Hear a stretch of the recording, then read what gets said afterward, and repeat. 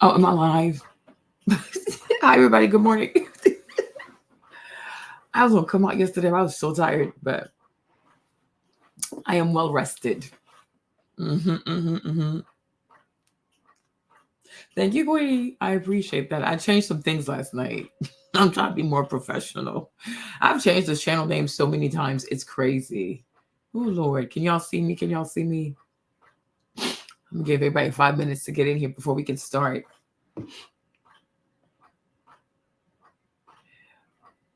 What's up, everyone? What's up? What's up? What's up? What's up? Are you ready? Are you ready? We are doing this.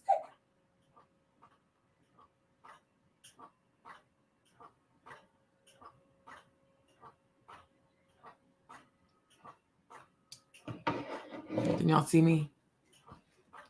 Okay. Hey, May, what's up? Gonna let you. Yeah, thank you, Queen.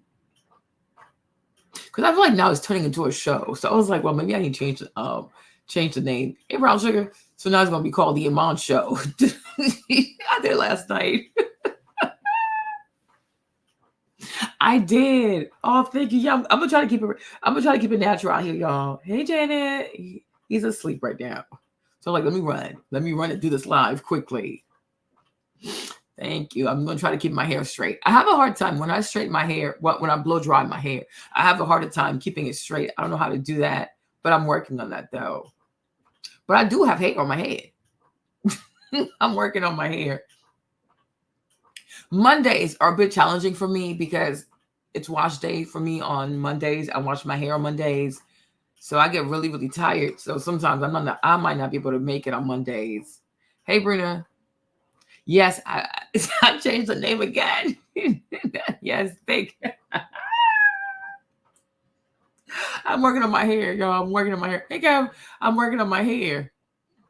I can't wait for it to get longer, though. But so far, it's pretty full, though. I like it. I like it. I like it. It's getting a lot healthier and darker. I love that for me. All right. So, you guys, this is impromptu live. I was not going to go live to talk about this topic, but it came on my big YouTube channel. So I was like, okay, let me see. I was like, this needs to be talked about. So allegedly, the rapper Luke. Yeah. Allegedly, I mean, not allegedly, but the rapper Luke last night, he was live last night on Twitter Spaces, and he just went off on a brother named Rizza Islam. Okay. So he's part of the Nation of Islam. He's with Minister Farrakhan.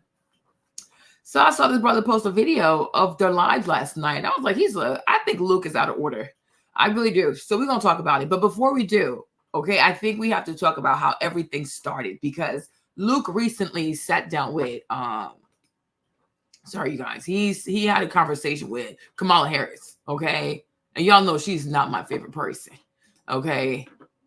I barely sleep. Hey, Lacey, I barely sleep. But I don't know if you guys saw my post, the community post, but I want to say, you guys, thank you so much for loving me. Thank you for spending time with me. All these lives are helping me a lot because I think it's helping me from not getting postpartum depression. Okay. So thank you for that. Thank you. Just like you helped me get through my labor. Remember I had to wait. Oh my gosh. But thank y'all. Okay. Y'all helped me. I came over here. I talked to y'all for hours that one night, and then my water broke right after that. So thanks for that, because I'm like, oh, the baby's late. Okay, so this is how everything started. Luke sat down with Kamala Harris, okay, to have a conversation. Now, the thing is, she's not sitting down with not just other Black journalists, but she's not having a conversation with FBA, ADOS, or Freedmen, descendant Freedmen journalists, right? Which I also think it's a problem. So I think based off of that, Tariq Nasheed, hey Don, what's up? I think based off of that, Tariq had an issue okay, what is this? Okay, Feather and company, okay, what's happening, right? So Luke got upset, started going crazy. Then he invoked the name of Malcolm X and he invoked the name of Minister Farrakhan to say, well, if I'm a tether, then they're also tethers. Like, no, wait a minute. Wait a minute. That's not how it works, okay? So we'll go through that. But we'll see this first video here, which is Kamala Harris sitting out with Luke. And I was like, why is she even having a conversation with him? Like, it's so weird. Oh, I forgot. She's the matron of the 50 years of hip hop.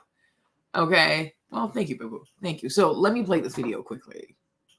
Let me play this. Let's go. Full screen.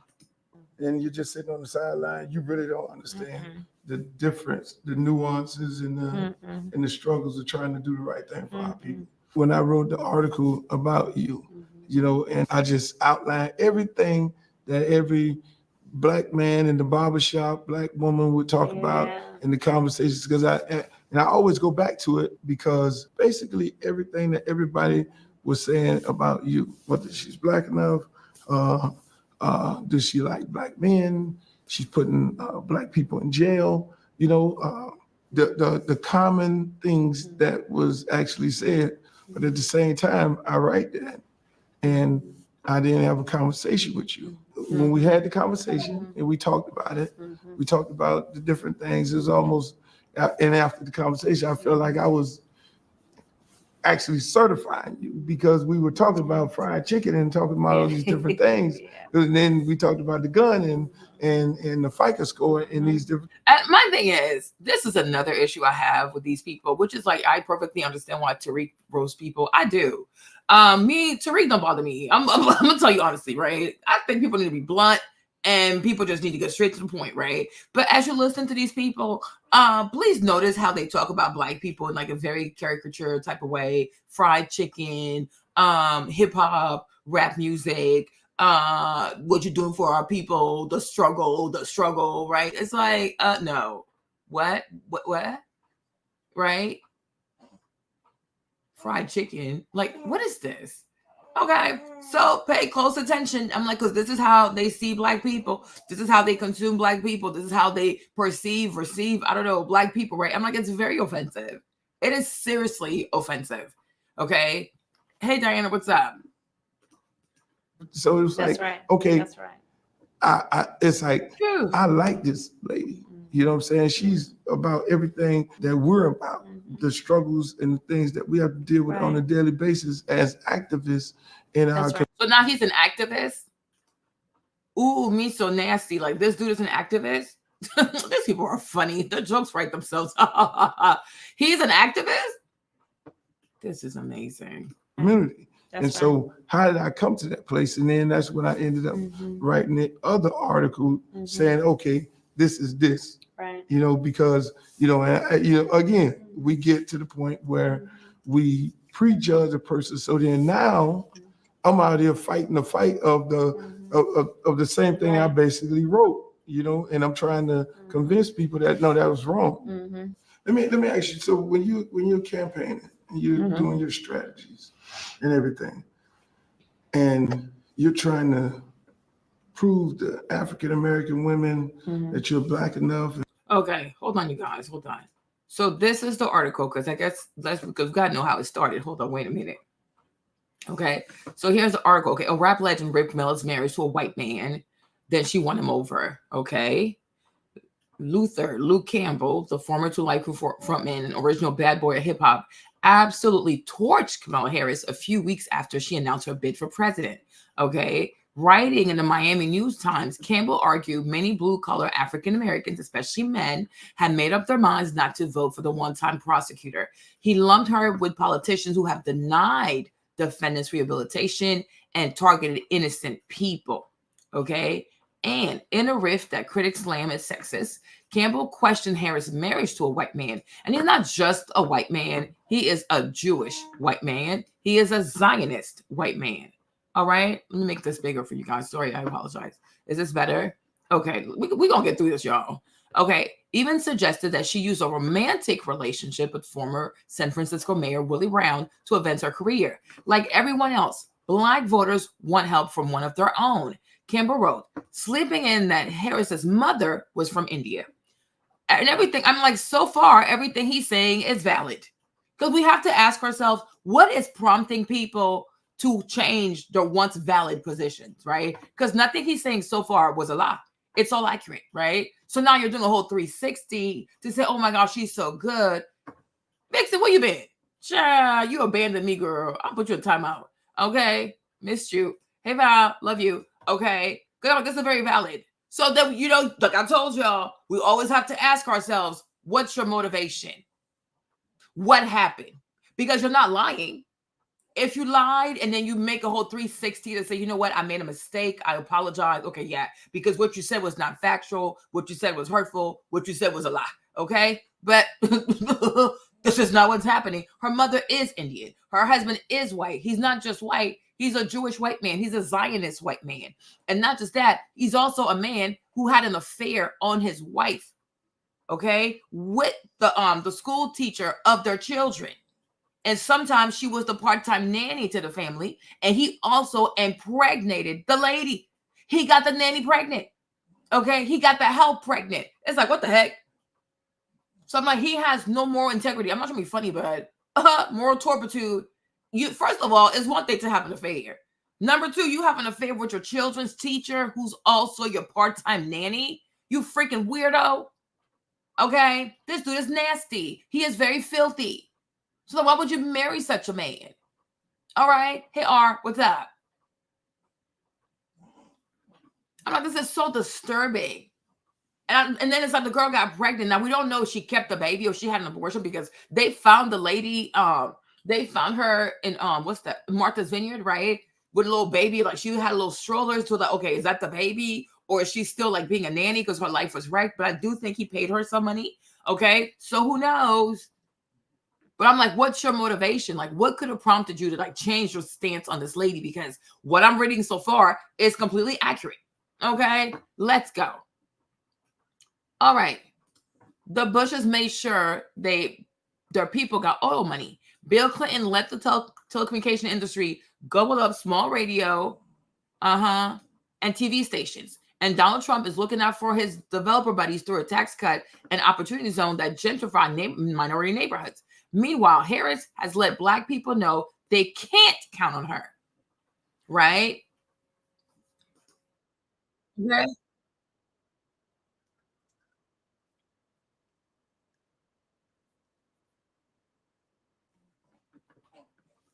Okay. So here's say I'm gonna do something that's only gonna benefit Black people. No. And taken to the Americas, to the Caribbean, to be an. Well, listen. Again, we had over 200 years of slavery. We had Jim Crow for almost a century. We had legalized discrimination, segregation, and now we have segregation and discrimination that is not legal but still exists and is a barrier to progress. We have disparities around housing. We have disparities around education. We have disparities around income. And we have to recognize that everybody did not start out on an equal footing in this country. And in particular, Black people have not. okay.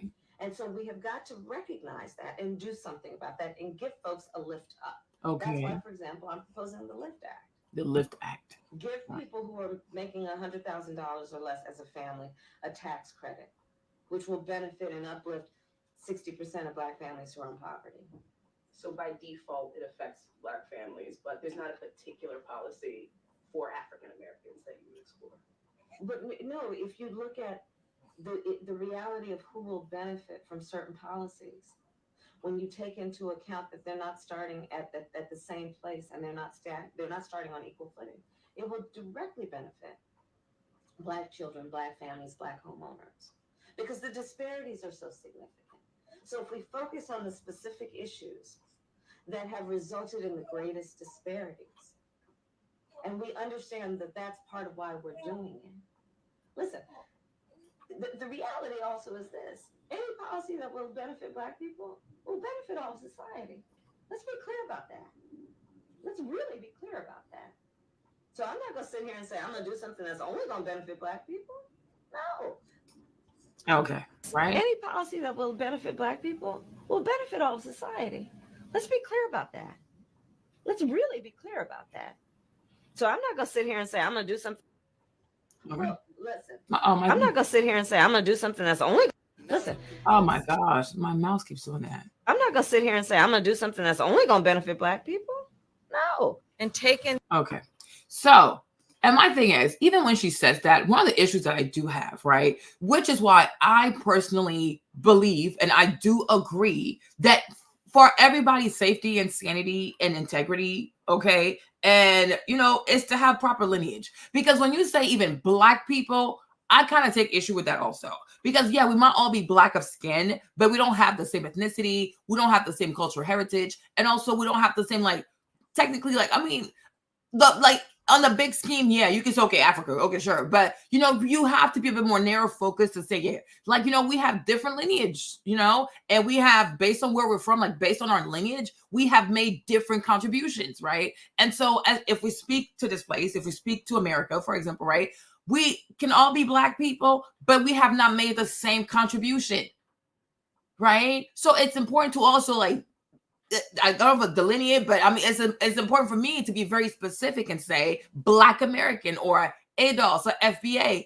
Hey, thank you, Chioma, because they've suffered more, because they've gone through more, because they were the ones that were enslaved over here. Okay, because they're the ones who fought for the civil rights, because they were the ones who got lynched, because they're the ones who went to prison, because they are the ones who marched. Like, why is that so hard? Well, I'm like, I really don't understand this. And this is, you see, and this is my issue once again with immigration, is that first and foremost, people don't understand or realize that, number one, immigration is not a right. It is a privilege. Let's start there.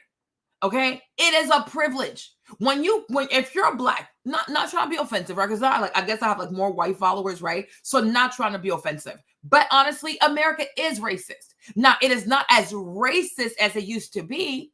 So then we got to say, okay, if America used to be severely racist against people of black skin, right? How come America is not as racist as it used to be towards people of black skin or brown skin, et cetera, right? Because there are people who fought. Who are those people who fought and who gave their lives so that America would not be as racist for all people of different hues, right? You say, oh, these people are Black Americans. They are ADOS. They are descendants of freedmen. Bum, bum, bum, bum, bum, bum. It is not that hard. It's not that hard.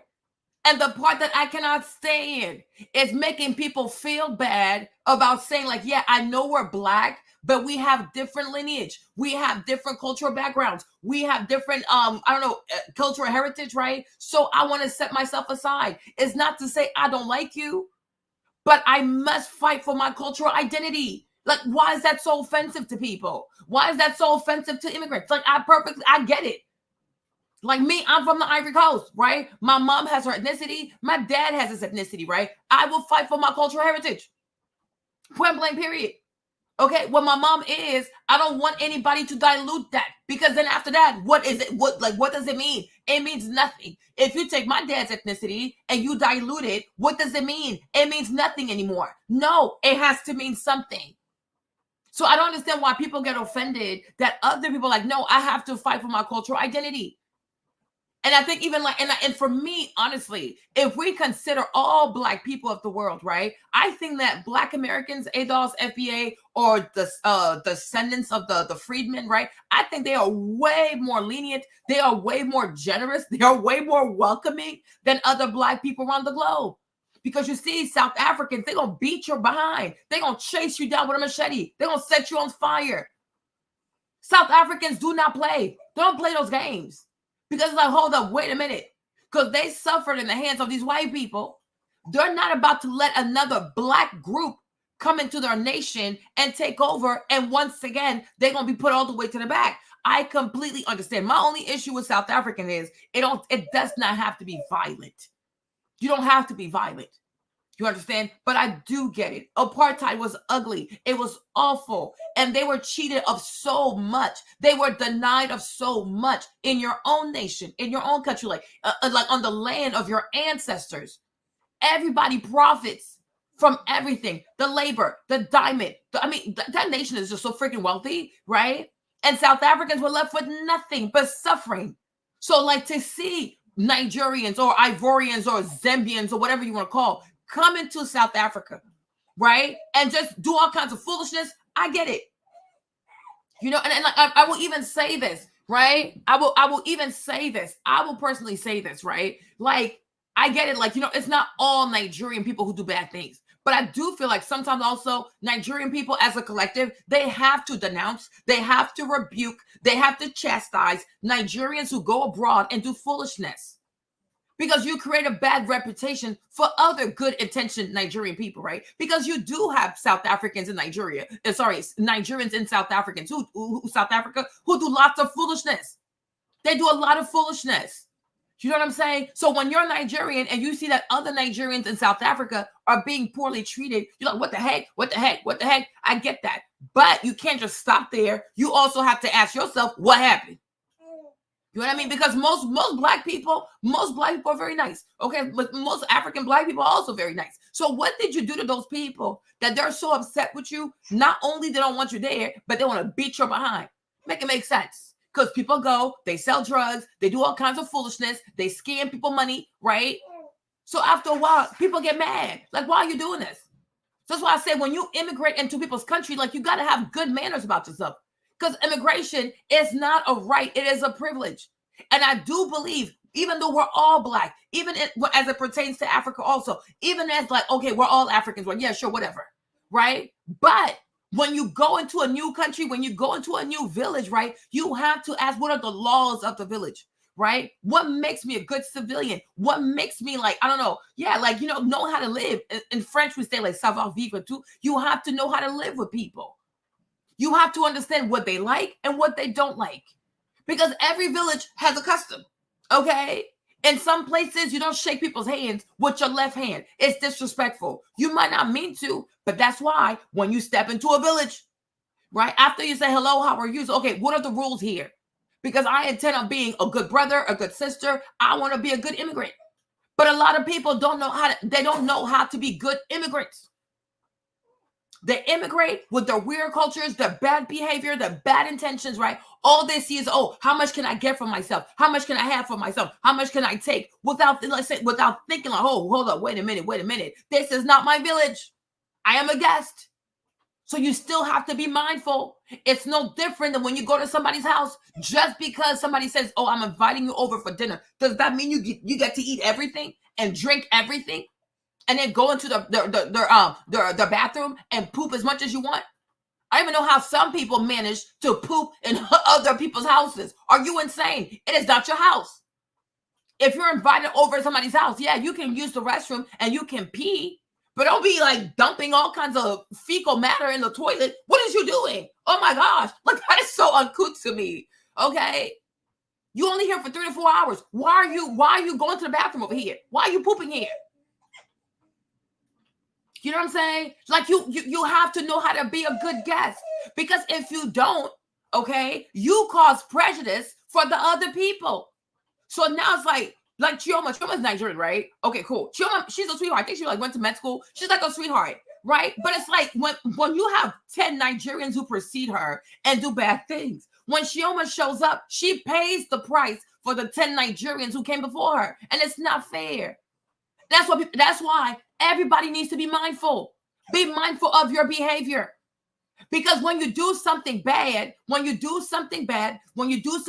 it causes prejudice to your people who are coming behind you. Gotta think about these things. She said, well, they really had to go. Nah, they should have gone before they came. Okay? Do you understand?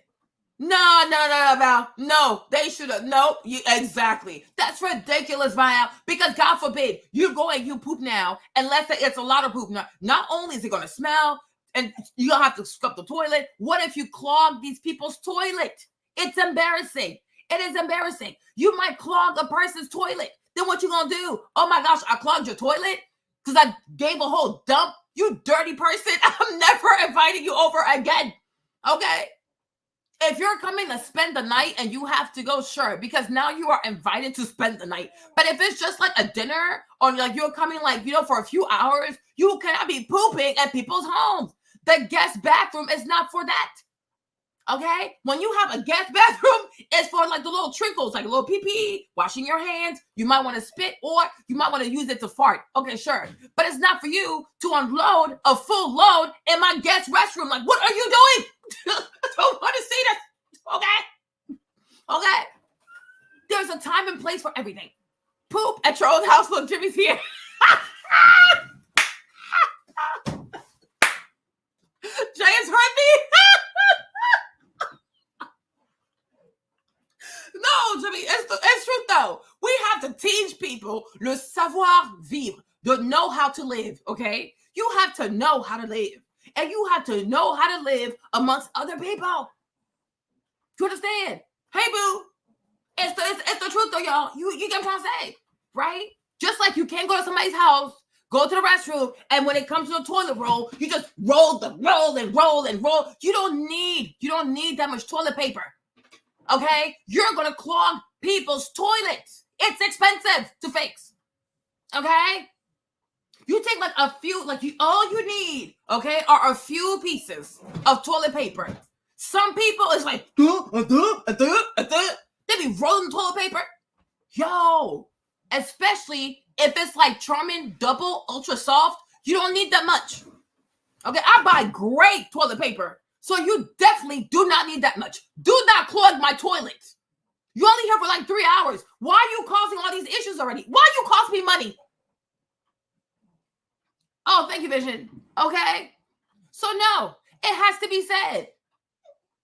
A lot of people do not know how to do proper immigration. Like, you guys, I swear. I have people message me, oh, but Marlene, you're an immigrant. Yes, but I'm a great immigrant. I'm a polite immigrant. I'm very demure as an immigrant, right? I practice empathy as an immigrant. I say to myself, you know what? If this was the Ivory Coast, how would that make me feel? I'm like, you know what? I see exactly where he's coming from, okay? Because you got to know how to be a good guest. And guess what? When you're a good guest, you're going to have better relationships. Now, sometimes it's true that you can have some slip-ups, right? Between like African people and African Americans, right? We can have some slip-ups, right? We do get into some fights. But even that too, there's a time you got to pull back. Okay, why is my African American cousin not receiving me well? Because sometimes also you can't deny that they have seen images of Africa that makes people be like, ooh, I don't know. So you got to know that and then give them mercy, right? Vice versa. You might also encounter an African-American cousin, right? Okay, why are they acting this way? You might not like their behavior off the bat, but you also got to remember, okay, they've been through some stuff. Maybe she's having a bad day. Give them some mercy, right? We have to resist the urge to say nasty things to each other because perspective is everything, right? When they see bad videos, bad images of Africa, and we have to be honest. Feed the children of Africa with a bloated belly, the mucus down the nose, the flies everywhere, people without shoes, the civil wars, black men with machetes killing people. Yeah, it's giving savagery. Okay? So I get it. Because you have to be honest, for a very long time, Black Americans were not being fed positive images of African people. Not today because of technology, things are changing. Right? And then we also got to be honest, right? When we were living also in Africa, we were not being fed positive images of African Americans. So what does that tell us? All of us, Black diaspora, what does that tell us? Cultural identity matters. And you have to protect your cultural identity because honestly, it's like almost like it's all you got. Right? And this is why when you have Black immigrants who come to America just to do stereotypical movie roles like Idris in Snowfall being a drug dealer, I was like, no, you could have stayed your behind in England. We don't need that. We do not need that. Right? Because I'm like the same way. If an African American went to Nollywood to play a part and be a Nigerian scammer, you wouldn't like that too. Like, what is this? We have all these things in Nigeria. Why you want to play the Nigerian scammer? Like, what the heck? Right? It's the same thing, Idris. Why would a British Nigerian man come to America to play a drug dealer? Seriously? You can come up here and play a Black genius or whatever. You had to be a drug dealer? Okay? Like, it's offensive. It's really offensive. And the problem is people only think about the money, the fame, and what they stand to gain, as opposed to say to themselves, you know what? Before the money, before the fame, before this, right? I must be in solidarity with my cousins. Like, I don't know. I don't think I want to do this. Or if you do decide to do it, it has to be told in a different way that shows people that it's not good to sell drugs to other Black people. There are better ways to make money. But no, you don't care. Because you're just thinking about yourself, what you stand to gain, blah, blah, blah, at the expense of people who systemically oppressed, right? Systemically marginalized, They are systemically stereotyped. You leave the pond, you fly across the pond to come to America to play a stereotypical role for a Black American. And how people don't see that that's disrespectful, I don't get it. Because like I said, you wouldn't like it if an African-American actor flew all the way to Nigeria, went to Lagos just to play a Nigerian scammer. You would not like it. It's offensive. Because there are so many great stories that could be told. Why you can't play Fela Kuti or something like, there's all these stories you could tell. Why you got to be a Nigerian scammer? It's offensive. So like people got to think like this, right? So for me, like one time we watched a video like from BBC, I can probably play it again, right? About how South Africans are really upset, especially with Nigerians, right? But I'm like, of course, they don't know all Nigerians, okay? Me, I'm outside. I'm an honorable Nigerian, okay? I used to be an Igbo chick. Now I'm a Yoruba chick, so it is what it is, okay? Okay? So no longer a Chioma, Ifioma, okay? I'm outside, okay? I'm an entire Yoruba chick, right? But see, me, I know more Nigerian people. So I know, like, okay, you don't know all Nigerians. Unfortunately, the ones you've met, yeah, they're awful, okay? They leave a lot to be desired. Right, but a huge part of my friends, sister group, whatever, they're Nigerian. They're freaking awesome, right? But unfortunately, people always encounter foolishness before they encounter good people.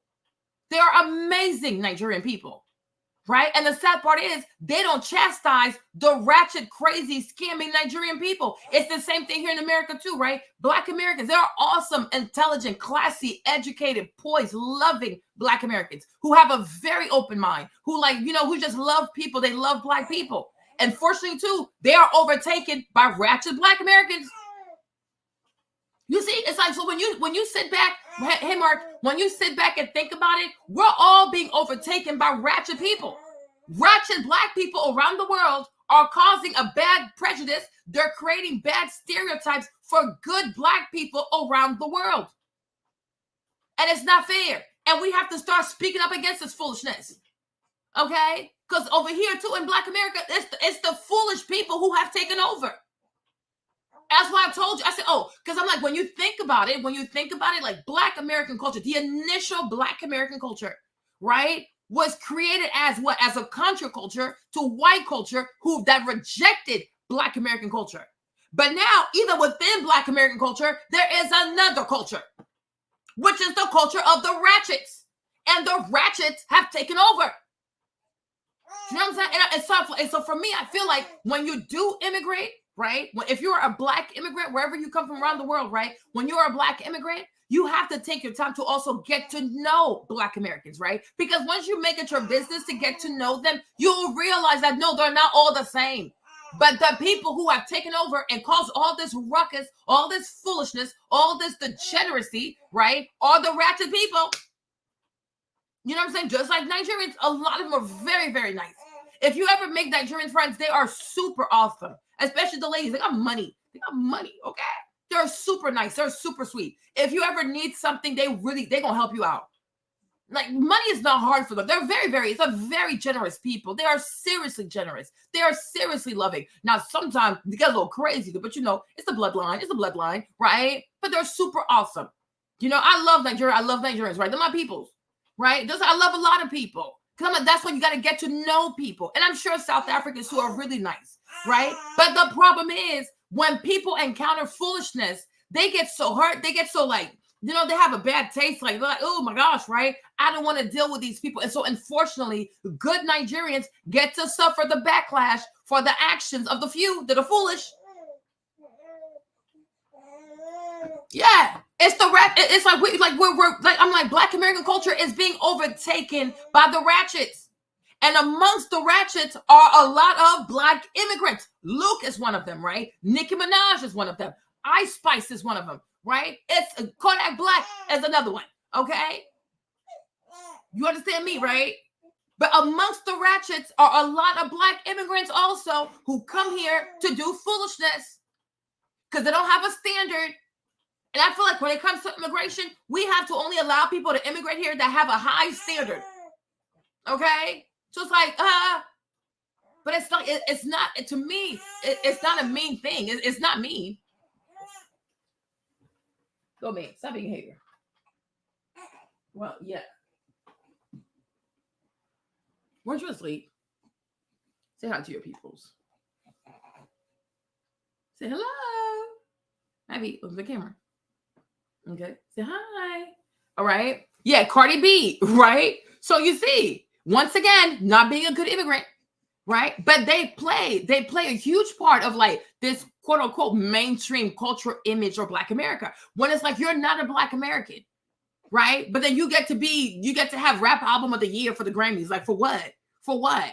Right? But I'm like, a lot of them, say hi, Auntie Val, a lot of them, right? They promote absolute foolishness. Hey, Uncle Mark, right? But they're not good Black immigrants. And we'll talk about that because I got smoke for these people though. I really do have smoke for them, right? But I'm like, yeah, my little co-host, right? You know what I'm saying? Oh, thank you, Franny. Thank you, right? But it's like you have to, when you immigrant to a country, like you have to try. And the problem is, if we also care to be honest, right? When you compare like Indians, right? Because Indians do not attach themselves to I got it. Right? Indians do not attach themselves to Black America, right? You understand? Like when they were talking about Kamala Harris's mother on her birth certificate, there was something like her mom identified as Caucasian. Maybe she did, maybe she did not, right? But you see, Indian people, when they come to America, they don't do rap music, right? They don't twerk everywhere. They don't attach themselves to Black America, right? They most likely attach themselves to white people. But you see, Indians, they come here and they have a very high standard. They go to school, they get married, they buy houses, they start businesses, their kids go to prominent schools, right? You see, high standard immigration, right? A lot of Black people who immigrate to America, they immigrate with low standards. Yes, I'm Black. I'm a Black immigrant. I'm going to say it. I am going to say it, right? So compare. So it's like when you come here, instead of lifting Black America up, you drag Black America down. Because you come here with low standards.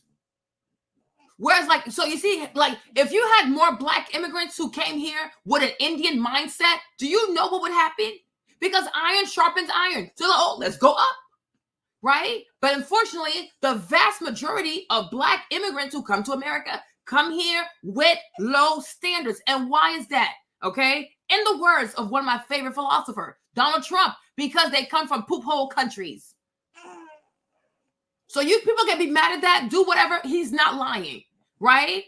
Black immigrants are more likely to join gangs. Look at Nipsey Hussle, Eritrea, right? He came here, he joined a gang. All right. So most likely, what did he do? He probably pew-pewed a few Black American people because he's not pew-pewing Eritreans in the California, yay. Okay. Yay. He's not. Right? Right?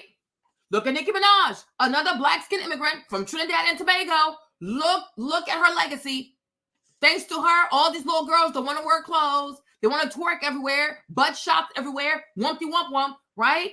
Kodak Black, where does he come from? Haiti, right? Comes to Miami, bunch of foolishness, right? Because you come from poo-poo countries. It is the truth. People are like, oh my gosh, I can't believe Trump said that. Maybe because he's trying to run for president, there's a more tactile way of saying it. But, you know what? He said it. So when you're most Black people who immigrate here, yes, because they come from poo-poo countries, okay, they come here with low standards. They are not competitive. You might be slightly competitive if you have a strong family structure, but yeah, you can't rival the Indians. Let's be so for real. Okay? Dominicans, they come here too. They do what? Foolishness. You think it's random that it's an entire island known for drugs, prostitution, and BBLs? It's low standards. BBLs, prostitution, and drugs. Ay, mami, están cuidado. Be careful. Okay? Make it make sense. It is the truth. Right? It's the truth. All right? Not to be offensive, but it's okay. Everybody can sober up. So it's like when you consider all things, and not just that too, like India is a huge country too. Like it's huge. Oh my gosh, it's like really big. Okay? They got money. And they have strong work ethics, and they have strong values, and they love math, and they love science. Have you ever seen a little boy named what's his name? Manjeep? Have you ever seen Manjeep be part of a gang? Have you ever seen a boy named Ashwini be part of a gang? Huh? Do you see little Ashwini in a gang? A Manjeep in a gang? Have you ever seen the Mr. Abdul Khan in a gang? I don't think so. I don't think so. Okay? They have strong family values. They have strong religion. They have strong ethics. And guess what? They're not afraid of going to school. They go to school. They go to school. They get educated. Whereas when it comes to Black America, right, they have to receive Black Americans. Because unless you open your mouth, okay, and even that, okay, but I mean, unless you tell someone, or unless like it's real and it's easy to tell, I don't know, but it's like, it's really hard to be, okay, like that's a Black American, that's a Black foreigner. It's really hard to tell. But a lot of Black foreigners in this land do a lot of foolishness. Okay? No, it's the truth though. Tell the truth. I'll tell my husband that because my husband, he's a liberal. I don't like that. But me, I get really passionate. You would think I'm the African-American one in this marriage, right? I get really passionate because I'm also passionate about my motherland. I don't like foolishness. I do not like foolishness because a nation is no different than a house, okay? People work hard to buy a house. People work hard to have a property. People pay taxes for their property. And then when people come into your house and want to treat your house any kind of way, ransack your house, poop in your house, hold up, wait a minute. I am triggered. Because I say to myself, right, if you want people to keep welcoming immigrants, immigrants got to know how to act. But when I sit down and I do an inventory of most of the contribution of most Black immigrants to Black America, it is a negative. It's detrimental. It is parasitic. It doesn't help. It makes it worse. When someone like Nicki Minaj, who comes from Trinidad, has over 200 million followers, and I see her legacy on Black American girls, on Black American daughters, yeah, deport her. She must be deported. If this was China, I would deport her. But unfortunately, it's not China, and unfortunately, I'm not in charge. But I will grab her little tail and toss her head back to Trinidad. And the funny thing about her, I told you this before. Hold on. Wait a minute, y'all. Wait a minute. Do you guys have time for me today? Because I got time today. I sure do. Okay? Let me show you something, right? Let me show you something. Let me show you a thing. Okay?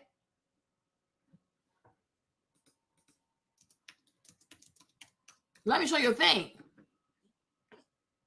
Okay. So you see, when she went back home to her people, you see, it's very demure. Okay? It's very mindful, right? She went to a school, right? You see, she helping the little children, right? She went to the hold on. This is the video's gonna play, right? Look. You see, she went to a school. She's not cursing. She is dressed right, right? She's doing the right thing because in the Trinidad, since that's the land of her people, that's the land of her ancestors, that's her bloodline, she's bringing demure, she's bringing education, she's bringing opportunity. In America here, has Nicki Minaj ever gone to a Black American high school, to a Black American college, to an HBCU, to anything where there's the Black academics? No, she has not, right? She has not. You might say, but Marlene, sometimes she'll pay people's like tuition. Yeah, she has paid for some of her people's tuition, right? But it's like, we don't know that the people's tuition that she paid for are Black Americans or FBAs, right? It could be just anybody receiving that, right? You understand? Let's see this video. Give me a second. Co-host, be nice. And surprise them with a generous donation. So I want to thank you for your work with the girls. I want to thank you for giving them hope and inspiration. And they've even given me hope and inspiration. Hope and inspiration. Giving them hope and inspiration. But when it comes to the Black American girl, she giving what? The vulgarity, the popping pills, the this. You know what I'm saying? But when she goes home, the land of her daddy, the land of her mama, the land of her grandmother, the land of her ancestors, she's demure, she is poised, she goes to the school, she meets the children, she talks about hope and blah, blah, blah. What that tell you, right? Black America is the place where you come to extract your wealth. Hey, queen, you come here to extract your wealth through nefarious mean, degenerative mean, foolishness, and then you go back to your nation, and then you give the money into your nation, and then you tell your people about hope and being demure, and no, this has to stop. This has to stop. I'm gonna let her talk. In here today, and I want to donate $25,000 to help the girls. Exactly. She isn't stopping there, and the plans to do more. I came to get ideas, and you guys gave me a lot of great ideas on creating a building here in Trinidad where young people can go to and have recreational fun. Okay. But you see, when it comes to Black America, when it comes to Black American girls, right, this is what she has for them little girls. Oh, thank you, babe. This is what she has. That's not okay. And that's why I say you're not a good immigrant. You don't have a good heart.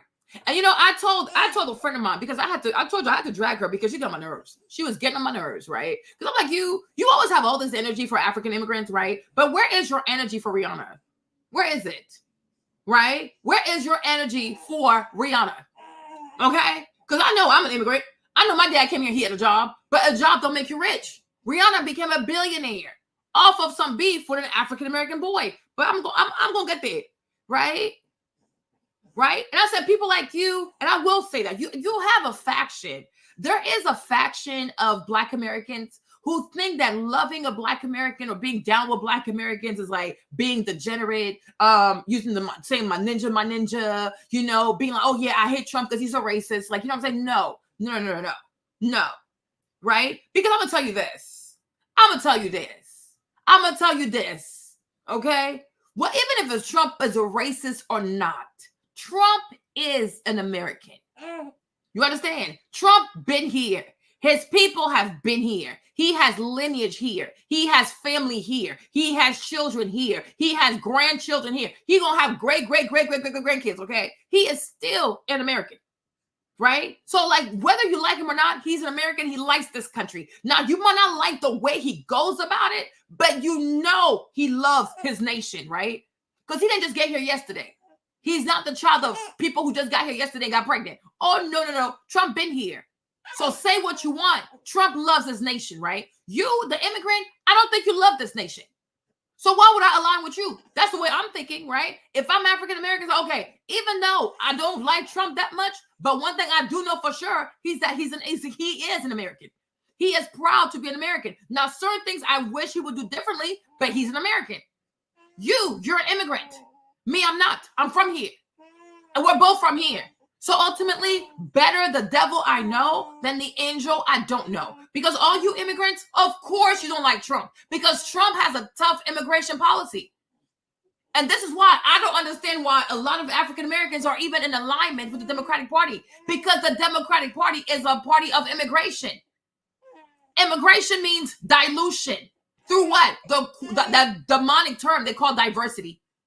Right? Why would you ever align yourself with a bunch of immigrants? You're not an immigrant. You're from here. So would it not make more sense for you to align yourself with the devil that you know that's also an American? If there was a war, most likely his sons will go to war. Most likely his grandkids will be enlisted, right? Because he's here. He's been here. He's not going anywhere. Someone like Kamala Harris, not only is she not really from here, and I'm going to tell you, and I'm going to say this also, right? When it comes to Kamala Harris, because I found the right term, I didn't know what to call it, right? But allegedly it's called the anchor baby. I think George Bush Jr. came up with that term, right? It's when people come here just to have a kid so that the child can be an American citizen and then they bounce, or they just want to have an American kid. But on paper, you want the child to have American citizenship, right? But the child is not raised to love the nation. The child is not raised to have a sense of duty towards the nation. The child is not raised to be an admiration or even be grateful. No. So I'm like, Kamala Harris, like, you are an American citizen by a technicality, okay? Your parents came here to study. They had sex. Your mom was pregnant, so she had a baby, right? And then she took you out to Canada, and then she brought you back later. So, like, yes, legally, right? Technically, per the Constitution, right? You fit the requirement to run for office. However, can we truly say, oh, yeah, she really is an American? No, she really is not. Legally, yes. In the spirit, no. Because in her household, she did not have an American experience. Not even just a Black American experience. She didn't even have an American experience. She had an Indian experience. And then she grew up in Canada. And then she came back. Then on top of that, it's like, okay, not only are you married to a white man, but you have no children. So how exactly are you connected to this land if you intend to leave nothing behind? Because I need you to leave something behind with a child. So that way, if your policies are awful, your child's also going to be affected. Your grandkids are also going to be affected, right? When you look at Trump not only has children, he has 10 grandchildren. Like, he's invested into this land.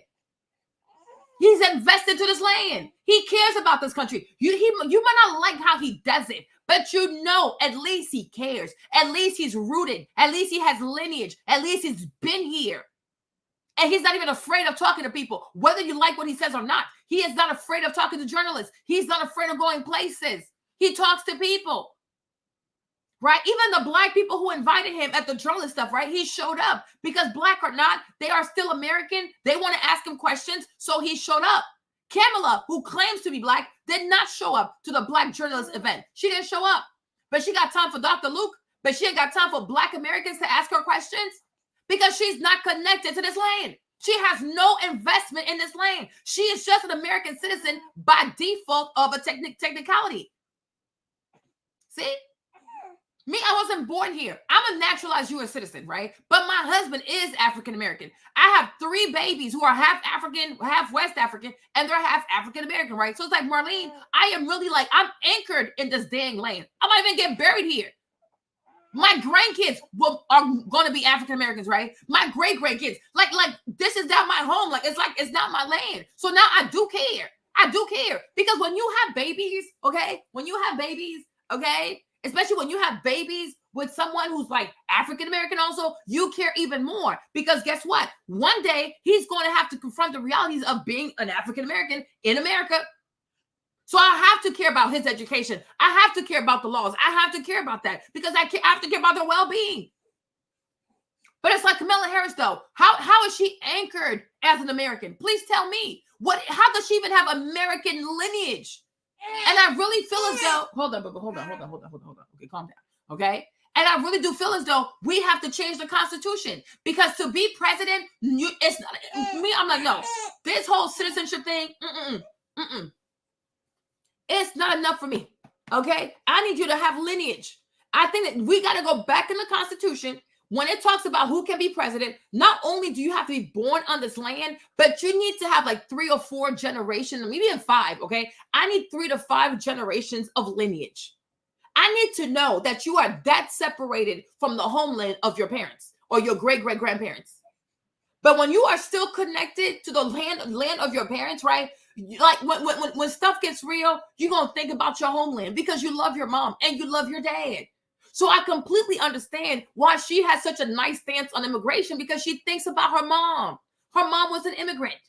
And I'm sure many things, because you know, when you come here as a student, right, you have an F1 visa. When you have an F1 visa, there's a lot of things you can do. You have internships you can't do. You have, you have fellowships that you cannot do because some fellowships are only reserved for U.S. citizens or green card holders, right? I would know. You understand me, right? Right? So I'm sure there are many things her mom couldn't do because the F1 visa is so restrictive because you're just here to study. Her dad also had an F1 visa. So I'm sure like she heard her mother's frustration. Her mom probably missed out on opportunities, even though she was really, really smart. I'm sure her mom was really, really smart. I really am. Right? But because she's not a U.S. citizen or she didn't have a green card, being an F1 visa, there's a lot of things that her mom could not do. And there are many things that her father couldn't do. So because of that, she has this like, this avenger, like this social justice warrior perspective was, oh no, like we should give everything to immigrants because, you know, my mom couldn't do it. My mom couldn't do it. Well, guess what? There are consequences of being an immigrant. You can't have it all because we have to save something for the people of this land. We can't give everything away to all immigrants. I mean, like, we cannot. Because first and foremost, you got to make sure that the people of this land are safe. You have to make sure that the people of this land are eating. Then when you have leftover, the leftover you give to the immigrants. I don't know why so many immigrants struggle with that. You know what I'm saying? It's like vice versa. If I was in the Ivory Coast, do I want to see foreigners in the Ivory Coast eat more than the children, the Ivorian children? No, Ivorian children have to eat first. And then whatever's left over, of course, you can have some. Within reason, you can have some. I don't have a problem. But I'm like, when it comes to America, though, I feel like a lot of immigrants here, they feel as though, oh no, they should have equal portions to the children, right? Or a lot of Black immigrants. So, oh no, we should have equal portions to Black Americans. It's like, hold up, wait a minute. You are a guest in this house. You are not a child of this house.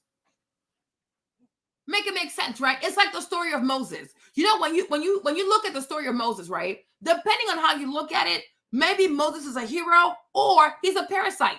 It depends how you look at it. Yes, I'm gonna say it again.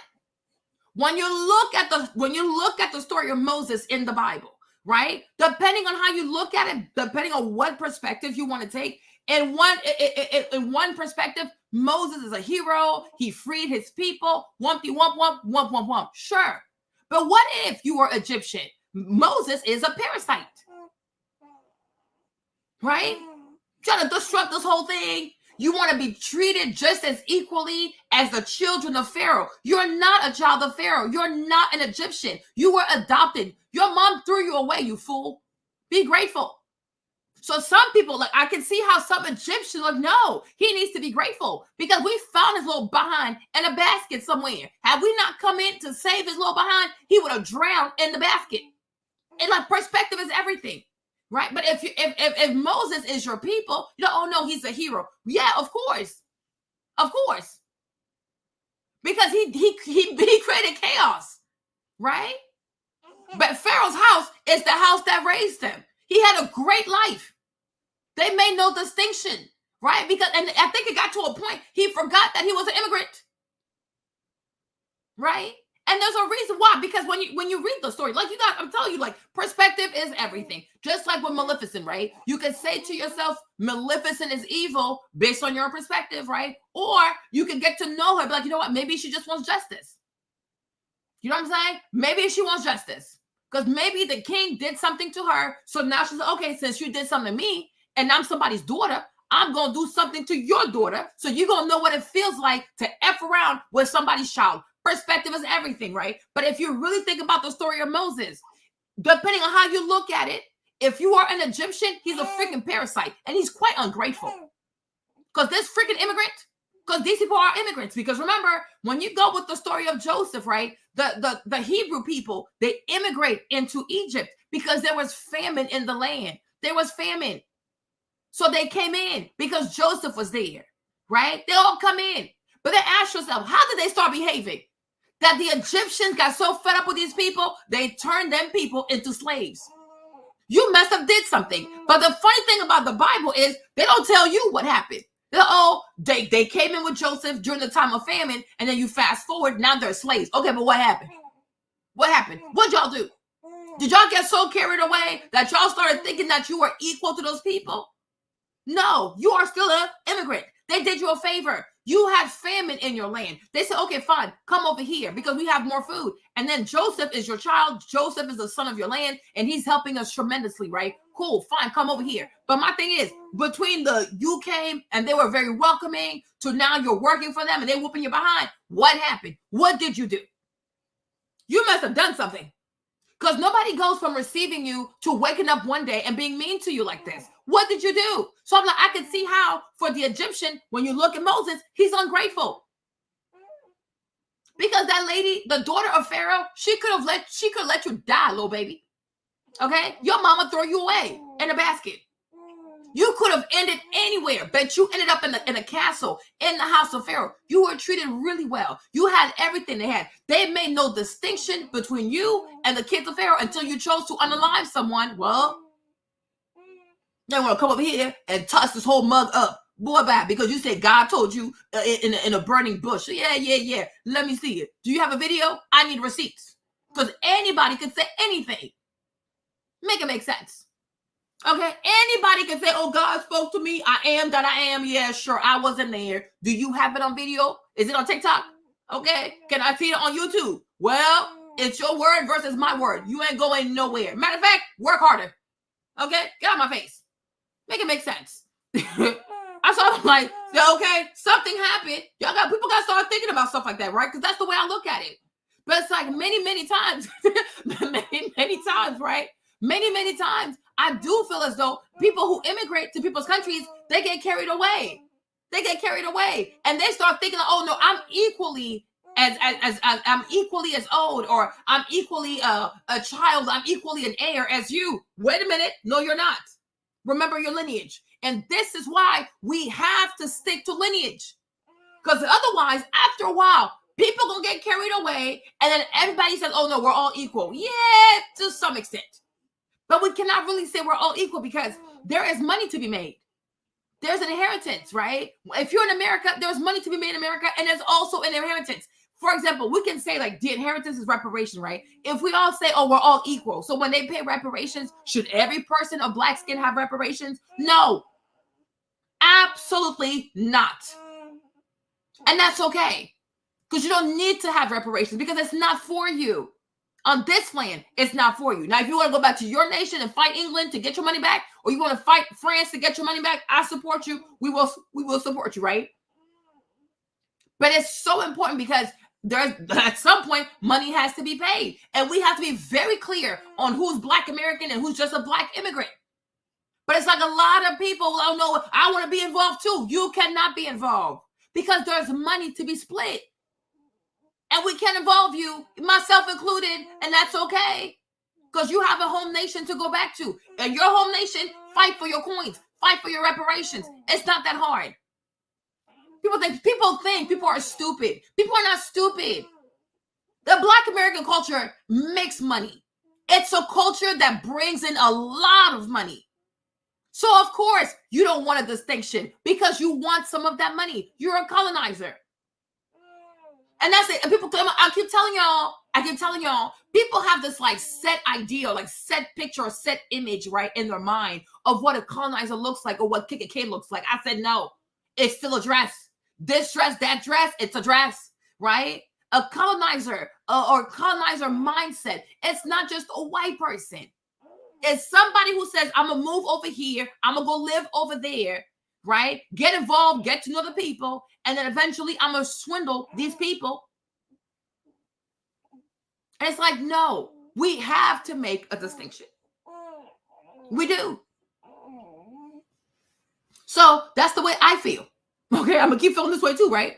But I'm like, they do have to go back in there, and they must change the Constitution to not just citizenship. You must buy land. You must have some type of land. I need you to have a house, okay? You got to have a house. You got to have 3 to 4, 5 generations, okay, of lineage on American soil, so we know that you are nested, you are rooted, you are anchored in this country. I need you to have kids also. So that way, if you make it, if you become president and you pass these crazy laws, okay, fine. Because your kids are also going to be affected. Your grandkids going to be affected, right? But Kamala Harris, not only do you not have lineage, you have no lineage. You are the child, okay, of 2 immigrant parents who just came here to do a PhD. They didn't come here because they love the nation. They came here because it was the best place for them. And then you were born, so you were born a U.S. citizen, then you grew up in Canada, right? Cool. You're not married to a Black American. You don't have Black children, nor do you even have mixed children or whatever children. You have no child. And even for that, I don't want to vote for you. Yes, I don't want to vote for a woman who, oh, thank you, babe. I do not want to vote for a woman that does not have American children. Okay? I don't want to vote for you because you cannot be trusted. You don't have kids. Because if you had kids, it shows me that you've put some seed into the ground. You have seeds into the American soil.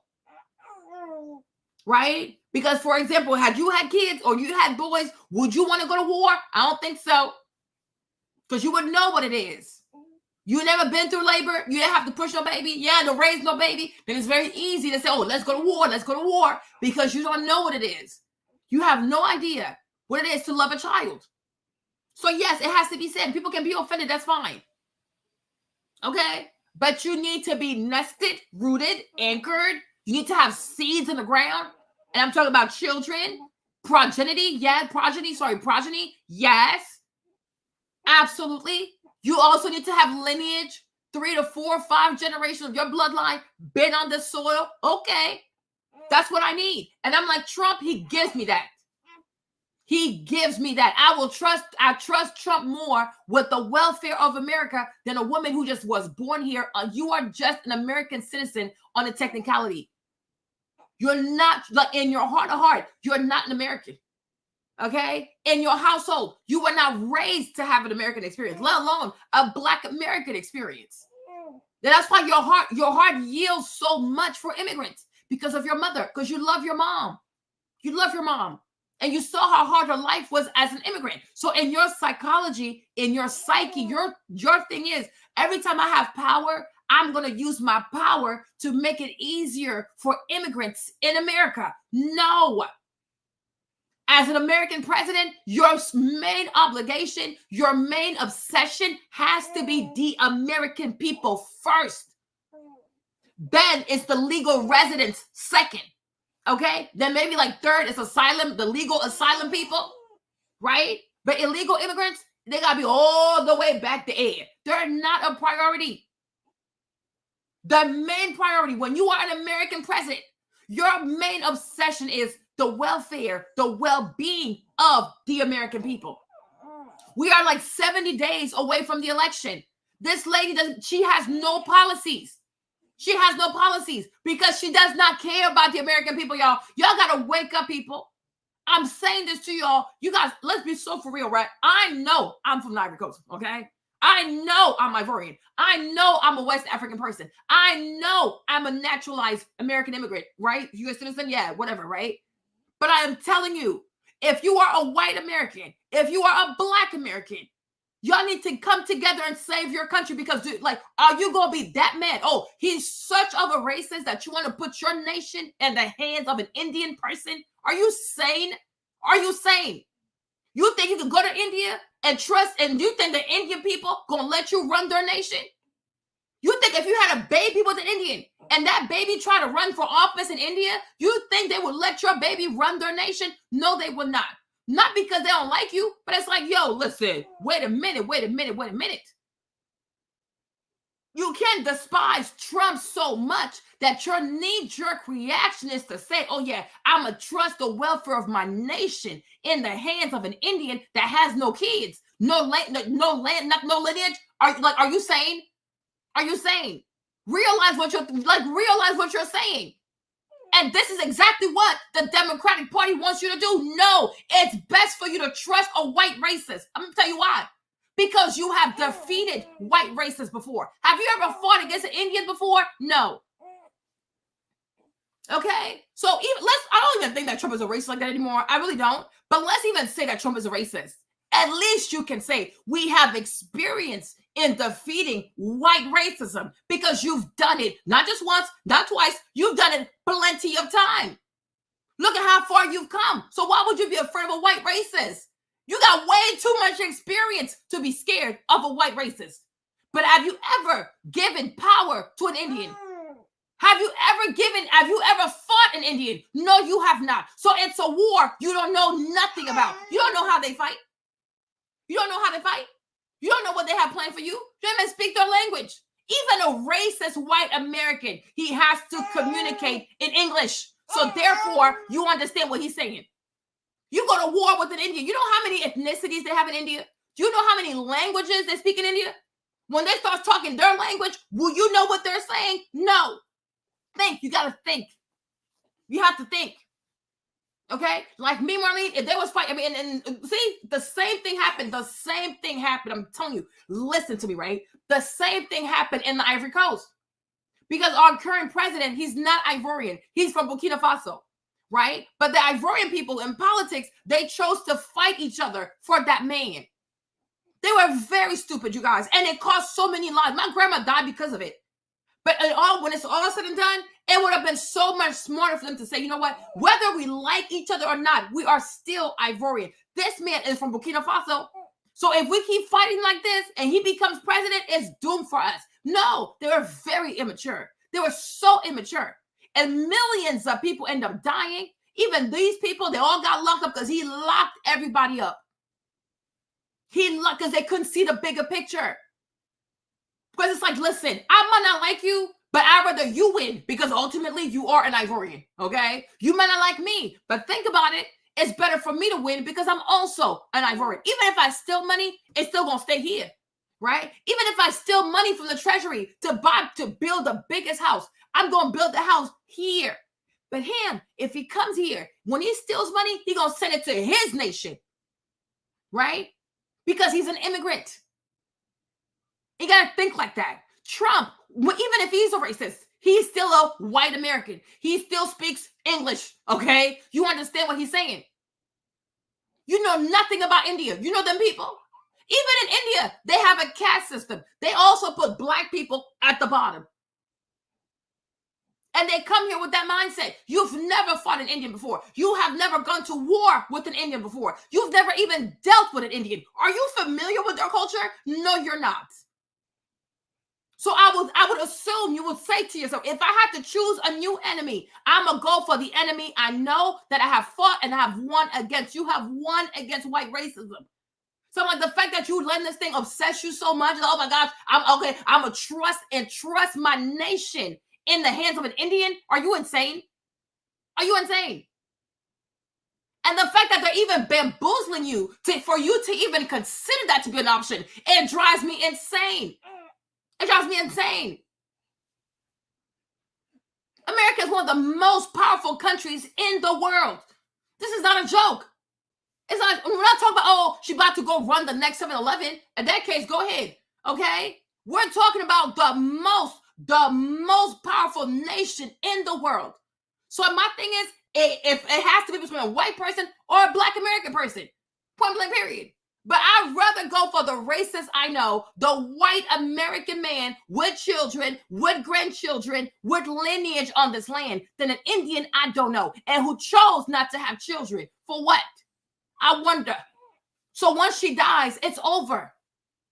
Right? Which lets you know, does she even love this nation?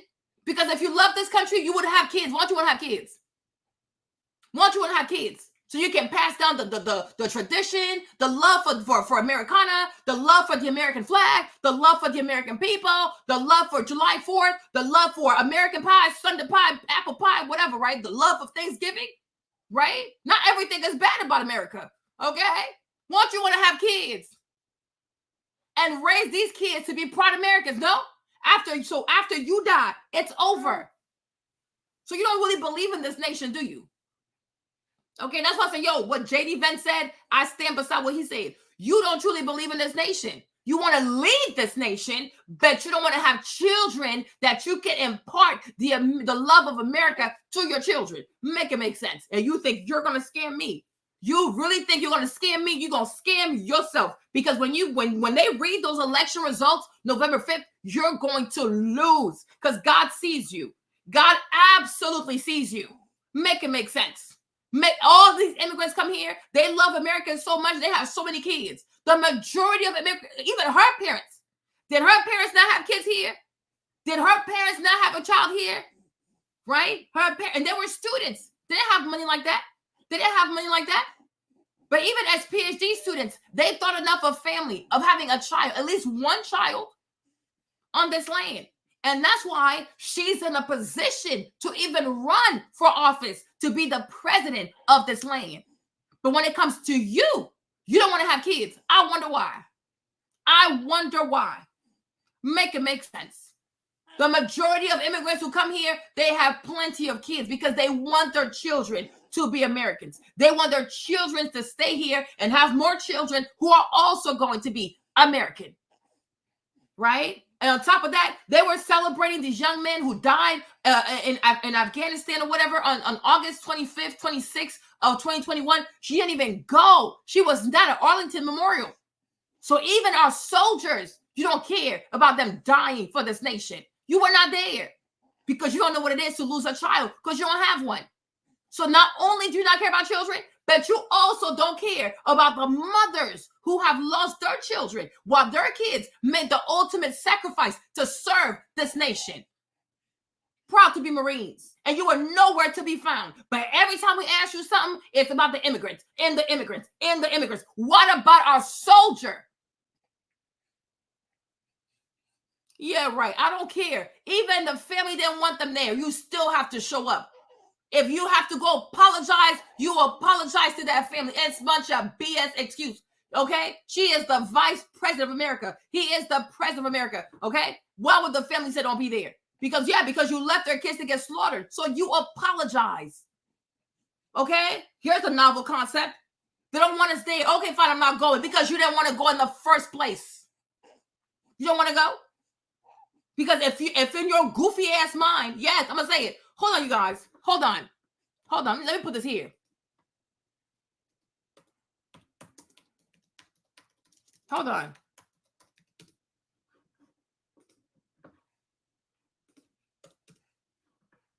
Okay? Where's the picture? I need to put the pictures up. Okay? All right. So in your goofy ass mind, in her goofy ass mind, okay, why do the parents not want you there? Because the way you and Joe Biden did it, it was messed up. Okay? So it's like you should know. Do you not have self-awareness? Miss, I was the last in the room. You being the last in the room caused these young men to be dead, you dumb. This goofy heifer. Y'all got, I don't even know why y'all got time for this lady. Oh, Lord Jesus. I wish they would have me on CNN. I would roast this heifer all day, every day. You goofy bird brain heifer. You goofy bird brain heifer. Okay? The way you and Joe Biden handled how you left that place put these young people in a position to be slaughtered. You damn freaking idiot. So that's why the family doesn't want you there. Oh, I was the last in the room. Where's the, hold on. Let me find the video where she talks about that. Okay? Hold on. Hey, let me play for you. Her idiotic ass. Hold on. I was the last in the room. I was like, oh, okay, Ed. So you take. Okay? Yeah. The single most embarrassing day in the history of our country. Afghanistan. Yes. Were you the last person in the room? Yes. You see? And you feel comfortable? I do. Speaking of Afghanistan, Okay. the So if you say that you were the last, if you say that you were the last person in the room, then you must understand that you bear responsibility for the death of these 13 men. Therefore, once you understand that you bear responsibility, then you should understand why the mamas are mad and what the mamas don't want you there. But then again, you ain't no mama, so maybe that's the problem. And that's my point.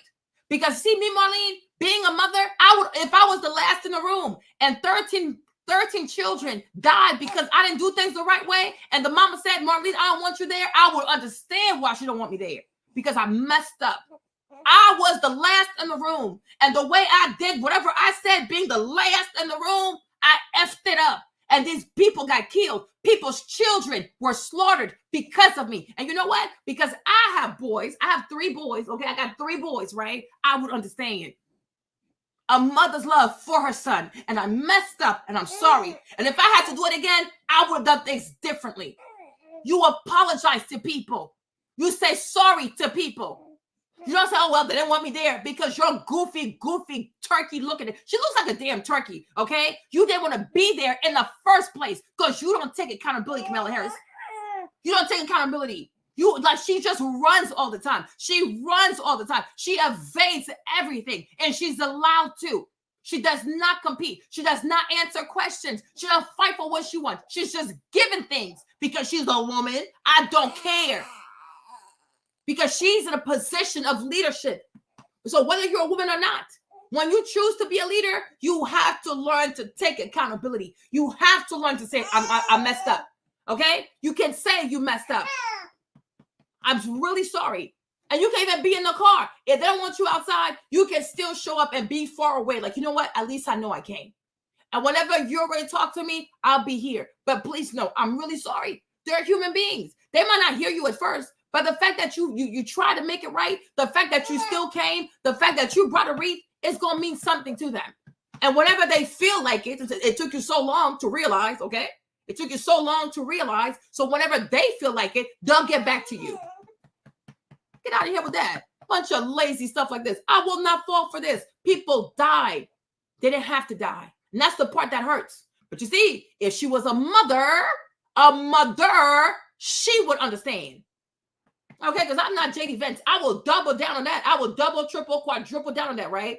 You can love children, but when you have children yourself, when you carry a pregnancy yourself, when you go through all these appointments, when you push a baby out your body, or you get a C-section, or you spend all night raising these things, okay? Wiping their throw up, changing their diapers, okay? It's very different. It's very different. That's why that little goofy psychologist Campbell was trying to tell, like, girl, you don't have kids, but you want to tell people with kids what to do or how to raise their kids. Go have one and see. Okay? Everybody got a PhD in something, but don't want to do it. Y'all know how to do things, but don't do it. Go do it. So you apologize to people. You take accountability for what you did. People mess up. It happens. Maybe you didn't mean to. But now that you see the consequences of it, you're like, yo, you know what? My bad. I never meant for this to happen. And if I could change some things, I would have. Seriously. But because it's probably not going to be a good look for your politics to say sorry, so you're not going to say sorry. Because all you think about is politics. All you think about is power. You're a freaking evil person. She's an evil person. Go somewhere. Absolutely go somewhere. She's a freaking evil person. Where was I? No. So, no, it was Nicki Minaj, right? I can't remember what I was watching. Hold on. This is ridiculous. Anyways, let's get back to here, you guys. Okay. So this is Dr. Luke thing. Let's keep reading. Okay. Yes. So what you say again? So it was more than a little curious when Campbell announced very publicly he changed his mind. In an Instagram video last week, he said he and Harris had recently talked on the phone about her record and presidential priorities, from gun control to rehabilitation programs she started. Campbell said he wanted to determine whether she's a real sister. Sir, with your ignorant behind. This is not about sisterhood, okay? Being the president of the USA is one of the most powerful positions in the world. It's not about sisterhood. You're not looking to invite her over for some barbecue, okay? It's about policy. It's about leadership. It's about policy, right? It's about being smart enough, intelligent enough, right, to do what's right for the American people. So we don't need a sister. We need a competent leader. Okay, we want a leader. We don't want a sister. I have plenty of sisters. Okay, I got plenty of sisters. I don't need one more sister.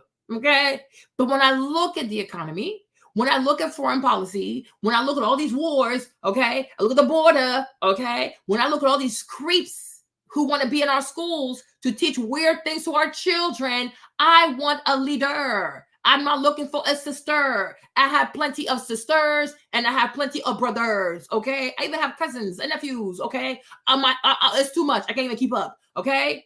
We're not looking to invite her over for Thanksgiving dinner, okay? We are looking for a leader. We are looking for someone who can prioritize and will prioritize the American people. We want someone who will actually listen to the American people, okay? We have price hike fatigue. Okay, we are tired of paying all these high prices for everything. We are exhausted. We have fatigue. And people in Chicago, people in New York, Denver, so many of these what's it called?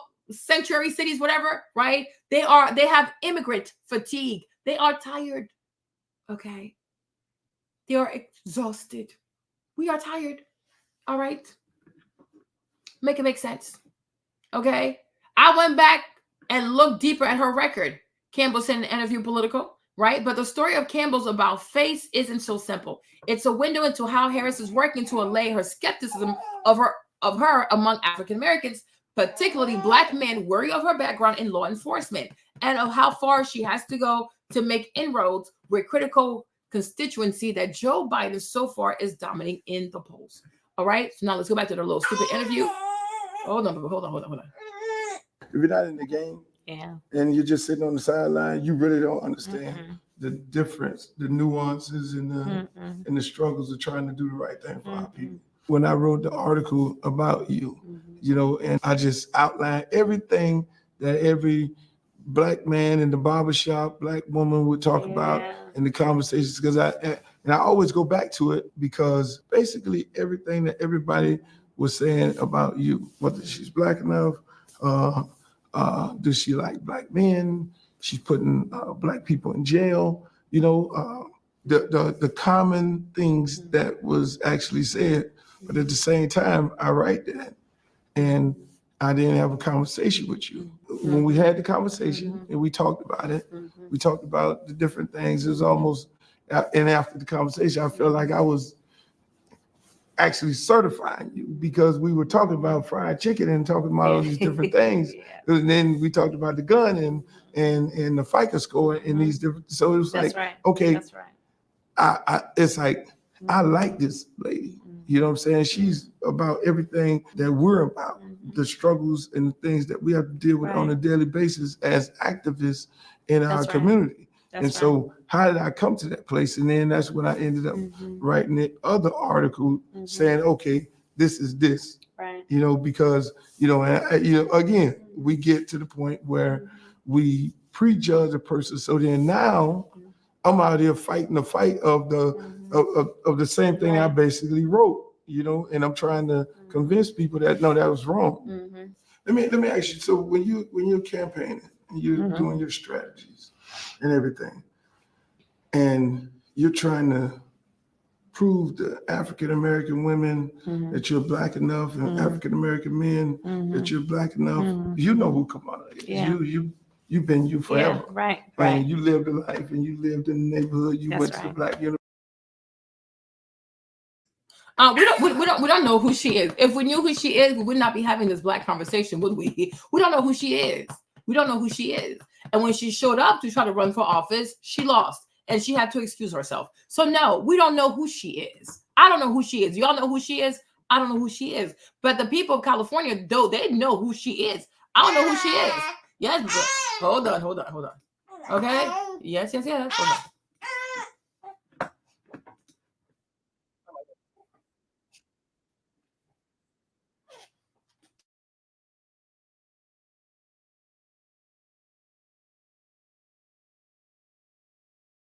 Kamala Harris appeared, the district attorney of San Francisco, Kamala Harris, appeared in the courtroom during your trial twice.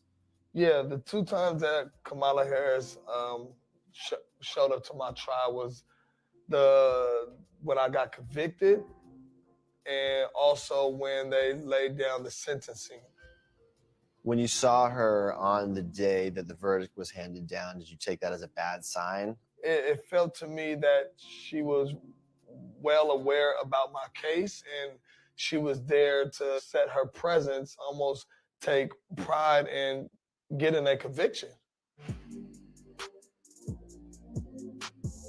You have also been quite critical of Vice President Biden's policies on race, specifically on the issue of busing in the 1970s, having benefited from busing when you were a young child. Vice President Biden says that your current position on busing, you're opposed to federally mandated busing, that position is the same as his position. Is he right? That is simply false. And let's be very clear about this. When Vice President Biden was in the United States Senate working with segregationists to oppose busing, which was the vehicle by which we would integrate America's public schools. So you guys, and during this debate, she herself said that Biden worked with segregationists, okay? So she knows he's a segregationist. So she knows he's a racist, okay? Right? But if any what she will do for a position, right? Let's observe these people spill tea on each other, all right? Listen carefully, y'all. Listen carefully, because this is when people tell the truth about each other, all right? Had I been in the United States Senate at that time, I would have been completely on the other side of the aisle. And let's be clear about this. Had those segregationists their way, I would not be a member of the United States Senate. Cory Booker would not be a member of the United States Senate. And Barack Obama would not have been in a position to nominate him to the title he now holds. And so on that issue, we could not be more apart, which is that the vice president has still failed to acknowledge that it was wrong to take the position that he took at that time. Now, I would like to also talk about this conversation about Eric Garner, because I too met with his mother.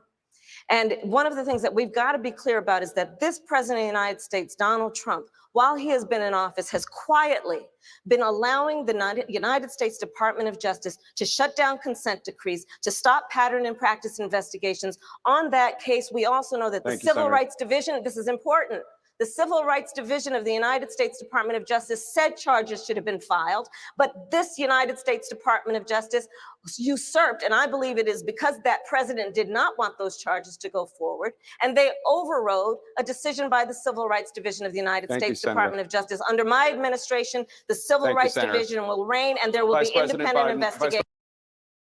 And please notice the number of times she's saying civil rights, civil rights, civil rights, right? Because she knows the more she repeats a thing, especially things like civil rights, racism, right? These are keywords that might like soften her in the eyes of Black America. She don't care about no damn civil rights because those prisoners, she didn't care about their civil rights.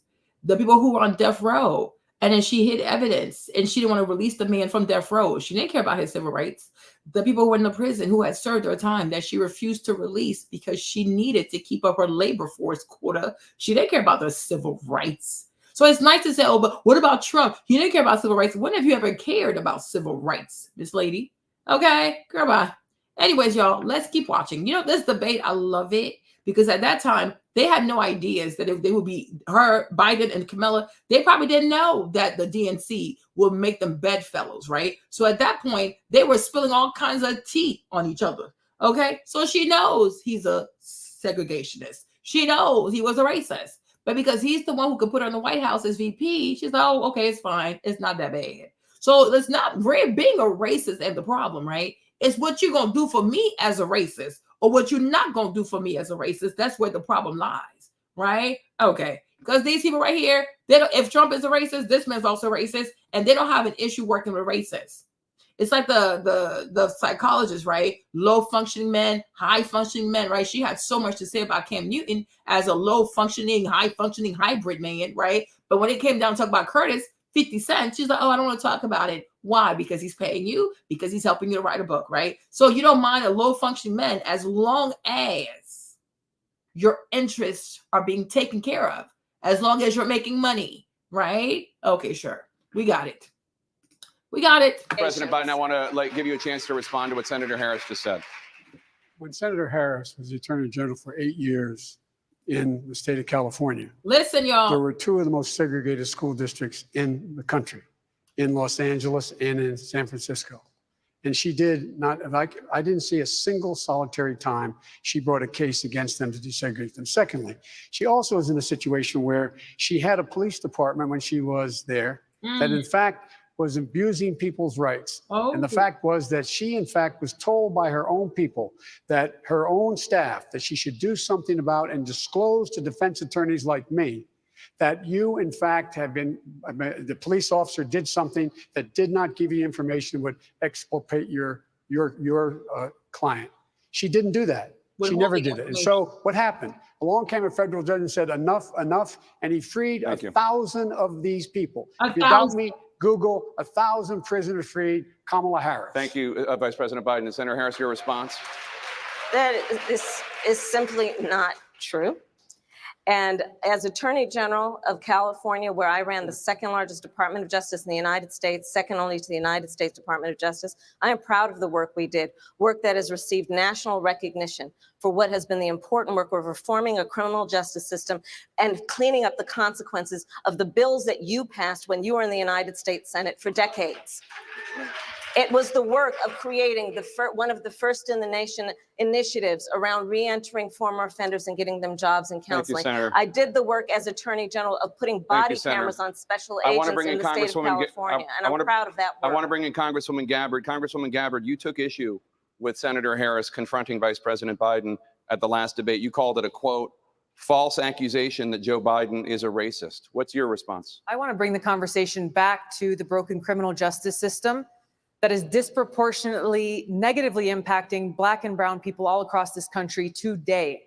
Now, Senator Harris says she's proud of her record as a prosecutor and that she'll be a prosecutor president, but I'm deeply concerned about this record. There are too many examples to cite, but she put over 1,500 people in jail for marijuana violations and then laughed about it when she was asked if she ever smoked marijuana. She blocked evidence. She blocked evidence that would have freed an innocent man from death row until the courts forced her to do so. She kept people in prison beyond their sentences to use them as cheap labor for the state of California. And she fought to keep Thank you, cash bail Congresswoman. system in place that impacts poor people in the worst kind of way. Thank you, Congresswoman. Senator Harris, your response. As the elected Attorney General of California, I did the work of significantly reforming the criminal justice system of a state of 40 million people, which became a national model for the work that needs to be done. And I am proud of that work. And I am proud of making a decision to not just give fancy speeches or be in a legislative body and give speeches on the floor, but actually doing the work of being in the position to use the power that I had to reform a system that is badly in need of reform. That is why we created initiatives that were about re-entering former offenders and getting them counseling. Okay, sure. Okay, so like he said, Biden told us to actually do it, so let's do it. Biden said 1,000 prisoners freed / Kamala Harris. So I guess people have been looking for this, and it says right here, the American Prospect, right? How Kamala Harris fought to keep non-violent prisoners in the prison. Okay, hold on, y'all. Why she go? She can't deny it, Denise. She cannot deny it because it's the truth. She can't deny it. Here it is, right here. Okay, she wanted to keep them in there. So I scrolled through. I found this part. Okay, I'm gonna put this here for you guys if you want to read it later. This lady is insane. I feel like sitting here every single day. I want to come live every single day to just roast this woman. Like I cannot stand her. I can't stand this lady. Okay, so read what it says. Let me make it a little bigger for you guys. Hold on. Let me see. Is that better? Okay. Okay. So let's start right here. So I guess this is, okay.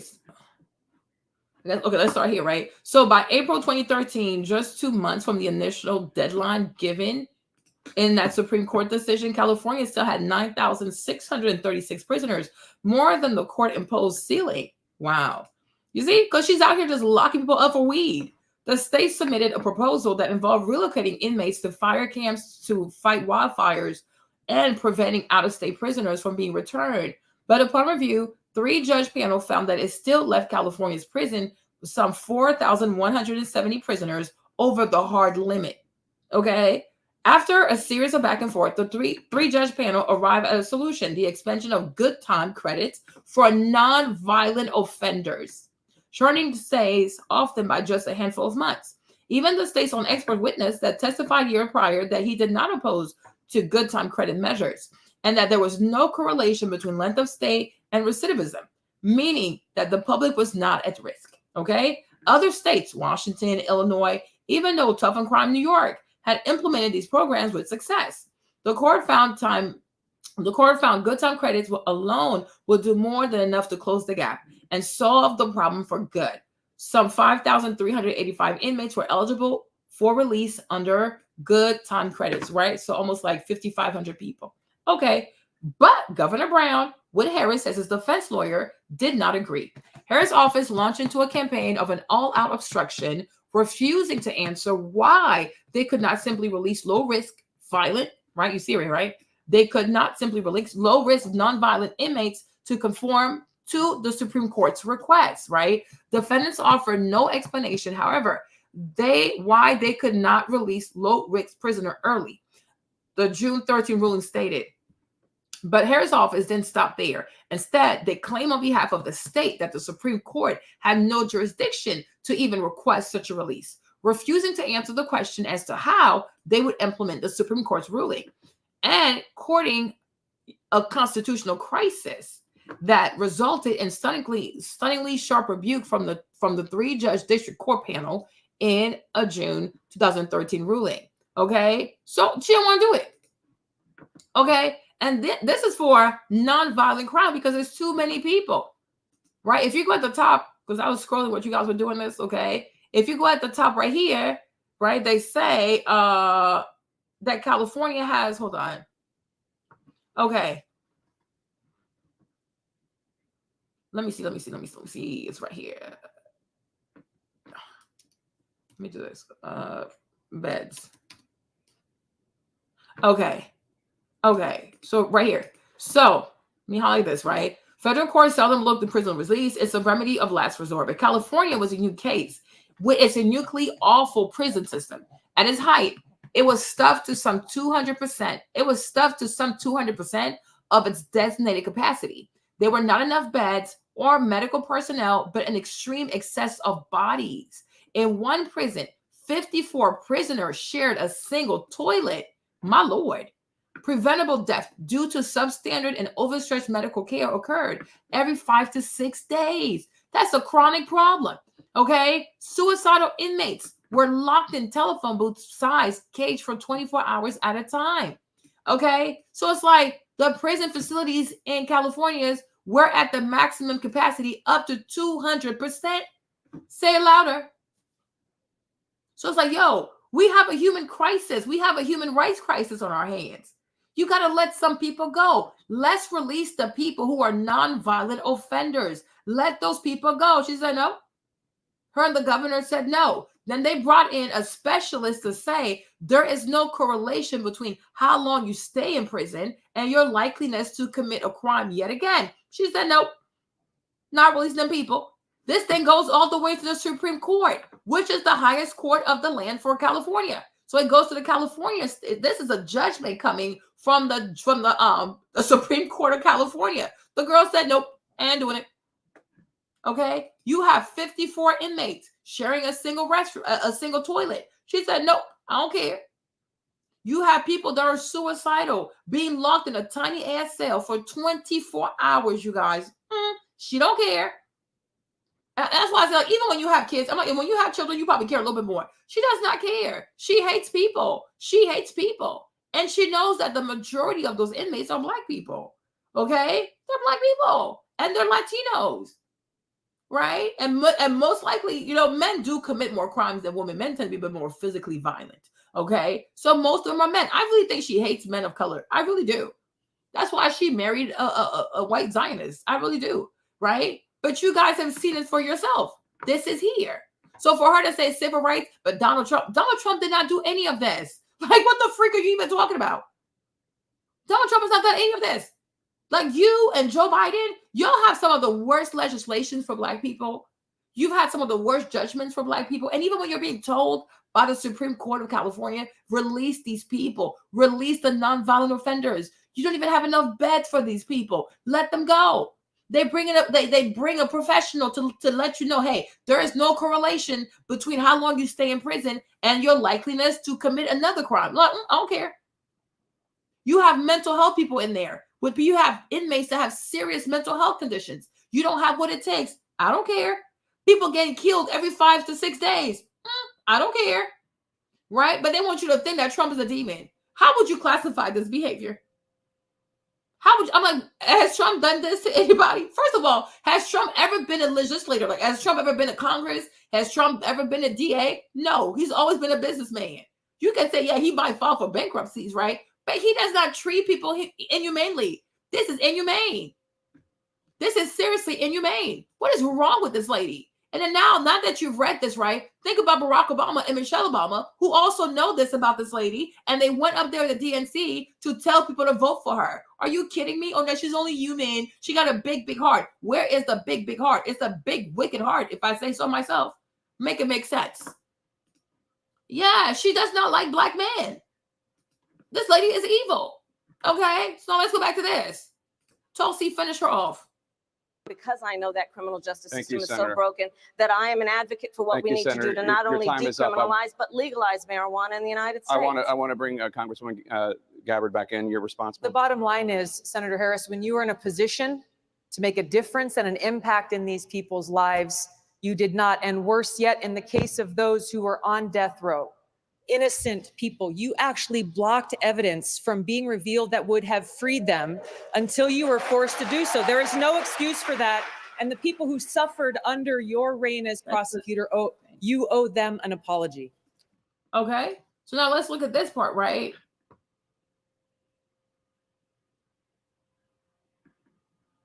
Look at this part right here, right? Okay, Harris Attorney General's office, the ruling added continually. So this is the ruling from the Supreme Court, right? So the Supreme Court is talking about Harris Attorney General's office. So the ship that she's running over there as DA. So the ruling from Supreme Court is saying continually equivocated regarding the facts and the law, to the point that the panel, the 3-panel judges, right, strongly considered holding the state in contempt. You see how severe it was. They're not listening. Then they rejected that action only because it would have delayed the release of nonviolent inmates even further. Otherwise, they would have put the entire state in contempt. Like, what are you doing? And aided the state's obstructionist campaign. This court will therefore be within its right to issue an order to show cause and institute contempt proceeding immediately, the ruling read. Our first priority, however, is to eliminate the deprivation of constitutional liberties in the California prison system. To do so, we must first ensure a timely reduction in the prison population. You see, here she is with another white man, okay? White husband, white man locking up black people, white segregationist. She's always in the company. Hey, Charles, what's up? Uncle Charles, welcome. How you doing? My uncle's, my mom's younger brother's named Charlie, Uncle Charles. I love him. It's Uncle Charlie. Okay, you see this? Do you see this for yourself, right?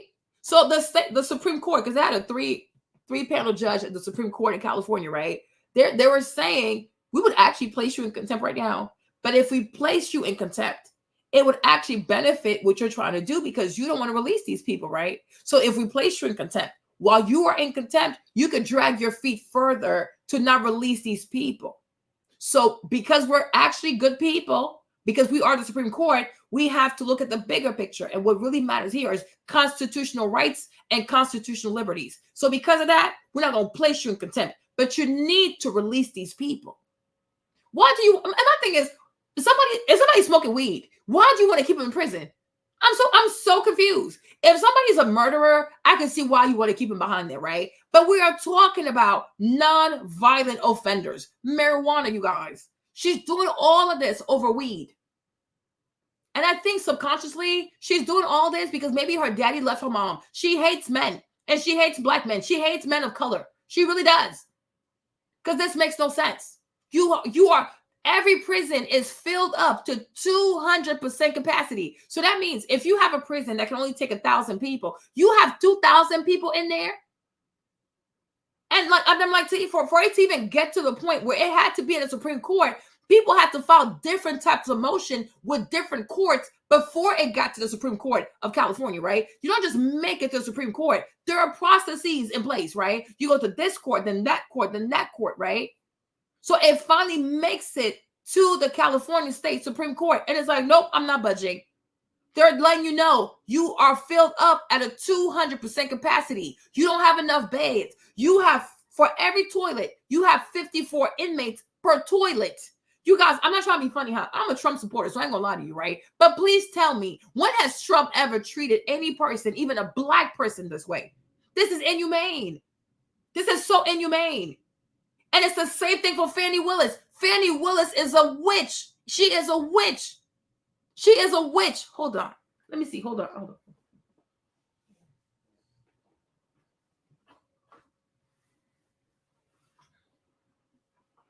Y'all know my co-host is extra.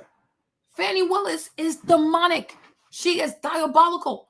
Okay? And I'm starting to recognize a trend where like all these black girls, black girl, brown girls who go into law enforcement, who become DAs, they like that power, it really gets to them. And they use it to punish the men who remind them of their fathers, right? Because you know, with Fannie Willis, right? So I hope y'all know who she is. Hold on. Fannie Willis, however you say her name, child, right? Okay, y'all know Fannie, okay? Out here sleeping with her staff, right? But Fannie Willis, while she's over here going after Trump because Trump is a racist, do you know, right, that a man in Fulton County jail, okay? Let me show y'all. Look at her face. It's disturbing. Okay? So there was a man, right? There was a man who was detained in Fulton County in Atlanta, right? He couldn't make bail. I think his bail was like $300, something like that. He didn't have the money. So if you can't make bail, they hold you. You guys, tell me why the man died within 30 days. Cause of death, he was eaten alive by bed bugs. I said bed bugs.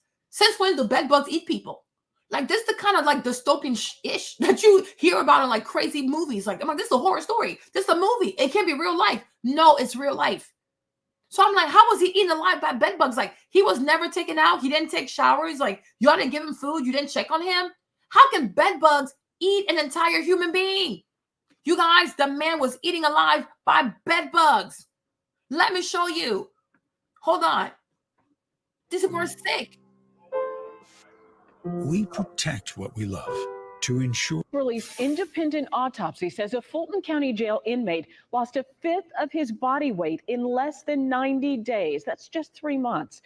And that is also what's fueling the Fulton County jail controversy tonight. And now the family of LaShawn Thompson, that's his name, is still tormented by their questions after they claim he was eaten alive by bed bugs while in custody. The autopsy listed Thompson's cause of death as severe neglect because of untreated schizophrenia, claiming that he was not given proper medication or care while in jail. Atlanta News First reporter Zach Summers, he's live at the Fulton County Jail for us tonight. And Zach, it's important to note that the county's autopsy listed his cause of death as undetermined. What does the new report mean for the family? Well, attorneys for the family of LaShawn Thompson says that this sort of proves what they've already suspected, that the 35-year-old was neglected to death. How long, Fulton County? Standing on the steps of the state capitol Monday morning, attorneys for the family of LaShawn Thompson revealed findings of an independent autopsy into the September death of the inmate inside the Fulton County Jail. Your mental health status should not equal the death penalty. And that's what happened in Fulton County. In the report, Dr. Roger Mitchell, chair of pathology at Howard University, concluded Thompson died of complications due to severe neglect. That there was evidence the 35-year-old was dehydrated and malnourished, having lost 18% of his body weight in the 3 months he was in custody. It's enough that the bed bugs and lice sat there and ate my brother to death, but the neglect hurts me the most. The autopsy noted countless insects found all over Thompson's body, and that his schizophrenia went untreated for weeks, leading to a fatal cardiac arrhythmia. He was unable to clean his own cell. He was unable to care for himself. It was their responsibility to care for him, and they did not. The independent autopsy established the manner of death as homicide, adding that Thompson did not receive the necessary medical care, adequate food, water, or shelter to sustain his life. Say his name. Say his name. Community leaders demanding Thompson's family be financially compensated. Someone is criminally charged, and legislation is passed to prevent this from happening again. So you can be warned that all of the units of the NAACP will be knocking on your door to replace you. And since Thompson's death, at least 3 top jailers have been ousted. Last month, the Board of Commissioners approved $5 million to improve conditions here at the jail. We're told due to pending investigations and possible litigations, commissioners could not comment further. However, the sheriff did send us a statement saying that he remains committed to making sure Thompson's family gets the answers they need and deserve. Live in Atlanta, Zach Summers, Atlanta News First. Thank you, Zach. Okay, but then here she is, right? This is a black woman. That's what I'm like. They're so these people are so full of it. Like they're just so full of it, right? They are so full of it. But I'm like, hold on. You need to see this. Hold on. Let me play this video. Hold on. Where's this video? Hold on.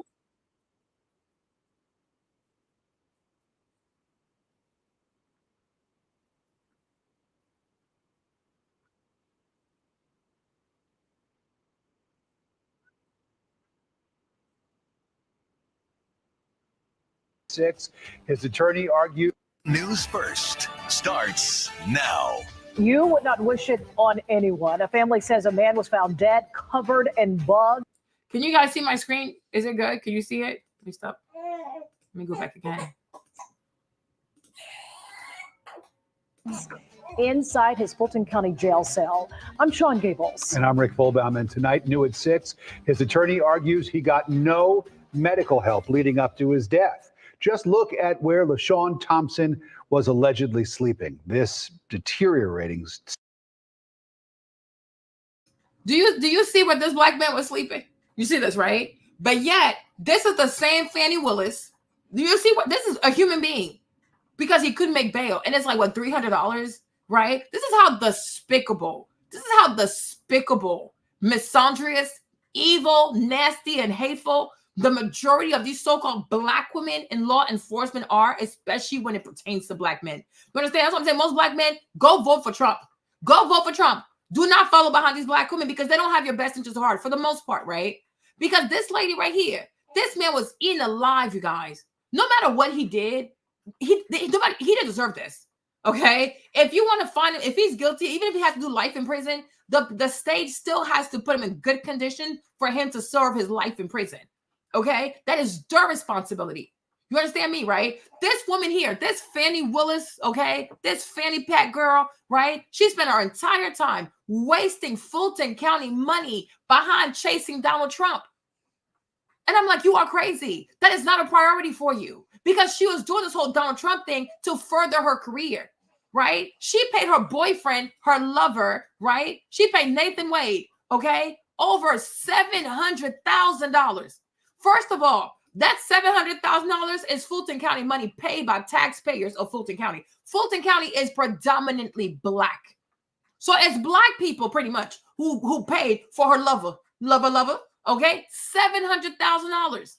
She could have used that money to clean up Fulton County Jail, especially when you know that the majority of people who go to Fulton County Jail are most likely going to be Black people because Fulton County is mostly Black people. It's mostly Black American people. Georgia is a historically Black American state, right? Like, girl, what?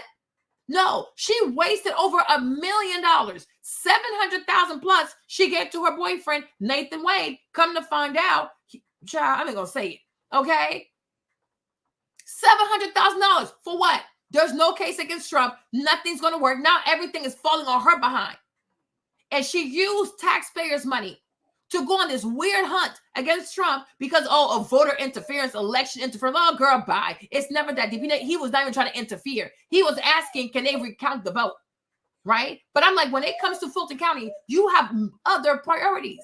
No, you are elected as DA. You take Black people's money, the taxpayers' money, who are Black people, right? You use that in your little pet project because this whole Trump thing was a pet project for her little bestie, Kamala Harris. Because I'm sure Fannie also went to the HBCU. I'm sure Fannie's also Divine Nine ski, okay? So you use taxpayers' money not to do things that are good for Fulton County, but to go on these pet projects of yours to sustain little pet projects for your little bestie, Kamala Harris, right? Just so she can have her way and she can win. And I remember I was on a panel one time and I said this to the ladies, like, yo, if you are in Fulton, if you're a Fulton County resident, would you not prefer that your taxpayer money be used towards like cleaning up this prison, right? Because you never know. You might end up there. Your husband might end up there. Your children, your nephews, your nieces, like someone that you know might end up there. Do you really want them to stay in there like this?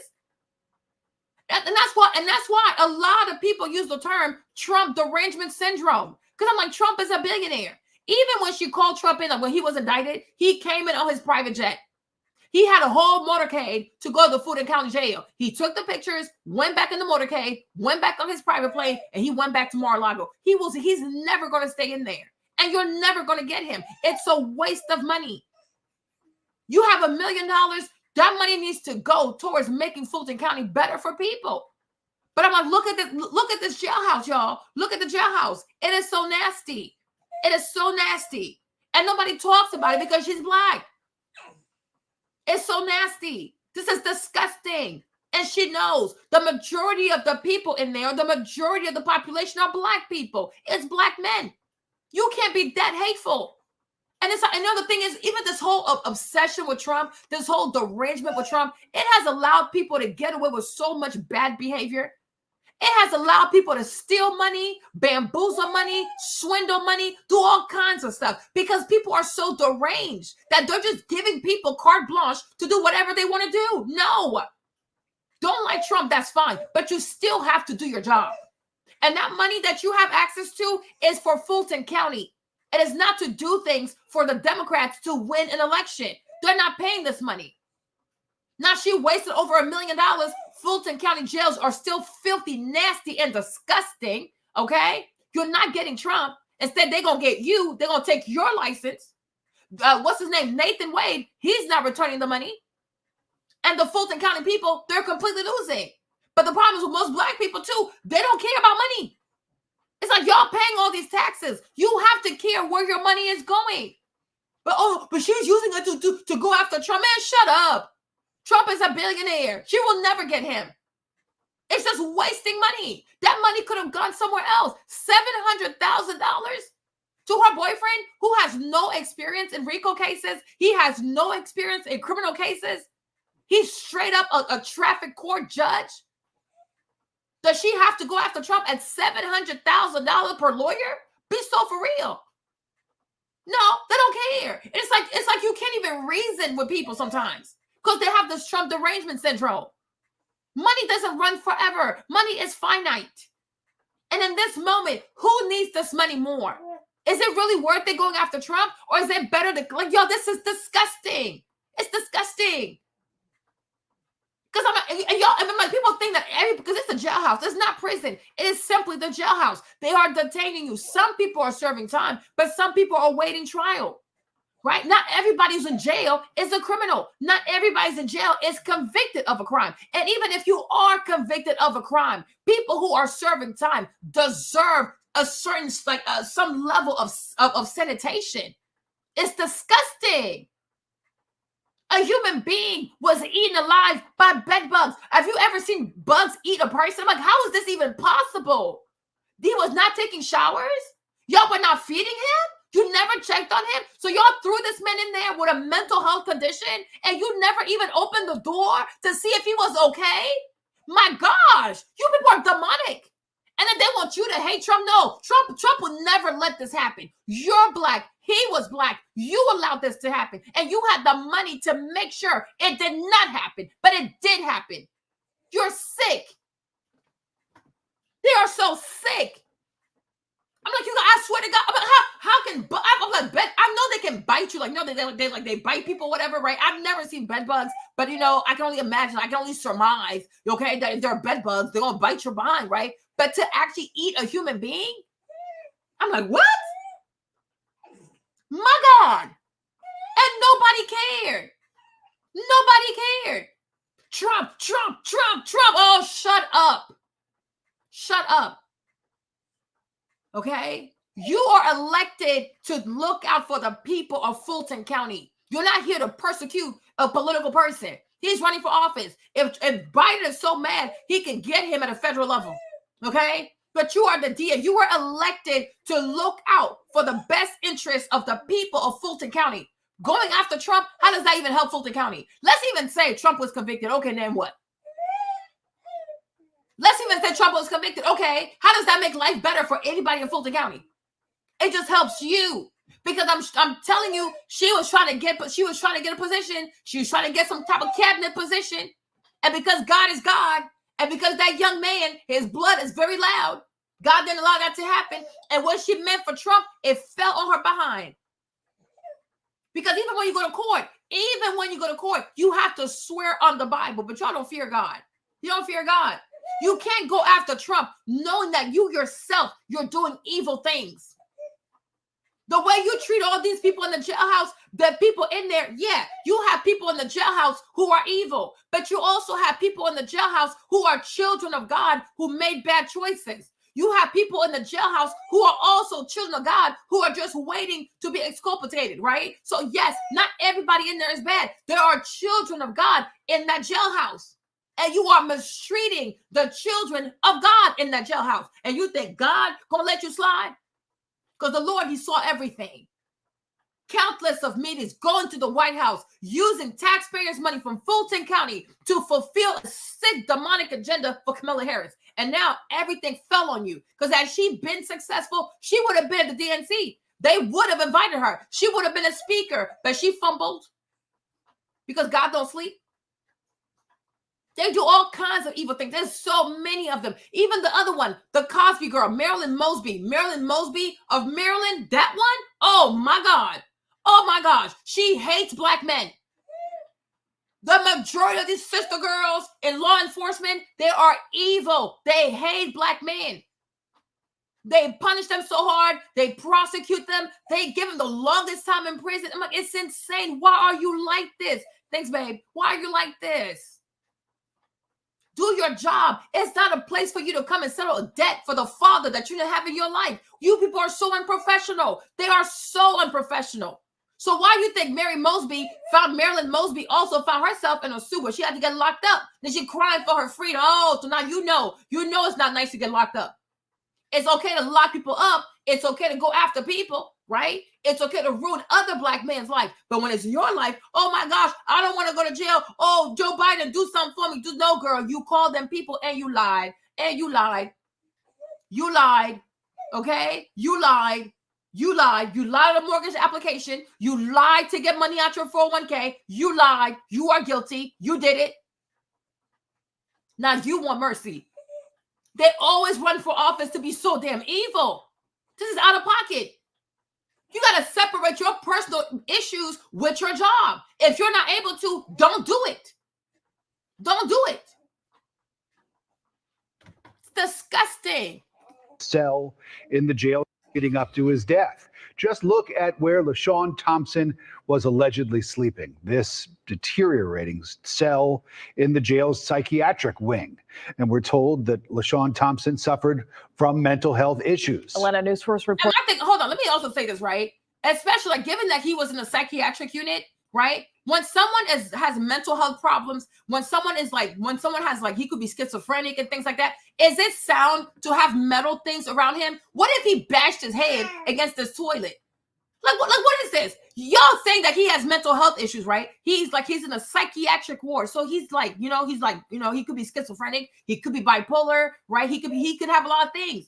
Why would you put him in a cell that has a metal toilet bowl? Because he could smash his head into that thing. Right? Like if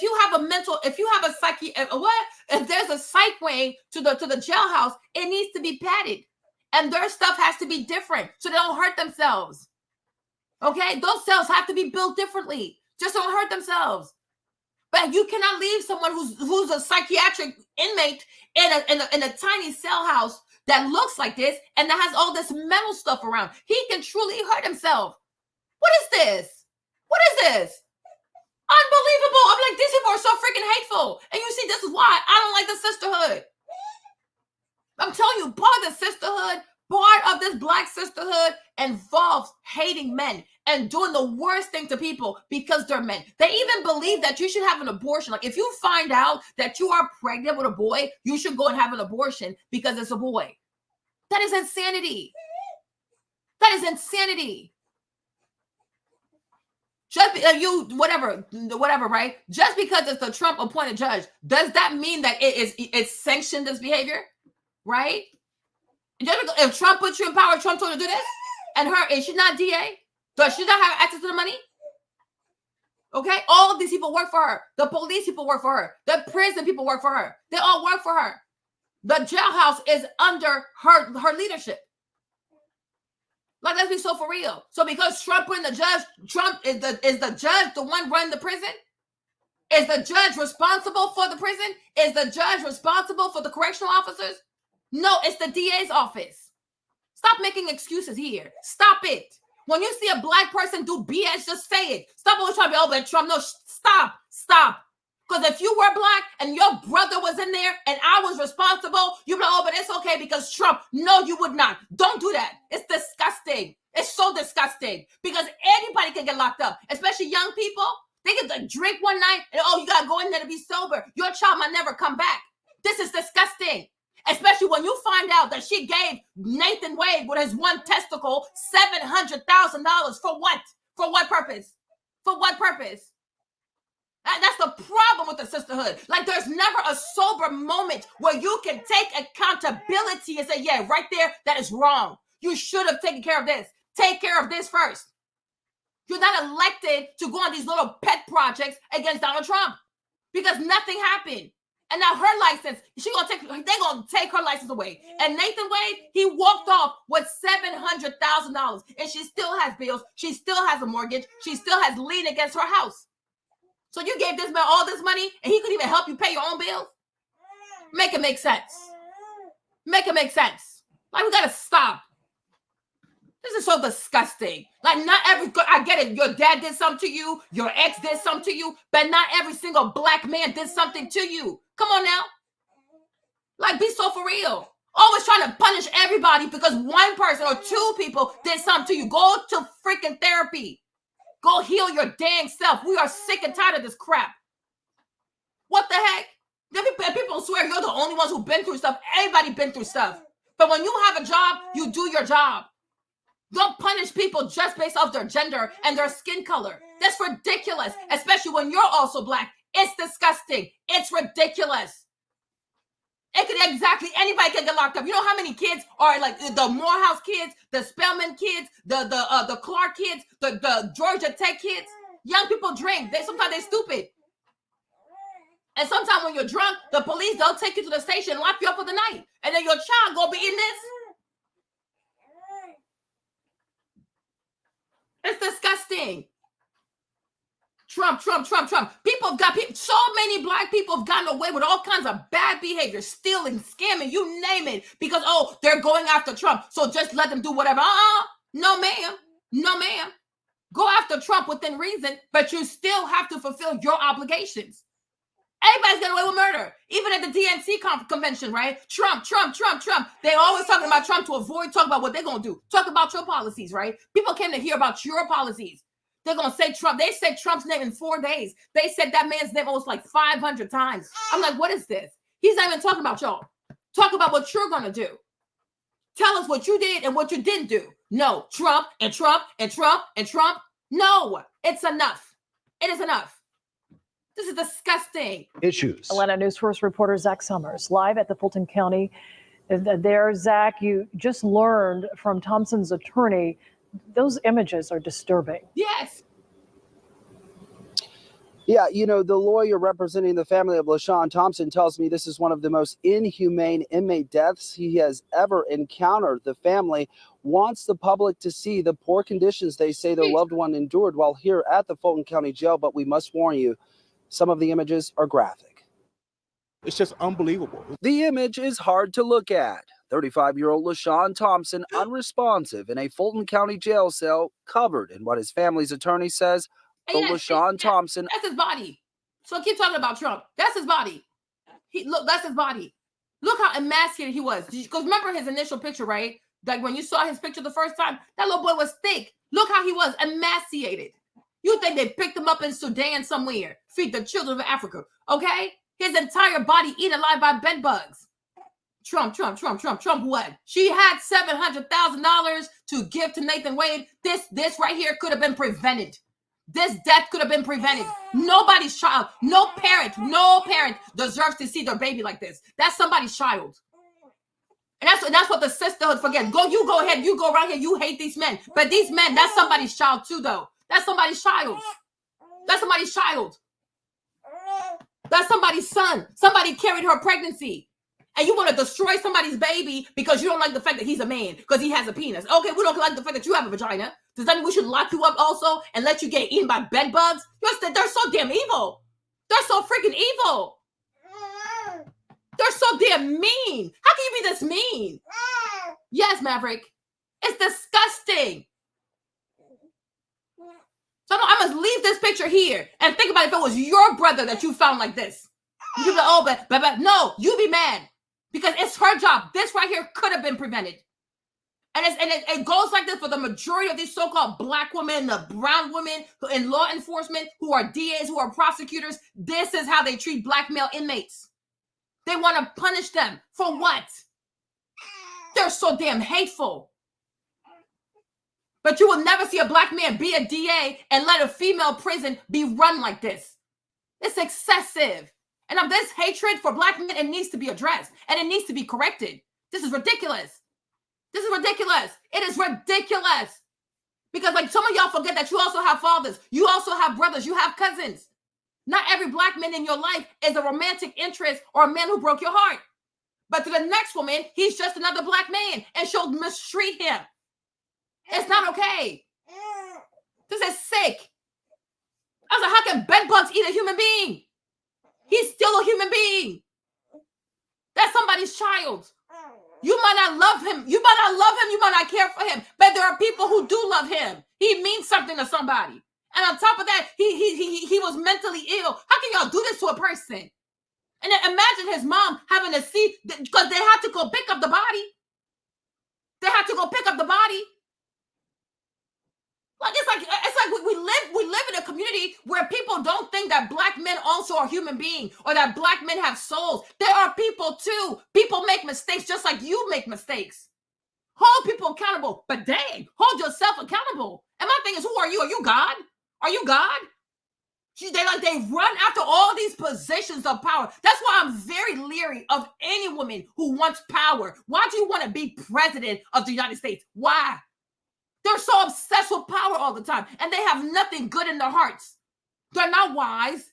They're not empathetic. They're not forgiving. They don't bring people together. They're so divisive. They're always hateful. They let nothing go. They're bitter. They hold grudges, and they want power. Yeah, it's a calamity set to happen. No, ma'am. Stay away from the White House. You will not be president. And matter of fact, I'm going to say it also, right? Running this nation is not a woman's job. Feel how you want to feel. I said what I said. I want a man president, just like if I'm going to pick a general for an army, okay? I want a man to lead, okay? I don't want to be behind a woman general. I will not do it. I don't want it. Being president is a man's job. Point blank, period. I said what I said. Feel how you want to feel. I'm going to say it. Okay? When you go over there, when you see the Jinping in the China, the Vladimir Putin in China, you think you want to put a woman next to these men? No, I don't. I want a man.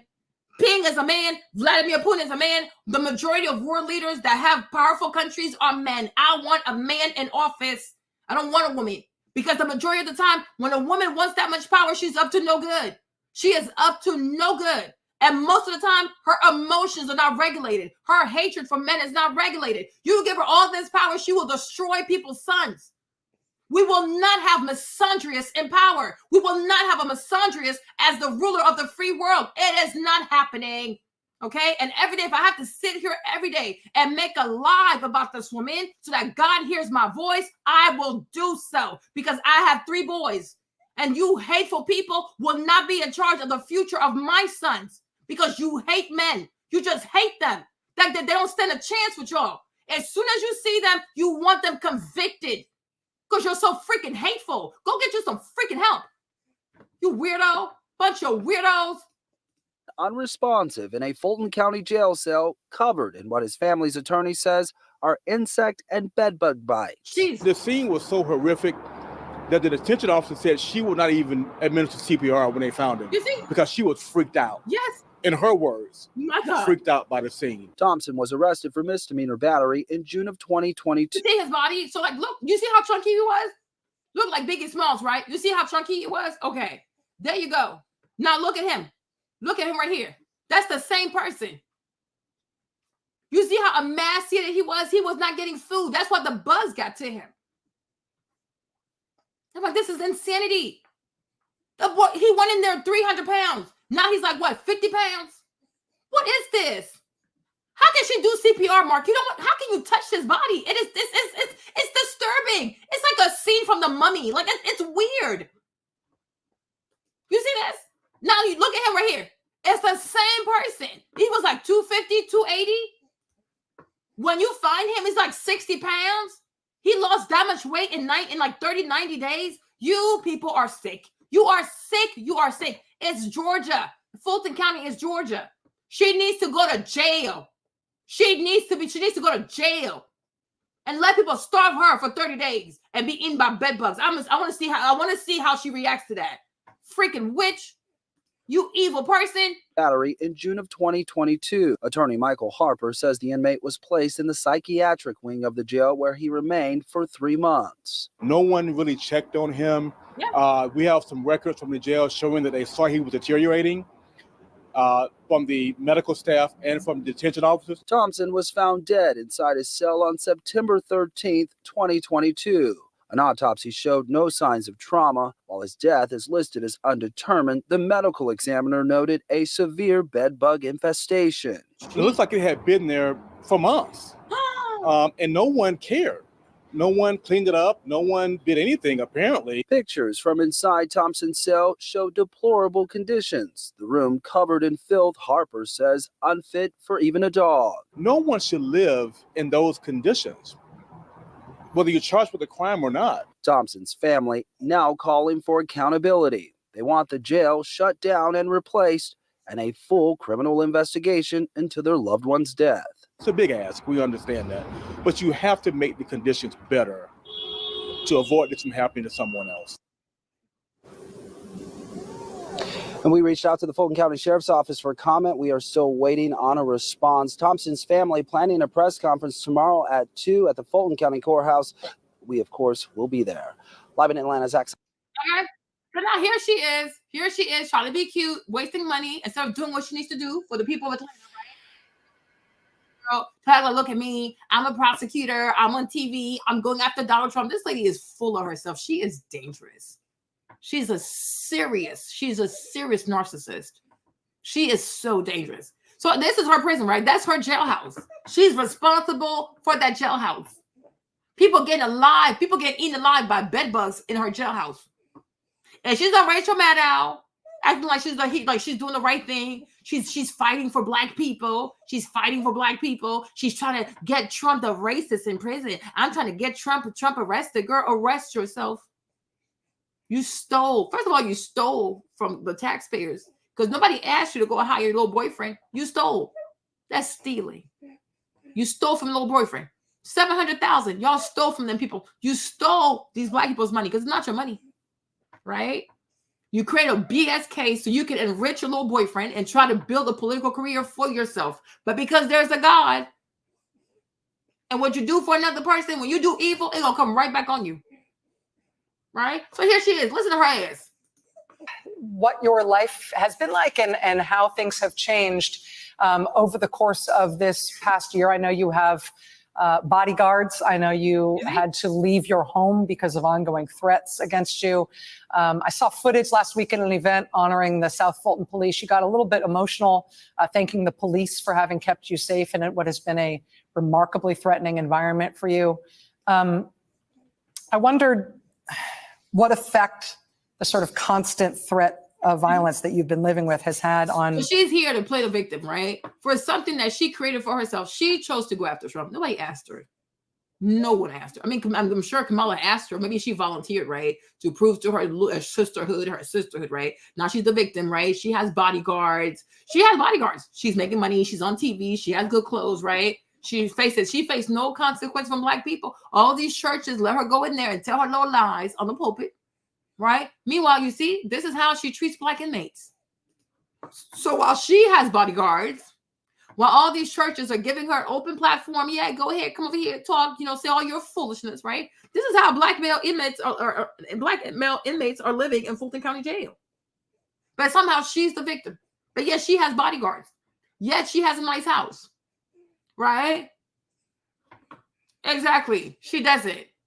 And if you notice also, these obsessed misandrist black sisterhood the sister girls, they love themselves a crazy, radical, white, lesbian, feminist, liberal. They love them type of people because the white lesbians also hate men. Right? So the majority of the sisterhood, they love themselves some white, liberal, lesbian person because they hate men. Right? Now listen to how she gonna play victim. Meanwhile, she don't live here. She has security. She's protected. She makes a lot of money. She has access to the White House, right? But somehow the Trump people coming after me. Girl, nobody coming after you. They don't care about you. All this stuff is fake. She's making stuff up. If people are coming after you, maybe it's the YSL people. Stop lying to people out here. Right? That's why I tell y'all, this Trump derangement syndrome thing, it's a real thing. And because of every time you say Trump, people are given so much liberty, so many liberties to do whatever they want to do. And many of these black people who scream, I'm pro-black, I'm doing this for black people, I'm going after Trump for black people, you should see the way they treat black people. Because Trump would never do this. But she did. She okay. She went into the public treasury of Fulton County, a budget that was given to her to do things for the people of Fulton County. She took that and brought her boyfriend on and gave this man $700,000. But they won't tell you that Trump is a felon. She's also a felon. She has yet to be convicted. And maybe she won't get convicted because she's black. Fulton County is run by a bunch of black people. Fulton County is run by a bunch of black women. I'll show you another black woman too who has power in Fulton County. You'll see what she did. These women are insane. They are truly insane. I mean, like when I was younger, I thought it was cute to want power or whatever, like, oh, be a boss chick, whatever. The older I get, I'm like, no, that position, that type of drive, that type of desire for power, no, you are a narcissist. You are dangerous. You are seriously dangerous. Like you're up to no good, right?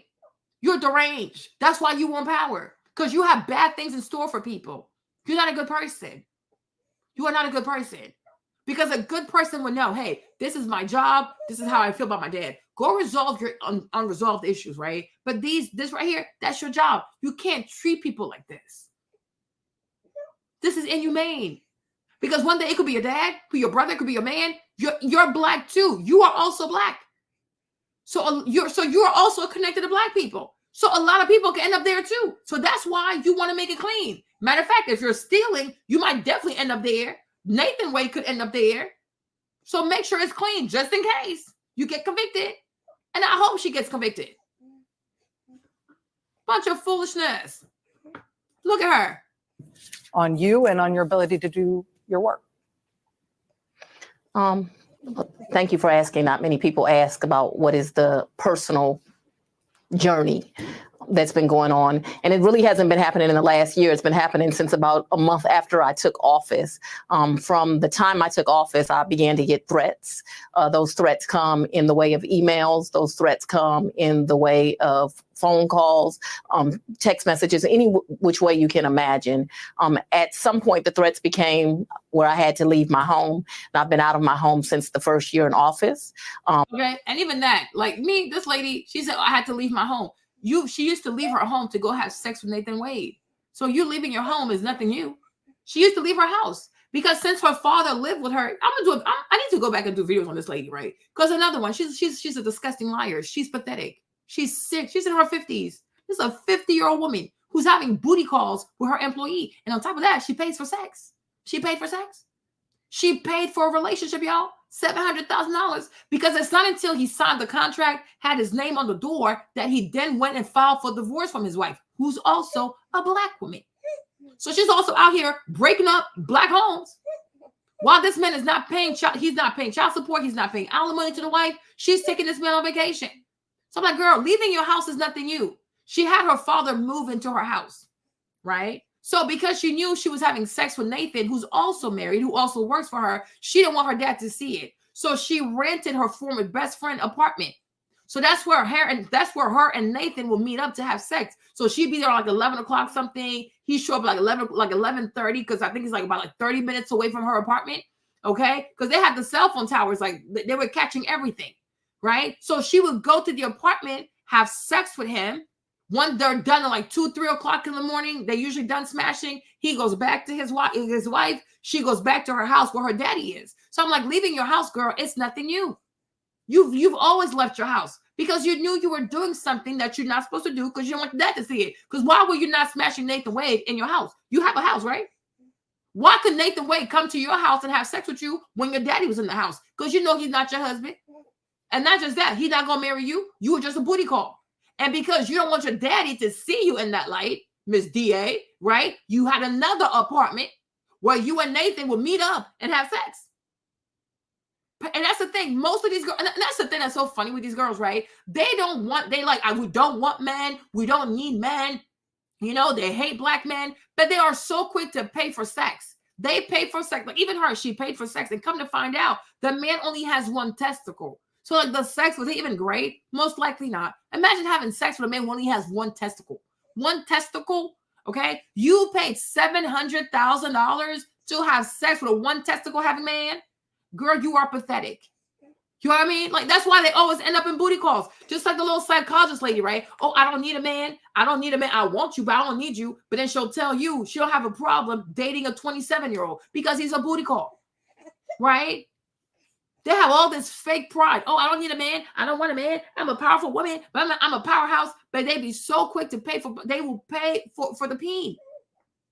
But I'm like, you pay $700,000 for sex. And you only get a man with one testicle and a wife. And after he smashes you, he still goes back to the wife. Even now, he's still not divorced because he's not going to divorce that lady. He is never going to divorce that lady.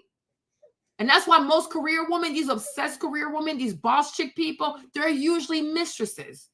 They're usually a whole bunch of mistresses. The majority of them are side piece, they're booty calls, or they're mistresses because there's so much imbalance in their lives. You are out of order. You are seriously out of order because you are a woman. You will never be a man.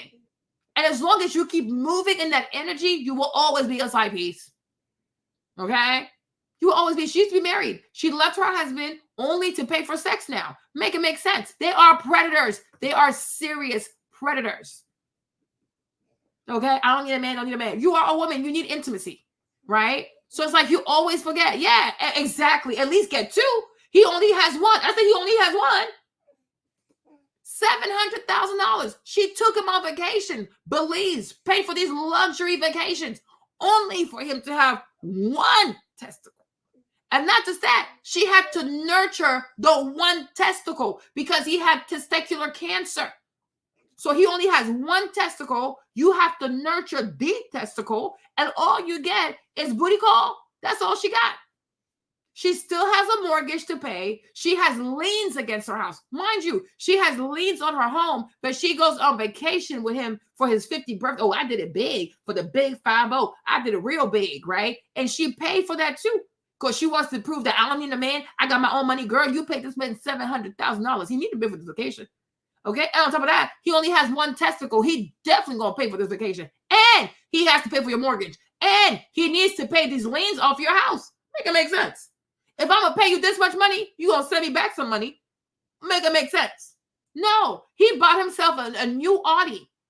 Let me show you. Hold on. Y'all better have time for me today because let me tell you something. Okay? Let me show you. Nathan Wade, $100,000 Audi. Let me show you. He bought himself a brand new Audi.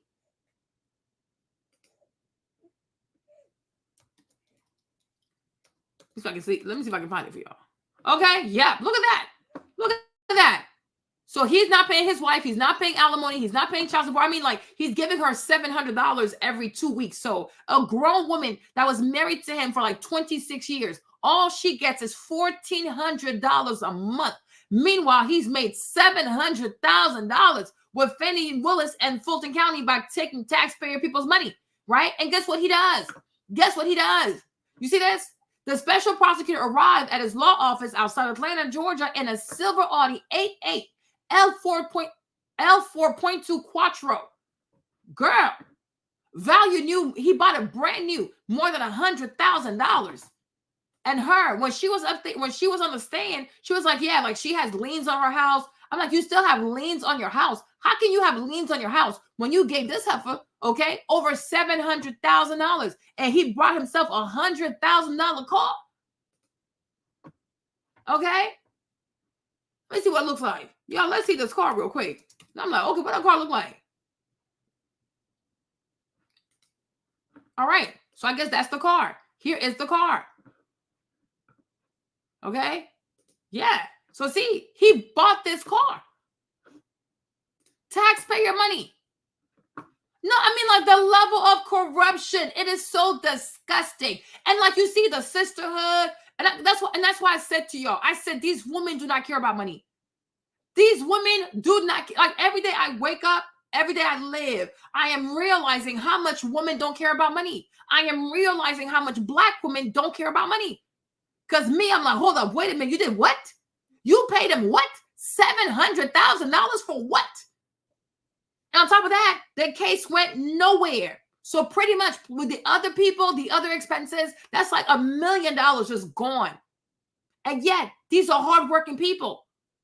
The average Black man in America makes $40,000. The average Black woman makes $36,000. These people could have used their money. If you're going to throw my money away, let me keep my money.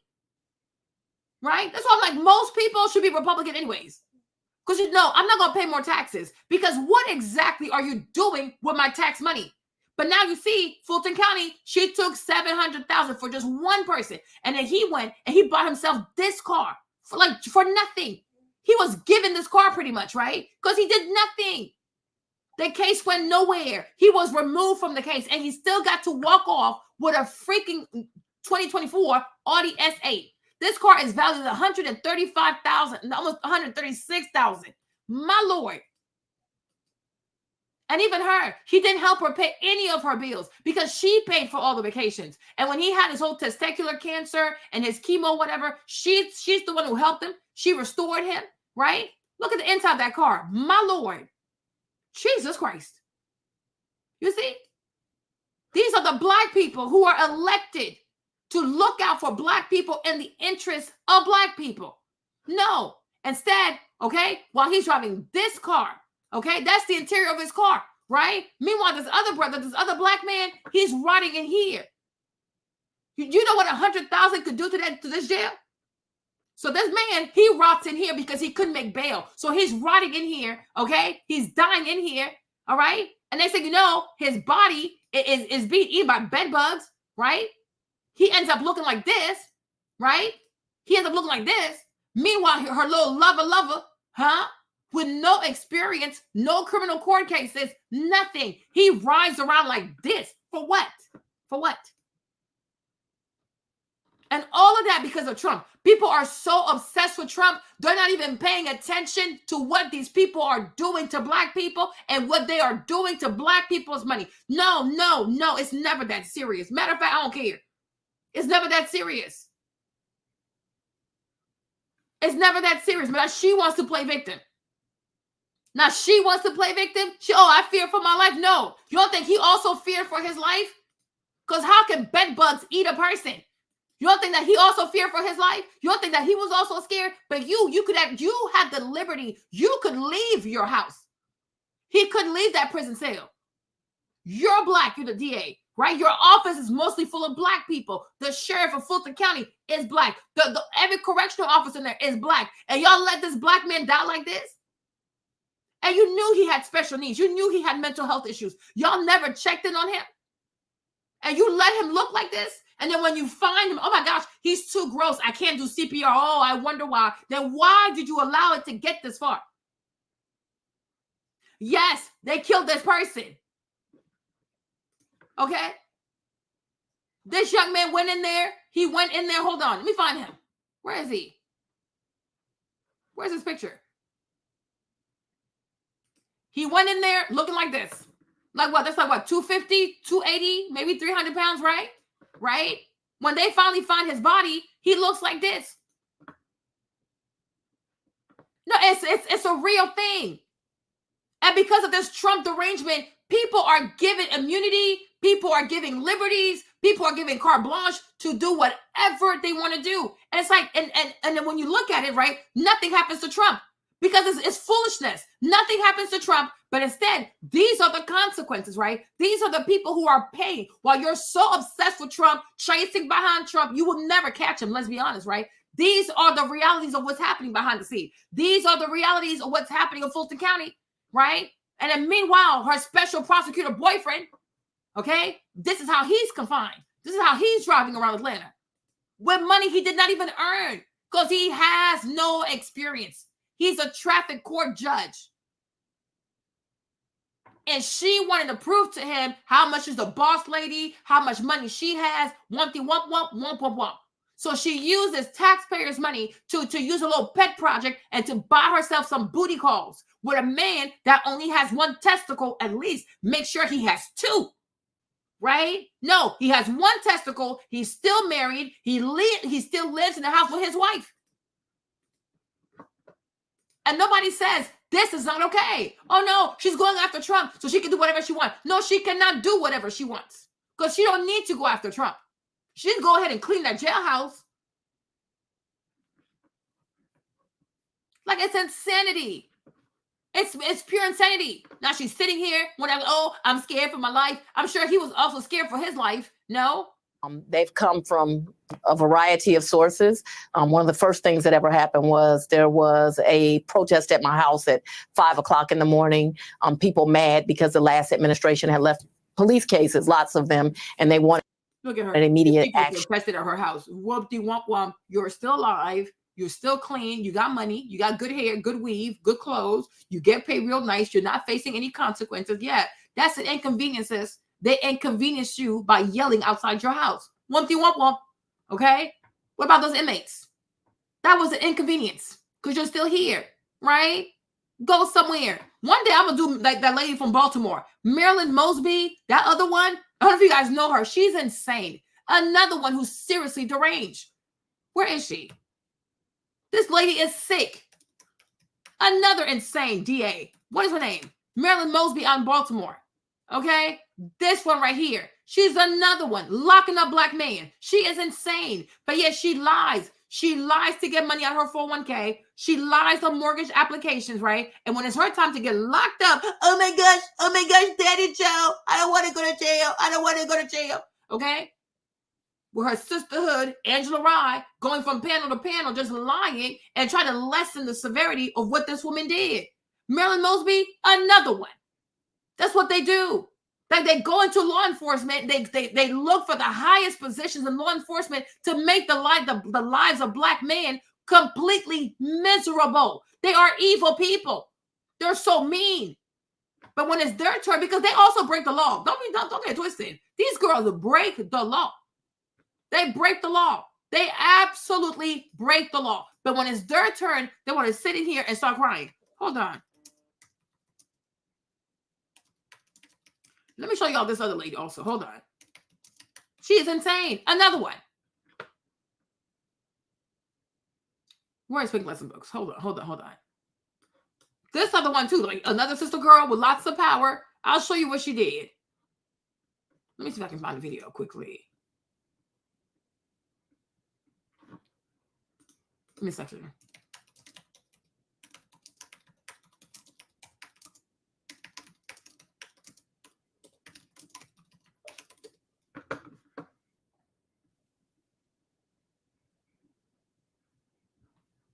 Okay, yeah, good. I got her name.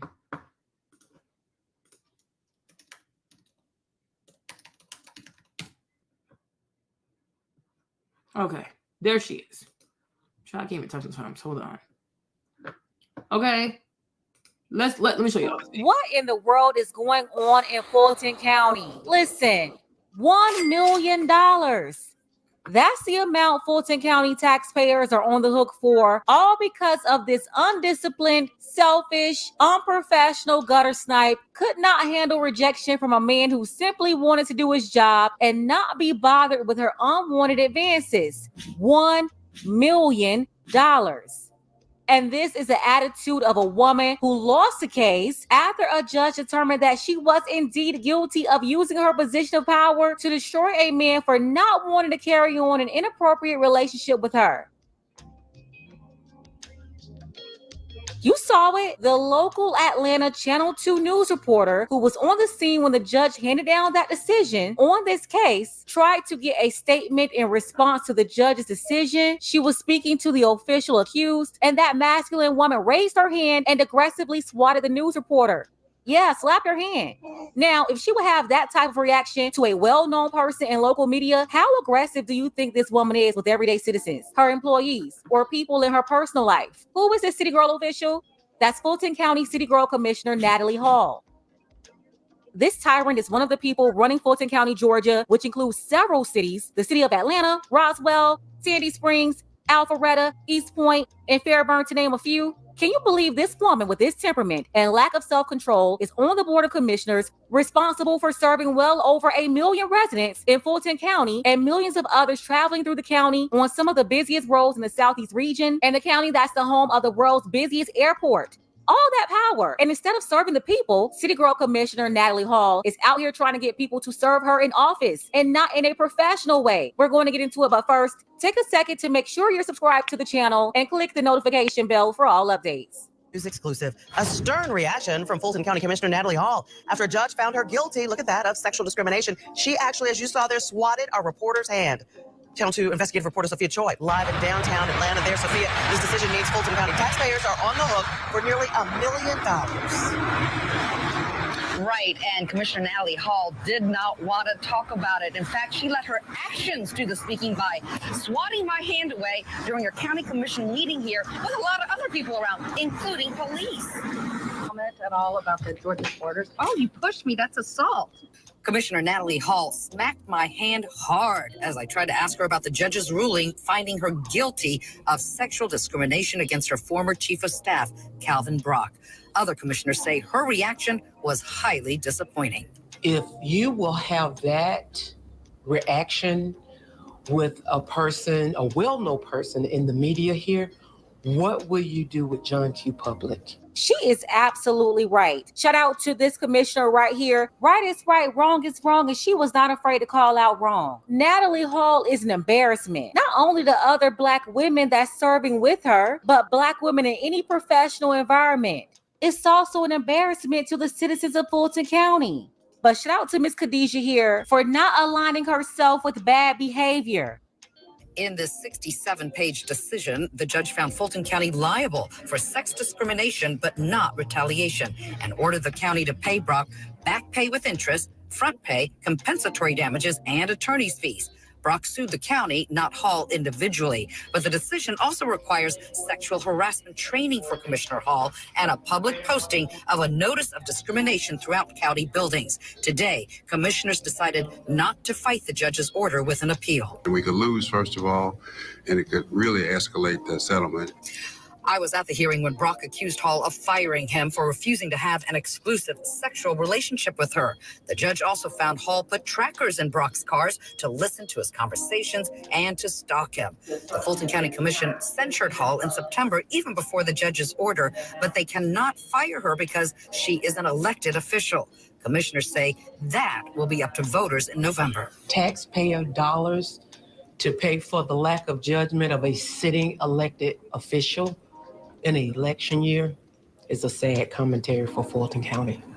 Now, I spoke to the victim in this case, Calvin Brock, who says he feels vindicated. You really want to hear what he has to say about this win, and I'll have that for you on Channel 13 News at 6. For now, we're live in downtown Atlanta in front of the Fulton County Government Center. Sophia Choi, Channel 13 News. This woman is a complete psycho. She put tracking devices on this man's car, 1,000% out of order. Not only do we see ethics violations, but she broke laws too. And then look at her reaction right in front of the police. If that was a civilian doing that to the commissioner, they would have been arrested. So regarding the case with the ex-chief of staff, where are the charges, Miss City Girl Prosecutor Willis? Yeah, she's too busy being a ratchet city girl herself. So of course she knew about this. The lady put a tracking device on the man's car. How desperate can you be? I thought they said they're independent, don't need a man, and have all these options of men chasing them. But it sounds like they're the thirsty Tinas chasing men down. And this one right here tried to outright force a man to be with her. I'm sorry, this is very pathetic. This man was her chief of staff. And because he didn't want to get into a relationship with her, just like the mayor of the city of New Orleans got with that married man, or how Fannie started dating a legally married man, because this guy did not want to be in an exclusive relationship with her, the city girl commissioner retaliated against him and fired him. She tried to ruin his life and his career, but I'm glad he stood up for himself. Everyone is always eager to speak on men in positions of power, getting these 304s to cooperate with them. But when women use their positions in the school and corporate and local government, no one cares, which is why men usually don't say anything. They just take it. And that's what these flamingos expect you to do. They don't expect men to ever defend themselves against them in any way. And who cares if other people care? Men shouldn't have to go through nonsense like this either, just like women believe women shouldn't have to experience this type of vindictive retaliation. Exclusive. The former chief of staff for a Fulton County commissioner is speaking out for the first time about his almost $1 million settlement against Fulton County. Calvin Brock says Fulton County Commissioner Natalie Hall fired him after he ended a sexual relationship with her. A federal judge. And mind you, this lady is married. This lady is married. She has a husband. When she met this man, Brock, he also had like a girlfriend thing. He was in a relationship. She somehow gets into his phone, retrieves the young lady's number, who's another Black woman, the sisterhood. They love to say the sisterhood, but they will quickly take your husband, quick take your man, right? Yes, she is married. She has a husband. This is not a joke. So she somehow gets into his phone, retrieves the young lady's number. She calls the young lady. She says, I'm now his fiance while she's married. She proceeds to put trackers on his, she had like 3 or 4 trackers on his car. She had trackers in his office. She was listening to him in the office. She had listening devices in the office. She had trackers on his car. Even the girl, even the other girl, the girl he was with, she was tracking her too. I think she had like police officers track the girl. Like, these women are deranged. And when you hear them, oh my gosh, I hate Trump. We cannot vote for Trump. We have to vote for her. The people who say vote for her or I'm with her, the type of black women who support Kamala Harris is these types of people. I'm telling you. That's why they love her so much, because they see themselves in her. I'm telling you, they're up to no good. Yeah, she said, I'm his fiance. And the girl's really pretty too. Like, she's really dark skinned. Like, she's dark skinned, really tall. She called the girl. Meanwhile, she's married and she has a husband. Same thing for the mayor of New Orleans, Latoya Cantrell. She has a husband. He's dead now, but she had a husband. And she was having sex with her police detail, who's a married man, to a black woman. And then the woman found out, and in her divorce suit, she put her name in there. My husband is having sex with what? LC, which was Latoya Cantrell. In broad daylight, she's having sex with the lady's husband. She don't care. That's why I said the older I've gotten, I'm becoming very, very leery of women who want power, who want to be in positions of power, who want to lead men. I think there's a weird spirit. There's a weird spirit going on. It's weird. It's very weird. But it's a married woman, so she is married. Ruled in Brock's favor earlier this month. Fox 5's Angelique Proctor talked with the fired employee about the toll the case had on him. Calvin Brock says finally having this sexual discrimination case behind him feels really good. He says finding the courage to actually file it in the first place was one of the most difficult things he's ever done. I have a regret from the first time that I was propositioned. Yeah. Fired Chief of Staff Calvin Brock says he agreed to a sexual relationship with Fulton County Commissioner Natalie Hall that he knew was wrong because he wanted to keep his 6-figure salary. The lows got very low. I had to take out of my 401k. And you see, and they act like toxic men. The same thing they complain about, they do the same thing. So when they're in position of power, they use money. They'll use money, your salary, right, to get you to like eat their kitty cat, right? Like, that's what they do, right? Because you would think it was a man doing this. No, it's a woman. If you don't do X, Y, and Z, I'm going to cut your salary, right? Like a lot of men do. But if you're a man and you say something, like, you'll be shamed. But if they do and they say something, they'll believe all women, right? But like when they get in power, they do the same thing. There's no difference. I mean, you would think it was a man behaving like this. No, it's a woman. It's a married woman. She'll threaten you with your salary. And if you don't sleep with her, she'll make your life a living hell. It is insane. It's absolutely a double standard. So he loses his job. Now he has to live off his savings because he has no money. And then she made it so that nobody else would hire him. To finish rebuilding my house. And then just the emotional standpoint, I did go to a psychiatrist, could not find a job. I honestly felt like I was blackballed in the city. Once Brock ended the romance, Hall fired him. That's when the 52-year-old filed an equal employment opportunity complaint that led to a jaw-dropping trial that reveals sexual encounters in Hall's office and their homes. Brock and his attorneys said having the traditional roles reversed was going to be tough, but they believe they would prevail because of the overwhelming evidence, including tracking devices Hall placed in Brock's car. The evidence was damning, it was salacious, and it was non-flattering. We felt that the county certainly did not want this to go forward and let the public see what was going on. Attorney Mitchell says he tried to settle with the county several times before the trial. So he went to her. Like I said, the sisterhood, they don't know how to say sorry. They don't know how to take accountability. They don't know how to apologize because they went to her, right? They went to her. You see, even the older men who were around her, like the older council person, like, right? He also knew. And nobody said to her, apologize. Let's just settle this quietly. No, I do what I want, right? They don't apologize. These career-driven women, they never say sorry to nobody. They're always justified. Right? They'll fight like they could be completely wrong. They'll just waste taxpayers' money just fighting, knowing dang well you're in the wrong. And she even had the audacity to bring her mom to court. You know that you're having sex you're a married woman. You're having sex in the office with your subordinate, right? Hey, Chrissy. Oh, I'm trying to be like you, but I can't keep up. You're really good, right? You're married. First of all, you're an elected official and you're a married woman.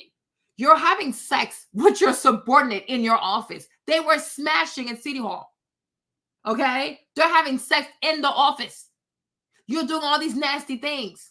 You would think, right? If a lawyer comes to you to say, hey, married woman, hey, counsel married woman, okay? Do you want this stuff to come out? Like, oh, no, please, okay? How much you want? Let me pay you. Go away. No, she don't care. She doesn't care. Doesn't care what her family thinks. Does not care what her husband is going to think, what his family is going to think. Doesn't care what the office is going to think. Does not care what the people who elected her are going to think. They do not care. Because they know being a woman, being a Black woman, whatever, it's immunity. They can get away with murder. They don't care. They have no shame. They don't even have no regards for your husband, no deference for his feelings. She don't care. She does not care. And you see, they're reprimanding her and she's on her cell phone. She doesn't care. Now they're going to have to pay $1 million. She doesn't care because it's not coming out of her pocket. It's the taxpayers, right? And all she has to say is, oh my gosh, I'm with her, or I'm fighting against Trump. And then Black people will forgive her. Oh yeah, she's fighting against Trump, so it's okay. All of that is okay. So all this behavior is excusable because she's fighting against Trump. Are you serious right now? And this is why we call it a Trump derangement syndrome. You are allowing somebody to be a freaking asshole. You're allowing somebody to break the law. You're allowing somebody to prey on her workers. But as long as she's against Trump, it's okay. And you think you're reasonable? Like, how about these people are crazy? They are insane. You are insane. She had the young lady threatened. She sent police officers to tell this young woman to scare her so she wouldn't date this man no more. I'm like, girl, you are married. What is wrong with you? How can a married woman take the phone? Oh yeah, I'm his fiance. You're not a fiance. You're somebody's wife. Go somewhere. Yes, all of them do. And you see, Fannie Willis did not come after her because they protect each other. They enable each other and they protect each other, right? But they will always let you know the Black man is the problem. Patriarchy is the problem. The man is the problem. But when they're in positions of power, they are worse than patriarchy. They do worse things. Because imagine if she got to keep her job. Imagine if a man had done this. Not only would he have lost his job, he would have had to pay this out of pocket. He might have even been locked up. Like, it's utter insanity. And a federal judge awarded Brock back pay with interest, compensatory damages, and attorney's fees. He says he finds. And she knows. So why are you see, these girls are insane. Then she brings her mom to court. So now her mom's going to have to sit there and listen to her daughter being told that her daughter was having sex in the office with her subordinate. No respect. No respect. Same thing with Fannie Willis, right? She dragged her father into her mess. The man had to come to court. He had to take the stand and he had to lie for his daughter. He lied for her.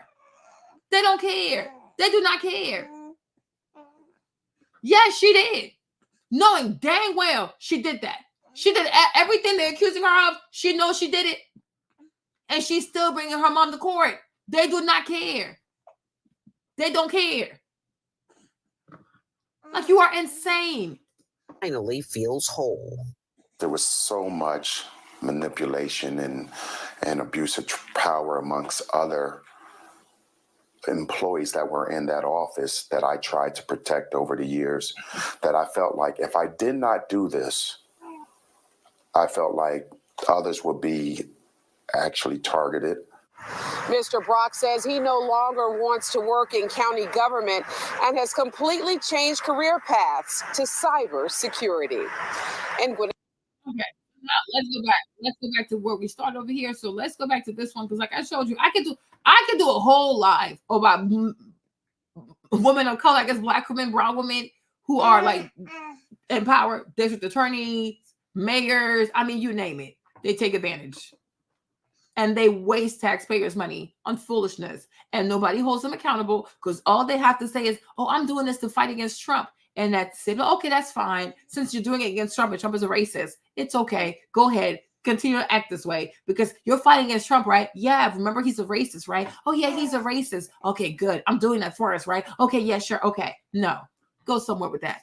No, With Senator Harris confronting Vice President Biden at the last debate, you called it a quote, false accusation that Joe Biden is a racist. What's your response? I want to bring the conversation back to the broken criminal justice system that is disproportionately negatively impacting Black and brown people all across this country today. Now, Senator Harris says she's proud of her record as a prosecutor and that she'll be a prosecutor president, but I'm deeply concerned about this record. There are too many examples to cite, but she put over 1,500 people in jail for marijuana violations and then laughed about it when she was asked if she ever smoked marijuana. She blocked evidence. She blocked evidence that would have freed an innocent man from death row until the courts forced her to do so. She kept people in prison beyond their sentences to use them as cheap labor for the state of California. And she fought to keep cash bail system in place that impacts poor people in the worst kind of way. Thank you, Congresswoman. University, you live your life as an African American. To have people question that, how you really That's feel a great about that? question. It's very frustrating. That's a great question. Because to your point, exactly to your point, Uncle Luke, it is, I know who I am. I was raised to have pride. I mean, I could go on and on about who I am, right? But and who I was born as, not just who I became. It wasn't like some process of enlightenment. Like this has not been a process of discovery for me. In fact, I think the frustration is that other people want me to take them through their process of discovery. Exactly.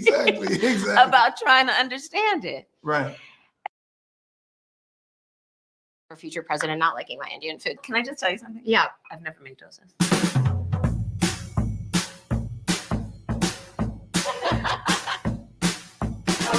This is what you grew up black, right? You're coming to the kitchen already. Like you live here. Just lie.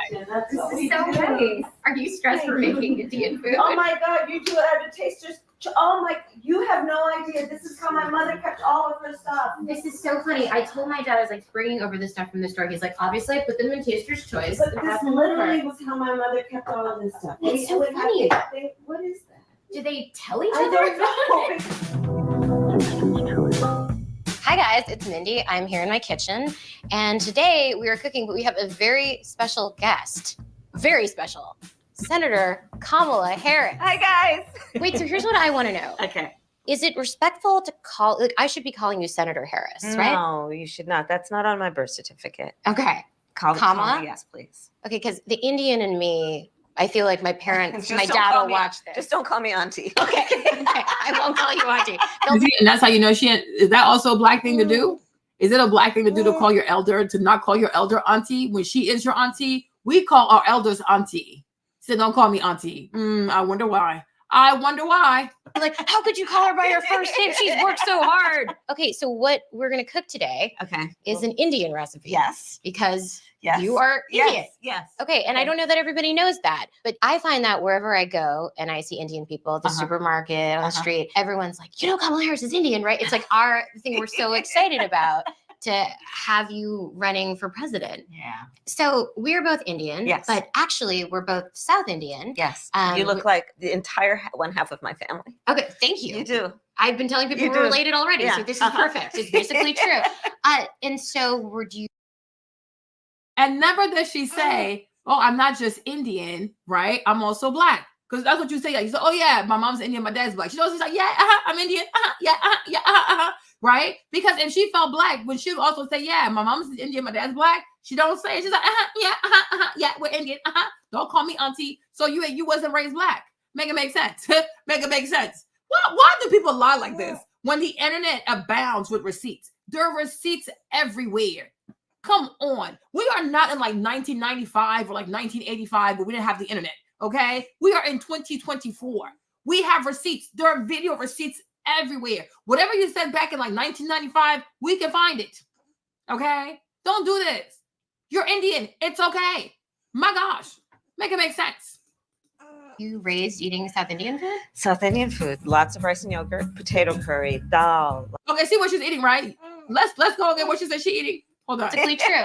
And so were you raised eating South Indian food? South Indian food, lots of rice.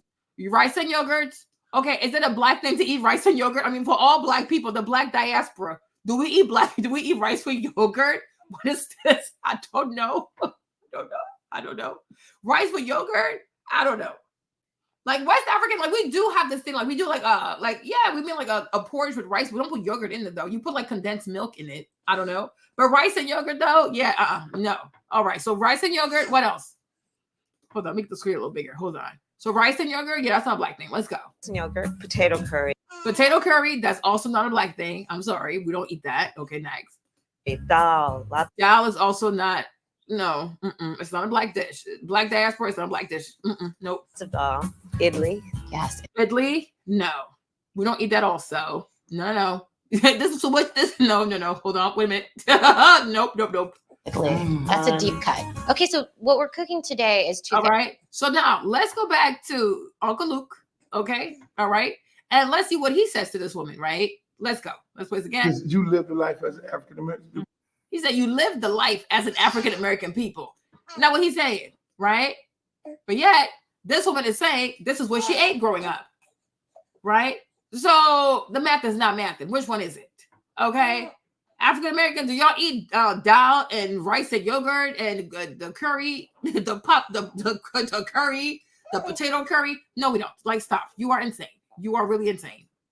They have people question how you really. That's a great question. It's very frustrating. That's a great question.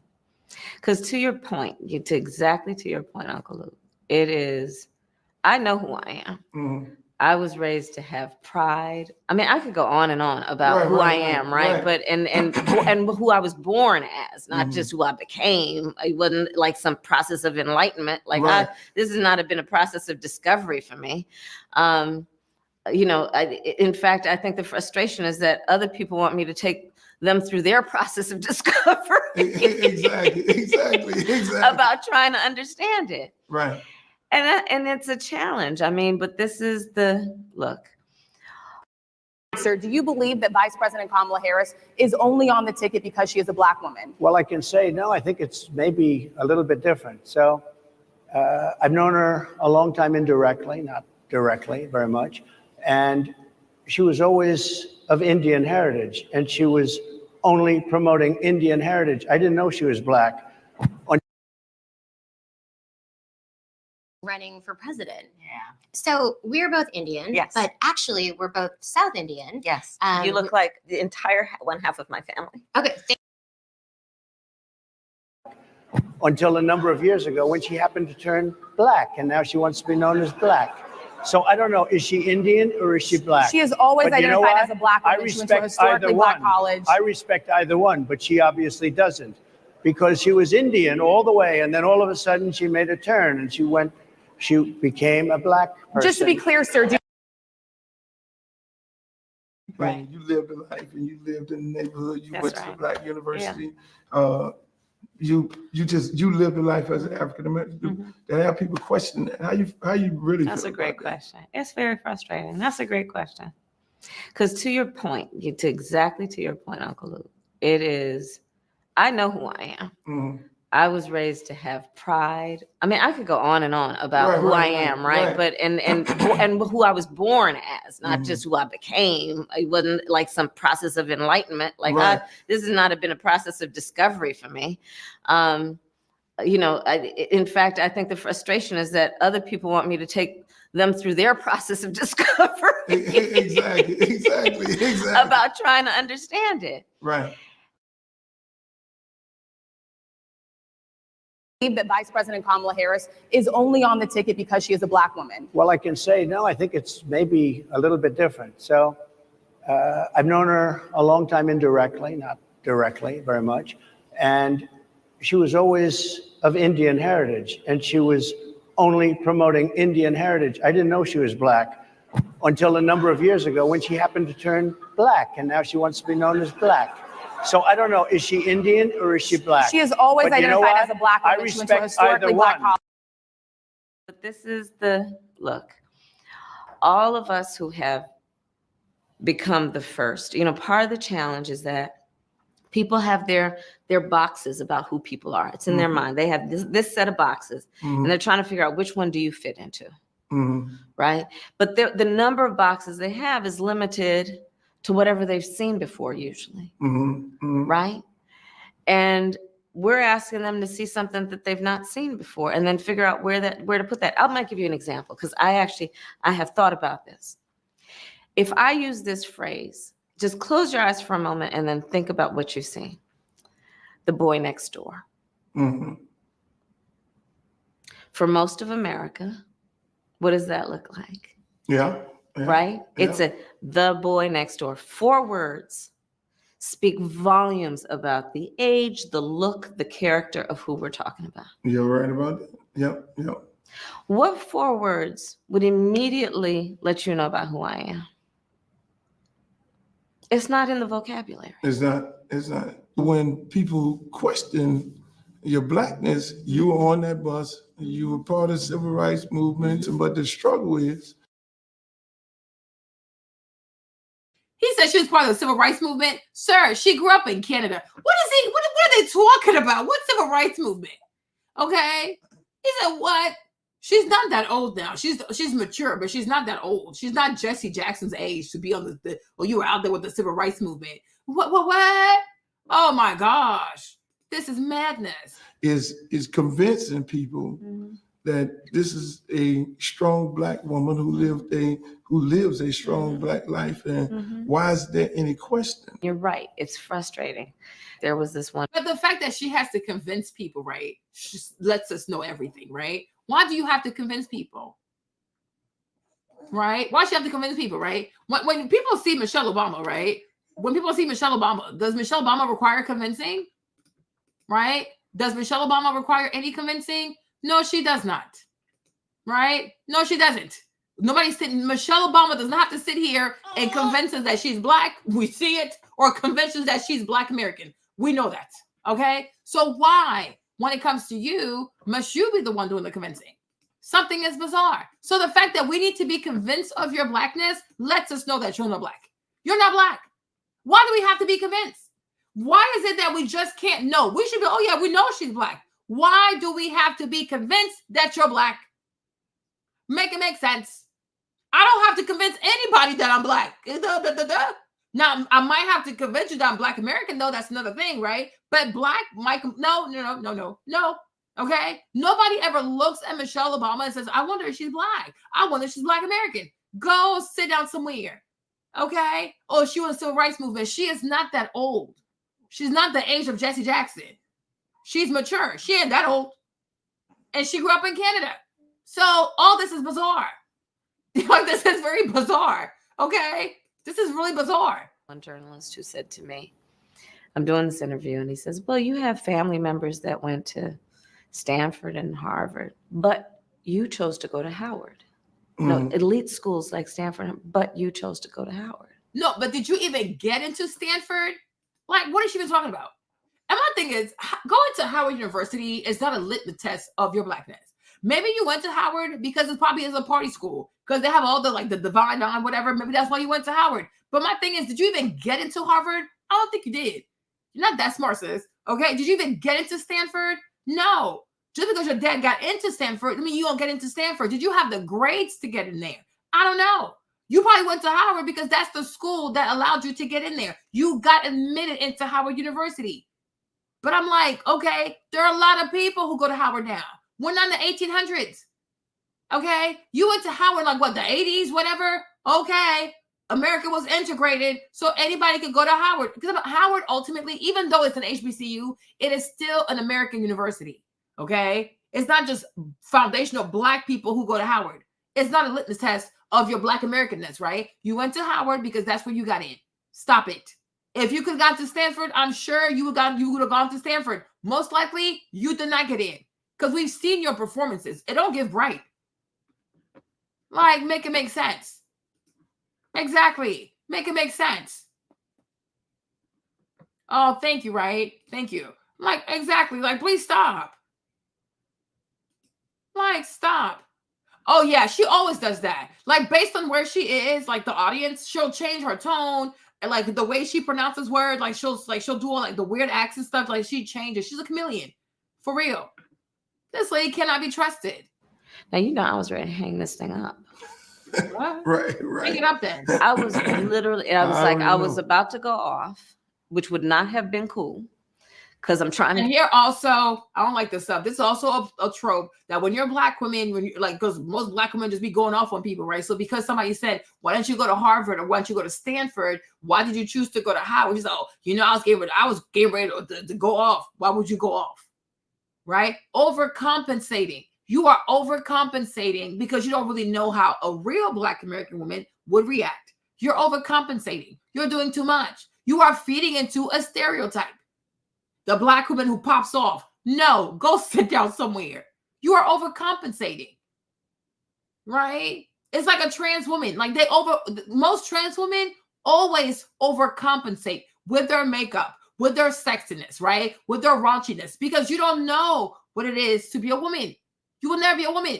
So you assume you know what it is to be a woman, so you overcompensate. The weaves are always super, super long. When you go for a boob job, you get the biggest boob possible. When you get your butt done, you get the biggest butt possible, right? Because you think being a woman is all about being erotic, arousing carnal desire in men, being hypersexual. You know what I'm saying? You walk around like a blow-up doll because you don't really know what it is to be a woman. So you're overcompensating.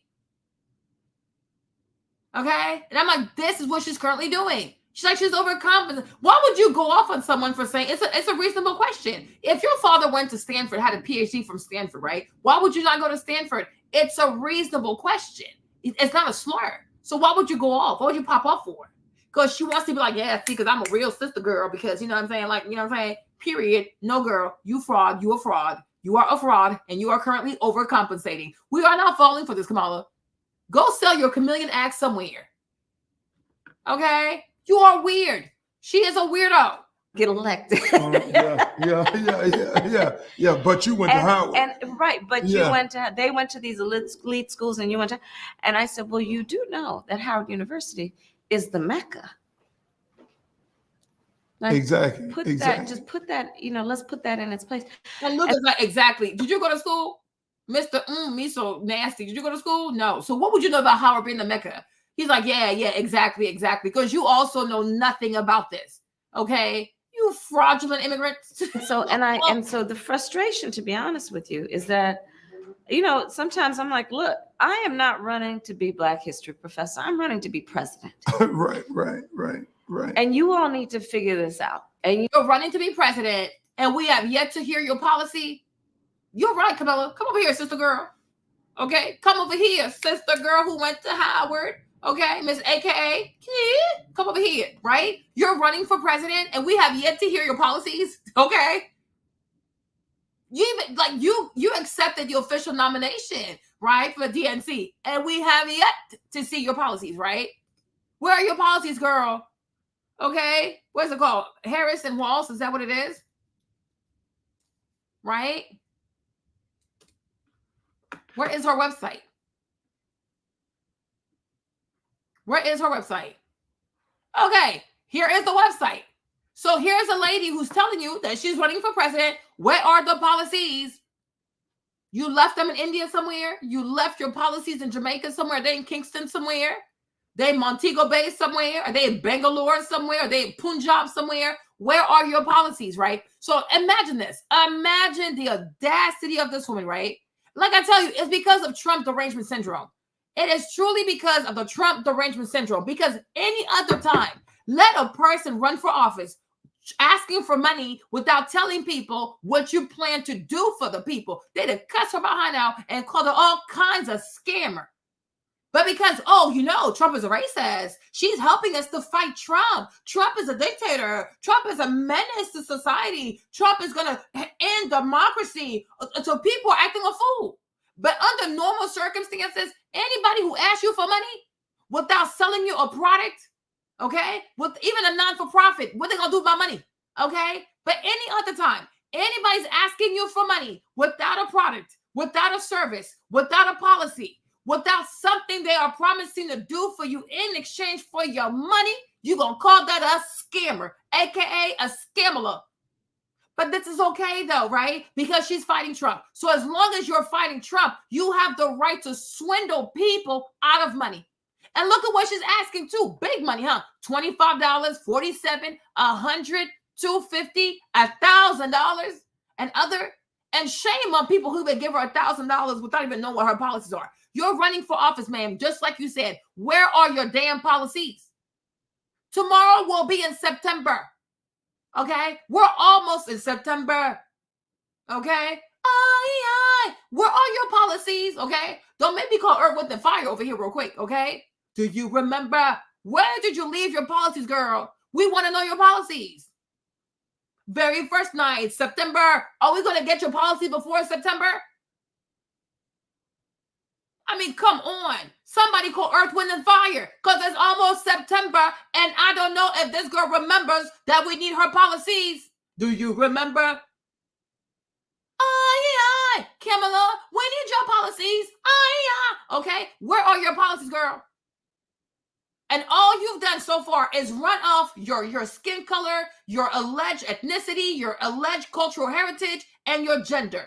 And the fact that, I'm going to fight Trump, you ain't going to fight nothing. You're running from this man. You are scared of this man. He's always outside. Like it or not, he's outside. He's not dodging.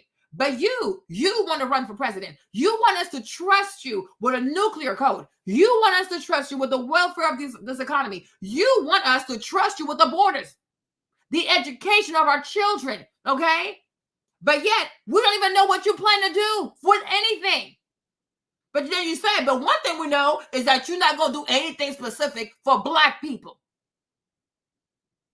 Make it make sense. Make it make sense. How can you ask people for money and you ain't got no damn policies? What is this? What is this? I'm like, this is pure madness. And I'm like, this is a scam, Gina. This is a scam. I'm like, if it was not for Trump derangement syndrome, no one will be okay with this. Since when do you pay people? Okay, well, I guess you're going to tell me what you intend to do. No, you tell me first. Then you tell me how much you charge. So you're not going to tell me what it is. All you're going to do is talk about Trump and Trump and Trump. Girl, bye. Trump was already president. Look, I made it, mama. I'm still here with a baby. So I'm not scared. I'm scared. I don't know you. I've never encountered you. And say what you want, you guys. The majority of us out here, we grew up with Trump. We know he's an American. We know he's a New Yorker. He might be a little shiesty businessman, but we know Trump, though. Okay? We know where he lives. Mar-a-Lago. I know where to find him. But we grew up with Trump. The Apprentice, The Apprentice, Home Alone, MTV, Oprah Winfrey. Trump was always outside. Like, we know Trump. We don't know who you are, you weirdo. I don't know who you are. And on top of that, you have no policies. And the election is like it's like 70 days. How can you do stuff like this? Because you're not a good person. Why don't you put your policies up there so people can see what you're really about? No. And she got tampon Tim right next to her. Do you know that this man puts tampons in the boys' bathrooms in high schools? Bunch of weirdo. And he passed a legislation for a person to have an abortion up to 9 months. I said, that's murder. That is murder. I'm going to get to him later. But this is a scam. It's a scam. Make it make sense. I'm like, this is pure madness. This is madness. Any other situation, I'm like, any other time, any other situation, this right here, it looked like a scam. There's no policy, there's no product, there's no service, but we should give you money. For what? I'm donating to your campaign so that you can do what exactly? Come against me? We have no idea what she intends to do. And the fact that she's concealing what she intends to do scares me even more. Why you can't share what you're about to do? What are you hiding? What are you up to? Oh my gosh. And how are people not scared of this woman? I don't understand this. If she was so benevolent, if she was so good for America, if she really had a plan, if Trump is so bad, if she is our divine solution to get rid of this racist, wouldn't she be forthcoming with her policies? Show us what you got that's better than what Trump is offering. No, nothing. And I'm like, and look, with the 27th, right? In about 4 days, it's September. And we still don't know what she's doing. She's going to a debate with Trump, and we still don't know what her policies are. How is that even fair to him? Because he should know what you're about. So how is he going to debate you when he has no idea what your policies are? She's a freaking cheater. She's a fraud. It's like, oh my gosh, no, it's okay. No, it's not okay. No one has ever done this before.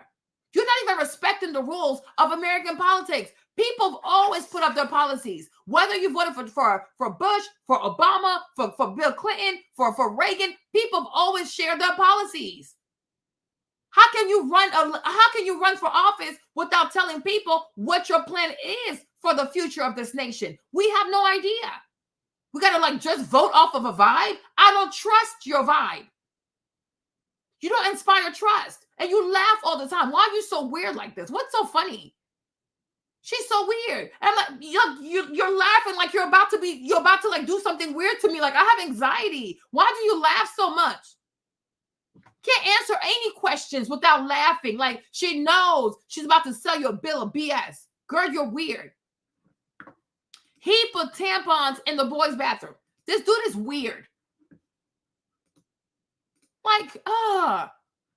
You need to figure out the diaspora. People would say, and I'd say, I went to Howard University, and let me just tell you what that is.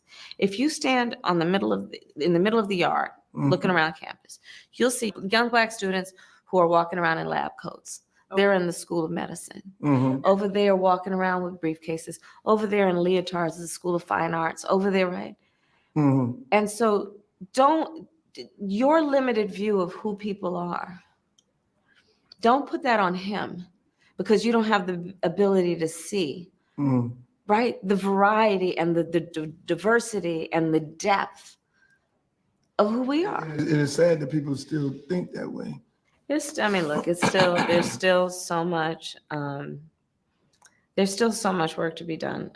That is about, breaking barriers and showing people what success looks like. And it's not that 1950s Mad Men version of success. Right. Like right. That is still very much in the mindset of a lot of the American public, whoever they are, whatever their race or gender, that's what success looks like. Being that you from the same hood that I'm from, which Miami is no different than Oakland, no different than Baltimore. She from the hood.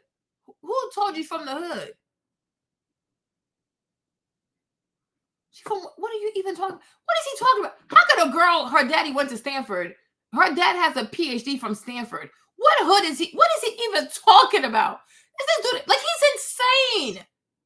Her father has a PhD from Stanford University. He's an economist. No, she grew up in Canada. What hood are you even talking about? What is wrong with this man? From the hood. And you see, and once again, right, this is why, because we're going to get to it, hopefully, we're going to get to it, right? We're going to get to the part as to why.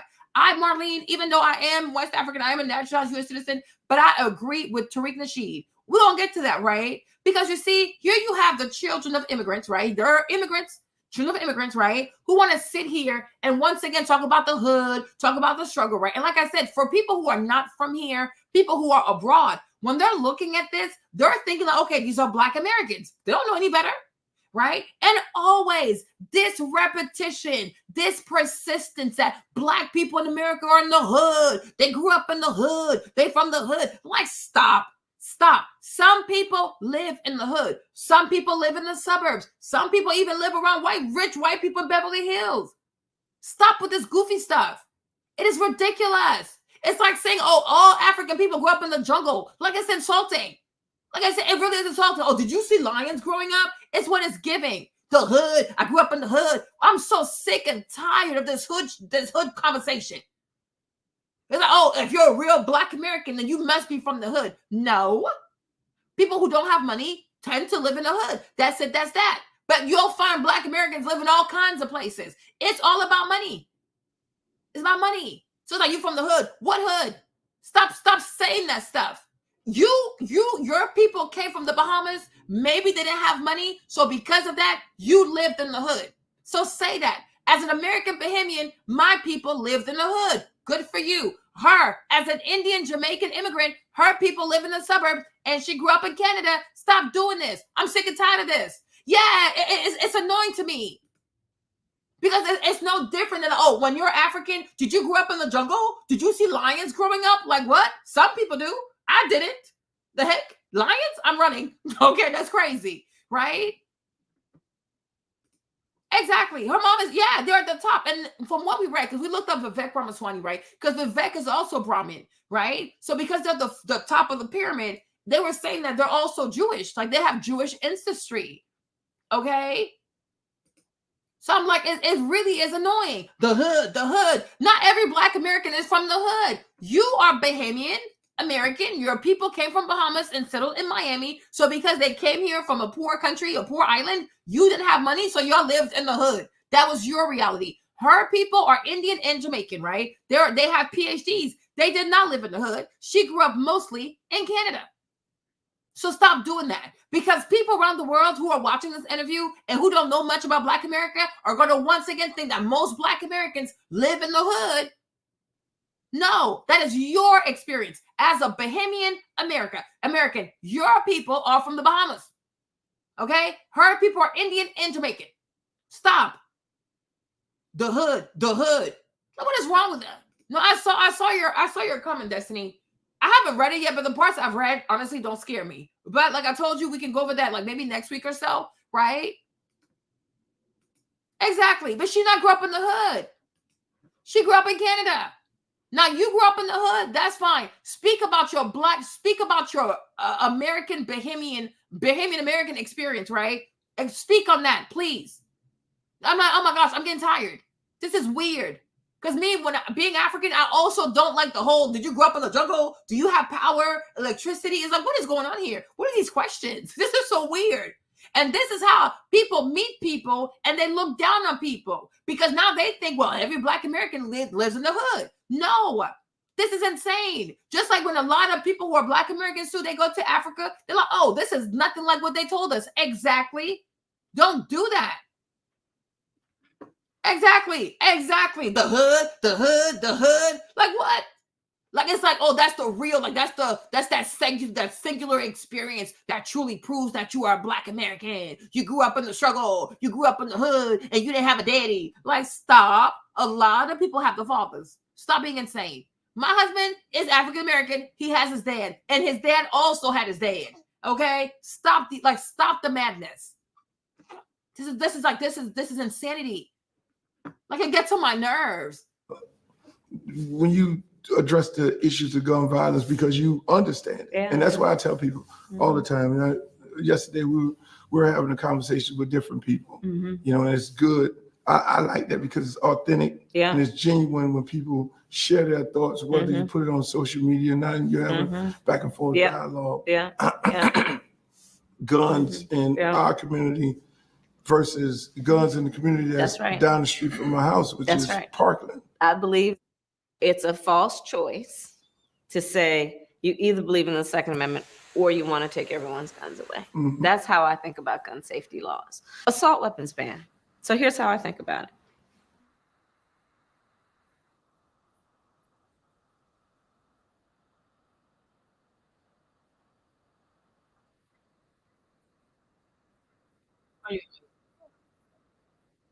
Time is a lot of Jamaican. Kamala Harris went to Westmount High School while her mother, a cancer researcher, taught at McGill. Her smile and her generosity, she was a nice person. This former schoolmate says that high school experience likely helped shape who Harris is today. That school at the time is a lot of Jamaicans and people from Barbados and people from India and Chinese and just like that. Because of the multiculturalism and her able to speak with people from different backgrounds, I think that molded her very well for the position she's in now. Kamala has been quite quiet about her Canadian experience.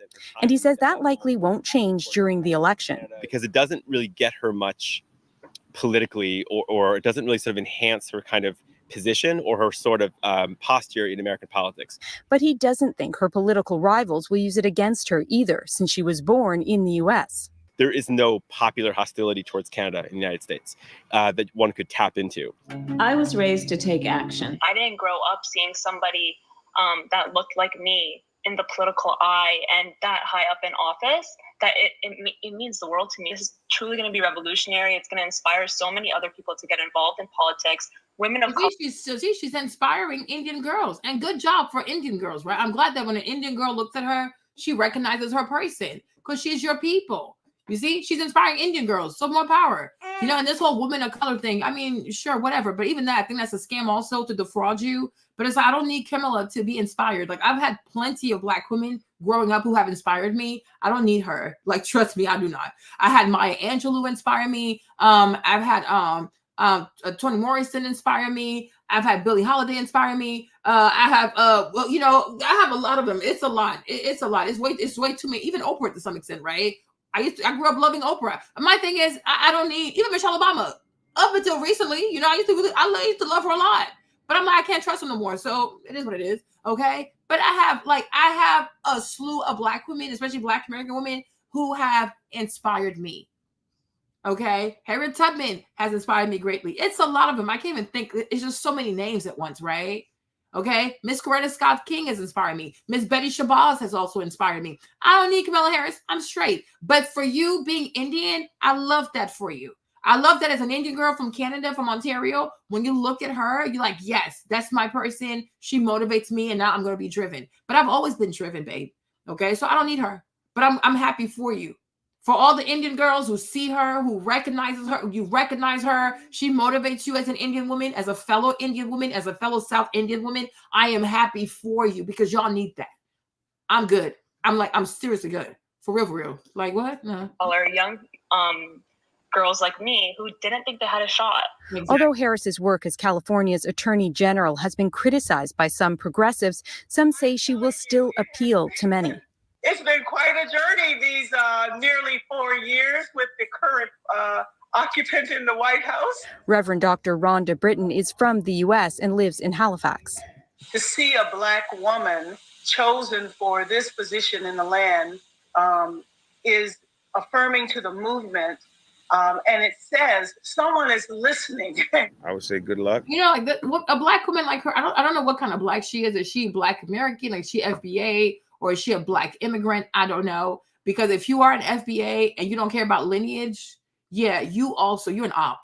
You're a traitor. I'm trying to be funny, but you're treacherous. Okay? Because anybody who's a Black American who does not care about lineage and who's willing to let some Indian person take over and cosplay as a Black American person, as if all the struggle from for 400 years of struggle is a freaking costume, yeah, you're a traitor. Okay? In the words of Dr. Umar, you need to be flogged. Okay? 100 lashes on your back. Okay, until you regain your sanity. So I don't know what kind of Black she is, but with her wig and my natural hair, can't trust that wig. So I don't know, don't care. Someone is listening. I would say good luck, and don't let them push you around with you. They're convinced Harris can hold her own, even if she has a tough political fight ahead. Allison Northcott. When Kamala Harris is sworn in on Wednesday, her aunt and uncle won't be there. Chinny and Shankar Subhash will be watching the scaled-down event from their home in Canada. They appeared on Rosemary Barton Live this morning. My idea would have been to have a nice glass of champagne. They're swearing in us in the morning, so maybe I'll enjoy it in the evening. Chinny Subhash is the younger sister of Harris's late mother, Shyamala Gopalan Harris. And here's Kamala here. Look at her hair texture. Look at her hair texture. Look at that hair. Girl, you're Black where? Look at her when she was, because I'm like, yeah, I think like even now she's a bit darker because of age, you know, and like being in California with the sun, whatever. But look at this baby. And I'm like, she was very pretty. She's very pretty. They're all very pretty. But I'm like, look at the hair. Look at her hair texture. Look at her complexion. Right? Like, girl, stop. Stop the madness. Even your phenotype don't give Black. Make it make sense. Harris. Family is my uncles, my aunts, and my chitties. Speaking about the importance of her family and heritage, Harris gave her aunt a shout-out during her address at the Democratic National Convention last summer, using a Tamil word referring to the younger sister of one's mother. I was very touched and very honored that she acknowledged us. Harris will be the first Black and South Asian woman to become Vice President of the United States. She lived in Montreal for 5 years as a teenager with her sister and mother, and graduated from Westmount High School in 1981. Which led us to believe that first of all, there's no male in the house. There was no man in the house. I'm telling you, she's like, I'm telling you, she hates men. There was no men in the house. There's no Black man in the house, right? So it's just her being raised by her Indian mom. with no male in the house. There's no men in the house, right? So it's like we already know what we're looking at, okay? There are no men in the house. There was no black man in the house. Even the fact that she doesn't even acknowledge any of her Jamaican family. Where is her Jamaican family too? Because they keep using the Jamaican side to ascertain her blackness, right? But yet she doesn't claim any of her Jamaican people.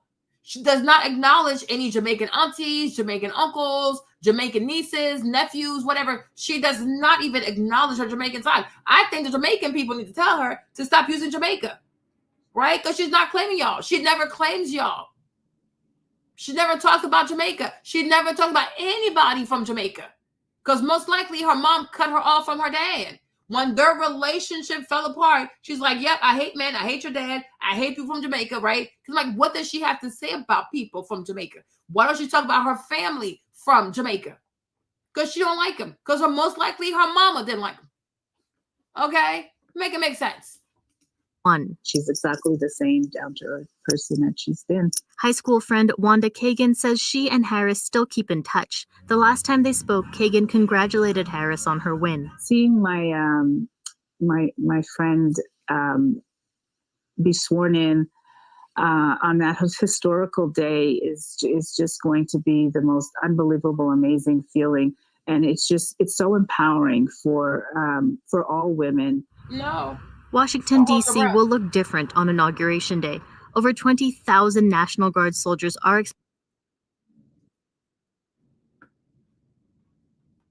So where am I?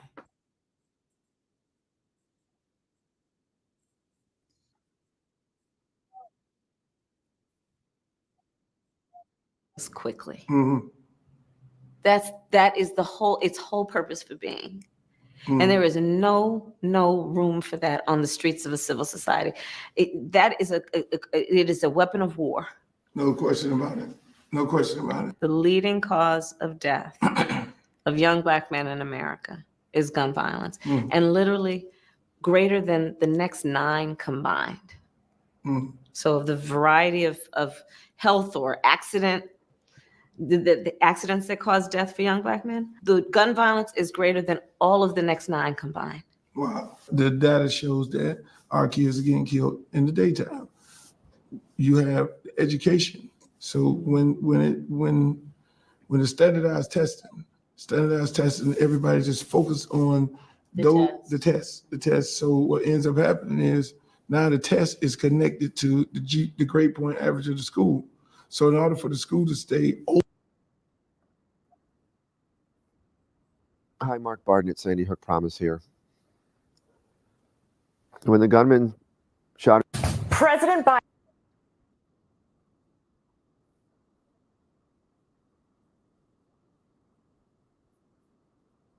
So now those kids are going to these charter schools.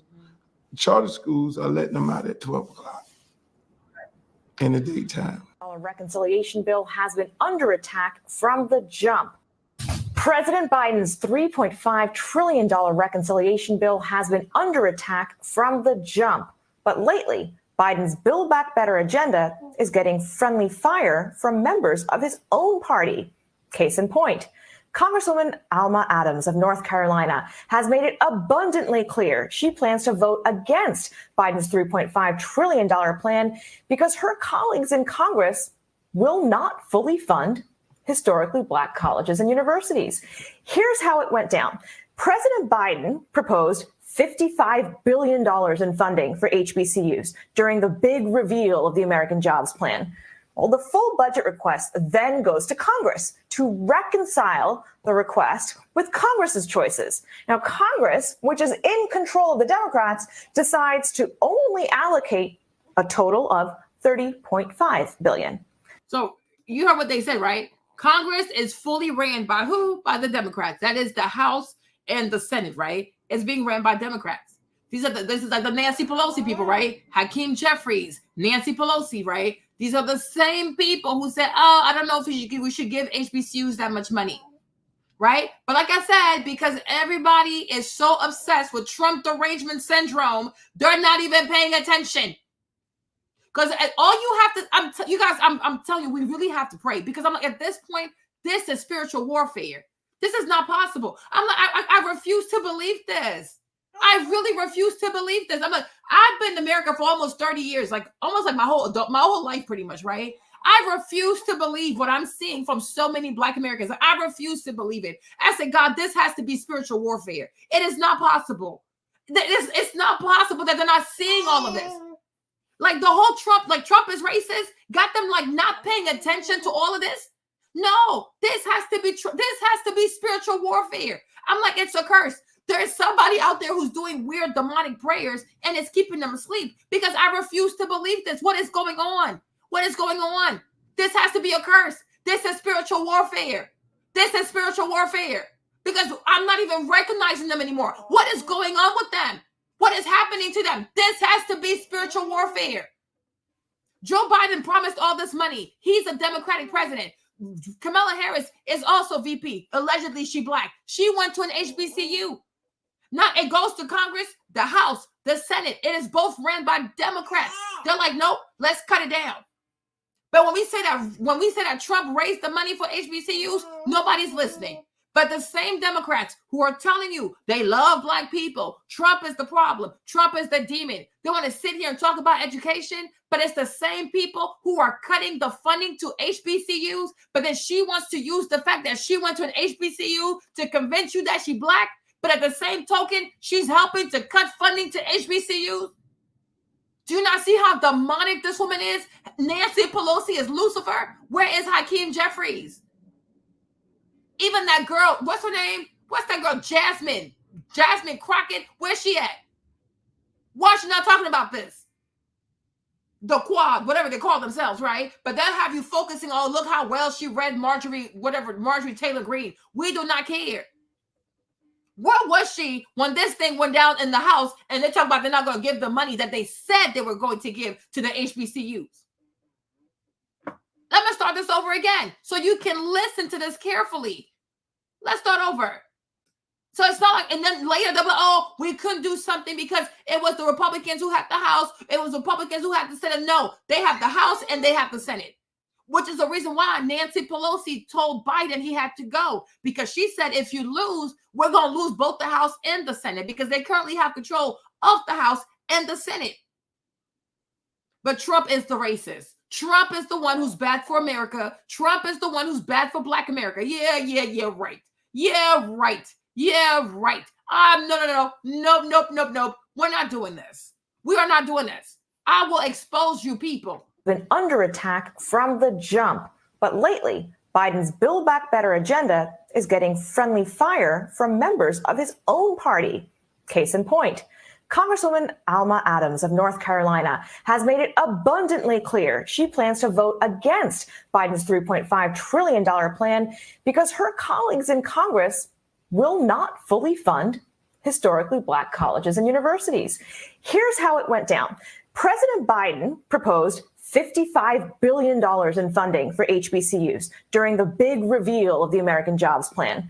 Well, the full budget request then goes to Congress to reconcile the request with Congress's choices. Now, Congress, which is in control of the Democrats, decides to only allocate a total of $30.5 billion.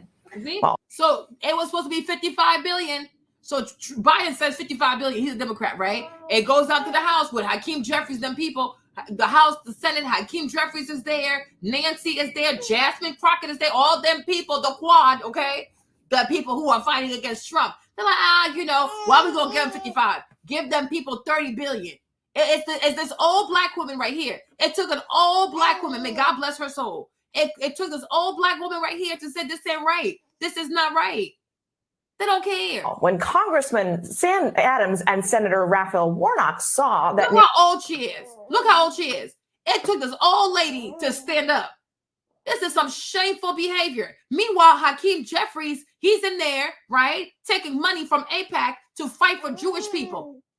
And guess what? Kamala husband is what? He's also Jewish. Y'all better wake up. We will not be scammed. We will not be scammed. Nearly $30 billion for HBCUs had just disappeared. They wrote to their colleagues on the education committees asking for a compromise number, essentially saying, okay, fine, just give back $15 billion of what you promised and we're good. You see? Imagine what that 15 billion could have done for Black children. Imagine 15 billion being given to HBCUs. But Trump gave money to the HBCUs. That's what the girl Michaela, I forgot her name, but the Black girl Michaela who went to Clark, that's why she was so grateful to Trump, right? Now look at these people, but Trump is the racist. Trump helped Black people, Black American children to graduate from their HBCUs. These people are doing everything they can to cut money from HBCUs. So y'all don't want these Black kids to graduate. But then you're going to keep bringing more immigrants, more illegal immigrants to compete for their Black jobs. Their Black jobs. They want the people out here to be so obsessed with Black jobs and Black jobs, right? Why don't you tell the people how much money was taken away from Black American students and their HBCUs, right? And see if they care about Black jobs and Black jobs. I'm like, it don't even hit. Like, you're doing too much, right? But a bunch of Democrats who swindled Black students, their universities, and their future. Because $15 billion, it goes a long way. But I promise you, if it was Ukraine, if it was Israel, oh yeah, they would have had the money. They would have had the money. And it's quite sad when you consider all the Black people right now who are in Congress, who are always telling you they are fighting against Trump. And it took this old lady right here. It took this elderly person to stand up for what's right. It is shameful. It's very shameful. Well, no deal.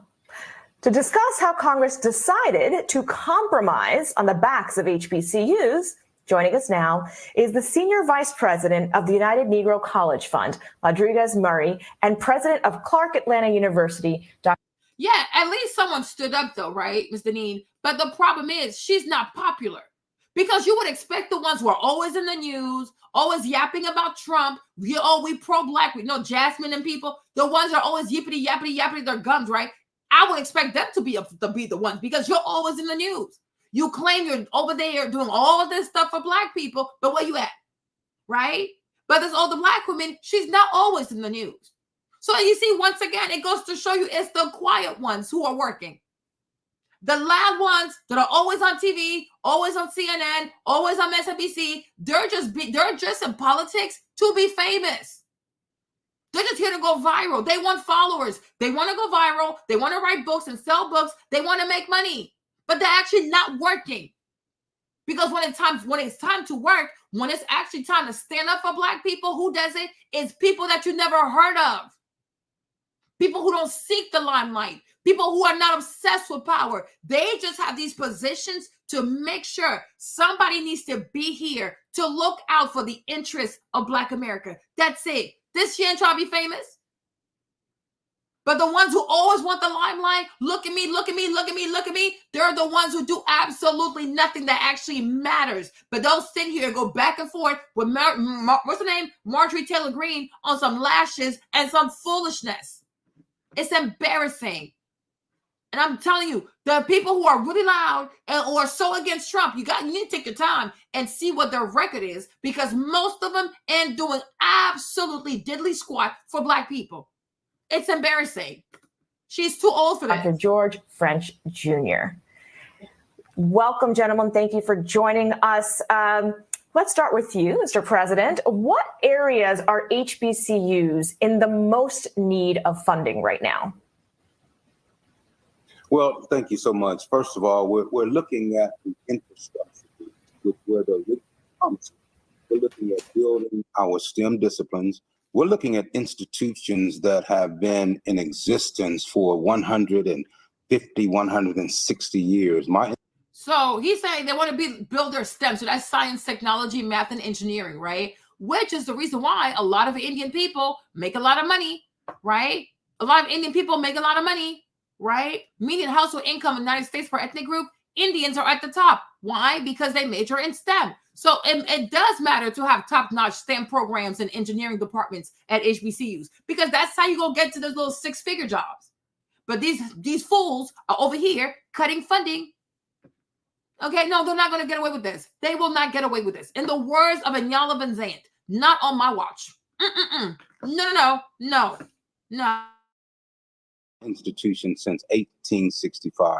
So we have serious infrastructure needs first, and then we're looking at research and development needs for the STEM disciplines so that we might help our country. And Mr. Murray, help us understand why so much of this conversation about HBCU funding is around the federal level. Like, how much is local politics at play when it comes to HBCUs not having the federal funds they need? Well, it's really all about the federal government's role.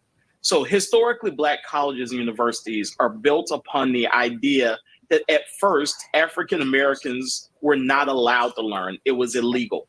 And so when historically Black colleges began right at the very end of the Civil War, that was it. They were begun to educate the progeny of slaves. You fast forward to today, and it's not just Black students that are on the college campuses, but the thing you have to look at is the fact that these colleges are the best in the country at educating first-generation college students, and they're the.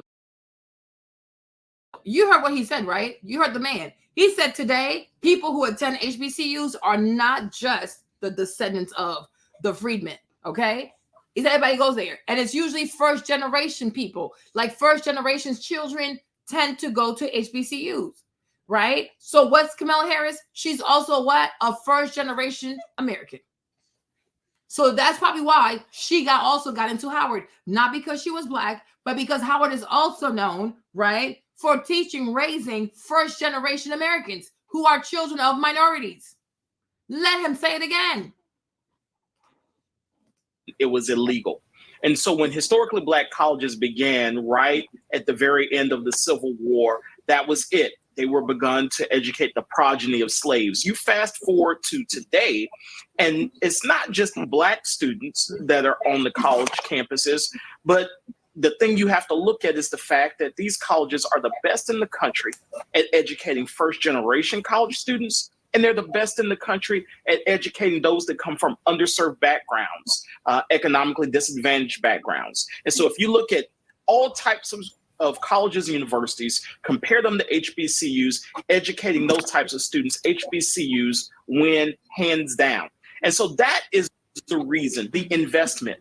That's the reason why it's necessary to have the R&D funding at HBCUs. That's the reason why it's necessary to do away with the backlog of deferred maintenance. Historically Black colleges and universities make an indelible impact on American society, not to mention the $15 billion a year economic impact, and that's looking at it at the lower scale.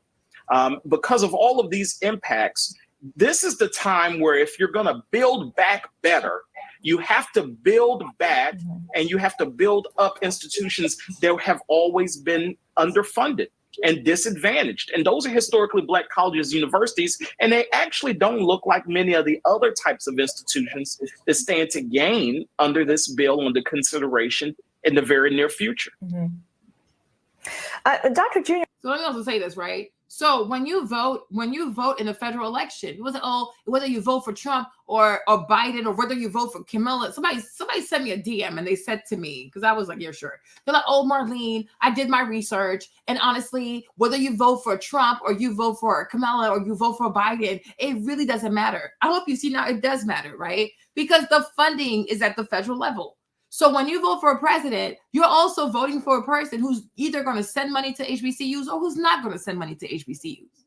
Now, I got to ask yourself a question, right? When you think about your children, your grandchildren, your great-great-grandchildren, even your nieces, your nephews, even I would assume if you're Black and you care about Black people, that you would also think about the other children of other Black people, right? Not just you, because you might not have kids, but think about other Black people who have kids, right? Who might consider going to an HBCU. Their only option is an HBCU. When you're voting and you're like, oh, I'm with her because she's Black, I'm with her because she got vagina, right? I hope you realize that you're also playing with the educational future of other people's children, okay? Because that money can't come from nowhere else but the federal government. They decide who gets this money, and they decide how much money, especially Congress, appropriation bills, right? They decide how much money they're going to get. So if you really care about Black people, I would hope you would also care about Black education. And that Project 2025, Project 2025, oh, please. Let's talk about the proper funding for HBCUs. Because how many Black children and first-generation children attend HBCUs? Do you want them to struggle, or you want these kids to make six figures? To make six figures, you need to have a good degree in some type of STEM, because that's what pays the bills. Okay? You go and you major in Pan-African studies or psychology, yeah, you're going to be broke. So it's like, it's real. It is real. And when you look at Trump's record, Trump supports and he has funded HBCUs. But he's so racist. But these people who are not racist, this is how they do you. This is how they do your children. This is how they do their education. And now, but that's okay too, though, because they're fighting against Trump or whatever they said. Oh, it's a vibe, or because Michelle Obama's kids went to Harvard. Her kids went to private schools. Okay, Melania went to Harvard, right? And Sasha went to USC. They have bougie educations. Okay. Michelle Obama. Her kids did her kids go to public school? No, they did. There's this really fancy private school here in DC. That's where they went to school. And then the oldest one went to Harvard. The youngest one went to USC. So, like, you got to think about your kids. Michelle Obama, she raised her kids, and she made sure that her kids had the best education in the world. Now Malaya's out here doing movies. Sasha, I don't know what she's up to. Okay? Make it make sense. She want to sit here now and talk about education with Luke. But then she, like, you talk about education. You want to talk about education. You want to use HBCUs to wiggle your way into the hearts of Black Americans, right? And the whole time you're cutting funding behind their backs. And you say nothing about it. And you distract them with Trump this and Trump that. You're a freaking witch. And you will be exposed. I have time for you. I really do. I have time for this lady. Low GPA because they need to have a high GPA. And they're going to those charter schools. They go into those charter schools. And they're out at 12 o'clock. Mama and daddy is now at work. Of course. And they end up at the friend's house doing whatever because those are actually bad. They consider them as bad kids, but they should red flag those kids. So if you look, and so I started looking at it on a national. Wow, that's something. Yeah, on a national level, and say when is killers are happening on a national level because of standardized testing. That's happening in every a lot of cities, inner cities in America. See, that's what I'm talking about. Which you always have to do the math, and first of all, ask why, what happened, and then take it back. With the most highly anticipated announcements in the nation's capital, President-elect Barack Obama and his wife have settled on which school their daughters will attend. They've chosen Sidwell Friends, a private Quaker school. Michelle Obama's spokeswoman says Sidwell is the best fit for 10-year-old Malia and 7-year-old Sasha. Sidwell has experience with educating presidential kids. Chelsea Clinton attended the school in the 1990s. Vice President-elect Joe Biden's grandchildren also attend Sidwell. The Obamas considered several other schools, including Georgetown Day, an early pioneer in school integration.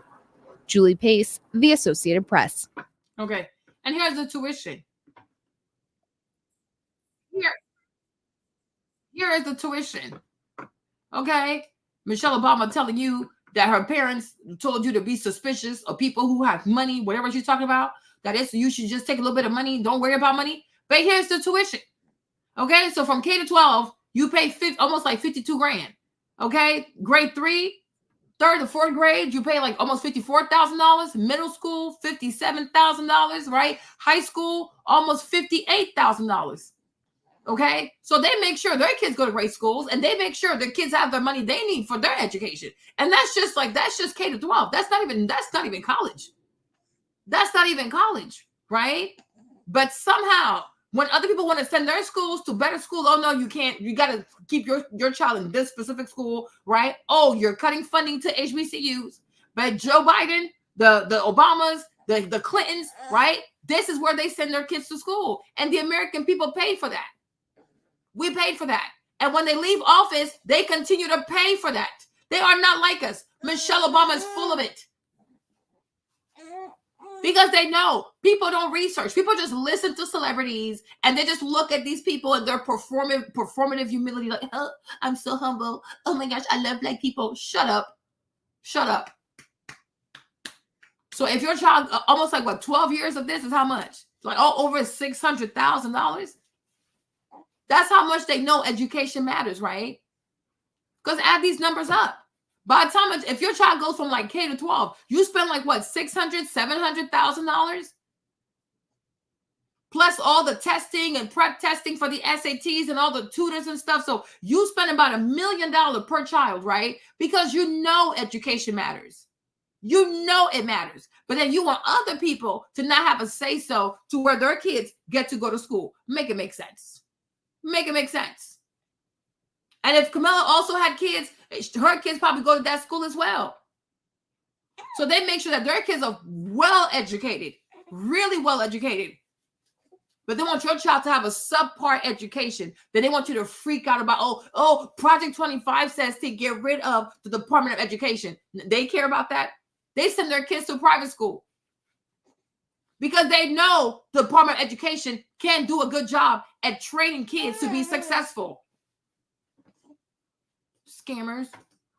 They're so evil. Running for president, one of my motivations and reasons I'm running is for all of the children that we're talking about, and in particular focusing on public education. Because, back to the point of us being bused. Mm. And so one of the things, for example, is I will have a teacher, a nurse and a social worker in every school. Okay. Right? So should the teacher have a gun? No. Oh, okay. No. I want to give teachers raises, not guns. What they do in their private home, that's their business. Right. But not. They passed legislation in Florida that teachers can carry guns. No. I do not want our children walking into a school and it being militarized and like it's a penitentiary. Mm-hmm. No. Mm-hmm. No. Good. No. But here's the thing. If you look at history, Brown versus Board of Education, which with Thurgood Marshall and all those guys desegregated America's public schools in 1954. Mm-hmm. And to your point about the trends in public education, what also started to happen is then all these Black children started going to these schools. And a lot of the white families with resources pull their kids out of those schools. Mm-hmm. Mm-hmm. And so you can also track what started to happen, which is then more private schools started to be built.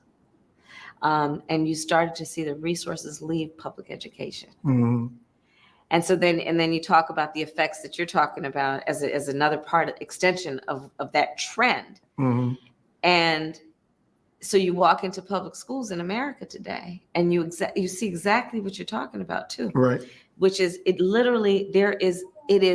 is almost, some say, worse in terms of the segregation. Mm-hmm. That has now happened as a result of not necessarily laws that are about race, but certainly rules that are about economic status. Mm-hmm. I think everything is all connected to education, because if you don't, if kids are not able to get the proper education in, is a tough road coming from that. I mean, I've started so many mentor programs over the years, and I did one in Bayview Hunters Point, which in San Francisco at the time had an annual household income of $15,000. And I'll never forget. And I went to the president at Howard and I said, please send me boxes of yearbooks. Because I realized that when I would talk to the kids about what it meant to go to Howard, and I would say this huge yard, and I'd say all these kids, and I'd describe it, that I'd see blank faces in the kids. Okay, so she's been talking for almost like 13 minutes now, right? And she says she's running for president. We have yet to hear about her policies. All we've been talking about is Howard this, Howard that, Howard this. You would think she was like the dean of admissions for Howard University. I'm not trying to be funny, but I'm like, like nobody. I'm already graduated. I'm done. But I'm like, we're not looking to hear about how great Howard is. Okay. I mean, I'm sure it's a great school. Like, God bless Howard University. But no, you're not. You would think she's the dean of admissions at Howard University. Okay. 13 minutes. We have yet to hear about her policies. Because she just wants you to focus on, I went to Howard, I went to Howard, I went to Howard, I went to Howard. We do not care. We don't care. Okay? And I'm sure Howard is a fine institution. God bless him. Okay? But can we talk about your policies, ma'am? No. No. Because she just sat there to waste people's time talking about a whole bunch of nothing.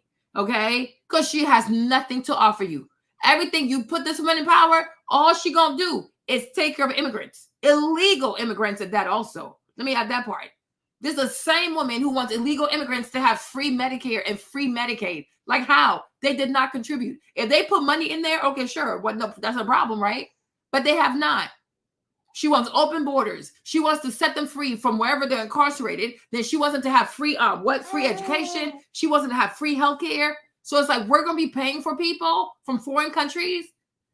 Like, I'm like, so at this point, it's a vacation. So why don't we just leave also and go to their countries, right? Make it make sense. Make it make sense.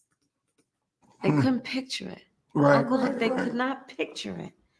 Wow. They couldn't picture it. If you were describing that prison yard, They can picture that. they saw that. Yeah.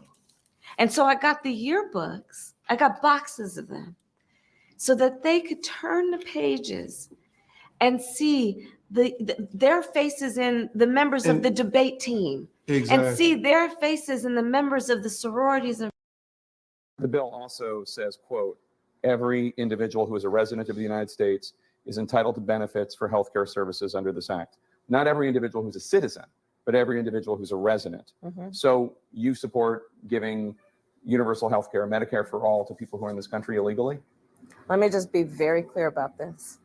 I am opposed to any policy that would deny in our country any human being from access to public safety, public education, or public health, period.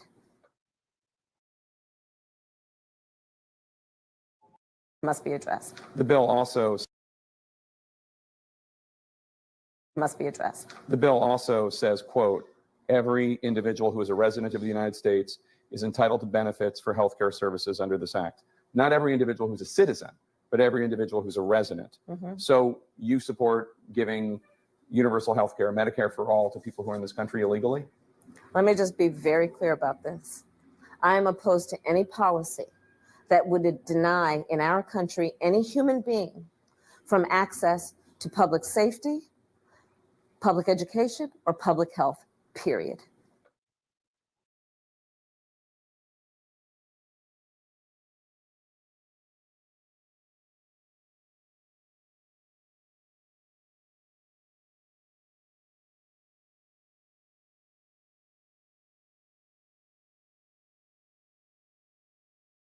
All right, you guys. So hopefully you can see this, right? So here is our budget. So I feel like in 2024, no, I guess like last year they took in $6 trillion. The U.S. government took in $6 trillion, right? So here's how this year, I guess. Okay. So here's how the money is spent, right? Here's how the money is allocated.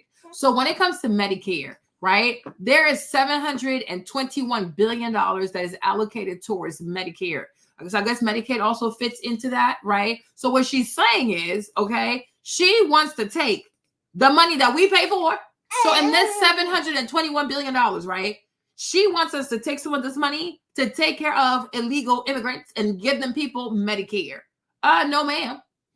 No, ma'am. And then she's sitting here, hold on, since I'm here. Oh, since I'm here, great. I'm here already, right? Then she wants to talk about education with Uncle Luke, right? Here's how much they spend towards education. Right? Look right here. So $243 billion is allocated towards education, training, employment, and social services. Okay. So when we go back to the first video, not the first, but the previous video we saw with the Build Back Better, whatever act that Joe Biden was about. Okay. He wanted to do $55 billion towards HBCUs or whatever, something like that. Right. So it would have came from this part, from this allocation. So the $243 billion, right? And I guess it got cut down to 30 to 15, I don't know, but money went missing. So you would think that a person who cared about Black Americans and she went to the HBCU would say, hey, you know what? Since we spent about $750 billion on blowing people up, okay, and weapons, why not take some money from here, okay, and bring this money over here, right? Yeah. Take some from here instead of sending this money to Ukraine, to Israel, right? Take the money from the national defense budget, bring it over here. Matter of fact, when it comes to the veterans here, put some in here. Income security. Yeah, I would say that. Okay, cool. Put some in here and definitely put a little bit more in here, right? Reduce this right here. This one, leave it where it's at. Do not give it to illegal immigrants. They have not contributed. They don't deserve this money. It is not their money. human rights, my ass, right? Nobody's against them being human beings. However, this is not about human right. Healthcare is not free. Healthcare is a cost. And people who go to med school also, it wasn't free for them. So if you want to give free healthcare to illegal immigrants, then you should also start making medical school free. Okay? But nobody owes illegal immigrants healthcare. No one owes them that. We could give them that, but we don't owe them that. Okay? Not at the expense of Black American children and their education. No, no, no, no, no, no, no. No. So what you need to do is to advocate and take money from the national defense budget, right? And put that money into education. But no, she wants to give, right? She wants to give. So says, quote, every individual who is a resident of the United States is entitled to benefits for healthcare services under this act. Not every individual who's a citizen, but every individual who's a resident. So you support giving universal health care, Medicare for all to people who are Medicare for all. So do you even have health care for all Americans? I'm like, this lady is crazy. Do you even have currently, do all Americans even have access to health care? No. Okay. So you're not going to take care of the people of this country. You're not going to take care of the children of this nation, whose parents, whose grandparents, whose great-grandparents, right? Whose ancestors, all American people, right? Who have years and years, like not years, centuries of lineage over here. You're not going to make sure that those people have health care. No, you're going to overlook those people. Then you're going to prioritize illegal immigrants. This woman is unhinged. She is psychotic. And you know, that is something that Trump is not going to do. Yes, because Trump is a racist, okay? Trump is not going to sit here and be like, oh my gosh, I want to give free health care to illegal migrants. No, he's not. And this is why I'm voting for Trump. No, she's insane. in this country illegally? Let me just be very clear about this. I am opposed to any policy that would deny in our country any human being. It doesn't matter if it's not about being a human being. Okay? No one has an issue with these people's humanity. We are talking about their financial contribution because healthcare is not free. Just because you're a human doesn't mean that you get to go to a country, you break the law to enter the country because you're here legally, so you broke the law, right? And then you're going to get free healthcare. So pretty much we are rewarding you. We are going to be rewarding you for breaking the law. So you break the law to come in here and you get free healthcare. Oh, like, oh, you broke the law. Here you go. Free healthcare. Meanwhile, American people who work here, many of them do not have healthcare. So if you break the law, you are a priority over American people. You are insane. You are insane. She is so dangerous. From access to public safety. Public safety too. And please understand, right? When she says public safety, it's not just like, oh, you can call the police, you can call the fire station. No, public safety, one could make an argument that public safety also involves housing, right? Because be honest, if somebody lives on the street, are they safe? Are they safe? If somebody's living in the streets, if somebody's living at a train station, if somebody's living at a bus station, are they safe? No. So somebody could make the argument, I'm sure she could, that public safety also involves giving housing to illegal migrants because it's not safe for anybody to live on the streets, right? Anything could happen. And some of them have children. So it's like it's not safe for them to be on the streets. So public housing involves access to, once again, paid resources. Police officers, we pay, okay? The firefighter, we pay. Hospitals, we pay.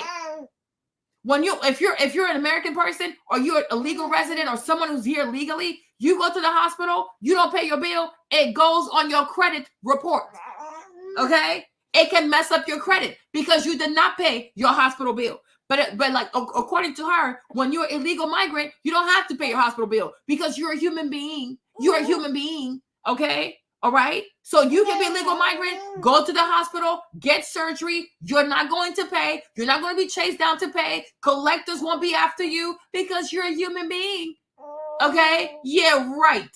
Yeah, right. It is not a human being issue. It is a fairness issue. If you did not contribute to the Medicare, Medicaid, if you're not paying taxes here, if we can't tax your income, you do not deserve free Medicare, Medicaid. No. And I'm also going to say this, right? Migrants do not come over. They don't come before American citizens. They don't come before legal residents. They don't come before anybody who has a visa to be here legally. You're all the way in the back of the line. We'll get to you when we get to you, but you're not a priority. You are not a priority. Education or public health, period. You see? And then she says about education, right? She thinks she's cute, like she's a city girl, period. I'm also going to tell you this, right? When it comes to education at a state level, when we talk about public schools are funded through like state taxes, okay? And to some extent too, public schools are funded by like the zip code of the people. So when you are dumping, yes, when they are dumping hundreds of thousands of illegal immigrants into predominantly historically Black American neighborhoods, right? It's Black Americans who pay the price. You are the ones paying for the teachers. You are the one paying for the ESL teachers. You are the ones paying for the counseling services, right? Because that's how schools are funded. Public schools are funded at the state level. You are paying for this.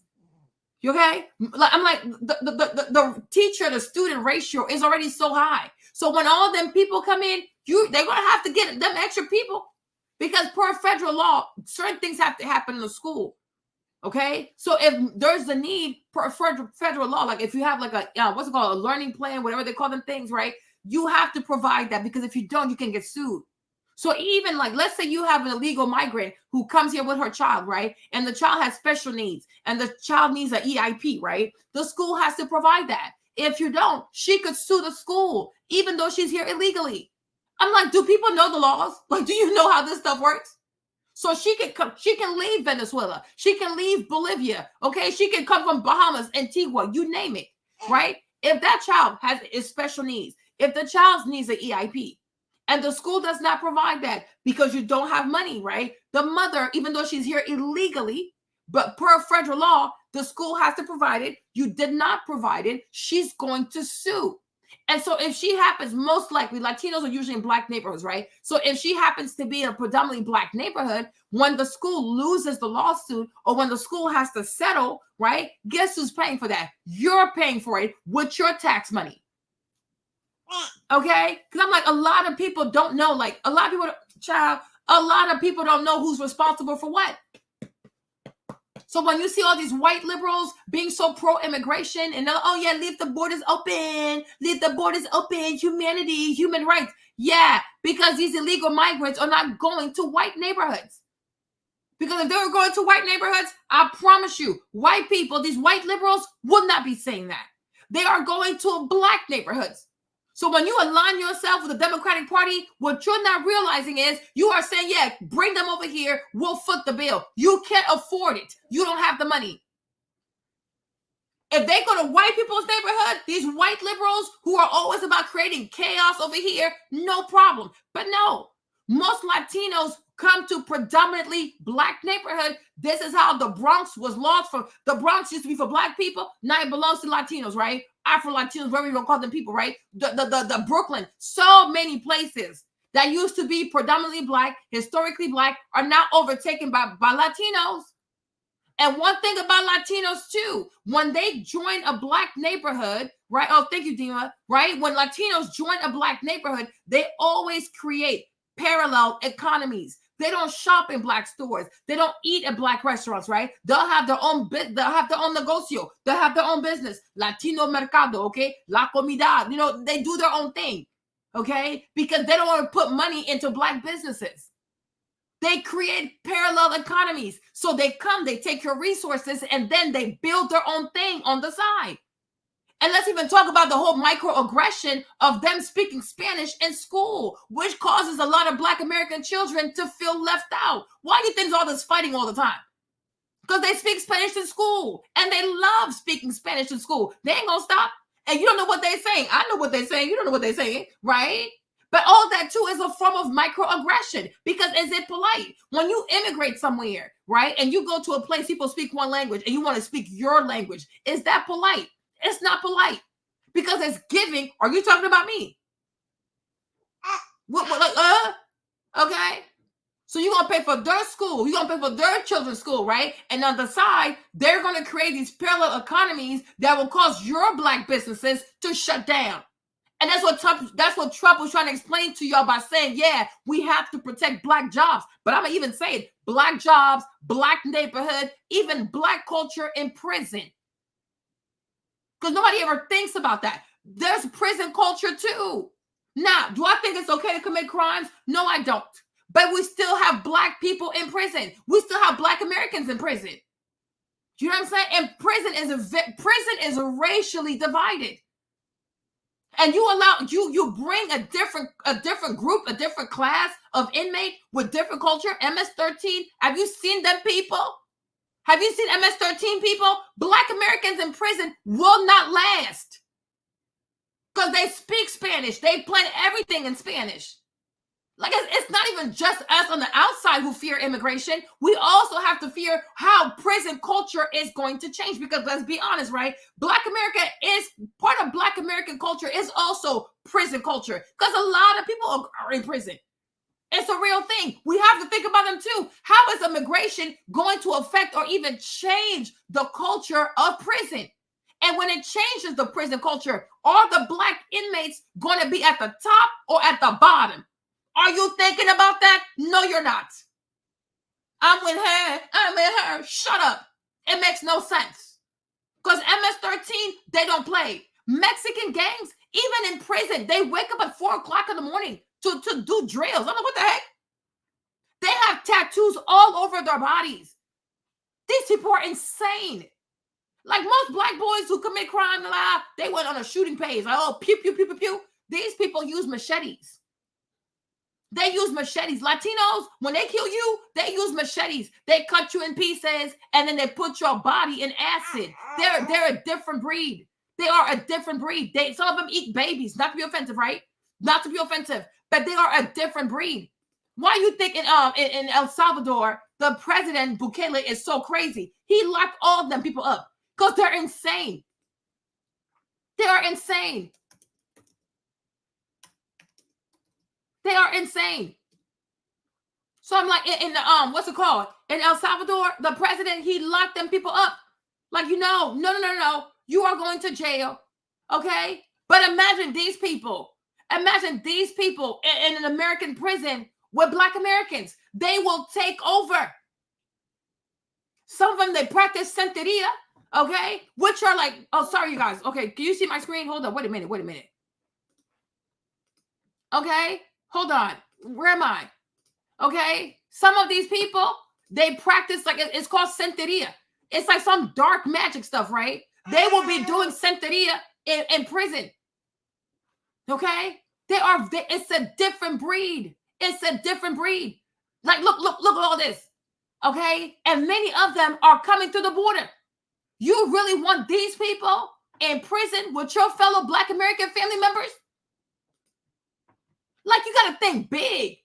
Like, immigration does not just affect people on the outside. It also affects people who are incarcerated. I'm like, no. Because even the most violent Black American criminal, all he's going to do, he used a gun, okay? Like, he was shooting all kinds of people. But have you ever heard of a Black American person using a machete to cut a person? No, you never heard that, okay? Have you ever heard of any Black American criminal putting somebody in acid? No, you have not. No, you have not. Have you ever heard of Black American gangs doing rituals, like actual rituals, where you get to eat babies? Some of these people, they eat babies. I'm not trying to be funny. Because when Trump says that, oh, he's racist. No, he's not racist. He's more exposed to a lot of information. But their own president, Bukele, here he is. Okay, Bukele right here. That's the president, right? He sat down with Tucker Carlson. He was like, yes, some of them eat babies. We've caught them eating babies. They do rituals with babies. Ay, Dios mío. And these people are also coming here. It's not just, oh, these people are just coming here to have a better life. I could make the same argument for a criminal, because American prisons are a whole lot nicer. American prisons are a whole lot nicer than prisons in the El Salvador. So yes, even becoming a prisoner here is a better life. It's a better life. I'm like, we also have to think about, how is the prison culture going to change? And if it does change, do you think that your people back there are going to win? Or do you think these Latinos are going to win? Pinche de cabrón. And the next thing you know, your child, your son, your father, he's being a whole punta in prison. Okay? para una persona latina. I don't think so. I don't think so. They are insane. They are different. It's a different breed. It is a different breed of criminals. Okay? It is a different breed of, it's like we don't even have this stuff here in America. They are seriously dangerous. Okay? You want your people in a prison cell with someone like this? Okay? You want those people in the prison with other black people? I don't think so. Even with other white people, even white Americans. Even white Americans in prison don't deserve this.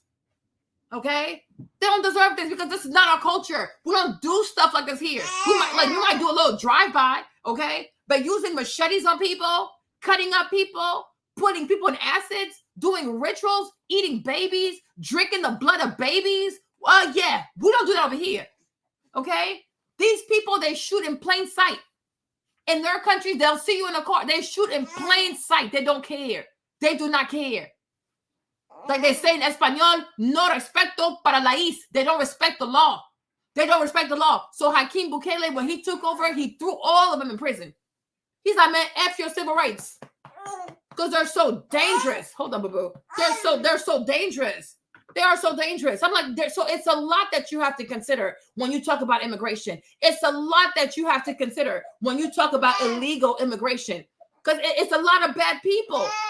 Yeah. Oh, no. Oh, no. Hold on, baby. Like literally so they could see it. Yeah. I do that. Right? I do that every year. Right? I take kids from the inner city that play football, and what we'll do is we'll take them on a college tour. Right. Around the country. Because there's nothing in society that is showing them that if they have not seen it. Yeah, if they're not That's seeing the it. crime of it all. That's it. That's right. There's literally not, if they're turning on the TV, there is nothing that will tell them that. Right. And If they're like literally nobody, in terms of the system, whatever that system might be, is telling our children, this is who you are. No question about it. So what's your take on mental health?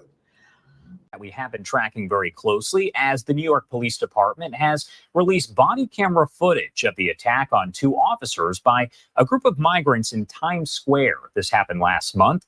The video shows a man in a yellow jacket who is believed to be Yohenry Brito wrestling with the officers as that melee does ensue.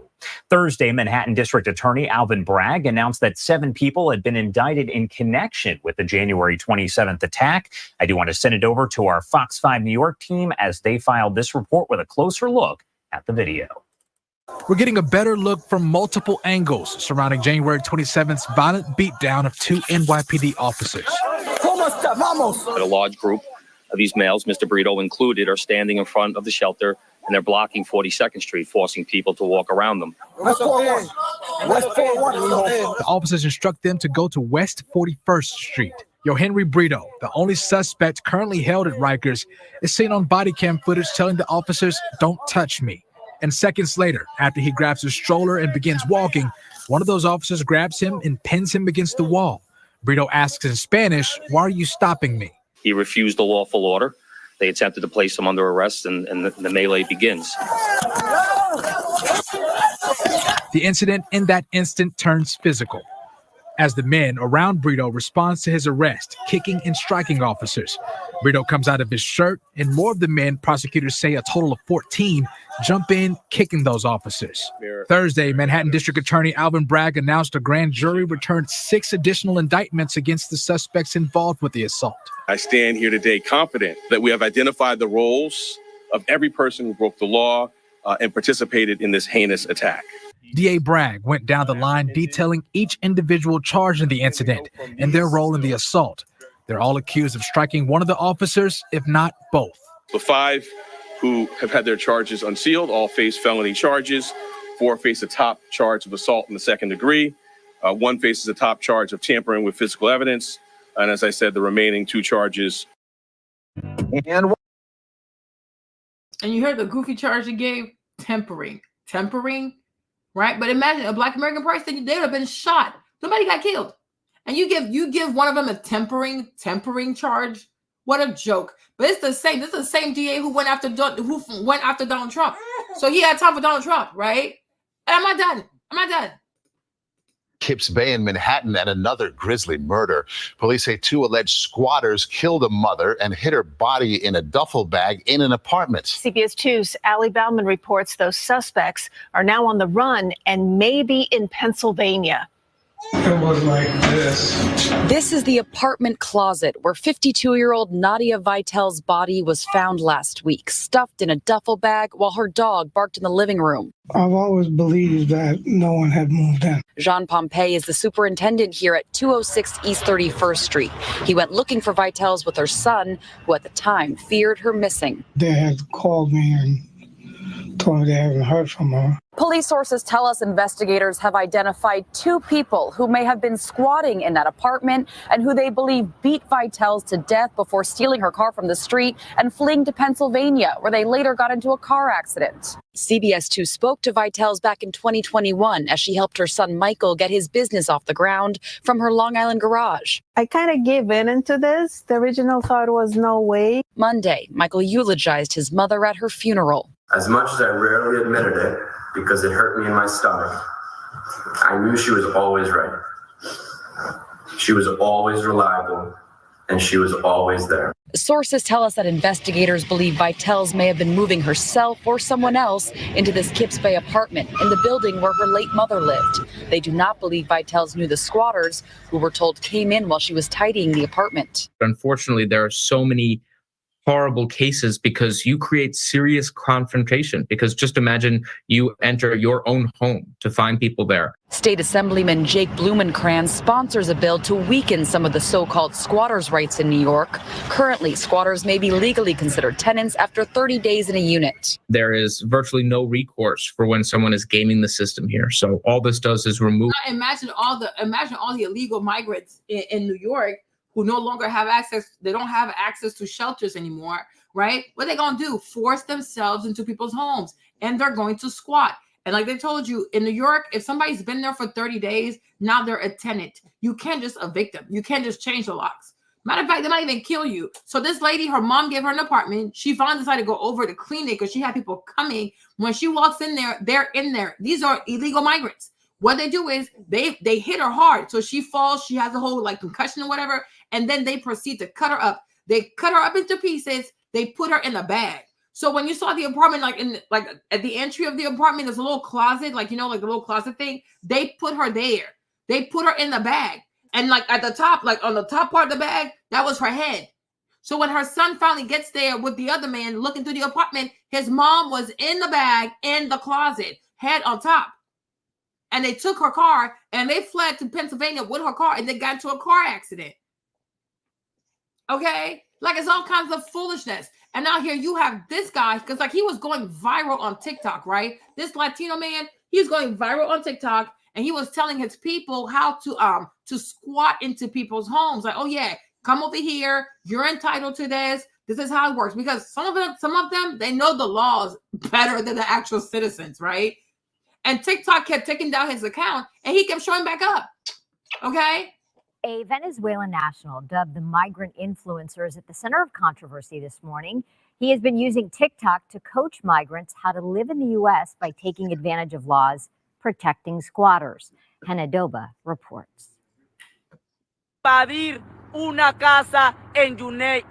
In his most recent controversial TikTok video, Moreno is telling his followers to avoid living on the streets in the United States. They can, quote, invade empty homes and live there, saying. So see, in the words of Kamala Harris, what is that? That is public safety, because it's not safe to live on the streets, right? Okay, let's go. Under U.S. law, if a house is uninhabited, it can be seized, referring to squatting rights in our country. That video garnered almost 4 million views. As we have more migrants moving into cities, more homelessness, we are going to see more of it, more squatting. James Burling is a property rights attorney. But they're talking about all the advantages that you can get from squatting. It's inevitable that it's going to increase. In past videos, the illegal migrant bragged that he came to the United States to vacation and now lives off U.S. taxpayers because he had a child in this country. He also tells his followers that he waits for Americans' hard-earned pension checks to come in every month. In another video, he is urging fellow Venezuelans to pay the fines of a 15-year-old migrant who allegedly shot a tourist in Times Square, saying, quote, "Today it could be him, tomorrow it could be one of you." But this recent video on squatting is making headlines as Moreno tells his comrades that if they fix up an abandoned home that is deteriorated or in bad condition, they can get credits when the properties are sold. While Burling says that is not the case, the misinformation is now out there. Well, I think publicity, like what we're seeing in TikTok and viral videos of that nature, are going to magnify the idea that squatting is an alternative to not having enough housing. Here on Live Now from Fox. Our next story, terrible in nature, and viewer discretion is advised. We are talking about a very, very sad story of an illegal immigrant that is accused of sexually assaulting an 11-year-old girl in Florida. Let's bring in the latest here with Dana Marie McNichol with Fox News, helping us to break down this really terrible story. Dana Marie. Good evening, Mike. It was a terrifying day for that Palm Beach County family. According to the sheriff's office, the man who sexually assaulted that 11-year-old girl was actually living in the same apartment complex of her. So I do want to show you a Venezuelan national.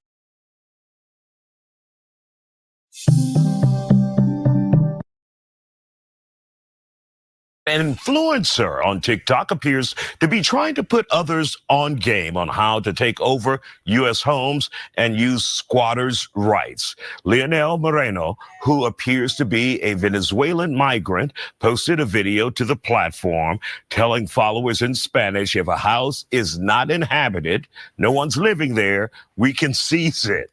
How much weight does this claim hold? Joining us to talk about this on our discussion tonight, prevention specialist Matilda Zaragoza, infamous Tex, the host of Houston Town Network, real estate expert Shad Bogany. I actually worked on it for years. Here's the thing. We have generationally babies who are born into trauma. It is not physiological. It's not genetic. It's environmental. Wow. Because whether it be violence in the home, violence in the community, or poverty, which, by the way, poverty is trauma-inducing. Yes. And our children are going without the. And so what about illegal immigration and how that's going to add violence and trauma to Black people in Black neighborhoods? How about that part? Okay. How about MS-13? How about that part? Okay. Bunch of diagnosis and treatment. And so what ends up happening? They act out in class. What ends up happening? They start self-identifying or being identified as a bad kid. There's a friend of mine, longstanding friend, who's now the Surgeon General of California, Dr. Nadine Burke, who was running a clinic in Bayview Hunters Point and looking at what's called the ACEs factors. So if a child, for example, has been in foster care or has an incarcerated parent, and then if you look at these objective factors, you'll see health outcomes that are associated, not directly, but the circumstances create the same situation. Exactly. And interestingly enough, it's like a chain. Yeah, but it's all connected. And here's the thing: for years we have accepted this theme that Black Americans have genetically high rates of high blood pressure and heart disease. We have accepted it as genetic. Right. Then there were some epidemiologists and some scientists who did, because all of us can be traced back to the original tribe, based on body size and shape and all that. And so went back, and in the original people who are still there, no such heart disease. Wow. No such high blood pressure. Well, what happened? 400 years of slavery happened. Yes. And trauma was built up through that. And not genetically, but environmentally, because there'd never been a real intervention to deal with the trauma. And you pass trauma onto children. And it's not the parents' fault. It's about the environment. It's the environment. You so unless product of your environment. Right. Yep. And so unless we've had serious intervention, it will go on generationally. And trauma is it is So let's just concede to what she's saying here, right? Because she's using she's using the terms that she knows going to trigger Black America, right? Slavery, 400 years of slavery. Okay, sure, fine, whatever you're saying, okay? So what do you intend to do about it? Because this is nothing new. Slavery, generational trauma. Okay, sure. We've talked about that for over 200 years, okay? What do you intend? When you become president, what exactly are you going to do? Oh, you see? Policy, right? Which policies do you intend on implementing, right, that are going to address these issues and correct these issues? Because right now we're tired. I'm like, okay, you've identified the problem. Good. You read the studies. I'm so happy for you, okay? Now, not even that you're going to be president. You are actually vice president. She keeps talking like she's outside the house. You are inside the house, right? So now that you're inside the White House, now that you want to be at the head of the White House, we want to know what exactly are you going to do? What are your policies to address these issues and to also correct these issues? Because we are tired of talking about slavery and generational trauma. Now we want policies and we want to know what you're going to do about it. How is it going to fix it? And how much is it going to cost? And since you guys have the Senate, you have the House, and you have Senate, right? Are you going to be okay? Nancy Pelosi, Hakeem Jeffries, if you require $20 billion to do that thing, to fix the generational trauma passed down through slavery, right? Hakeem Jeffries, is he going to sign it? Is he going to approve it, right? Is it going to pass the House? Is it going to pass the Senate? And once it comes to the table, you're going to sign it, right? We need to know all the details, right? What you going to do about it? How you going to do it? How much is it going to cost? And the people, the Congress, going to agree to sign it. I guess no, pass it. And once they pass it, are you going to sign it? Come on, this is nothing new. This is truly, truly nothing new. Okay? It's not new. Something that is almost like a physical barrier. Trauma can handcuff you. Oh, yeah. But right? and the wild part about it is, like, I have a youth program right in Liberty City. And we have about 800 kids on a year-round basis. Been doing it. This is our 29th year. And those kids that are in my program, if there's somebody gets shot or murdered in the neighborhood in Liberty City, 9 times out of 10, they're one of my kids' little brother. And so there's no programming anything for those children because they've been going.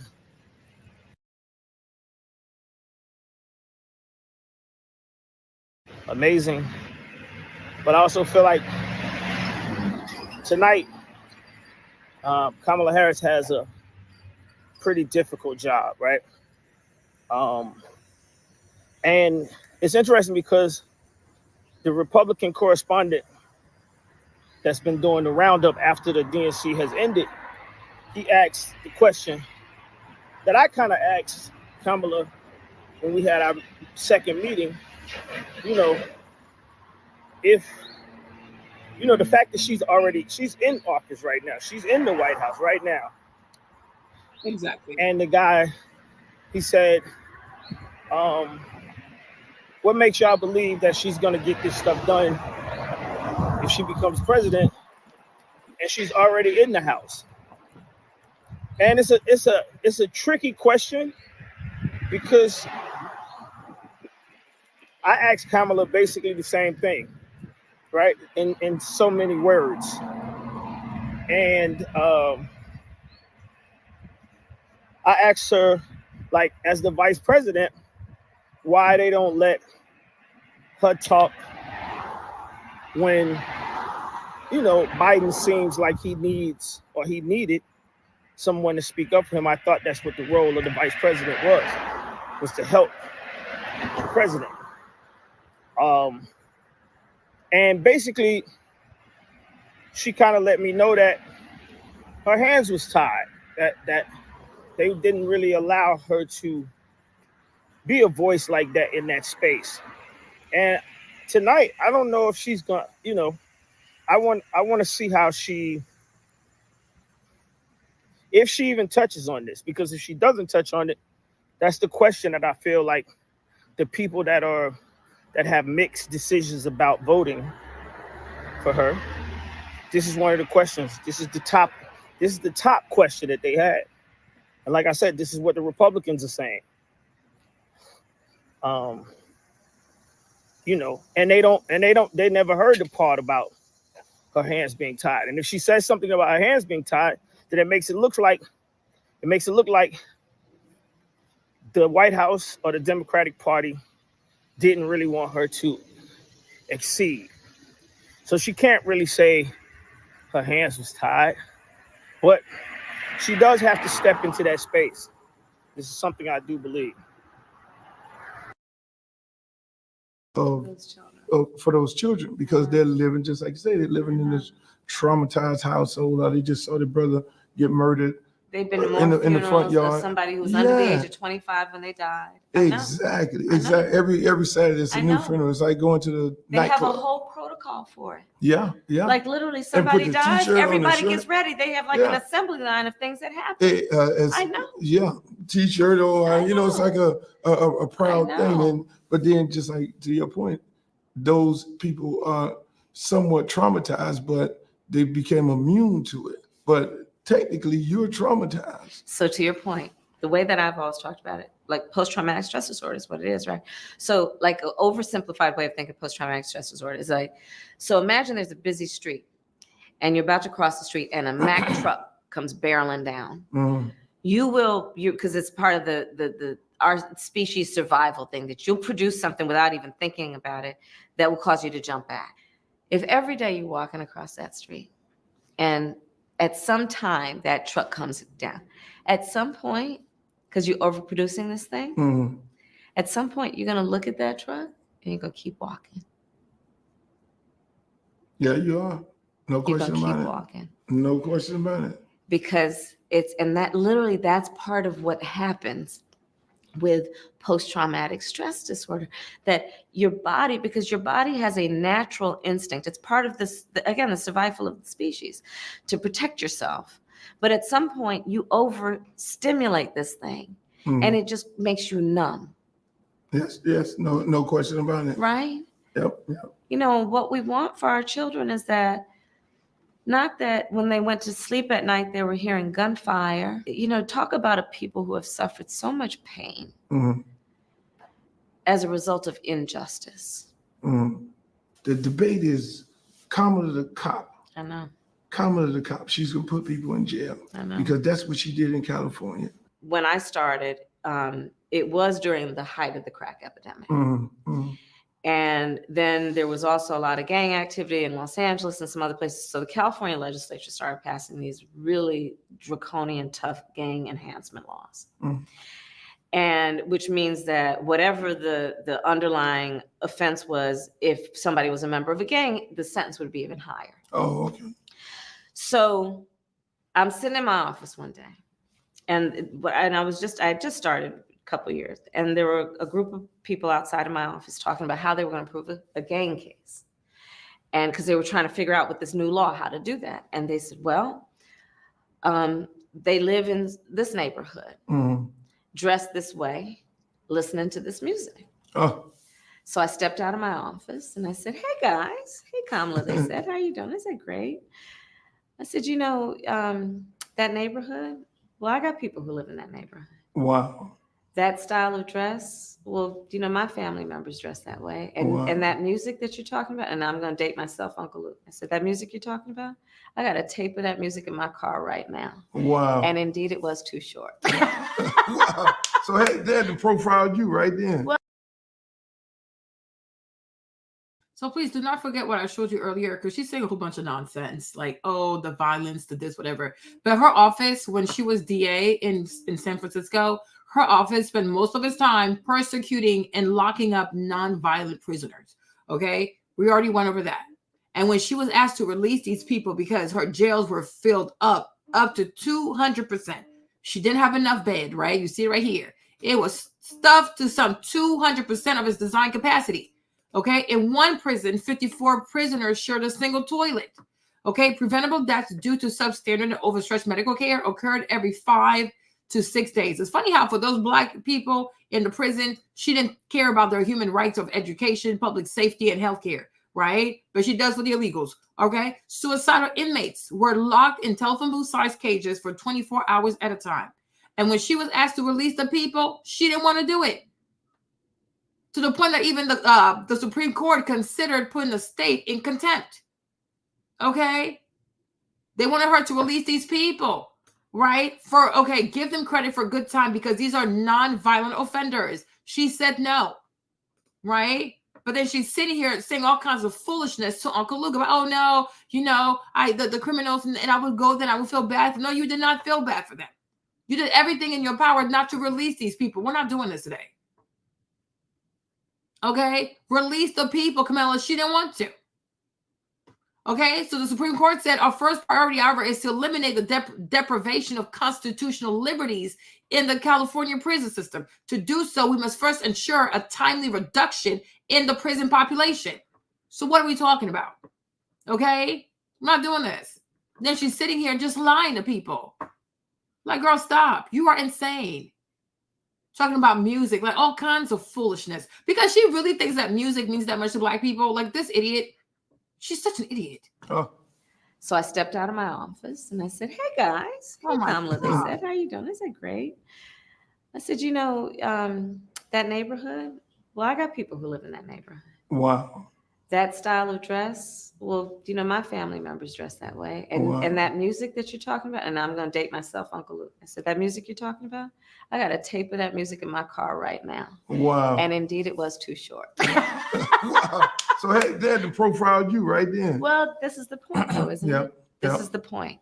This is the point. That's little small things like that in different office places in America. We don't realize that we're really actually profiling people at the same time. Right. But, and that people in power. Okay, let's go over here. Okay. Y'all need to read this article. Okay. So Harris's use of the anti-desegregation playbook to prevent the release of low-level offenders ultimately failed. Okay. Finally, so like almost a year of fighting this woman. Finally, in 2014, the state acceded and the prison population was released. Okay. This Harris' 10 years as Attorney General escaped. She's always escaping scrutiny. She always does. Escaped a recent close re-examination of some of the higher profile cases in her prosecutorial past. During her brief presidential run, a memo from the tail end of this battle resurfaced. Okay. In the late 2014, lawyers from her office claimed that nonviolent offenders needed to stay incarcerated. Can you see this? Lawyers from her office claimed that nonviolent offenders needed to stay incarcerated. So what are we talking about? Okay. This lady is evil. She's serious. And look at her, look at her eyes. Full of deceit. Look at this. She's full of deceit. She's insane. You don't get to rewrite your history, sis. You do not get to rewrite your history and the part that you played in keeping innocent or like low criminals, non-violent offenders in prison. You are evil. Their perception of things creates the reality for the other people, right? The way that they perceive the people in power, the folks that we're talking about, will have an impact on the way they treat those communities. Okay. Of course, Harris has been criticized on multiple occasions for fighting to keep people, including innocent ones, in prison. In the case of Daniel Larson, the ex-felon sentenced to 27 years to life under California's 3 strikes law, which is the Joe Biden crime bill. That's where it comes from, right? Harris argued that even if Danny was innocent, this lady's insane, that even if Danny was innocent, his conviction should not be reversed because he waited too long to file a petition. Y'all, I cannot. Look at what she wrote. So because you wait, since you waited long to file a petition, just stay in prison and rot? Is she insane? She's a dang witch. I'm telling y'all, there's a reason why she doesn't have children. Because she knows she's evil. She doesn't like kids. And most likely, she didn't want to have to raise boys. Because who does this? That even if Danny is innocent, his conviction should not be reversed because he waited too long to file a petition. So this young man should just he should just throw his life and rot in prison? According to California's Innocence Project, which took Larson's case, And while her trenchant opposition to decarceration of the state's prison does align with those stories, her role in attempting to subvert authority of the country's highest legal body, the Supreme Court, for the sole purpose of preventing the release of number of low-risk prisoners has gone largely unchallenged. Yes, because she gets away with everything. All she has to say is Trump and Trump and Trump and Trump, and nobody goes and actually looks into who this lady truly is. Oh, I went to Howard. Oh, I'm an AKA. Okay, and we don't care. Okay? Her role in blocking the Supreme Court's prison reduction order. Even the Supreme Court's like, girl, you can't be doing this. She does not care. It's deeply troubling on multiple counts. First, in the increased salience of criminal justice reform, the Black Lives Matter era, a forceful opponent of decarceration on the ticket hardly conveys that the Democratic Party is on the side of racial justice. Second, placing someone with a history of defying the Supreme Court on the Democratic ticket will significantly undermine the Democratic nominee Joe Biden's pledge to return to the pre-Trump era of governance, where the three branches of government are seen as co-equal and the courts are respected. This lady is so dangerous. Like, she really has done these things. When they said, oh, Trump is a dictator, have you ever seen Trump be a dictator? You're right. Trump is going to take us back. Take us back to where? Okay? Take us back where? Like, Trump has never done any of these things. Oh, Trump might be the next Hitler. He's not. But this lady, she has done these things. She actually had Black people on a plantation. She's done awful things. She has defied an order from the Supreme Court telling her, you have to release these people. Give these people credit for good behavior. Nope. She does awful things. But I'm like, all you have to say is the name of Trump, and people just let you get away with evil. I'm like, what is this? A spell? Trump, Trump, Trump? Ooh. Stop it. And the thing that is so crazy, it's not even like this information is hidden. It's right here. Anybody can see it. I just put it on Google. Even Joe Biden told you, type 1,000 prisoners, Kamala Harris. Even Joe Biden. Hey, Joe. Even Joe told Joe where to go. Nobody cared to do that. But it's like, oh, Project 2025. Why are you so obsessed with it? Here it is right here. She's worse than Project 2025. How can the Supreme Court tell you to do something and you don't do it? But if that was Trump, oh my gosh, he's a dictator. Oh my gosh, he's against democracy. Oh my gosh, he does not respect our institutions. Oh my gosh, oh my gosh, oh my gosh. This person right here, this Kamala Harris lady, she defied an order from the court, the Supreme Court. The highest court of California told her, you have to release these people. She's like, nope. The young man, he's sentenced to 27 to life in prison. I'm like, well, doesn't matter because you waited too long to file a petition. So just stay in there, just rot. What? But when Trump says Black jobs, oh my gosh, girl, what? Stop playing with me.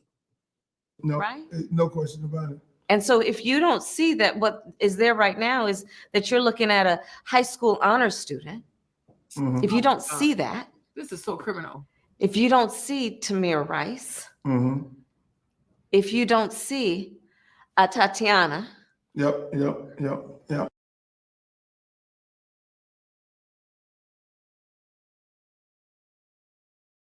Just mentioning names to trigger people, right? She mentioned slavery to trigger people. She mentioned like PTSD to trigger people. She just says things that she knows are a trigger for Black America, but her heart, she does not care. Okay? Because if she did care, she would tell you what policy she has, she's working on to get that done. Okay, I've identified these problems. Here are my policies for every problem that I've identified that specifically targets Black America, right? This is how it's going to fix it. And then this is how much I need. And then I've spoken to the leaders of the House, leaders of the Senate, and they told me that if we have it, it's going to go through. They will approve the money. It's going to cost this much. Once it comes on my desk, I'm going to sign it. Matter of fact, even right now, the Democrats still have the House and they have the Senate. So she could pass it right now. Tell Joe to do it. Tell Hakeem to do it. Why do we have to put you in the White House as president for things to get done?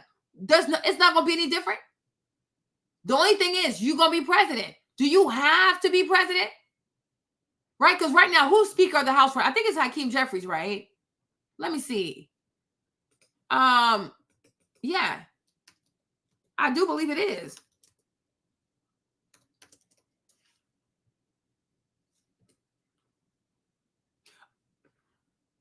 Mike Johnson. Okay, hold on. But what Hakeem Jeffries? What is he doing?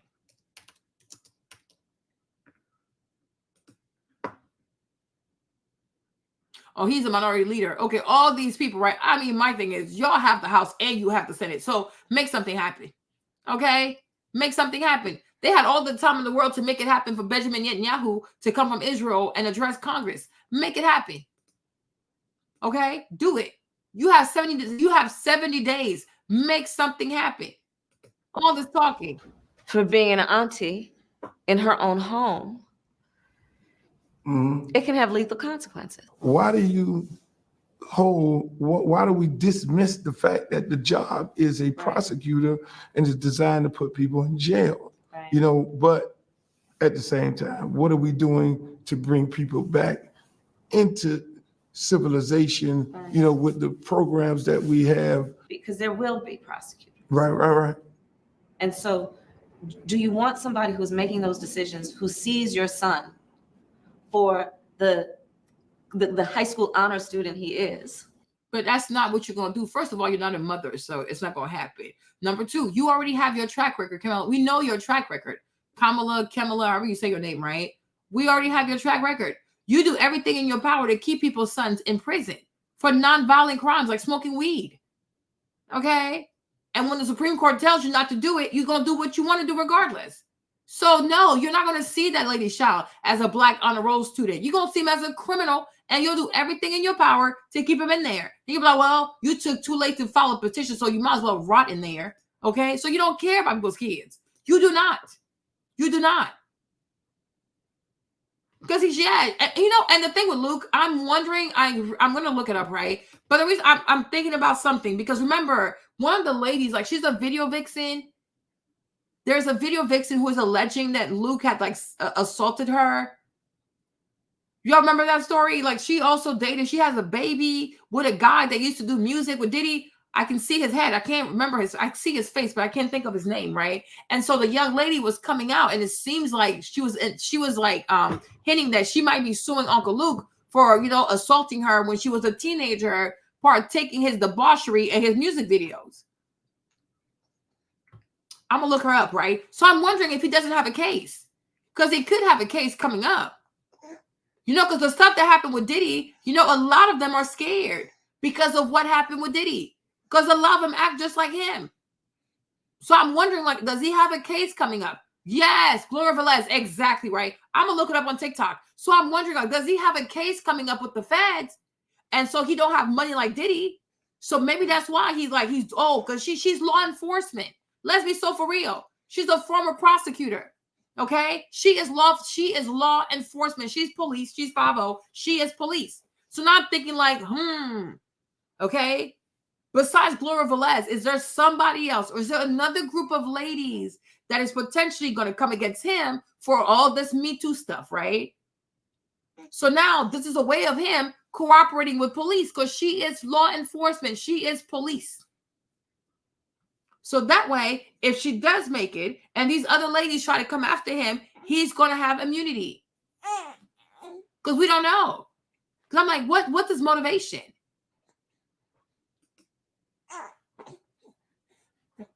Okay? So I'm going to look that up while they're talking. Hold on. Do you want somebody who sees that young woman and knows her potential? Do you want somebody who understands that this is not that the war on drugs was a failure and criminalized a public health issue? Or do you want somebody who doesn't see that? I mean, I can't tell you how many mothers of homicide victims that I have hugged who came to me and said, I only want to talk to Kamala. Mm-hmm. And they would come to my office and they would cry. I'd have them come to my sit on my couch, and they would cry and they'd say, nobody is taking the death of my son seriously. They think of him as a statistic. Mm-hmm. Had he died maybe by a car accident or cancer, maybe somebody would recognize and honor my grief. But nobody is taking it seriously. They're not investigating it. They're not looking for it. And I want justice for my son. Mm-hmm. Mm-hmm. And they would know that they could come to me, and I would see them as a grieving mother and not the mother of a statistic. Right. I created one of the first programs in the country in the country. I was elected DA in 2003, Mhm. which was long before I think the country started to understand that we need to actually reform the system, right, in the way that they do now.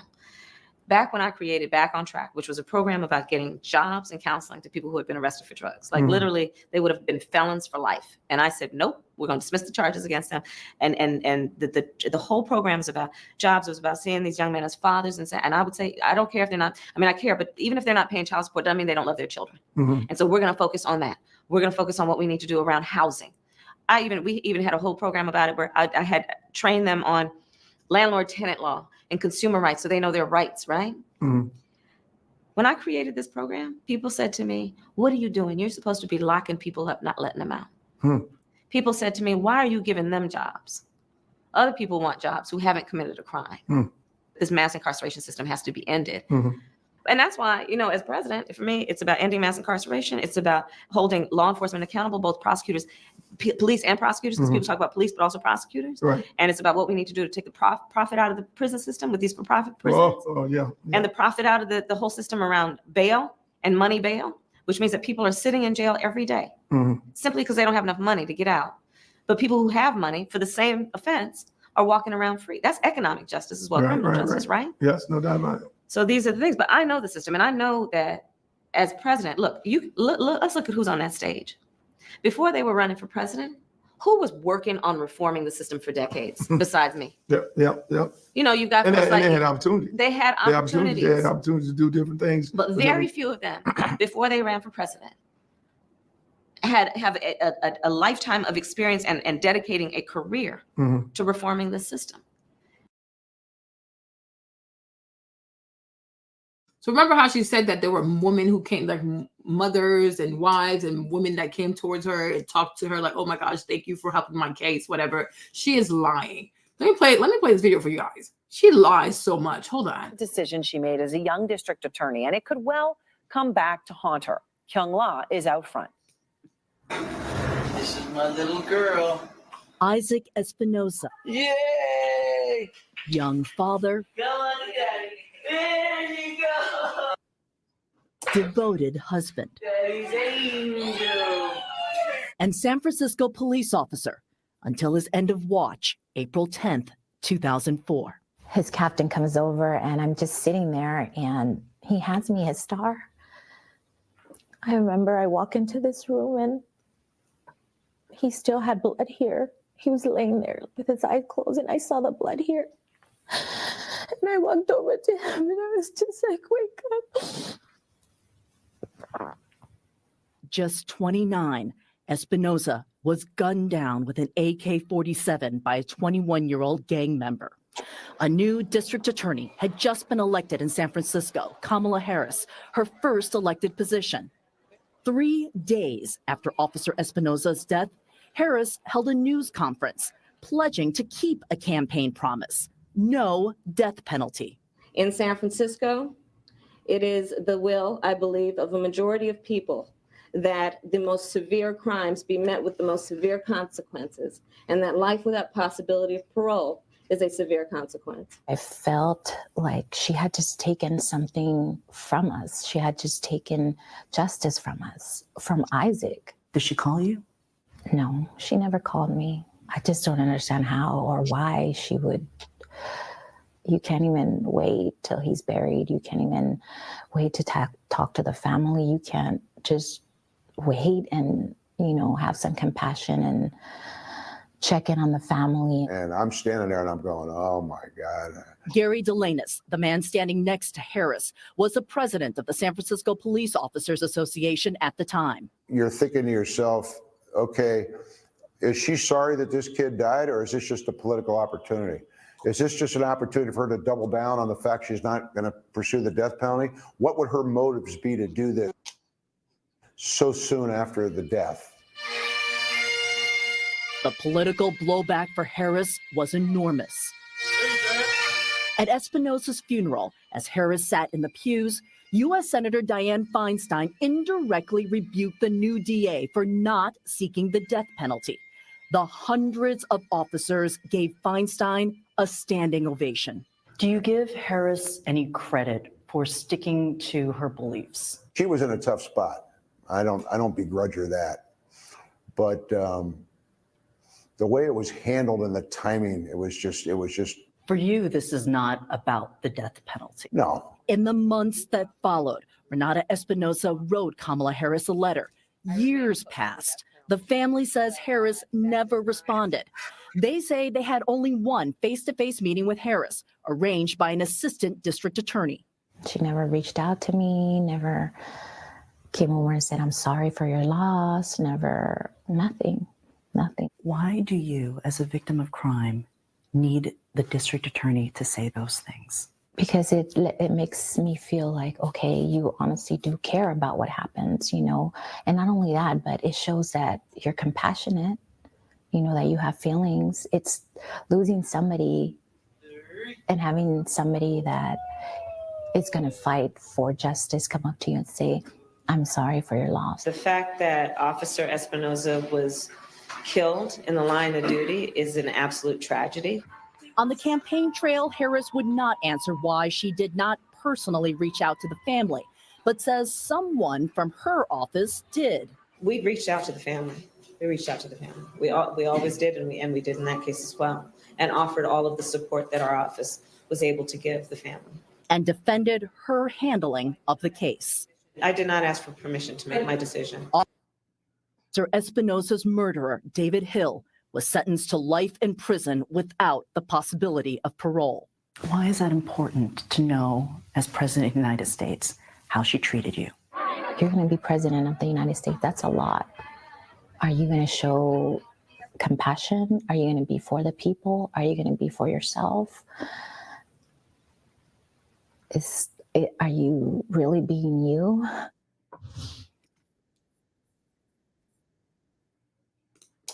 At the same time, what are we doing to bring people back into civilization, with the programs that we have? Because there will be prosecutors. Right. And so do you want somebody who's making those decisions, who sees your son for the high school honor student he is?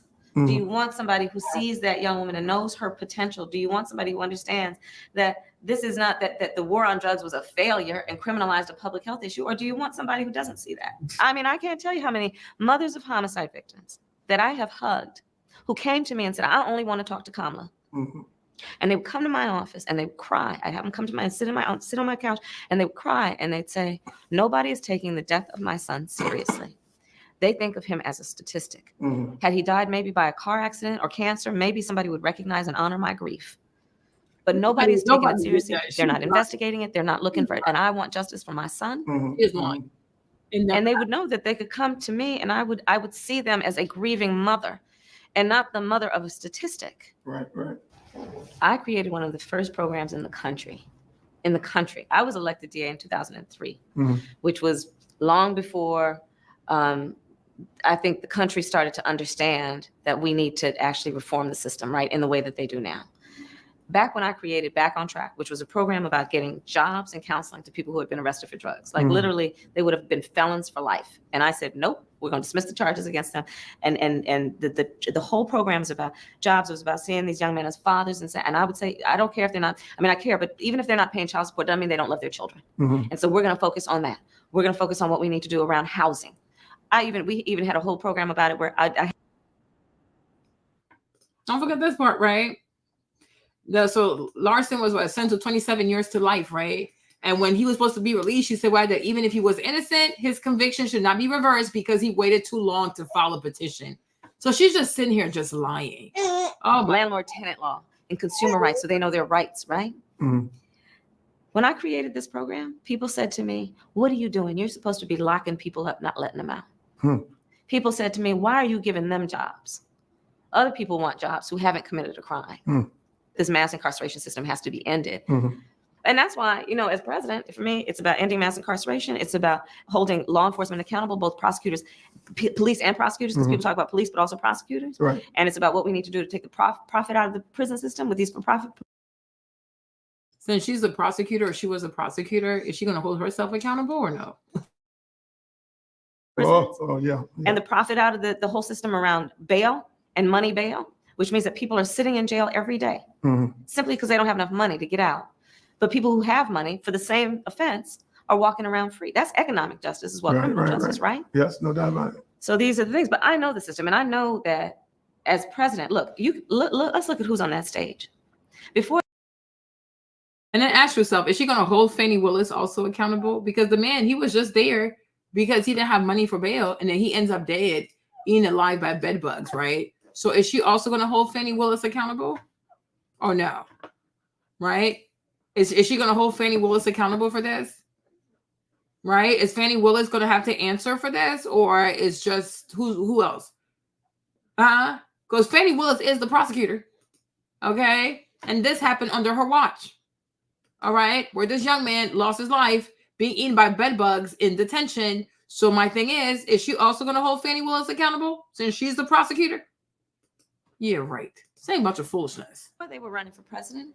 Who was working on reforming the system for decades besides you? Yep. You know, you got and they had opportunity. They had opportunities. They had opportunities to do different things. But very few of them, before they ran for president, have a lifetime of experience and dedicating a career to reforming the system. And so, you know, it's real easy for people to, you know, my opponents are going to try and do that because, look, they're also concerned about, like, is she going to get the black vote? We need to try and not make that easy. Yeah. We have to believe one door at a time. And we have to also believe that these things are possible and not wait for people to give us permission to believe it's possible.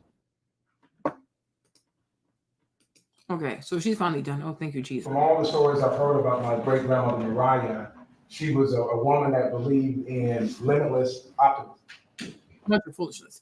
Okay, so let me resume my show. This is how it started, the genesis of it, right? Okay, so then Tariq Nasheed got obsessed with that. He got upset because he's like, I don't know why they're talking to you. Like, why is Kamala Harris speaking with Luke about issues that pertain to Black Americans, right? Which I'm like, yeah, I agree.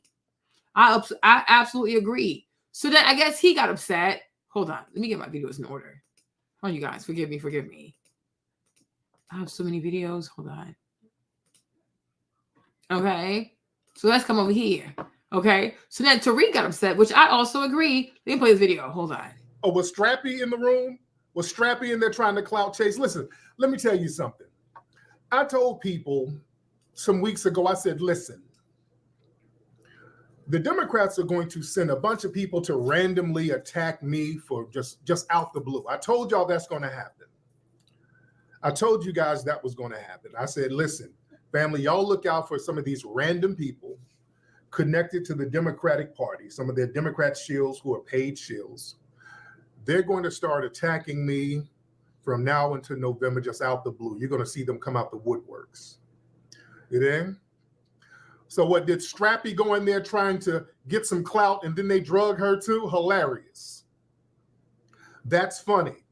Strappy's always trying to get in where she fit in ever since I put her little old haggard ass on the shelf. I do not like him. I swear, I feel like. Let me start here. Hold on.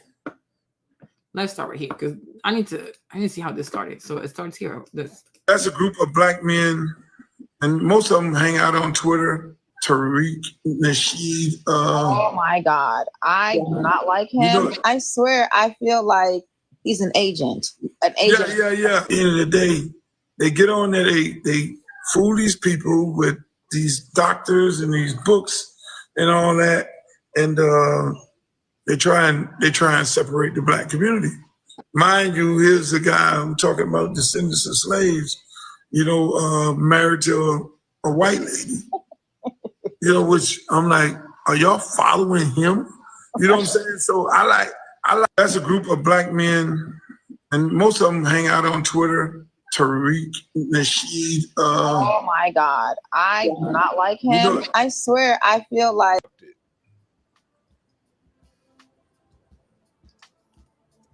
Who we got next here? We got Rizza next. Come on, Rizza. Yeah. Peace. Assalamu alaikum. To everyone in the space, I've listened and I've learned. I appreciate Brother Uncle Luke for opening the space and for all of those who have made their contributions to it. I am primarily here because my leader is Minister Farrakhan. I've heard his name dropped roughly between 55 to 65 times. And the comparison between Malcolm, the minister, and Kamala as a premise to go between why we should or should not say this person can speak on behalf of Black people, I do not find to be fair, and I don't find that to be at all, I would say, logical. The question of lineage would never be brought into the picture if the work from Kamala Harris would have been the fighting for the freedom, justice, and equality of Black people. Her lineage would not be brought into question, just as Minister Farrakhan's and Malcolm X's are not brought into question overwhelmingly because their record and reputation goes into the idea of fighting for the upliftment, freedom, justice, and equality of Black people. It's very clear. So I'm not going to get into the argument of the lineage or tether or FDA, ADOS, any of that. The fact is, they have fought for the upliftment of Black people. Kamala's record shows different. It's very, very simple. Whoever you choose to vote for, that is your decision. You want to vote for Trump, that is your decision. Kamala, your decision. Dr. Cornel West, because he is on the ballot, although most of our people don't even bring him up, he is on there. If you choose to vote for him, that is your choice. But I simply wanted to make it very clear that we cannot, in all good sense, nor logic, nor reason, compare Kamala Harris with the Honorable Minister Louis Farrakhan. And Brother Luke, I will caution you as your younger brother to just be mindful that if you have an argument with someone, as you do with Tariq, Nasheed, and I understand, I've heard the back and forth, simply get on the phone and call the brother rather than bringing Minister Farrakhan into this. Because okay, let me ask you, Brother Rizza. Let me ask you this, because me and Minister Farrakhan's son is very good friends. Yes, sir. Me and Minister Biard is very good friends. I've been taught by him, if you know who he is. Yes, sir. So I want to say this to you, brother. What I'm questioning, when I bring his name up in this conversation, erase the politics. When a brother like Tariq and his followers hop on these platforms and call people Black leaders, Black people who have family members whose parents are from the islands, tethers. You don't want to speak about the tether part of it, but that's what we talking about, brother. Because that is a derogatory term if it's meant for me, because my parents are from the islands, then it's meant for Minister Farrakhan, who I love to death, and Brother Malcolm X. So you can't separate it. You can't separate it on behalf of Mr. Tariq. He got on here and he made his statements and he went back and forth, if you follow him, saying all these things about me, which I don't give a shit. Spell my name right. But my question is the divide of the Black community and this derogatory term of tethers, and it's defined by you are Black in America, and if your parents are from the islands, then that is what you are. That's why Miss Yvette so eloquently said she don't subscribe to that shit because it's a derogatory term. So I have a problem with you saying it about anybody. And Minister Farrakhan, me, and everybody else falls into that category. So I wanted to know from this man, you say this shit on this motherfucking platform, bring your ass on this motherfucking platform, and I want you to say that I want you to have the same smoke. I want you to say, you say it the same way that you've been saying it on your platform. It applies to Minister Farrakhan. It applies to me. It applies to Drew. It applies to all of us who have parents that are from the islands who fight our ass off for Black people here in America. And you ain't gonna come up here and say no difference. I gotta stop it real quick. People who Okay, I'm gonna start over. Hold on, where he starts. Hold on, let me start over.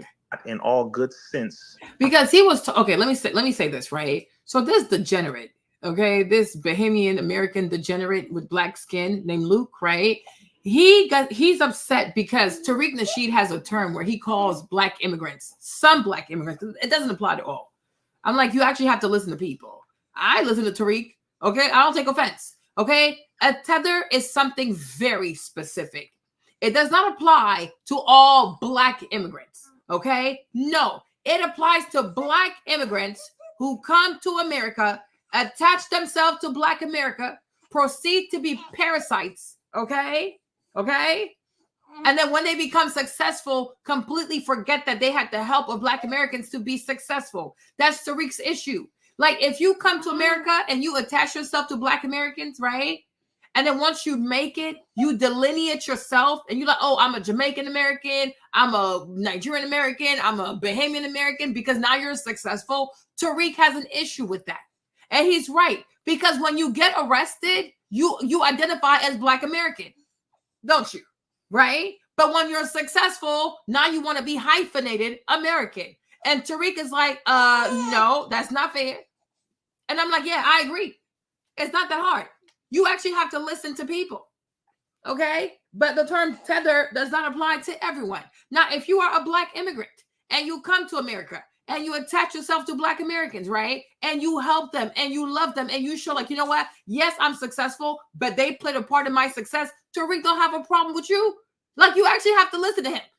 It's not that hard, right? It's like you, Luke, you are a degenerate. That's what he's talking about. When you come to America, you Bahamian American, the music you have made, what has it done for the cultural image of black America? It has made people look like degenerate. This is your legacy, right? This is your legacy, Luke. Yes, so you're a tether. Because people abroad will see your content and think, oh, wow, look at these black Americans. Look at black American women. The whole time you're from the Bahamas. You are a tether, right? When we talk about Minister Farrakhan, you see his legacy? He's in a suit. Yes, yes, yes. He's Muslim. Yes, yes, yes, right? Minister Farrakhan, even if he's like mixed or if he's a black immigrant or his parents were black immigrants, right? The legacy of Mr. Farrakhan is what? Okay, he's a father. He helps. He tells people to stay away from bad stuff. He advocates for the rights of black people. Okay, he's not for foolishness. All right, he is not for foolishness. When you consider the contribution of the Nation of Islam to black people, it is positive. It is very positive. When have you ever seen Minister, even when he was younger? Hold on. Wait a minute. Okay, look at Minister Farrakhan when he was young, also in a suit. I know that's right. So even if his parents are immigrants, right? Even if he's a black immigrant, right? He's a black immigrant who came to America and added positively, like he helped the cultural image of black America, right? He's a spokesperson of that. Your good years, you wasted your good years doing all this profanity, degeneracy. Your music videos look like corn, okay? You are a degenerate. You are nasty. You are filthy. You are trash. So yes, you're a tether, because when you come here, you don't make black Americans look good. You make them look bad. You make them look promiscuous. You make them look nasty. And you started a trend of exploiting the bodies of black women in America because your music videos look like nothing but pornography. You are disgusting. Okay? You're the type of black immigrant people don't want. And you think because you sat down with Kamala Harris, the chameleon, that somehow you're an activist? No, Tariq has every right to call you a tether. Okay? Now, where you're being intellectually dishonest is by trying to convince us that you think the amplitude of your work, right? You think the amplitude of your work, it matches the work of Minister Farrakhan? Are you insane? You freaking delusional diversity inclusion heifer. Make it make sense, okay? We look at Malcolm X, okay? Malcolm X also, yes, his mom is not from here. His mom is like, she's from the island somewhere or the Latin America somewhere, right? But his dad is black American. right? Yeah, he had a rough start because listen, if your daddy was killed by the KKK and you had a rough life, you probably do a little bit of crime. But ultimately, he turned his life around. And he spent the rest of his life, right, serving the community, fighting for the community. He enlightened himself. He started reading books. You open your mouth, you sound like a vile drunk. You sound like you woke up drunk, you stay drunk, you're always drunk, okay? Make it make sense. How dare you? How dare you? No. It's not going to work. It is not going to work. You cannot compare yourself, okay, to Malcolm X. Are you insane? Are you insane? And that's exactly why we have to separate from certain people. That's why people delineate, because you are insane. And all, like, oh my gosh. You are not Malcolm X. You do not compare to Malcolm X. You never will. And not just that, he died for what he believed. You're still alive. So you probably are an informant. Go sit down somewhere. You are a tether. That's the exact point. Even one time, he had an issue also. Tariq had an issue with Cheryl Lee, what's her name? Moesha's mom. Okay. What's her name, child? Oh, yeah. Moesha's mama. Okay. Miss Cheryl Lee. He had an issue with her too. And I understood that because he was like, okay, the whole time you've been outside, you kick it with black people, right? Black American people, right? Because who helped her? Moesha. Like she was Moesha's mama. Okay.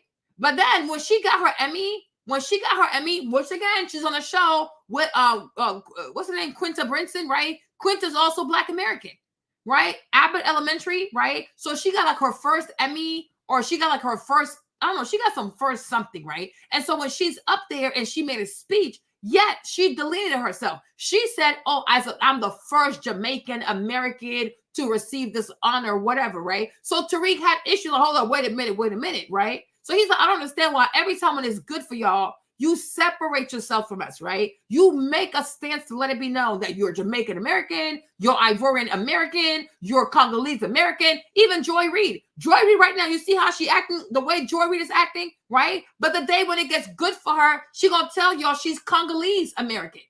That's his problem. But when y'all get locked up, when Black immigrants get locked up and they ask you how you identify, you say, oh, I'm Black. What kind of Black you is? So when it's good, you're a hyphen American. When it's bad, when it involves prison, all the bad things that Black Americans usually get penalized for, now you want to identify as a Black American. No, we're not doing this. And I completely get what he's saying. And I said the same thing, right? I said, like, take Miami, for example. A lot of crimes, not to be offensive, but a lot of crimes, a lot of drug dealing in Miami that is done by Black people, a lot of it is Haitian American. It's Haitian people. Don't be offended. We're going to be honest, right? A lot of it is Haitian people. But when they get locked up, it's considered to be a Black American who sold drugs, a Black American did this. No. It needs to be said that's a Haitian person right there. Okay? I agree. Because if you're going to be a hyphen when you make it, be a hyphen when you also break the law. Yes. Because it's not fair for Black America to always take an L like this, because then people going to start thinking, oh my gosh, these people are really violent. It's like, no, that is not a Black American. That's a Haitian American. That's a whatever American, right? So let's all be hyphenated. That's what they're saying. It's not that hard. But they're not saying like, oh, if you're from like me, my kids could be considered, I guess, like tether because I'm African, my husband's African American, right? But it's like, it's your contribution. It's your contribution. It's your loyalty. It's what you add to the culture, how you add positively to the culture, right? And how you show respect to the culture. If you do that, it's not a problem. But people, when they come here, attach themselves to Black America, and then when it's good, they're like, oh, I'm Trinidad. Like, oh, what's her name? Like Nicki Minaj, right? Oh, she's mixed with Chinese. Chung Lee, she does that shit. I'm like, it's passive aggressive, right? Okay? So like they do have a point. You are from the Bahamas. You came to America. Here's what you did. Okay? How does this help Black America? Okay? Here's your legacy. This is what you're known for. No one knows you for nothing activism. What are you even talking about? You're not an activist. You are a degenerate. You are exploitative. You are insane. Right? When we talk about Nicki Minaj, come over here. Okay? However you spell her name, child. I'm not talking to that. I'm so tired. Okay? Right? Okay? Here's Nicki Minaj too, coming out of Trinidad, right? So when it's to talk about moving bricks, okay, doing all kinds of nasty stuff and all nasty stuff, okay, now she gonna act like she Black American, right? She even marries this guy who's also Black American, right? And she uses him so he could go destroy his life, okay? But meanwhile, when she goes back to her country, though, right? When she goes back to Trinidad, she's all demure, okay? Right? But it's like, what has Nicki Minaj done to the youth over here? She's trained these young girls to be stupid. Hold on, you guys. Hold on. Let me find this for you guys because I was watching it last night, actually. Right? Like, Nicki Minaj is the reason why so many girls and female rap are so stupid. Okay? They're all so promiscuous. Cardi B, another one. Okay? Who attaches herself to Black American culture, but is quick to be microaggressive. Oh, you look like a monkey. This, and that. Oh, I think he likes Dominican vagina better than Black vagina. She be saying all kinds of weird stuff. All kinds of weird stuff. Right? So it's like, no, that is a problem. Because when you come here and the stuff that you do, you don't make Black America look better. You make them look worse. It's like, hold on. Look at this. They have a few clips over here, right? Hold on. I was watching this last night.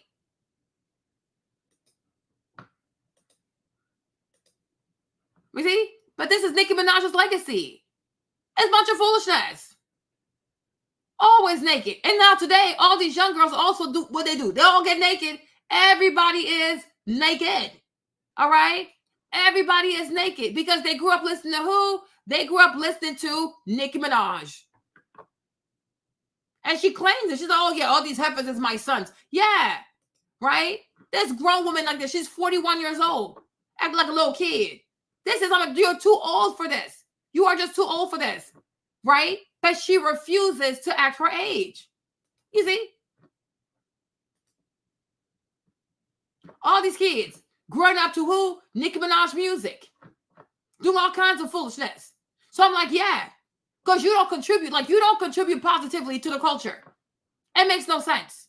It really makes no sense, right? Who else? Cardi B, right? Another one? Oh, yeah. Okay. Bed Kalis, right? Another one, Dominican, right? Always doing some microaggression, passive aggressive, like always trying to use like her genetics or where she's from. I'm like, girl, that's not even your real face. Like you're on face number 10, okay? Make it make sense, right? But you see, once again, attaching herself to a Black American to gain credibility, right? But like your music is trash. How do you help Black girls become better? No, she'll tell them to go be sex workers. She'll tell them to go start an OnlyFans. She'll tell them to go sell their bodies. It's all about the money. Like, what is this? What is this? But when it's good for her, though, but when it's her kids, she makes sure that her kids don't listen to her music, right? She said culture's not going to listen to her music. Hold on.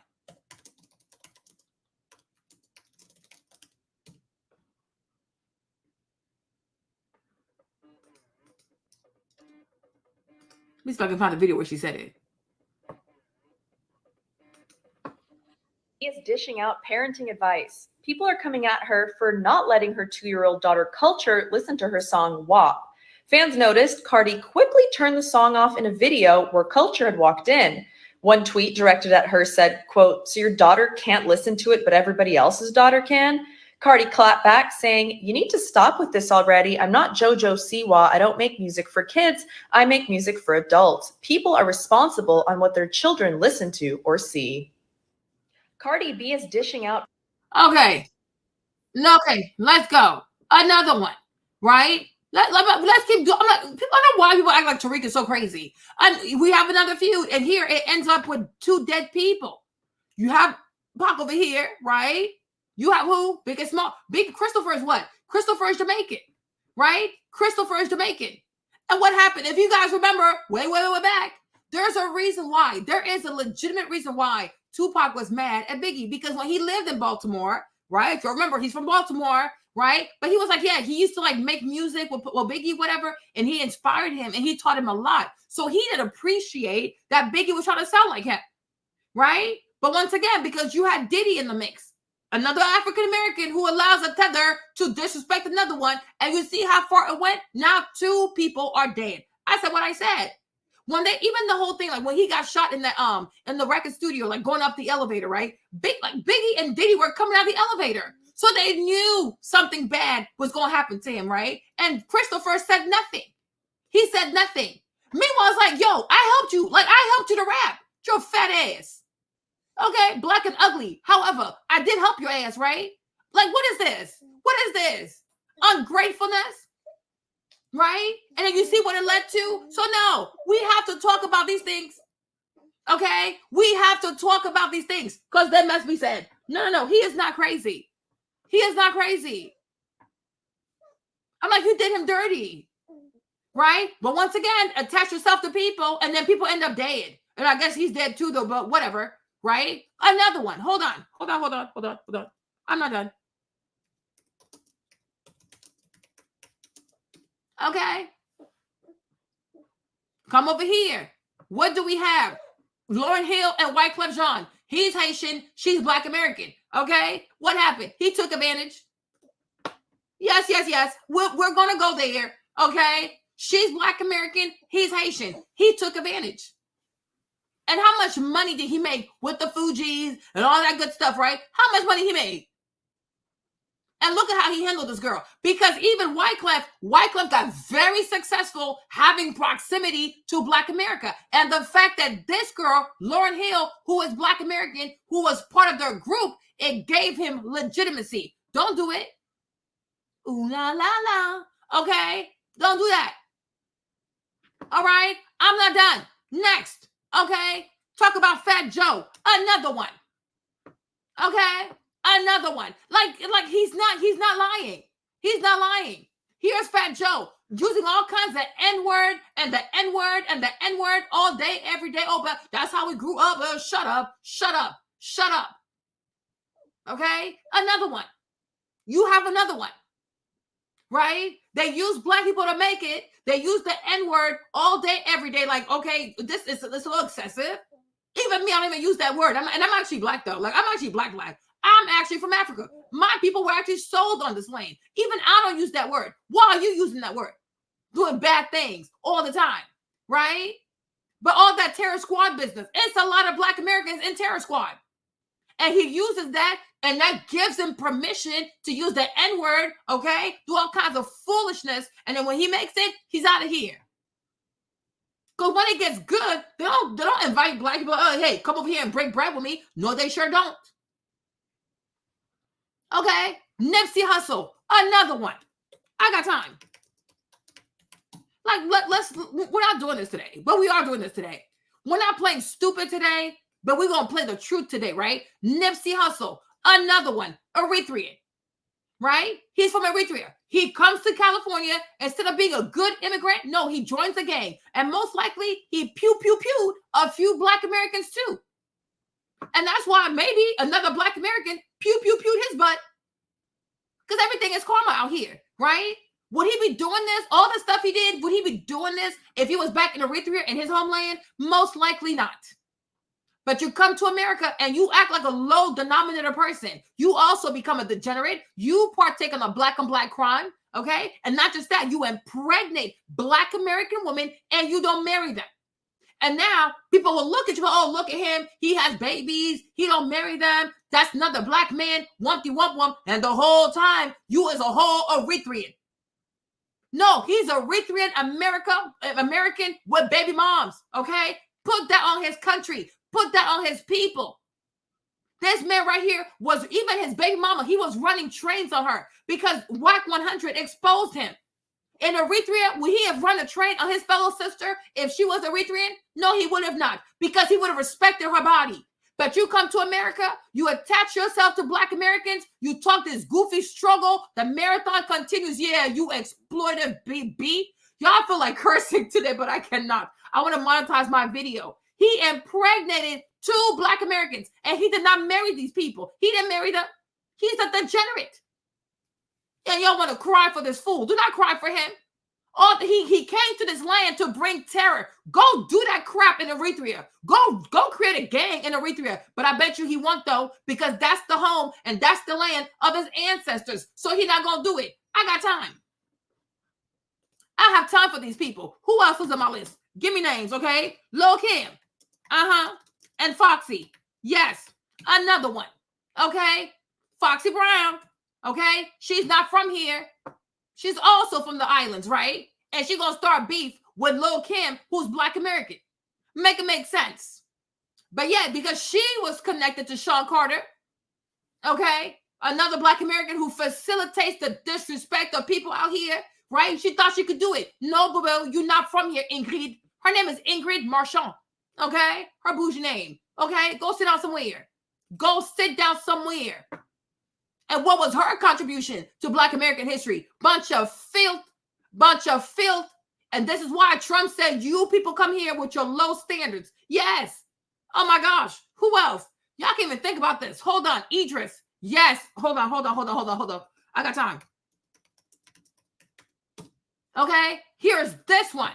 Okay. So he's Nigerian British, right? You come to America, okay, to play the drug dealer. Like, what the heck? What the heck? Do you, like, listen, we got this. Like, if we need actors, if we need Black American actors to play drug dealers, we have plenty. Okay? No, you're British Nigerian. You fly all the way from England. You come to LA to play a Black American drug dealer, and then you learn the Black American accent. Okay? But Tariq is the problem. No, Tariq is not the problem. Tariq is not the problem. It is the truth, though. Because would you like it if a Black American went to Nollywood in Lagos and played the Nigerian scammer? No, you would not. It's disrespectful. All these stereotypical roles y'all want to play about people, and these are harmful. These are seriously harmful. You are playing with people's cultural image. You do whatever you want to do with it. And then once you make it, you turn your back on people. Rihanna, another one. Okay? Yes. Her name must be said. Okay? Because if we're being honest, and I'm going to tell y'all this, and some of y'all might be shocked. You might be shocked, but it has to be said. Because we don't really know what happened that night. I'm being serious. 2024, I am questioning everything. Because that night, we were not there. We saw some pictures. Are they the real pictures? Are they doctored pictures? Did she have makeup on pictures? I don't even know. But we just believed it. You know, but Chris was 18 at that time. And I'm like, Chris had never done something like this. When Chris came out, I was like a sophomore, freshman at college, right? If your man on the floor, if you ain't got it, run it. That little running song he had, he was so cute. His eyes were so bright. Okay? Chris was so cute. What happened? That could have made Chris act like this? What happened? Nobody cared to ask. Look how young he was. Huh? His eyes were so bright. Huh? Little Virginia boys, you know VA's for lovers. Okay, you better holler. Okay? Okay? VA's for lovers. Right? This little boy was so cute. If your man on the floor, if you see him run it, however the song goes, right? Yes, Maverick. Okay? We don't even know. He even have tattoos on his body. One day it's like a Clive Davis Grammys party. Then all this stuff just goes crazy. He was so cute. I'm like, how? What? But I'm like, back then, whatever we saw in the press, we just believed it. You know what I'm saying? But I'm like, today, I'm like, now that I'm older, I'm like, no, I would love to hear his side of the story. Like, Chris, what happened? He could still be wrong. He could still be guilty. But I still want to know what happened. Why would you do such a thing? Nobody cared to ask. And because he's Black American, he's a Black boy. Oh, yeah, he did that shit. So the entire world just like jumped on him. And she got to be super famous. Right? Okay? And now look at her. She's dating her people. Because A$AP Rocky is from her country. Right? A$AP Rocky's from Barbados. She from Barbados. Even her best friend, Melissa Ford. What's her best friend's name? Hold on. That girl, what's her name? Melissa? Right?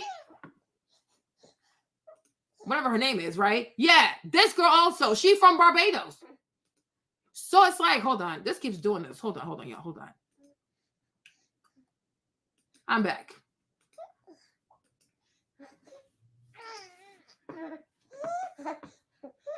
Child, let me tell you something, Bruno. I'm not trying to be offensive, huh?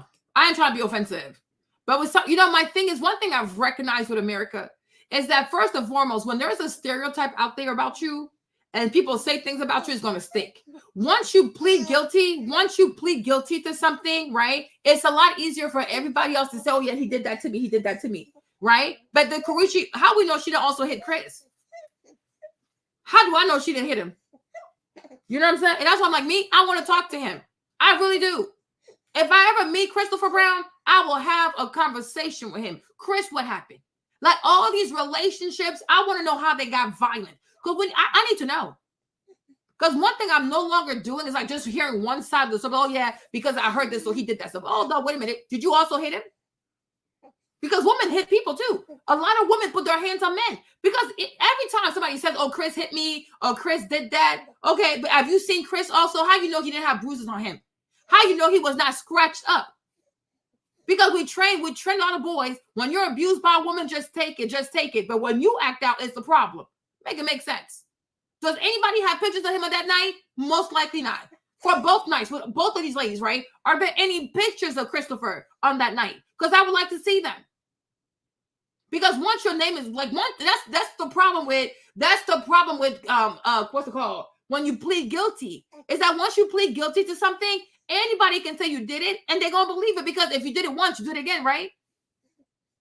And so now you become you yourself. It's like you gotta be very careful because no matter what you do, you could be completely innocent. It doesn't matter because you pled guilty once. So now it's like, yeah, you did it.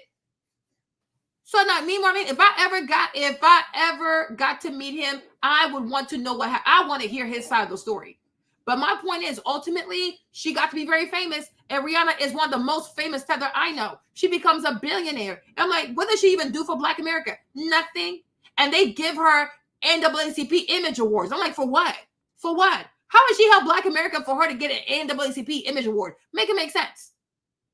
Her best friend is from her country. Her man is from her country. She had babies with a man from her country. Meanwhile, she makes a lot of money based off of America. She became famous from being here, right? She attached herself to Black American culture. The majority of the music that she makes is Black American music. It stems from Black American music. She's not famous for making Bajan music, Barbados music.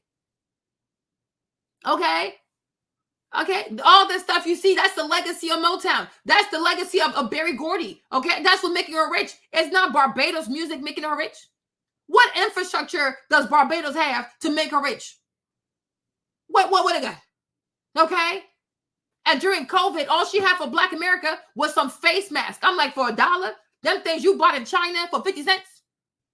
When Fenty Beauty opened, they made like $500 million. Have you ever heard of Rihanna giving money? And my other friend, I'm telling her that, she's like, oh, because she wants to have smoke from me. I said, girl, you so damn stupid. Because I'm not like those predictable, goofy ass African immigrant who use the N-word and act a fool. No, I'm not doing that because to me, it's disrespectful. I'm not going to be stereotypical. It's insulting. It's so insulting. I'm like, tell me when Rihanna gave back to Black America. I'll wait. So she goes and she looks it up. All Rihanna did was like she gave money to a charity in Barbados. I said, okay, did Barbados make her rich? Your goofy ass. Did Barbados make Rihanna rich? No. I don't even think she's a U.S. citizen because I don't think she wants to pay taxes. Let's talk about that part. Is she a U.S. citizen? I would love to know. Because most likely she's not. Because most likely she doesn't want to pay taxes on her wealth. So she probably still Barbadian, however you call it, right? Bajan, she's probably still that. Because if you're a U.S. citizen, you have to pay taxes. Exactly. I don't even think she's a U.S. citizen because she just don't want to pay taxes. And guess what? Those taxes will go towards education, go towards the roads, go towards paying for police, go towards doing the many things that have helped her to be successful. And that's exactly what Tariq talks about. You come here, you make all kinds of money, right? You built your whole name off of the back of this little black boy. Okay, sure, whatever. And then you don't want to be a U.S. citizen because you don't want to pay taxes, but the rest of us pay taxes. Make it make sense. Make it make sense. Do you know how much Fenty Beauty has made from black women in this country? This whole black women. Oh, I have 50 Shades of foundation. Girl, please give me 50 Shades of you paying taxes in America. I want you to be a U.S. citizen and get taxed on your wealth. Okay? I bet you won't do it. I bet you ain't gonna do it. Okay? But everything about her, like, she only surrounds herself with her people.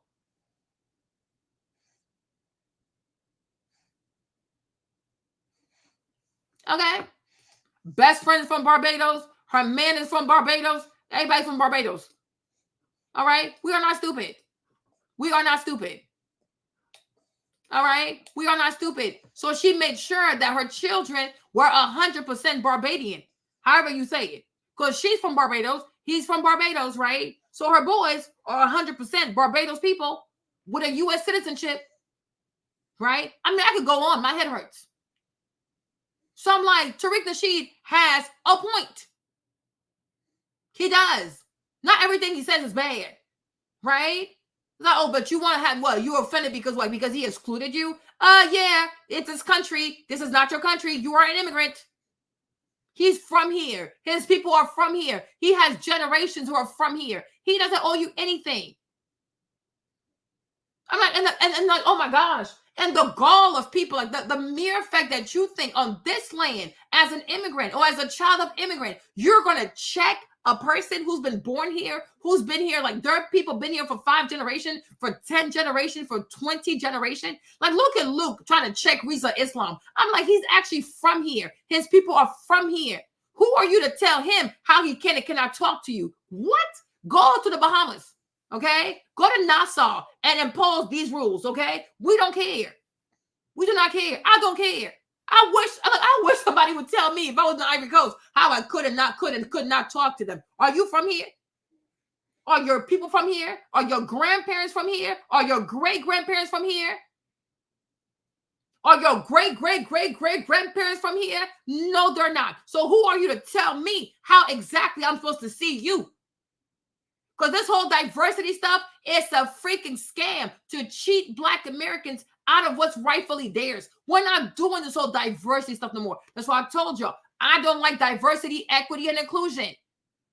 Because it's the door. It's the door. It is the door that the majority of these immigrants, minority, people of color, BIPOC, whatever you call them, that's the door that they used to say, well, I'm on equal footing to Black Americans. So whatever is good for them is good for me. Whatever you give them, give me the same equal portion. I don't think so. I don't think so. I do not think so. What in the world? What in the world? Yes, diversity is a scam. It's to swindle people. It's like the bowl of soup that Jacob gave to Esau to take his birthright. That's diversity. Because once you say diversity, it includes everybody. It's like, oh, look, it's diverse. It's not, it's diverse. We don't want diverse. We want specificity. I don't care about diversity. I want something specific. Right? So it's like, if you're an African American, what you look like asking for diversity? Diversity? No, that's not my problem. Let the immigrants, let the rest of us fight for diversity. You need to fight for specificity. You need something specific for who you are based on your lineage, right? What is this? Diversity. Go somewhere. Well, maybe. So she gonna forget. She gonna have to forgive me for that part, right? My apology for that part. But at least I'm down with the cause, okay? Make it make sense. Make it make sense. Like, this is just ridiculous. Hold on. I was going to say something, right? Oh, and Cutler. Hold on. What she said. Yes, that part. Maverick, hold on.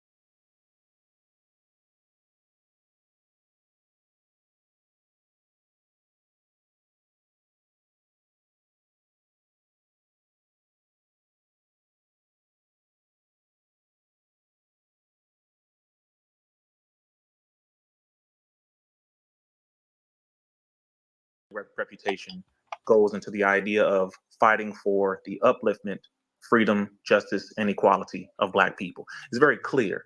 So I'm not going to get into the argument of the lineage or tether or FBA, ADOS, any of that. The fact is, they have fought for the upliftment of Black people. Kamala's record shows different. It's very, very simple. Whoever you choose to vote for, that is your decision. If you want to vote for Trump, that is your decision. Kamala, your decision.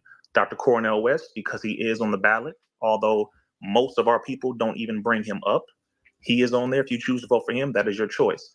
But I simply wanted to make it very clear that we cannot, in all good sense, nor logic, nor reason, compare Kamala Harris with the Honorable Minister Louis Farrakhan. And Brother Luke, I will caution you as your younger brother to just be mindful that if you have an argument with someone, as you do with Tariq Nasheed, and I understand, I've heard the back and forth, simply get on the phone and call the brother rather than bringing Minister Farrakhan into this. Because okay, let me ask you, brother Rizza. Let me ask you this, because me and Minister Farrakhan's son is very good friends. Yes, sir. Me and Minister Biard is very good friends. I've been taught by him, if you know who he is. Yes, sir. So I want to say this to you, brother. What I'm questioning, when I bring his name up in this conversation, erase the politics.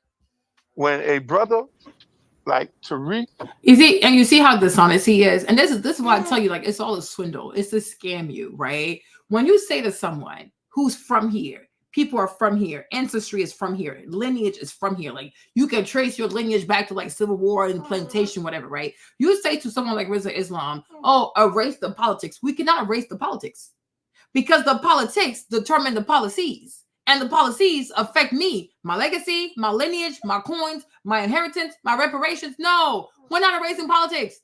Politics matter. And I'm sick and tired of people telling Black people, oh, let's not talk politics. We will talk politics because politics give us policies. Policies determine people's rights, how much people have, the schooling, police. It determines a lot. No, we're not erasing the politics. We are not erasing the politics. Because Black Americans are at the bottom pretty much because of politics with bad policies. So we are not erasing politics. We're going to keep the policies. We're going to keep the politics in this conversation, right? Because you're not going to swindle people. Like it's like you want to position yourself as a legal heir to the cultural heritage, like to the cultural wealth. And it's like, no. Because if there was reparations to be paid, right? You, Luke, are not entitled to something. You can't get that because you're not from here.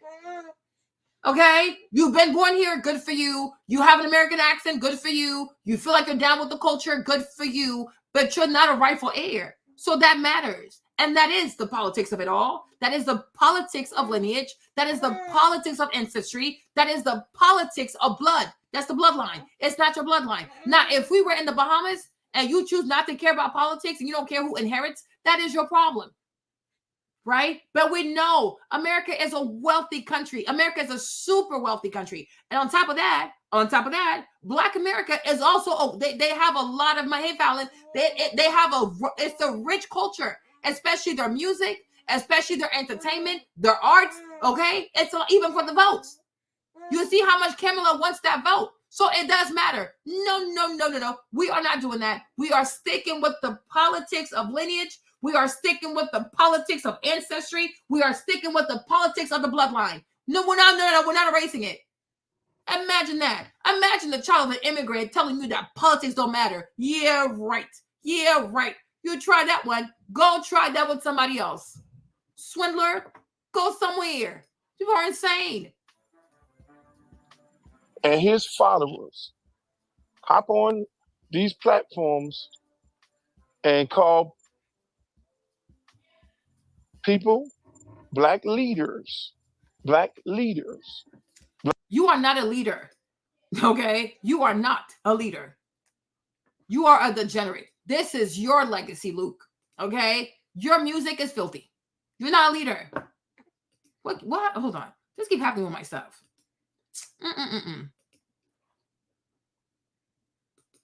Okay? You are not a leader. Okay? You're not Minister Farrakhan. Okay? So nobody's talking about Minister Farrakhan. All right? Tariq does not talk about Malcolm X that horribly. There's nothing to say. He does not talk about Minister Farrakhan. You are not a leader. You are a parasite. Okay? You are a parasite. You are a stain on black music. You are a stain, actually, that we can't remove, unfortunately. Okay? Because your legacy is still alive today. All this twerking, all this nastiness, it's you. It's you. You're like a Moabite. Okay? It's you. You're freaking evil. Black people who have family members whose parents are from the islands. And your parents from the islands, do we send them there? Go take it up with Great Britain. Okay? Who sent your people to the islands? Great Britain. Take it up with the crown. Okay? Nobody here owes you a thing. Our people from the islands. Okay, sure, and what? My people from Africa. What's your point? Who brought your people to those islands? Great Britain. So if you have beef, take it up with the Crown of England. Matter of fact, what's that little boy's name? Prince Harry. He's in LA. Find him. Take it up with him. When you see Meghan Markle, let her know that you have something you want to say to her husband. Okay? But it's not Black Americans' place to be sad for you. Oh, our people from the islands. Okay. There are people also from the plantation. What's next? You want to play the game of Victim Olympics? Let's do it. All right? You're from the islands. They're from plantations. What's next? You trying to say what? That you suffered more? Like you've been more oppressed? Like you what? Okay? Were you forced to come here? No, it was a choice. Okay? So what? Feel sorry for you? Just like me. It was my people's choice to come here. Wumpty wump wump. Like you have to, they have their own things to worry about and to cry about. I'm like, what the heck is this? You weirdo socialist weirdo. You little baby, hold on.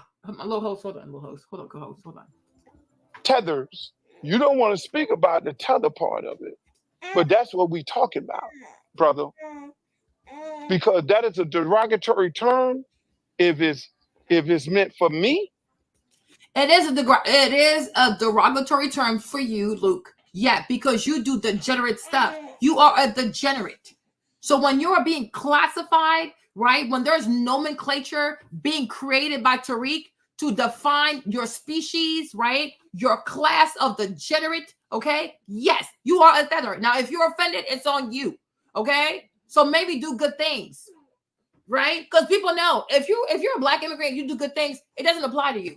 It applies to somebody very specific. And for him to stand up there and to be so intellectually dishonest, we're not doing this today, right? Because if you were a good person, if you were actually a good Black immigrant, if you actually cared, you wouldn't even be sitting down. I guess at one point before you sat down with her, maybe you have a case coming up, right? But there's no way you can sit down with Kamala Harris and allow this woman to swindle people like this. You're not a good person. Like you don't have a positive contribution to Black American culture. So yes. Imagine that.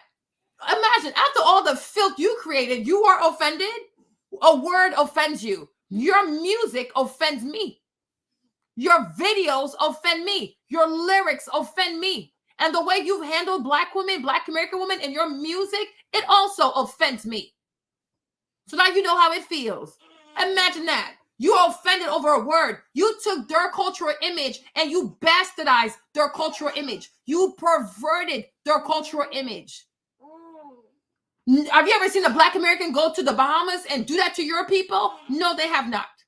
Do you see Black Americans go to Bahamas and do freakniks, all kinds of weird things like that? No, they don't. No, they don't. But you came here, or your parents brought you here. Your parents had you on this land, right? And look at what you've done. And you don't think you owe them an apology? You have the audacity with your drunken lips to utter that you are offended? I'm like, well, what is happening here? The audacity of idiocy. You are a freaking idiot. And I'm like, Rizza Islam, he's just too calm for me. You're lucky you had Rizza on your what's it called, your Twitter space. I should have been up there. I should have been up there. When Black Americans go, even BLM, even though she stole the money, but whatever. But Black Americans, when they go to Bahamas, they spend money. They spend good money. They stay at hotels. They tip the people. They build houses in Bahamas, right? They do nice things in Bahamas. Even Lil Duval. Lil Duval also is from the Bahamas, right? Reciprocity. The way they treat your country, do you do the same when you come here? No, you don't. You bastardize their cultural image. I won't even play your music. I won't even show your videos, but I might not be able to monetize my videos because it's so nasty. It's so nasty. You had proximity to a people. You had a trust. They gave you their trust, and you took their cultural image and you made filth out of it. And it got sold all around the world. Oh, look, that's Black American music. No, that's the work. That is the work. That's the creativity of a Bahamian immigrant. Put that on him. Because that's not fair. Then you want to check somebody. Check yourself. Check yourself. And check your corrupt Bahamian background that allowed you to produce such filth to the point that even to this day, you have yet to apologize. Make it make sense. Make it make sense. People are just way too comfortable. This is insanity. Because my parents are from the islands. We don't care. Then it's meant for Minister Farrakhan. No. Who I love to death. No, you don't. And Brother Malcolm X. No, so you can't separate. If you love them, you wouldn't even dare put yourself and these people in comparison. You're not equivalent to them. You will never be. See, when you perish, when God finally decides to take the trash out with the likes of you, no one, I promise you, is going to remember you positively. You are a disgusting mark. Yes, you are a filthy mark. On American entertainment, on black entertainment, you caused a lot of harm. And I wonder how many young ladies were assaulted because of your music, abused and drugged because of your music. So how dare you? How dare you? You are not comparable to Malcolm X. Are you insane? Are you nuts? And you know dang well that's not what Tariq is talking about. So keep it on topic. Don't lose the plot. You ain't that stupid. You know how to chase butt, right? Look at the plot. Imagine that you see a big piece of booty. That's the plot. Stick to it. Okay? You're a feather. Farrakhan is not. Malcolm X is not. It's you. Talk about you and people who think like you, who act like you, and who are just as entitled as you. Talk about you. It is you. I wish I had been on that thing, on that little Twitter space. He is insane. You can't separate it on behalf of Mr. Tariq. He can, and he will. He got on here, and he made his statements, and he went back and forth. If you follow him, saying all these things about me, which I don't give a shit. Yes, you do. Spell my name right. Yes, you do. But my question is the divide of the Black community. You see this? So you think because we share a common complexion, we are a community? You are insane. The divide. When you made your filthy music, did you think about how your work, your music, your lyrics, and your imagery would divide the Black community? No, you did not. Right? But now that you're all busted, disgusted, and broke, now you want to be in a community. No, you cannot. We're not in the same community. As you see, and that's why I told y'all, we have to stop saying like because we're all Black or because we have the same complexion that we make up a community. No, because people will use the term community to make you feel as though you are wrong for sticking to your lineage. No. There is an overarching Black community, sure, whatever, right? Sure, there's a global Black community, sure. But even at the global level also, you are a low denominator. You are still a degenerate, okay? So whether I go low, I go high, I go low, you are the lowest common denominator. You are freaking degenerate. I can't stand this man. That's why I don't like the term diversity, okay? I don't like it. Black community. And people use that term to say, oh, see, I'm equal as you. I'm just like you. My parents are immigrants too. My parents work hard too. What you thought this was? America is a racist country. It's not as racist, right? But if you come here, you better be ready to fight. You're going to have to fight for yourself, for your children. Nobody owes you a thank you because you also benefit, right? So much work was done before you got here. God forbid you have to work a little bit. God forbid you got to stand up. God forbid you got to use your voice, right? What you thought this was? A vacation? No, it's immigration.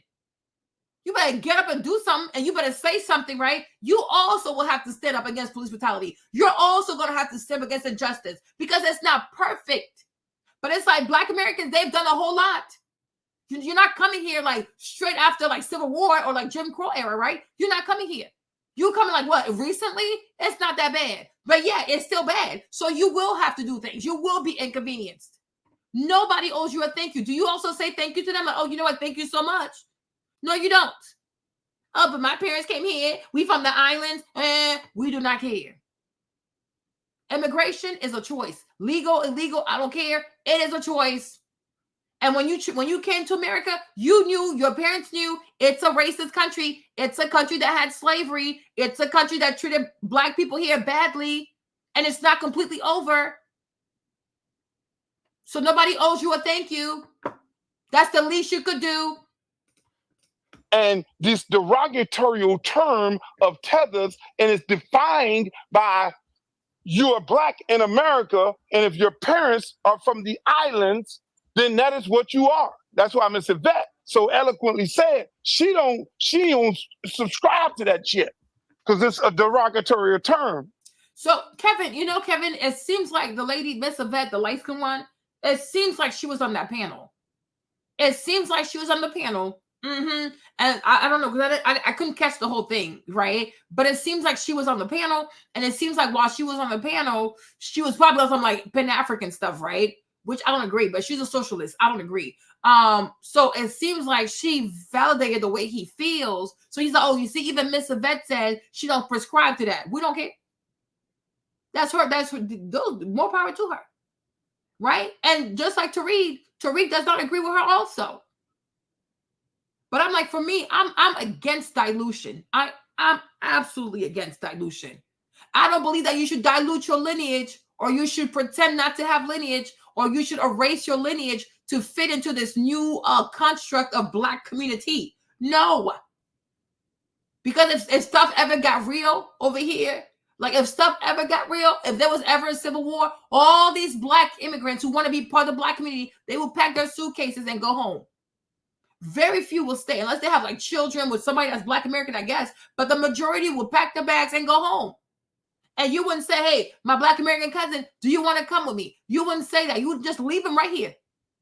So everybody wants to be your friend, your sister, your brother when you have money. Everybody wants to be with you when you have a lot. But the day you have nothing, they'll turn their backs on you. So no. I don't even know why Mr. Bell would say that. It makes no sense. There is like at large, there's this Black diaspora, sure. But we're not talking about that. We are here in America, on this American soil, right? And not everybody who is Black has the same lineage. Not everybody who is Black in America has made the same contribution. Some people have done more. You talk about, oh, my parents immigrated from the islands. Okay, sure. A lot of Black Americans here, not just the whole plantation, the Civil War fighting, the Jim Crow, but many of their people have served in the Navy, in the Marines, in the Air Force. You, Luke, did your daddy serve in the Army? Did your mama serve in the Air Force? No. A lot of Black Americans have service behind their names. Okay? Marines, Air Force, the Coast Guard, military, they do all that stuff. You don't have a single member of your family that has served. Like even me, in the Ivory Coast, my granddad was a colonel, so he also served. And that goes to show how much people are attached to the land. Because even though this land was racist, they're being called the N-word, they still fought for this land. You don't have that legacy. You don't have that lineage. You don't have that history. So you can't say to him, oh, well, take the politics out of it. We ain't taking nothing out of nothing. It's going to stay the way it is. Because I'm sure Rizza Islam, he has family members who served. And you don't. That's why you have the luxury of making all this nasty music. Make it make sense. So I have a problem with you saying it about anybody. And Minister Farrakhan, me. Do something. You have a problem, do something. I want you to pull up, do something. Like, make it make sense. Whatever. And everybody else falls into that category. So I wanted to know from this man. You say this shit on this motherfucking platform, bring your ass on this motherfucking platform, and I want you to say that I want you to have the same smoke. I want you to say, you ain't gotta say it. And the thing is, you know why he's such a coward? Because as he's rambling like this with his drunken lips, right? And his bad liver, right? They muted Rizza. I think they either muted him or they kicked him out. They kicked him off the X Live, whatever it's called, they kicked him off of that, or they muted his mic so he can respond. So it sounds like Rizza's just like sitting there quietly and being scolded by this drunk man. No, it's not. That's not what happened. They kicked him off the platform so he couldn't talk back. Right? I'm like, he's such a coward. You feel some type of way? You know what Tariq is? Pull up. I bet you won't, though. It's your drunken self. Make it make sense. The same way that you've been saying it on your platform. It applies to Minister Farrakhan. No, it does not. It applies to me. No, it does not. It applies to Drew. No, it does not. It applies to all of us who have parents that are from the islands who fight our ass off for black people here in America. And you ain't gonna come up here and say no difference. I gotta stop it real quick. So he says, "Oh, we fight our butts off for Black America." Yeah, because it's also for your own good. You're not doing this for the kindness of your heart. Like, make it make sense. You are not doing this out of the kindness of your heart. America is a racist country, so you're gonna have to fight. That's it. But you're fighting for you, for your family, for your children, right? Nobody owes you a thank you. I'm like, what do you think this is? It's a racist country. It's ran by white people. The heck? So you thought you were gonna come from the Bahamas and just what? Just live life and just like be moving up the upper echelon of life with no problems, no worries? You are crazy. You are really, really crazy. Yes, you have to fight. Welcome to America. Now you know what they had to go through. And mind you, you've only here for like what? You're like what, first generation immigrant, right? Look how much crying you're doing. Look how you crying. It's not fair. Oh my God. Okay? They've been here for like since 1600s. The temerity of it all, right? They've been here for over 400 years. They don't even cry like this. You've had to fight for like what? For like what, one generation? You're already tired. You's already drained. Your feet hurt. Okay? You've been drunk because you're tired and you sorrows and you sad and you morose and you're sad, right? Now imagine them. How long they've been doing this? You see? It's not that easy, is it? Right? It hurts, isn't it? Oh my gosh, right? Shut up. Nobody owes you a thank you. Let me play this video from Ann Cutler, because I agree with her. Hold on. For the legacy of slavery and Jim Crow. So unless these benefits are going to, roughly defined, foundational Black Americans, the descendants of American slaves, you've taken away the whole purpose of this. Exactly. And that is exactly what's happened once we got this huge load of immigrants, to beg Congress to deal with this custom, this treatment of anchor babies, acting like the children of illegal aliens are American citizens. No, the 14th Amendment was written specifically about former slaves. That's what it was about. Even the former Klanner on the Supreme Court said, this is about freemen. This is about former slaves. Even if she had always claimed to be an American Black, it's simply factual that she is not a foundational Black American. And again, that is why America has all of these provisions like affirmative action and set-asides and civil rights laws. It is because of the shame and guilt about slavery and Jim Crow, both little democratic enterprises, by the way. So it all has to be spent on Black Americans. Yes.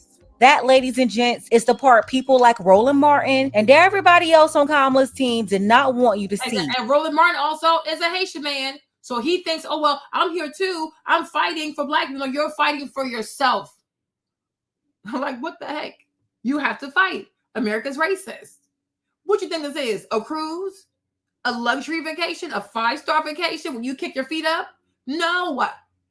But it's not as racist as it used to be. Because Black America's been fighting since the whole slavery days. Okay? And now that you got to fight for a little bit, you already tired. Make it make sense. You don't make sense, huh? But like she said, and I'm like, isn't it crazy that a white woman, a white American woman, a white British woman understands this stuff, right? Anglo-Saxon. That's why I said earlier that even if you do feel like Trump is a racist, ultimately, Trump is a white American with a lot of lineage, with a lot of legacy. He's here. He's from here. He has kids here. He has grandkids here. He's the same way as most Black Americans. Like, you've been here, right? So they understand. She even said, like, even the members of the Supreme Court who were also racist, who were also KKK members, said no, these Reconstruction Amendments are for the descendants of the enslaved. But now with the term diversity, Black people, Indian people, you name it, yellow people, they come from all around the world. And they use the term diversity to swindle Black Americans out of things like laws and acts and money that was meant just for descendants of the enslaved, descendants of the freedmen. Now that money is being split with everybody in the name of diversity, diversity, diversity. It's a freaking scam. It needs to stop. That's why I say it's DI that put this Indian woman in position to be VP. It's always that. They do all this diversity stuff, and it's like Black Americans, people who have Black American blood, they never get to profit. Other people do, because it's all about complexion and not about lineage. And that is problematic to me. It cannot just be about complexion. It has to be about lineage. Make it make sense. Hold on. And Culture was on C-SPAN, where the host of the show questioned her about the Kamala's not Black revelation. And Culture said Kamala was not a foundational Black American. Doesn't matter how much you try to twist it. Roland Martin then went on his show to call out Culture for telling the truth and discredit her opinion, basically insinuating to his audience that she was racist, which is very easy to do in front of a group of Black people. Just put up a white woman and a non-Black woman cosplaying as a Black American woman and fuel the anger of the people by taking sound bites and calling them racist instead of listening to what was said and asking yourself, was it true or was it a lie? Was it logical? No, instead, Roland Martin went against the truth, all because she was a white woman. He took up for Kamala Harris while also going against Black Americans, saying the descendants of Black American slaves are ops. All you're hearing her do, Julian, Makongo, and Renita, is parrot these FBA people. They've been on social media the last several years doing the exact same thing. Oh, you see how he said? Do you see how he said? Do you hear how he said these FBA people? You see, no respect. But then he gonna tell you Trump is a racist. These FBA people. This dude is funny. He is hilarious. But you see, when there's Trump derangement syndrome, people are not even paying attention because they see same skin color. Like, oh yeah, he has my best interest at heart. You heard him right. He said these FBA people. So he thinks he's more legitimate than these FBA people coming out of Haiti. Make it make sense. Because what? Because he's a Q dog. I think he pledged Q. I think he went to the HBCU and he also pledged Q. The HBCUs and the Divine Nine. Okay? Like, please, Tether. And frankly, let's be real clear. Many of them are standing with Donald Trump. See, whether or not you like her, you can't say she told a lie. But off the rip, he just told a lie. I have not seen an FBA person campaigning for Trump. Calling out Kamala Harris and holding her accountable is not a Trump endorsement. They are ops. They're there to be disruptive. Listen, this is what he's saying about the Black American descendants of slaves. They are ops. They're there to be disruptive. They are ops. They're there to be disruptive. It's pretty stupid. Yeah, and Coulter, number one, let me just say this. I don't know what it is about election season that makes white people feel like they can weigh in on who is Black and who is not. But PSA, there's never a good time for you to weigh in on this topic. You have no right to weigh in on this topic. This does not concern. I don't know who this lady is. Maybe she's also a Tether. I don't know. But if you're actually FBA and you heard what this lady said, yeah, she can weigh in on this because she's making a lot of sense. She's saying that these laws, these rules, these amendments are specific for the descendants of the freedmen. Yes, she can say that. So the only people who will be triggered are like Black immigrants, because then you realize it's not for you. And that's the part you don't want to hear, because diversity, equity, and inclusion makes everybody feels like, oh, well, I need to be included. My skin is Black. I fight for this country. Yeah, you should. Your skin is Black. You fight. Yeah, you should. That's how you gonna live here. You have to contribute. You have to fight. Right? You have to earn your keep. What do you want me to say? right? But I'm like, the only people who could be like, the only person who can be offended by what she said is like, yeah, because you're not from here. So you don't want to hear that you're not included, because that's the thing now, right? Diversity, equity, and inclusion. Everybody has to be included. Okay? Make it make sense. Earn you, and culture needs to mind her business. This has nothing to do with you or a community that you've ever been a part of and that you know anything about. Yeah, they tried to cape for Kamala real bad, but you know what I'm about to show you? Everything they didn't want you to see. Yeah, these are the clips they did not want you to see. They wanted this to go away and wanted us to ignore it. I have to say, this is not about who you like or what you like or what's making you feel good. Is she telling the truth about the laws designed specifically for the descendants of Black American slaves and how those laws have been hijacked to benefit everybody else except for the people they were intended to support? Exactly. Take a look for yourself. And yes, I am a Democrat. But again, I'm 54, and I remember, it is brought back to my remembrance that during her time, what was it, a prosecutor or a district, whatever she was doing, if anyone were to bring up about her being Black or saying that she was Black, she had a visceral reaction to that in her body language. She did not want to be thought of as Black, and certainly as a prosecutor back then, she had put so many Black people, and particularly Black men, in jail. And unfortunately, Black people have a very short memory span, and it's hurting us. It's hurting us right now. All right, Belia, we're going to have to leave it there. Thank you for calling in. Ann Coulter. Well, even if she had always, and thank you very much for your call, even if she had always claimed to be an American Black, it's simply factual that she is not a foundational Black American. And again, that is why America has all of these provisions like affirmative action and set-asides and civil rights laws. It is because of the shame and guilt about slavery and Jim Crow, both little democratic enterprises, by the way. So it all has to be spent on Black Americans, not on any loser with a grievance from around the world. And that's what it's become. I listed in that column you mentioned, Peter, because it always makes me laugh that all the good diversity jobs are going to immigrants. There was Claudine Gay, the head of a lot of the affirmative action programs, and there are like 200 affirmative action or DEI administrators. They're Indians, a lot of Indians. And I went through all of the immigrant hosts on MSNBC, and I forget, there are like 8 of them. And 3 or 4 foundational Black Americans. And I know, MSNBC, they're so proud of their diversity. No, it's not about diversity. It's about integrating Black Americans into mainstream American life, and giving them benefits to make up for slavery and Jim Crow. I think, some affirmative action programs went a little far and aren't really helping, but that's what it's about. And we've completely pretended to forget what the point of this was. In a recent Substack column, Ann Coulter, you wrote that probably inadvertently and for all the wrong reasons, Donald Trump made an important point when he said of the Democrats' most recent presidential nominee, she was always of Indian heritage and she was only promoting Indian heritage. I didn't know she was Black until a number of years ago when she happened to turn Black, and now she wants to be known as Black. Why do you say that was an important point?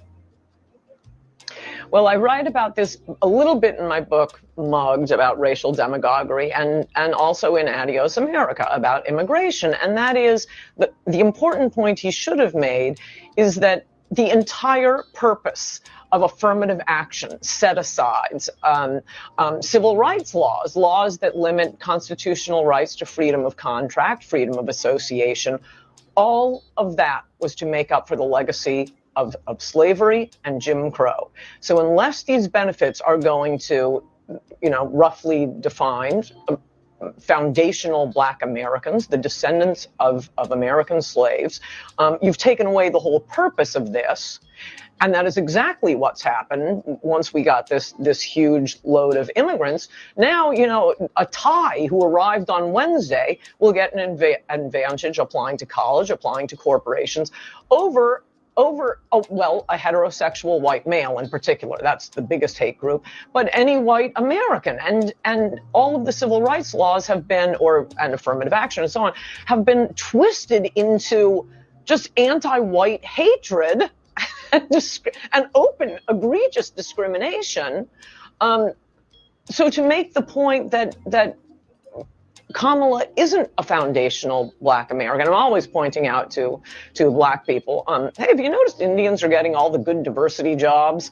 What did we do to Indians? We didn't enslave them. Most of these immigrants coming in, 90% of legal immigrants are from the third world. And mostly we've just run around saving them from earthquakes and tornadoes and coups and starvation. You know, they owe us, we don't owe them.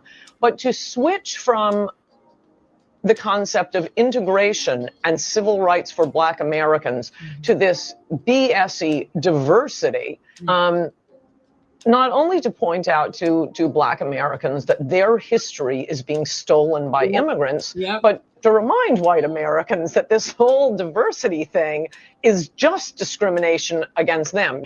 The amount of money being sucked out of the federal government by immigrants is astronomical. They always fiddle with the numbers to hide it.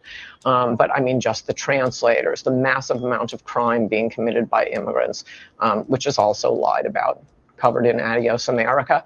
The judges, the public defenders, the jail cells, the English as a second language classes. And this is to say nothing of, I mean, New Yorkers are getting a taste of it now. It used to just be the border states and places like California, the enormous, giant, heaping amount of welfare being given to immigrants, legal and illegal, compared to native-born Americans and or American-headed households. And by now, since Reagan's amnesty, that includes a lot of very recent immigrants.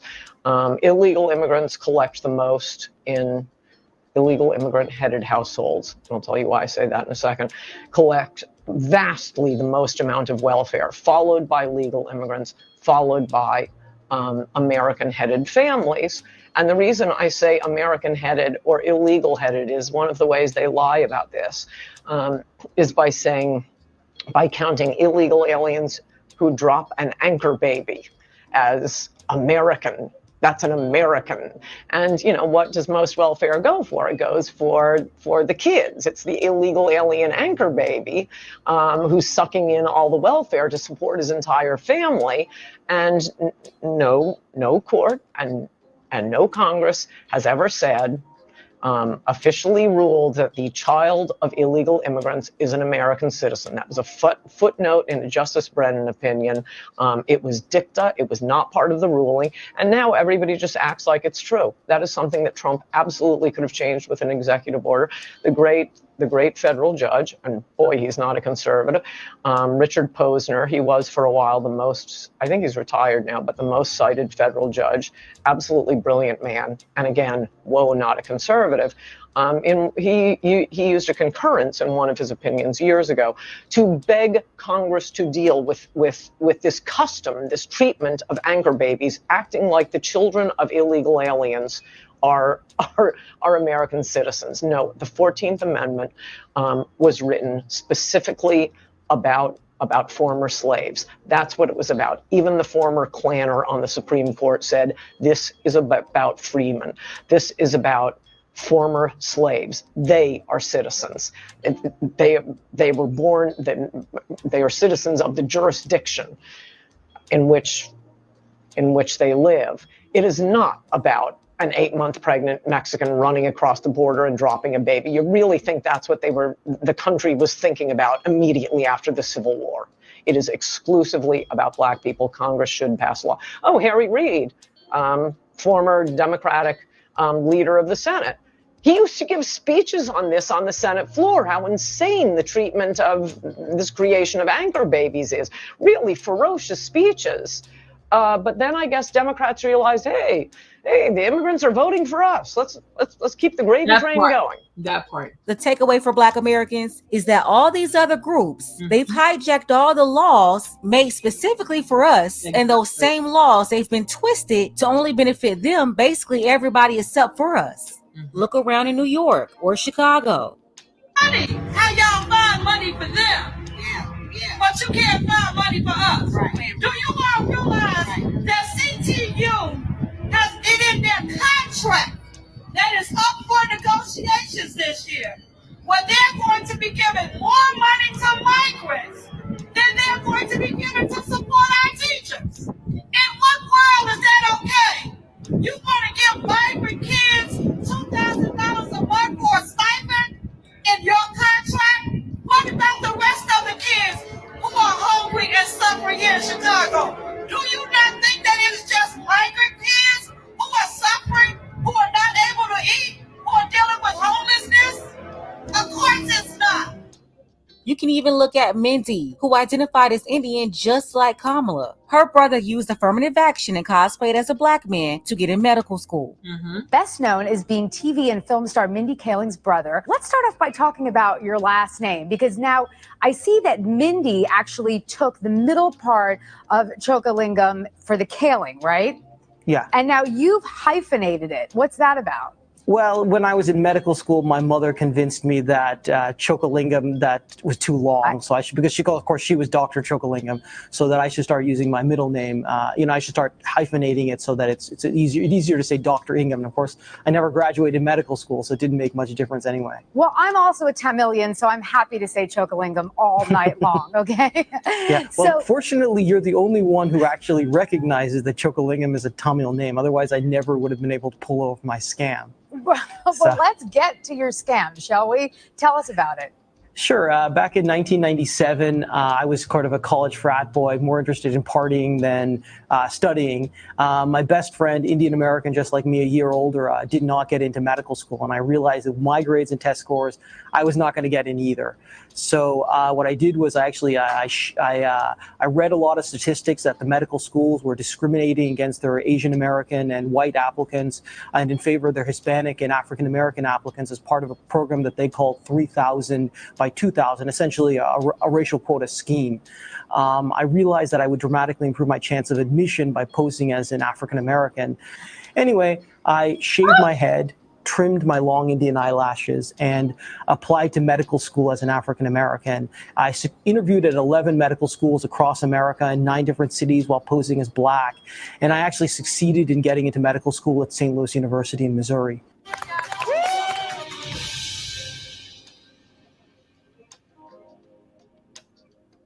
Wait a damn minute. Wait a damn. It was a whole con job. And look at what Kamala did. She used it to get picked as VP of the United States of America. Remember in 2020, they put the pressure on Joe Biden to choose a Black woman. Most African Americans that I've talked to on a daily basis are very concerned. This one, Joy Reid, her divisive behind. She's so divisive, right? Okay? And so many Black American women listen to this goofy person with her choices, right? This lady right here is Congolese. Her dad is from Congo, the DRC. Her mother is from Guyana. So like her mom is like Amanda Seale's mom. She's Guyanese. Her father is Congolese. So when she goes on these rants where she's trying to be divisive between Black American women and Black American men, y'all need to be very careful. Okay? Y'all need to be very, very careful. It's very easy for people to be divisive. Oh yeah, Black women, don't be with your Black man, because this is not their nation. It's not their home. Because if she was back in Congo, would she be doing this? I don't think so. So this lady here, her dad is from Congo. She is Congolese, Guyanese. Her dad is from Congo. Her dad is like, hold on. Let me show you something. Hold on. Because, child, I have my Congolese sisters. I was like, who are her people, child? Okay. All right.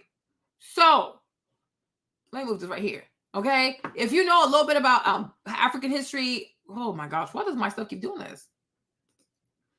Hold on. So there's an issue with my stuff when I keep sharing stuff. Maybe I share too much. Hold on. Okay. So her dad has the same ethnicity as Patrice Lumumba, which is like, he's like one of the greatest African leaders, Central African leaders, right? But back then, before Congo became Zaire it was called the DRC. He was the prime minister. He was murdered, okay, by his best friend, pretty much, okay? So her people are from his ethnicity. She shares his ethnicity, right? So that's Joy Reid for you. So her dad is Congolese, and then her mom is from Guyana. So she's mixed. Another tether, okay? And you see how much confusion she causes? And when I tell my Black American girlfriends, do not listen to this woman. She's not one of y'all. She's from Congo. That's why she does all this divisive stuff.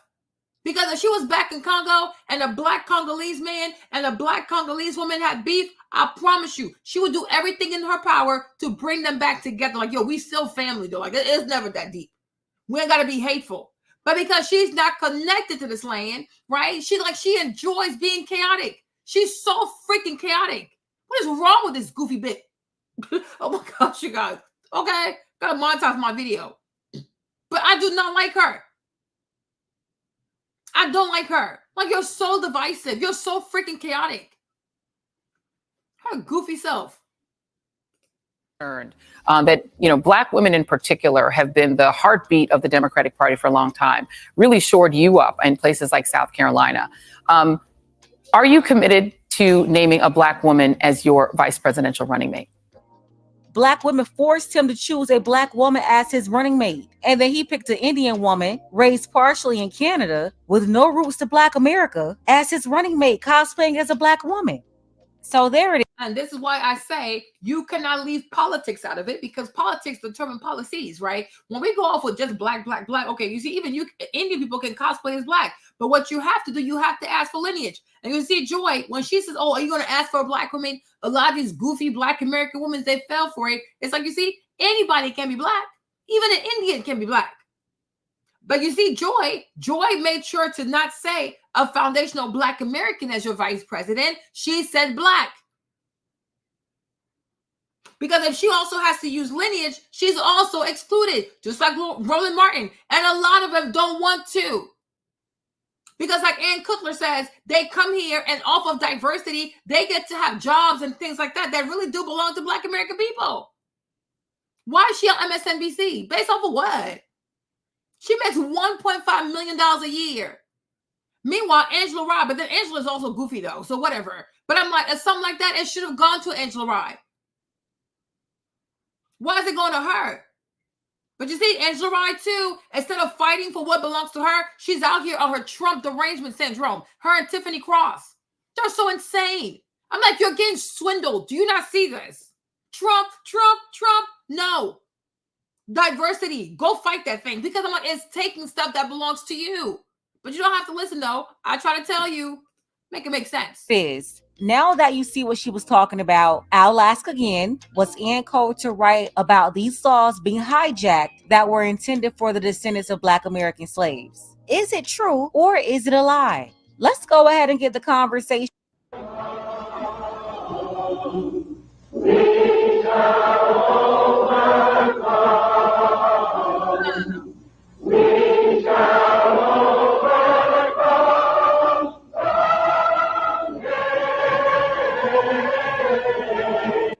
Please show me, where are the Indian people here? Where are the Indians? Where are the people from the Bahamas? Like, I'm like, Uncle Luke, where are your people at? I'm trying to see something. Like, make it make sense to me. Like, imagine the people who did all this for themselves, right? Imagine the people, they do all this for themselves. And then you say, well, I came here and then I work hard too. So therefore what? Therefore, what is your point? Like, people really need to learn to stay in their lane sometimes. Like, stay in your lane, right? We have to be honest. Me talking about, oh, I've worked hard, I've got good degrees, I stand up. Yeah, that's beautiful. But I also do it for me though, because it benefits me. It benefits me as well. But my people did not book flights from the Ivory Coast to go march for Dr. King. No, they did not. Probably watched it on TV. I'm sure they did, right? But you can't be doing stuff like this. In what will go down as the greatest demonstration of freedom in the history.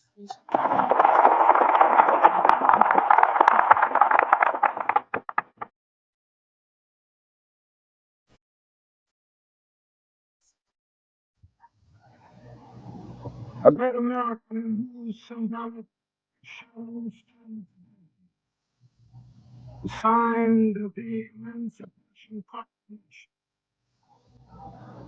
This momentous occasion as a dead different light of the idioms of migrants who is with us. It came as a chance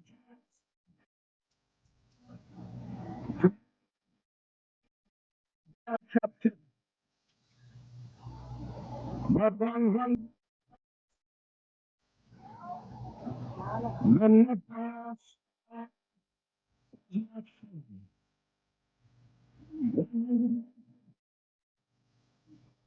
The life of Libya still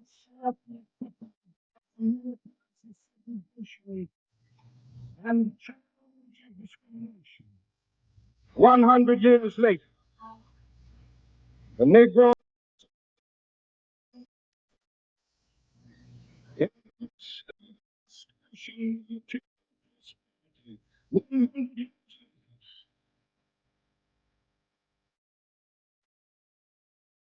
the Negro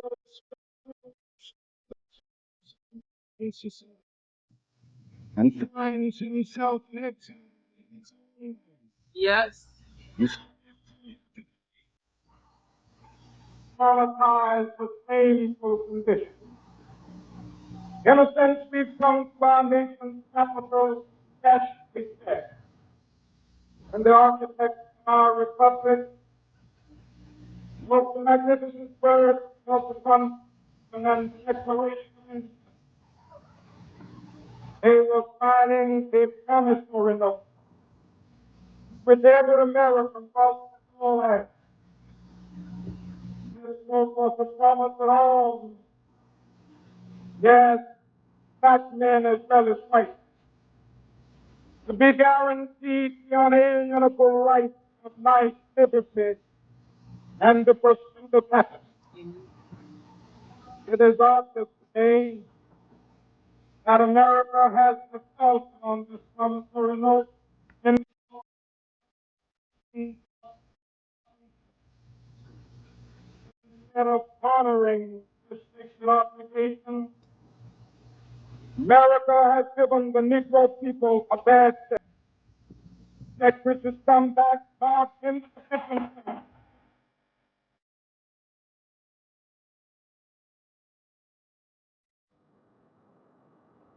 Sending all of the Democratic shills to kind of come after me because they know the influence that I have. They know that. So this was Tariq's response. I think it was like last night. Yeah, it's his response. So let's go. I'm one of the few people that the streets listen to, the corporate sector listens to, the intellectual crowd listens to. I have the ear of the people because I'm a person of the people. And I'm a foundational Black American, and all 50 million. Everyone makes mistakes when it comes to buying furniture, from measurement mishaps. Works. It in? So what, did Strappy go in there trying to get some clout and then they drug her too? Hilarious. That's funny. Strappy's always trying to get in where she fit in ever since I put her little old haggard ass on the shelf. But listen, let me tell you something. They've been sending all of the Democratic shills to kind of come after me because they know the influence that I have. They know that I'm one of the few people that the streets listen to, the corporate sector listens to, the intellectual crowd listens to. I have the ear of the people because I'm a person of the people. And I'm a foundational Black American, and all 50 million of us are on the same page, and I represent for our lineage correctly. All right? So listen, they've been trying to take shots. They've been sending all of their minions. Every time you say something critical of Kamala Harris, they send their minions after you. A lot of these Negroes that's connected to the Democrats, they send Isaac Hayes Jr. with his little old pudgy clout chasing nepotism ass. Isaac Hayes Jr. Every time I tweet something, it goes viral, and he hops in my mentions. You trying to disrupt stuff? Get out of my mentions. Isaac Hayes Jr. Now, Isaac Hayes Jr. They're trying to sue Trump for using a song that Isaac Hayes wrote. This is the little clout chasing this buffoon ever. this dude only gets clout off of his damn dad. Isaac Hayes Jr., you even try to sound like your dad. And you shave your head bald like your dad. You ain't your dad. Your dad had talent. You a big old pudgy hack. And also whining to another man, that's real weird, Isaac Hayes Jr. Dudes who whine to other men, I'm real skeptical of dudes like that because I don't know no heterosexual dudes who do that, who whine to artists and put them in their pocket and have them doing the shilling for them. The thing is, Luke ain't got no clout on these streets. Luke ain't got no clout on these streets, y'all. That's why Luke was trying to bait me into going to his old dry ass room. He has to use my name to get clout. Nobody's about to go into a mush mouth, tether troll babbling space where they're just lying. Yeah? Nobody's going into a troll room because I've already defeated you. If you're reduced to lying, I've already defeated you. So Luke just pops up out of nowhere, mentioning me in some live, and I'm going to play it here, talking about I got a white wife. How he married to a white woman? You know, he can't talk with the damn, like a musty mush mouth lizard. How you gonna talk about Kamala Harris and he got a white wife? When dudes start lying like that, yeah, somebody said he's in the room drunk, rambling. Listen. So let me play the clip of him mentioning me just out the blue. And again, this is something that most likely the DNC, you know, they didn't send the word down to these guys to mention me because they do market research and they see how thorough I am and they see the influence that I have and they see that they can kind of look at the algorithms and see the waves and see how certain messages are transmitted. And a lot of things, when I tweet it or put it on social media, it goes viral because people just happen to like to listen to me because I keep it 100. I'm not a shill for any party. I speak from the heart and I speak the truth. So this is Luke up here lying, being a lying tether. What else is new? What kind of stereotype is that? We almost got 1,000 people on the Twitter space. Shout out to Twitter space. Y'all Twitter space people, y'all need to go to the Tariq Radio YouTube channel because we cooking in here. We got some visuals y'all need to look at.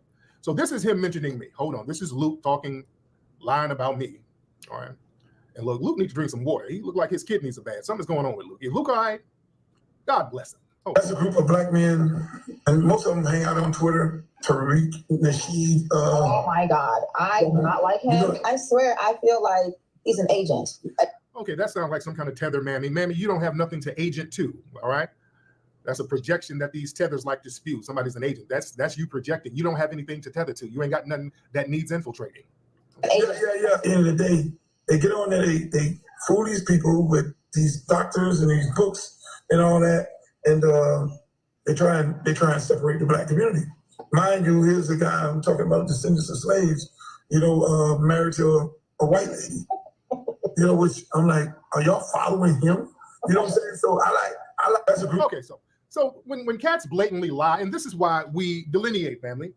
This is why we're delineating, because we're starting to look at tethers like Luke, who these non-FBA people, and we're starting to really look at these cats and just look at how they get down and look at what they bring to the table. Yeah, exactly. They bring lies, scams, and degeneracy. Yes. Okay? Yes. Let's be real. Yes. Let's look back in hindsight, because Luke, somebody said he was bragging about all of his accomplishments and all the things that he's done in Miami and all of that.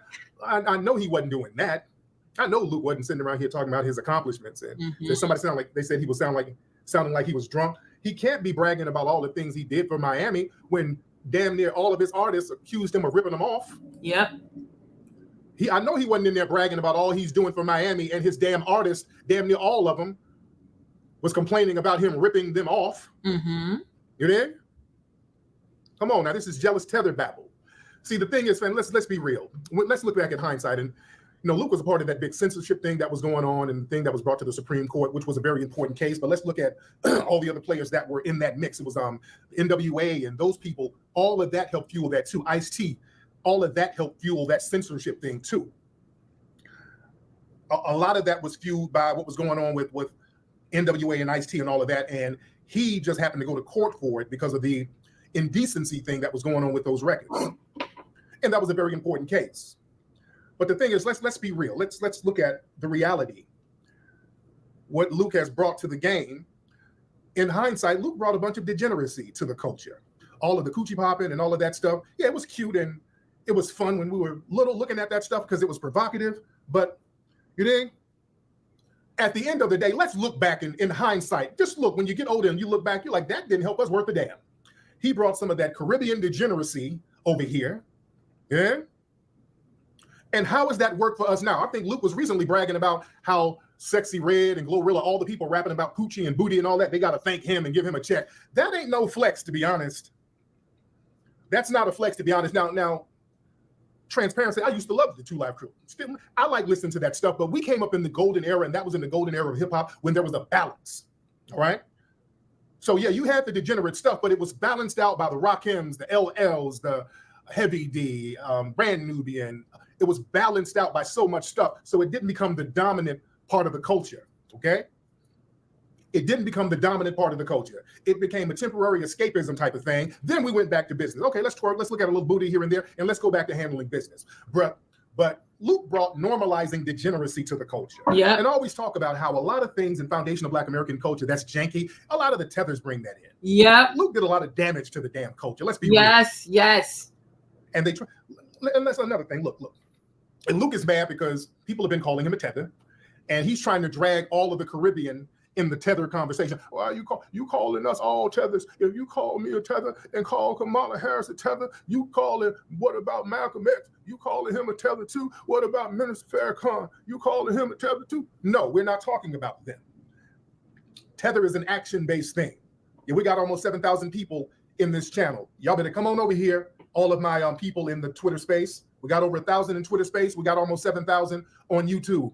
Y'all want to see the music video we got a little bit later. Y'all want to see this video. Y'all gonna want to see this video, by the way. We did a music video, an AI video. It's very funny. But listen, Luther brought degeneracy to the game.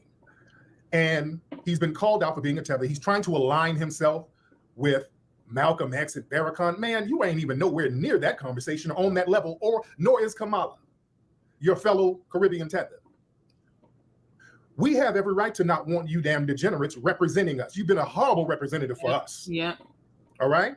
You brought filth and degeneracy. Kamala Harris has brought nothing to our community. We are putting our foot down saying we don't want you foreigners or people from foreign backgrounds representing us, especially if you don't really have a track record of being down. See, Minister Farrakhan. And I'm gonna say this too. Like, I think this also needs to be said, right? Is that even like those people too back home in their where are they from? Their own people would not want them to represent them because what you're doing is really filthy. So like ultimately, nobody wants you to represent them. Like seriously. That's why people do nasty stuff, unethical stuff, degenerate stuff, right? They want to be something else besides what they truly are because they know it's not a good reflection. The whole time he's doing Two Live Crew stuff. Why are you not saying he's from his people from the Bahamas, right? He kept that hush hush. Why? Because I'm sure even people in the Bahamas would have been disgusted. Like, who raised this boy? Because you probably raised better than that. So nobody wants to claim you, really? Because it's disgusting. Like, make it make sense. We follow Minister Farrakhan because he has shown to be a proven writer. He got the game and studied under the tutelage of the phenomenal foundation of Black American, Elijah Muhammad. And he was a phenomenal student of Elijah Muhammad. And Brother Minister Farrakhan has always given Elijah Muhammad the props and praise for giving him the game. That's why we love Minister Farrakhan. He's always been 10 toes down. He's always called people out. He's always stood on business. He always called out white supremacy. And he has always looked out for the Black community. He didn't bring coochie popping to the table. Exactly. You're not on that level. Exactly. You're not on that level, Luke. And you never will. You're not in that sphere. And yeah, I heard my brother Rizza Islam tried to go into space. They said they kicked Rizza Islam out of space. And shout out to Rizza, by the way, speaking of my brother Rizza has the intellectual power herbs that you guys need to check out. That intellectual power, ladies and gentlemen, is not no joke. Y'all need to get this. And y'all go to the website. This is the website, intellectualpower.net. Y'all go to the website, ladies and gentlemen. Intellectualpower.net. They got great deals on the website. And that's my brother Rizza. Intellectualpower.net, ladies and gentlemen. Go check that out. Radiation free, all natural. My man really took his time to make this thing pop off, man. This thing gives you a super brain. I think Luke might need some of it so he can stop being a mush mouth babbling buffoon. This dude, Luke, you're not no intellectual. I don't know why these mush mouth tethers try to fancy themselves as some type of intellectual. You're not no intellectual, dude. You can barely form a coherent sentence. Yeah. And he's mad at Foundation of Black Americans for delineating because we ain't really trying to have him act as our representative. You're just not doing a good job at representing yourself, let alone us. Yeah? But Luther, you've always been a talentless hack who had to rely on the talents of foundational Black Americans. Even the sound down there that you try to take credit for, that came out of the West Coast. The 2 Live Crew, they started on the West Coast. They started out here. They had a record called Revelation, something like that.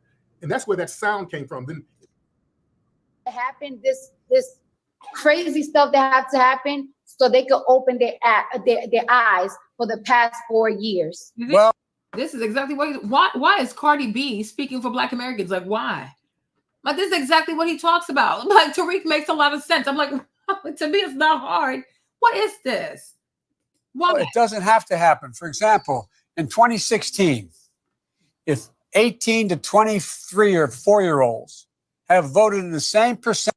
All of this has to happen, this crazy stuff that has to happen so they could. Cardi B, did her ancestors do any contribution out here? Did her ancestors do anything? Did they march? Did they help people? I'm so confused. Why was Joe Biden even sitting down with this girl? It makes no sense.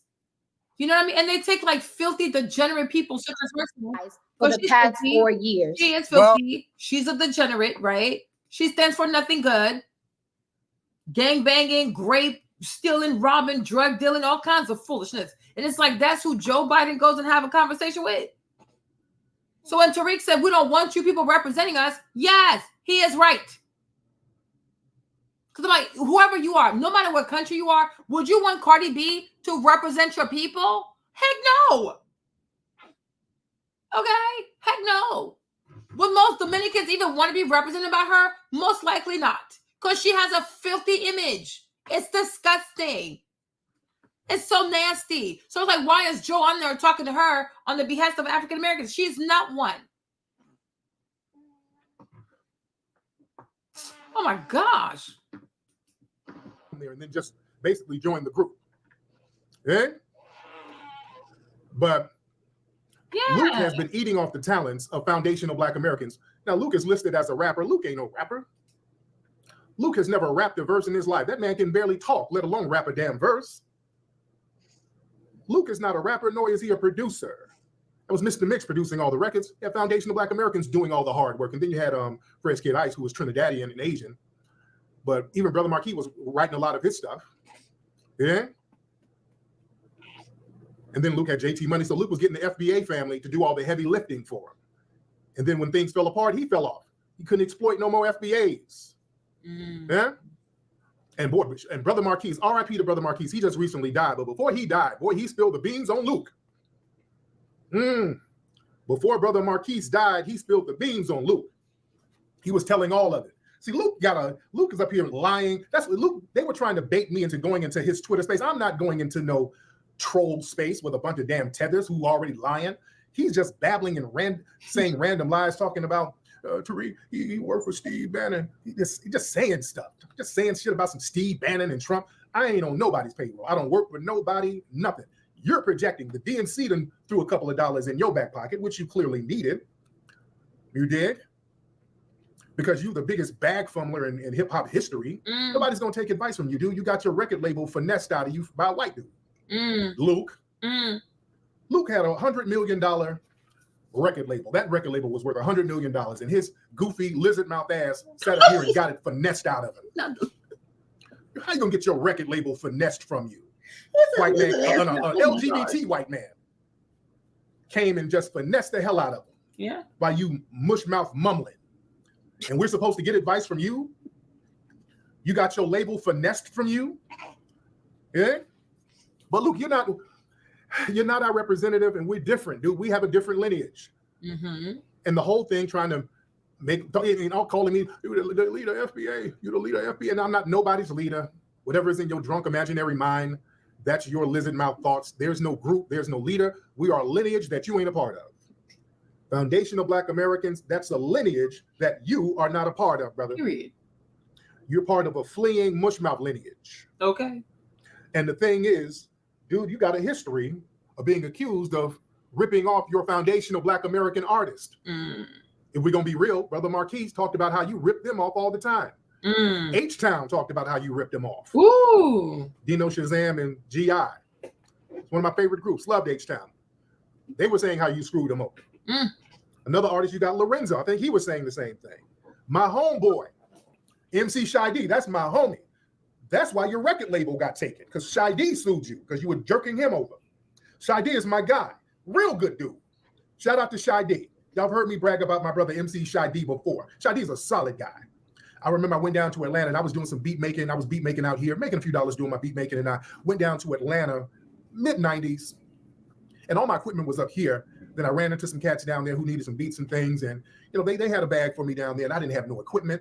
And a partner of mine introduced me to Shy D and we chopped it up and I was going to rent Shy D's drum machine. It was either an SB12 or an NPC. And I had discs for those particular drum machines.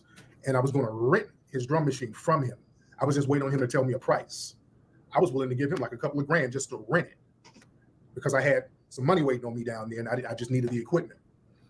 And Shy D, never forget, that man gave me his drum machine for free. Shy D gave me his drum machine and said, hey man, just take it and bring it back whenever. Never forget that. Never forgot that.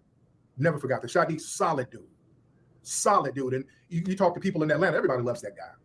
Real good dude. So if Shy D makes an accusation, there's some merit to it. There's some merit to that. You understand?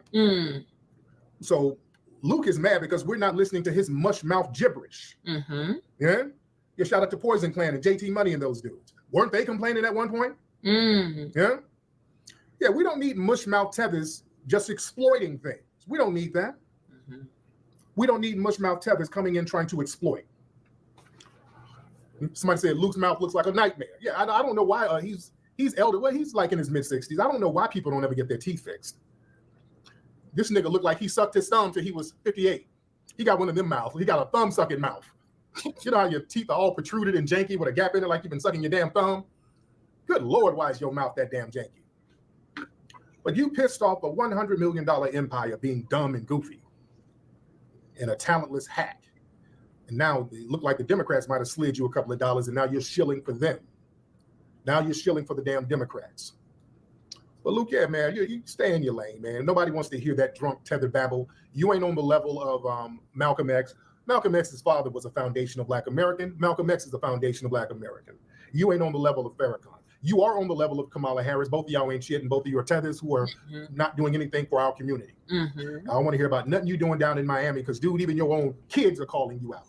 Your own kids have called you deadbeat, dude. Come on, man. Come on. We got to dig up Luke's resume. Luke's own kids have called him out.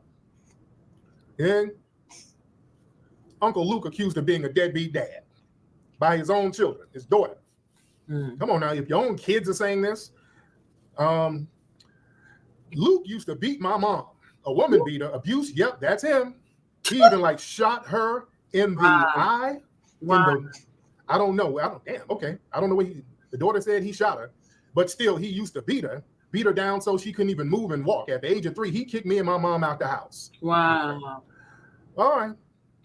And we're supposed to be listening to this mush mouth tether? Wow. Go check out that interview Brother Marquise did. See, this is why we delineate. We don't want people with all of their degenerate nonsense misrepresenting us. We don't want people in their degenerate nonsense representing who we are. Yeah? Brother Marquis just did, well, before he died, did a video. It was on Vlad, corroborating what the daughter said. No, I don't know what the sentence said. The daughter in that quote said he shot the mama or something, shot at her. I don't know what that means. I'm just reading what I saw. I don't know what it means. Brother Marquis said basically the same thing. Brother Marquis said he really didn't like Luke, and that's his group member, the guy who was in the group with him. You know? Brother Marquis said he wasn't really feeling you like that because, number one, when they made their record, the original 2 Live Crew, they did a record that was kind of conscious.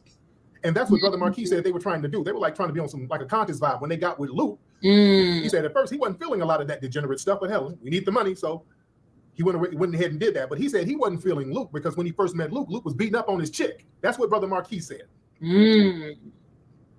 That's what Brother Marquis said. So a lot of Luke's degenerate ass behavior that's been talked about for a long time, people have been pointing this stuff out. People look at that stuff. Yeah, come on, man. You ain't at liberty to point fingers at nobody because you ain't got no influence like that. Ain't nobody really listening to you, brother. And people were listening to you at the time because you had artists who could write stuff and produce stuff that was fly. So you use that to kind of signal boost your little mush mouth message, like folks were really checking for you like that, but nah.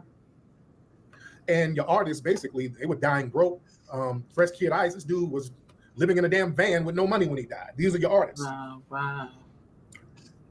I don't want to hear about all the things you're doing for Miami, and your artists and your own kids are calling you out. Wow. You there? Wow. Doing tether ass stuff. Wow. Yes, Brother Marquis was discovered by Rodney Yo. They were from here. They were out here. How many folks we got in this damn room? We're in here heavy. Everybody, if you're on Twitter Space, come on in this room because we're in here deep. Wow. We're in this room deep right now on Twitter. Y'all follow me on Twitter if you're not following. And just think about the fact that she would even sit down with someone like Luke is just nasty. It's just nasty. Ugh, ew, yuck. If you on Twitter, it's like 4,000 people on the Twitter Space. It's 4,000 people in Twitter Space and 7,000 in here. We're in here deep tonight, talking about this musty lizard mouth tether who can't form a coherent sentence. His wife just left him a couple of years ago, talking about wives. He said he was blindsided by the divorce. She just got tired of looking at that damn mush mouth and said, hey, what am I doing? She probably thought some more 2 Live Crew checks were going to come, and she realized, damn it, ain't no more money. What am I in this for? Mm-hmm. I'm not fucking this lizard mouth nigga for nothing. So she bounced. 2022, she divorced his lizard mouth ass. That's why he in the house drunk, babbling. And let's be real, the 2 Live Crew, the stuff they were doing, basically, Luke, y'all were some glorified tricks.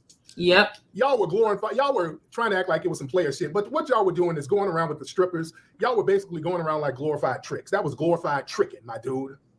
That's why they were mad at the West Coast dudes, because Brother Marquis said when they were on tour, I think they were on tour with NWA or some of those guys, and those dancers, some of their dancers, some of Luke's dancers was in the room with some of the NWA cats, with some of the foundational Black Americans. They were in the room with Cube and Dre and those dudes. That's what Brother Marquis said. That's where the anger, that's where the beef really came from. Some of Luke's dancers were in the room with the FBA brothers getting smashed out, so Luke got salty and left the strippers. You pulled off on me. I'm getting sick and tired of you mother Negroes who's out here trying to take the blackness away from Kamala Harris, our VP, and soon to be president, because your daddy, Donald Trump, gives you these talking messages so you repeat the dumb. Oh, she's an Indian. She's Black on occasions. Really? Make that make sense. Black HBCU, pledge in one of the most prestigious Black sororities, AKA member of the Black Caucus, born and raised in Black Oakland. Yes, she went abroad like a lot of us, all of us, go abroad into Canada and stay for a few years, come back, go to college, state attorney, prosecutor, member of the Black Caucus, stand up in the Senate for Black issues time and time after again, y'all, man. In the words of Chad Johnson, child, please. Hold on. I'm getting sick and tired of you. Like an angry trick. You think that's where the cowards in Compton and they start beefing and all of that. That's where that came from. You little mush mouth trick. Yeah. Man. And I think it goes to show, right? All this money that she's been raising, the $300 million or $400 million, right? That she's been raising. It goes to show, like, all of that is to pay people, because it's quite obvious that Luke got paid, right? He got paid. They're all getting paid. They're all broke. Because if he's saying like, oh, he had $100 million worth, his record label was worth $100 million and he lost it. Like, he lost a lot. So he's going broke. He probably is like seriously broke, right? And this is why Dr. Umar said all these people getting paid, right? Dr. Umar said all these people getting paid. Did they getting paid? Because he was offered $10,000, right? So it's like all you people are getting paid. They are getting paid. Let me play the video again. Hold on. Vote ain't for sale no more. Black vote ain't for sale. We bartering on business. We standing on business. Bring us some tangibles or get out of my face. Ricky Smiley, I love you, But crying on the radio for Kamala Harris, my brother, that's an all-time low. Don't do that again, Ricky Smiley. Don't you get on your radio show and cry for Kamala. Don't you do that, my brother. If you want to cry for Kamala Harris, if you want to cry for Kamala Harris, you do that in the privacy of your house. But if we're going to be honest, Steve Harvey and Ricky Smiley, and I love you both, no hate to my big brothers, but if we're going to be honest, Ricky Smiley and Steve Harvey, y'all only carried on because y'all got paid to carry on. Can we please be honest? Can we see? I want y'all to understand, overstand, and understand what King Kong is talking about. Y'all carried on because y'all got paid to carry on. Kamala Harris and the Democratic plantation is paying you celebrities, paying you to shame black people into voting. Y'all know we not going to get nothing out of that vote. Y'all know we not going to get nothing out of that vote. Y'all know we not going to get nothing out of the vote. But they being paid, y'all being bought. They offer me $10K for an interview with Kamala Harris. I don't want your money, but we can definitely do the interview. They offer me $10K for an interview with Kamala Harris. Yes, we can do the interview. Keep your damn money. King Kong consciousness ain't for sale. I'm one of the real ones. Silverback Garvey Gorilla. I'm one of the real ones. Silverback Garvey Gorilla. Vote this morning, the Harris campaign announced it has raised a record $310 million in July. That's more than double the $138 million the Trump campaign says it raised last month. With today's announcement, Team Harris has already raised more than $1 billion this cycle, the fastest a presidential campaign has crossed the $1 billion threshold in presidential history. Team Harris is also reporting $377 million in cash on hand at this point in the election cycle. That's $50 million more than Trump's team. It comes as Kamala Harris finalizes her search for a vice president in her run for the White House. She's expected to choose her running mate by Tuesday. Sources say Minnesota Governor Tim Walz and Illinois Governor J.B. Pritzker recently met with Harris's vetting team. Also on the list is Pennsylvania. Okay. So you see all this money that she raised, right? All the money that she raised is being used to pay people. So if they offer Dr. Umar 10 grand, maybe Luke got like 10 or 15, maybe 20,000, right? And every time he makes a post, I'm like, all these posts that you guys see is content. When you see all the DLG, every single post they made talking about this lady, rebuking people, it is a post. It is a paid post. So that $310 million or $1 billion that she has in market, that's going towards marketing. Because nobody knows this lady. Nobody likes this lady, right? Oh, she raised more than Trump. Of course she did, because she needs to pay for marketing. Her stuff is not organic. Like Trump doesn't need to raise that much money, right? Because he has his own followers. He has an organic following. She does not. She has to pay for commercials. She has to pay for posts. She has to pay for interviews. She has to pay for segments. Like she has to pay because people don't know nothing about her. Okay? People don't know her and they don't like her, right? So it's like they're all getting paid. So when you see people sit down and talk with this lady, they're getting paid. When you see people promoting this lady, because I'm like, think about it. She has no policy. So how can someone with no policy, you're going to tell somebody, oh yeah, go vote for her based off of what? Because you're getting paid. They're all getting paid in some form or fashion. They're all getting paid. They're getting paid because a lot of people need money. And I'm sure she's paying really well. Okay? She's not going to sit down with Dr. Umar. She's not going to do it. Because she wants people who give her soft questions. She wants people who like make it easy for her. She don't want to do it. So she's not going to do it. She's not going to do it. She's not going to do it. Because even Steve was like, oh yeah, I give her easy questions. I'm not here to ask her hard questions. I'm here to ask her easy questions. I'm like, okay, you see? Because you got paid, right? They're all getting paid. So do not be fooled. Do not be fooled. How can you do an interview with someone that you're going to tell black people to go vote for her, but you don't want to ask her hard questions so that black people can know, okay, yeah, I can see why I need to vote for her. Why would you make her life easy? Like, is running for office easy? Is being a president easy? No, it's not. Somebody, they're all getting paid. They're all getting paid. It's all of this is like, I'm like, all of this is nothing more than sponsored posts. So they probably have to do like what, like 2-3 posts a week. Then they'll have to send that to her or her team, right? And they send the invoice, and then they'll get paid. But it's not free. She's paying a lot of money. She's paying a whole lot of money. Because like it's a recession, it's hard for a lot of people. So they're taking that money. Y'all are taking the money because they need the money. And a lot of the stuff that, some of the other stuff, I'm not going to even mention. Some of that stuff I'm not going to even mention right now. Some of the other stuff that Brother Marquise was saying that Luke and them dudes was doing, I'm not going to even go there. I'm going to try to take somewhat of a high road, but I'm going to get a little bit petty in a minute when I show this video. I'm going to get a little petty in a minute when I show this video. But the thing is, these Democratic shills, their job is to get us to not talk about Kamala Harris, not bring up that she ain't done a damn thing for the Black community. They're getting these bought and paid for shills to run interference and come in our rooms and try to shame us. And I guess they must have a bag down there in Florida because they got Plies too. They got him shilling. Let me play this clip of Plies.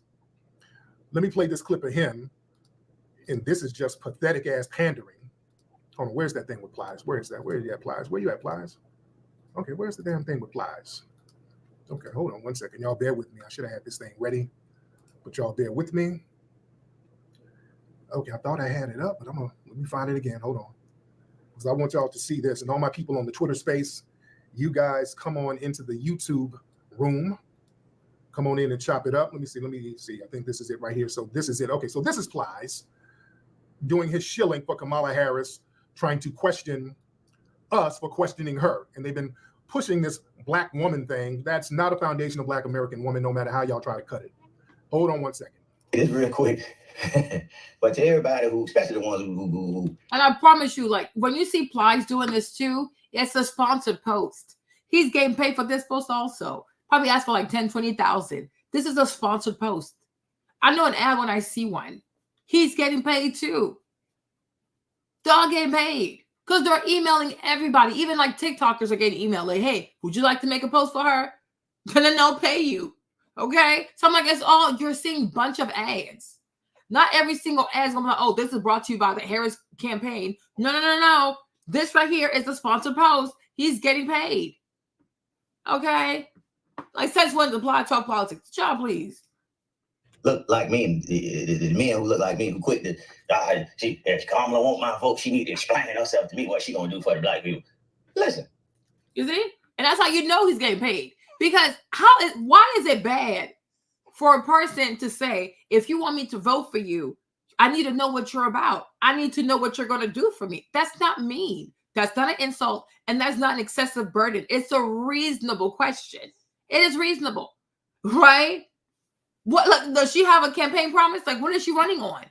And he's about to shame people for asking questions that they need to be asking. Like, you are owed that. Like, you don't just give away your votes. People have to earn your vote, right? A politician has to earn your vote. You don't just give your vote away.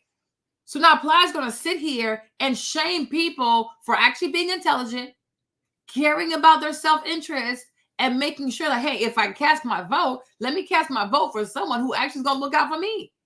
Make it make sense. How can you shame someone for asking her? She wants to be president. Okay, what you going to do for me? That's a reasonable question. What the heck? Stop asking a motherfucking Black woman to explain themselves to you. Or explain themselves. She's not a Black woman. That's number one. Number two, it's not about asking a woman to explain herself. She's running for office. So all this woman stuff, man, like, no. Either you can do the job or you cannot. If you need to have a special treatment because you're a woman, then obviously you're not fit to be president, right? Because you would never say, oh, stop asking a Black man what he about to do. No, you're not just a Black man. You are a person that's running for office. You want to be our president. We have to ask you questions. So if we can't ask you, like, even so right now, you're not president, right? We can't ask you a question because you're a Black woman. So what happens when you do become president? Then we definitely can't ask you questions. And that given like dictator behavior? I thought Trump was the dictator, right? Isn't that dictator behavior? So we can't ask you questions? You're not even president. We can't ask you questions. So what's going to happen when you do become president? No one can ask you questions. You'll do whatever you want to do. No one can hold you accountable. It's giving dictator. Exactly. Like Trump always has to prove himself. But she can't. Oh, stop asking her questions. She's running for president. A lot of people will have questions for her, not just me. And it's fine. She doesn't have to answer questions. Then she's not fit to run. Sit your behind at home and go make rice and yogurt. Okay? That's it. There is somebody else out there who's running for office, or people who would like to run for office, and they would not have a problem answering questions, right? But you're not even VP. You're just a VP right now. We can't ask you questions. And so when you become president, then we can ask you questions. Yeah, right. Damn, like she's a dictator. Go somewhere. Yo, if y'all ain't willing to ask a motherfucking white man, okay, I don't want all that cursing on my channel. So he's an idiot. Black woman. This is something that's coming from the DNC. Every time they mention her, oh, how dare you question the black woman? That is not a foundational Black American woman. Exactly. That is an East Indian. Exactly. We can question her as much as we want. Period. That is an East Indian. That is not a foundational Black American woman. What kind of black you are outside of that, argue with yourselves. You ain't a foundational Black American. We don't owe you black camaraderie, especially when you grew up as a Hindu. That is a Hindu bedwitch. All right? So we can question her action and lack thereof. And we're going to do that. Exactly. And they got this whole thing. Anytime we question it, they're going to try to use these shaming tactics. Exactly. Jermaine Dupri, he put up a video. He was talking about the DNC, and then they tried to shame him. Let me play this video. And you know another thing to you guys, this whole shaming tactic is truly diabolical. Because I'm like, why are you shaming people? But I'm like, if it was Trump or any other person outside of the Democratic Party, right, who was like using shame to get votes, oh my gosh, that's KKK, that's plantation owner behavior. Why are you shaming people? We're in 2024. Why make people feel bad for asking a valid question? It's like, what's your policy? We went to your website. There's nothing on your website. So like, we don't even know what we're voting for. People who vote for you, what exactly are they voting for? They vote. They're going to take a day off from work. They're going to stand in line for hours to cast their ballot. Don't even know why they're doing it. And you want to shame them? Says the lady who's running for office. It's like the election's like in less than 60 days and you still don't have policies. But you want to shame people? You are a joke. The lady who chose Tampon Tim as her vice president, you want to shame people? Like you're loony in your head, right? No. Exactly, to see a black woman president like her, like the other girl's brother who shaved his head and cut his eyelashes off and pretended to be black. I don't need to see a black person president. I need to see a president that's going to lower these prices. That's what I need, okay? I'm tired. We are tired. Like all this shaming stuff, like always shaming people, insulting people, cussing out people. You guys, I even saw a video yesterday. This lady she's rebuking her child because he's voting for Trump. I'm like, are you insane? What is wrong with people? Video of Jermaine Dupri. Then they started attacking him. The DNC sent their flunkies after him. Hold on. Yo.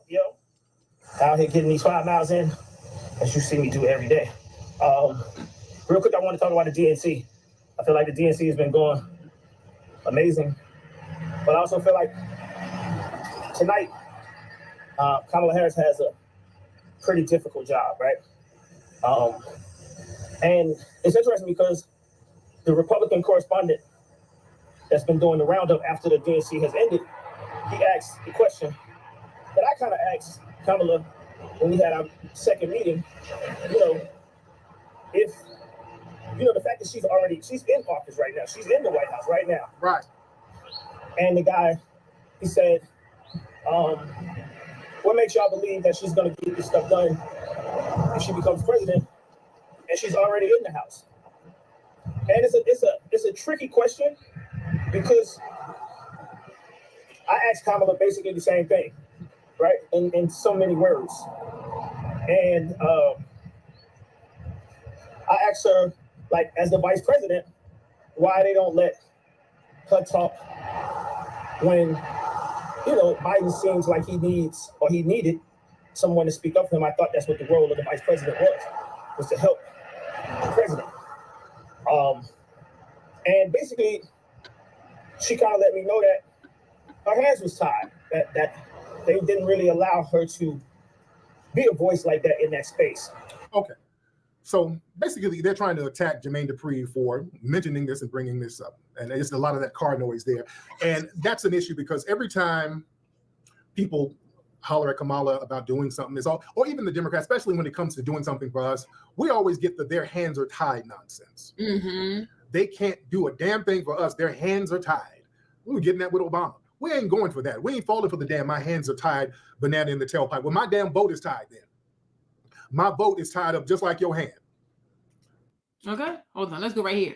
For a minute, before y'all start calling my radio show and DMing me, talking about why you ain't asked so hard, hitting questions, that ain't what this is. Then what is it? I'm throwing a lob. This is the alley-oop for a dunk. Because this administration needs to get the word out of what they're actually doing and what they're actually accomplishing, so we can stop all this foolishness about what you're doing for black people. Can't nobody come out with no agenda and call it just for black people and expect to get in the White House. You got to play the game different. Y'all know what this is. So now this next question is another lob for her to dunk. Because they have done a lot, man. See, I'm on this radio show, I'm hearing all these people talking about, I'm not voting if they're not doing nothing for us. Listen to me. If you do not vote, the analytics will show. They know how many women vote, they know the age you are when you vote. If we don't vote, how we going to ask for something next time? If you ain't got no voting power.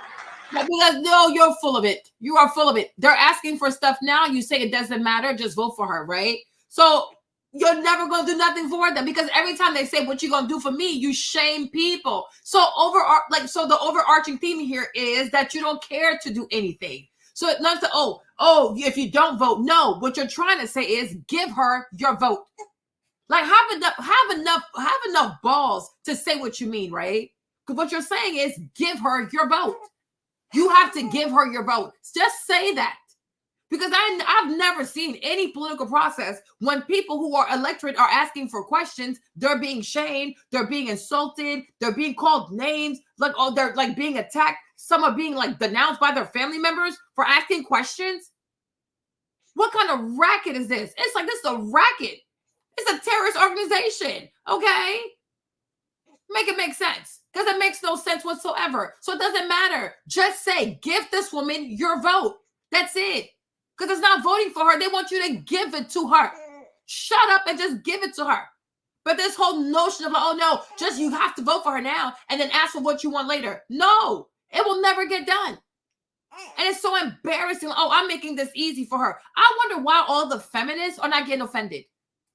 I can do whatever a man does. I'm just like a man. I can do what a man do, whatever. Okay, why? Why are you making things easy for her? And she's sitting there laughing and she's not getting offended. So you don't mind that because you're a woman, he has to lower the standards to get you to pass? How embarrassing. Okay? How embarrassing. He's sitting here saying, I'm only going to ask her easy questions. Why? Because she's a girl? Because she's a woman? Because she's incompetent? Okay? Because if it was a man, would you lower the standard? No, you would not. So that's not fit because when she goes on the world stage, is China going to lower the standard because she's a woman? Is Russia going to lower their standard because she's a woman? No. Okay? And this is why I said it earlier, to be the president, it should be a man. Okay? It should be a man. But this is so embarrassing. She wants to be the ruler of the free world. And you're saying, I'm going to make it easy for her. Like what? Make it make sense. Make it make sense. It's embarrassing. It is so embarrassing. Let me show you all this. Like me, who quit the, if Kamala want my vote, she need to explain herself to me what she gonna do for the black people. Listen, stop asking a black woman to explain themselves to you or explain themselves to y'all.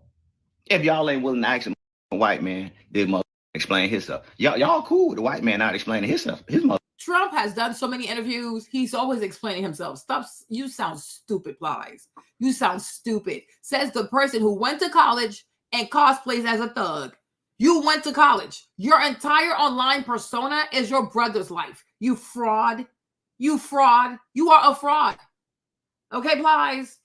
College educated. But you've been out here your whole life out here cosplaying as a little thug who grew up outside, selling drugs, whatever, and it's not even your life. You went to college. You are a fraud. Your entire online persona is your brother's life. We're not listening to you. Okay? Make it make sense. Oh, yes. Up to you. Oh, the mother black, she need to explain herself to me what she gonna do for the black community. She want my vote. She need to explain herself. You ain't motherfucking the white man explain himself. You too motherfucking I him. Somebody need to explain something to y'all. Well, she been in the office already 3.5 years. Why she ain't do all the things she said she was gonna do? Cause she ain't the president. That's why. When you go to the McDonald's, that lady that's the mother manager, she don't get to do it if she want to do. She might can give you some other fries, but that's about it. Some free fries, that's about all she can do. But she can't change the price of that mother £400 up there. Oh, that motherfucking Big Mike. That ain't that mother White House. She just like the motherfucker. You fall in line. The way people worship money out here, it is sad. So I'm like, just like you said, a manager cannot change the rules of McDonald's. That's true. But like you said, right? She can give a refund. She can give extra fries. So where are my fries? Right? Because we don't even have fries. We don't have an apology. We don't have fries. We're not being offered a coupon for next time we want to come back. Okay? We're not even told to go do a little survey. Okay? But I'm like, a manager can do a few things to appease you and to keep your business. That's what we're asking for. Where the fries at? And y'all trying to shame people. But if she does become the president, then she'll take care of us? Yeah, right. Run me some fries and some ketchup first. I'll see. I'll wait. Okay? But like, he's also getting paid. This is a sponsored post. Nobody asked for this. He makes no sense. And he knows he makes no sense. And he looks dead into his camera and he proceeds to lie like the man. I guess he's done this his whole career, right? Because his whole career has been a sham. It's a fraud. Everything he talks about, that's his older brother's life. That's not his life. He's a fraud. He went to college, just like 2 Chainz. He went to college, just like J. Cole. He went to college, okay? Just like even, what's his name? Lil Jon. Yeah, okay? He also is educated. His mom is like, his dad's a neurosurgeon, and his mom is like a doctor. But all these people out here just pretending to be something they're not. To be relatable. Please. We're not listening to you. Go sit down somewhere. Now, if you can get some other free fries out every now and again, you get some other free fries out.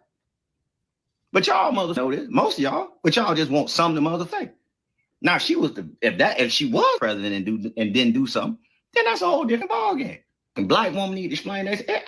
Y'all the same off when Barack was running. He wasn't black enough for you neither.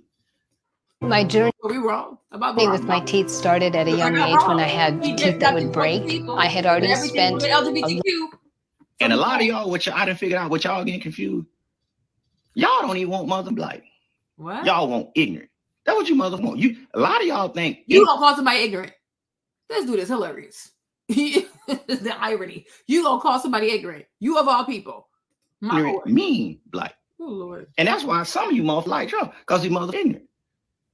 But I'm here to mother tell you, everybody black ain't mother ignorant. And everybody white ain't mother smart. So put that in your mother pipe and mother smoke it. Boy, oh boy, oh boy, oh boy, oh boy. I gotta tell you guys, the left is really that she's running for the most important job in the world. Apparently, that is out of bounds, right? That's inappropriate according to the left. Okay, it's almost as if they don't want Kamala Harris to talk. Okay, they don't. No, because she's not being a Trump supporter. This is really, really, really sad that this is the point we've gotten to in this country. But without further ado, let's get into it. Gigi in Virginia, Karen. welcome. Hi. Hi, love you so much. Love your show, been listening forever. Thank you. So, and I'm sorry, good afternoon to your guests as well. It's Amber. So, bam. Hi, Amber. Hi there. So, my relationship with my only child is severed. Strange, to put it lightly, because he's a Donald Trump supporter. We do not. Wow. So this is your only child. Okay, this is your only child, your only son, and you're saying your relationship is severed because he's a Trump supporter. Again, it shows you how brainwashed these people are on the left. Okay, because if you are a mother, the political ideology or who your son chooses to support is not a reason for why you can't have a relationship with him. Okay, because your relationship is supposed to be deeper than politics. But again, this is what the Democrat Party has done. They brainwash people into thinking that their whole lives revolve around supporting Democrats, right? And anybody who doesn't support Democrats is some type of traitor, even your family members. It's sad. It really is. This is the same thing they did during the Panini, right? They told people, like Gayle King was telling people, don't invite people over. Family, do not invite them over for Thanksgiving if they didn't take the jab. Anybody who refuses to take the jab, don't be friends with them. Outcast them, ostracize them, chastise them, right? They were doing the same thing with the little thing in the arm, right? I'm like, y'all crazy. You are crazy. It's always dividing families. It's always the Democratic Party. They're always dividing family. Your only son, and I'm not trying to be funny, but when I saw this and I saw these two ladies up there, it's just me, right? But they give lesbians. They really do give lesbians. To me, they look like two lesbians, okay? And they look like, I don't know, she looks like she's a stud, and this one, she looks like she's a emotional, like a manic stem. Like I feel like she has a lot of emotional trauma. This one right here, right? So I'm like, you as a woman, like you're gonna call these two lesbians who hate men to talk about your only son, and you think they're gonna give you good advice, right? Remember the stuff like Priscilla used to say to B. Taylor about her sons, like, oh, they might be predators or all kinds of weird stuff. Right? I'm like, why would you ever call two lesbians a stud and a stem, a highly emotionally confused, manic, depressive stem? She looks manic to me, okay? To talk about your son, they hate men. I'm not doing this. Like, you are insane. You are seriously insane. You are insane. And the way that, I'm like, the way a lot of Black mothers, Black women who are into, like, I guess, heterosexual relationships, the way they like to be persuaded by these unhinged Black lesbians, it is so weird to me. You are weird. You are seriously weird. About politics anymore. Because the vitriol, the meanness, like you said a couple weeks ago, being loud and wrong. And I'm selective as to where I'm going to send my energy. And I just do not have that conversation with him anymore. But he's in those chat rooms. He's deep in those chat rooms, especially the ones about hating on women and women should be working. I'm like, where did you come from? But anyway, I sent him Clay Kane's book 2 weeks ago. When I tell you this boy lost his mind, and we haven't spoken since, it's that bad. You sent him a book to read, and he was mad. Clay Kane's book. I know. I'm just the grift. You sent him a book to read, though. I'm saying it's not like you sent him Anthrax. You sent him a book to read. I sent him a book. And he was mad. Instead of reading the book and then having a discussion. You see how intellectually dishonest these lesbians are, right? I think they're lesbians, right? Just because you send somebody a book does not mean it's a good book. What was the book? It's like, oh, Republicans want our books to be banned. Yeah, what kind of book are we talking about? Right? So you sent him a book. What book was it? And she's like, oh my gosh, look, why would he react like this? All you did was send him a book. Why don't you ask what book it is? Okay? Exactly. Why don't you tell us what book you sent this young man? Make it make sense. All I did was send him a book. What book was it? Castrate yourself for the Democratic Party. And the boy said, no, I'm not reading it. He should not read it. Not all books are good. Okay? Make it make sense. No. Question, like, why would you send this? But I read the book, and I don't agree with this, that, and the other. He just went ballistic. What did he do? He went ballistic and sending me all these old stupid ass. What's that Black Byron? What's that one dude's name that said Donaldson? Yeah, that fool. He comes sending me all these videos. Firing them off. All these YouTube. So when you send him books, you see, this is how a lot of these old Black people try to pull rank on you. So when she sends him books, because she's his mother, he should just go ahead and just read it because she wants him to be indoctrinated, right? But when he sends her videos or he sends her content, oh, she's offended, but he's the one going ballistic. When you hear her tone, does it seem like she's sober right now? No, she's not. It's a conversation. And ultimately, he's a U.S. citizen. That's his vote. That's his vote. That's your vote. That's his vote. He's grown enough. He decides how he wants to vote. Okay? And why would he listen to a mother who calls all these misandrous lesbians who hate men? You listen. So you're in the household, you're around your son, and you listen to these lesbians who hate men all day, and you wonder why your son looks at you sideways. You're a weirdo.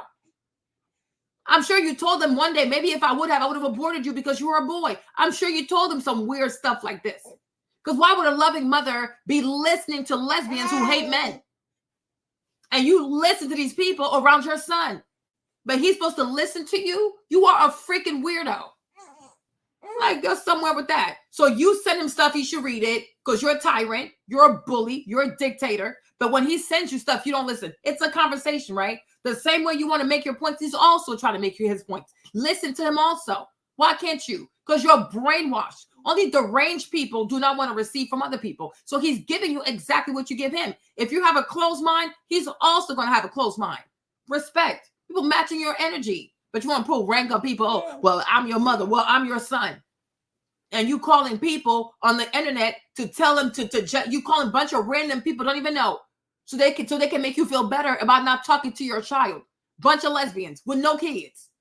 Y'all crazy as hell. I wish I have an issue with my son. I'm gonna call 2 lesbians for advice. Yeah, right. Yeah, right. Yeah, right. My son has a real penis, something they will never have. They gotta go buy theirs. Okay, you wear a strap. My son actually has a real penis. I will never call you for advice. You weirdo. Not doing that. I tell him, look here, stop sending me this bullshit. Don't send me this. So I want you guys to understand how this works, right? I want you guys to understand how this works. She's claiming that her son went ballistic, but the behavior from her son that she described does not, to me, indicate that he was mad or upset or had some type of episode, right? He was angry about it. She didn't really describe that at all. What she described was, okay, well, he sent back some videos of Byron Donalds or a GOP congressman. Maybe he sent her some of my videos, right? Who knows? Okay. He sent back some videos to her saying, hey, well, since you want me to read this book, here are some videos for you to take a look at, for you to learn about some things, to educate yourself. And to me, it seems that she's the one that went ballistic, okay? Because she's the one that was like, stop sending me this BS, okay? See, this story don't even sound right. It sounds to me like she's the one who is intolerant and has the problem. He doesn't. Because if he would have went ballistic, then he would have acted the same way that she acted. But I don't think he actually acted that way, right? Not based off how she's describing the situation. I think she's the one that is intolerant to other viewpoints. She's the one that's not willing to listen or to gain a different perspective. She's clearly telling you that because she didn't like the fact that her son was sending her stuff in order to educate her on Trump. Again, it's amazing. It's absolutely amazing. These people accuse everybody else of doing what they do, right? Yeah. These are the people who are actually intolerant to other viewpoints, not Trump supporters. Trump supporters are some of the most open-minded people. This is why a lot of Trump supporters used to be Democrats. They used to be former Democrats. Because they have an open mind, they said, okay, well, I'm not a Democrat anymore. Now I'm MAGA, right? I'm America first. I'm a Republican. But Democrats are the ones, the current ones, and they're the ones, the liberals, the left, they're the ones that are intolerant to other viewpoints. They're the ones that are not open-minded. Listen to the way this woman reacted over some videos. Now, as a mother, she should be trying to understand her son's perspective. Well, why does my son support Trump? No, she's not. Why does my son like Trump? Let me actually learn something so that I can have a better relationship with my son. No, she's not gonna do that. She can't. The sisterhood. Okay, so I saw this post earlier. Look at what it says, right? It says the reason facts don't change most people's opinions is because most people don't use facts to form their opinions. They use their opinions to form their facts. I was like, oh my gosh. Oh my gosh. Oh my goodness, this is so on point. This is completely accurate, right? People don't care about facts because they already have their minds made up. So from their opinions, they're going to form facts. I'm like, no, this is fiction, okay? Because I'm like, you don't care. You don't want to hear something different because you are scared. You are really scared and you're brainwashed. Make it make sense. Because I'm like, it makes no sense. My thing is that ultimately it's all politics. Like, why can't you have an open conversation about politics? This is insanity. But again, that's not what she wants to do, right? She's more committed to the Democrat Party than Kamala Harris than she is to maintaining that relationship with her son. And she doesn't see how that is a cult. You don't see how that's a cult. When a political party causes you to turn your back on your only son, you don't see how that's a cult. You don't see how that's a cult. You are in a cult. That is a cult. Have you ever seen Trump tell people don't talk to your parents? Okay, that is a cult. You haven't talked to your son in weeks over politics? Seriously? God forbid something happens to your baby. You don't care.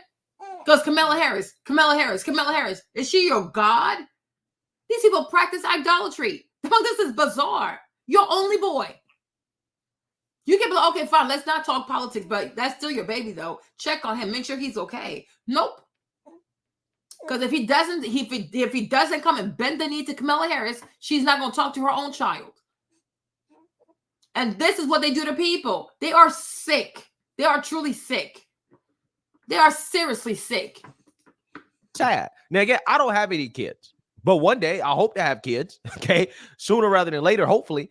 And if that is the case in which I had a son, Lord forbid that he's a Democrat, he won't be because he'll be raised properly. But if he turns out to be a Democrat anyways, it's not something I'm going to lose my mind over, right? I'm not going to get mad. I'm not going to get upset.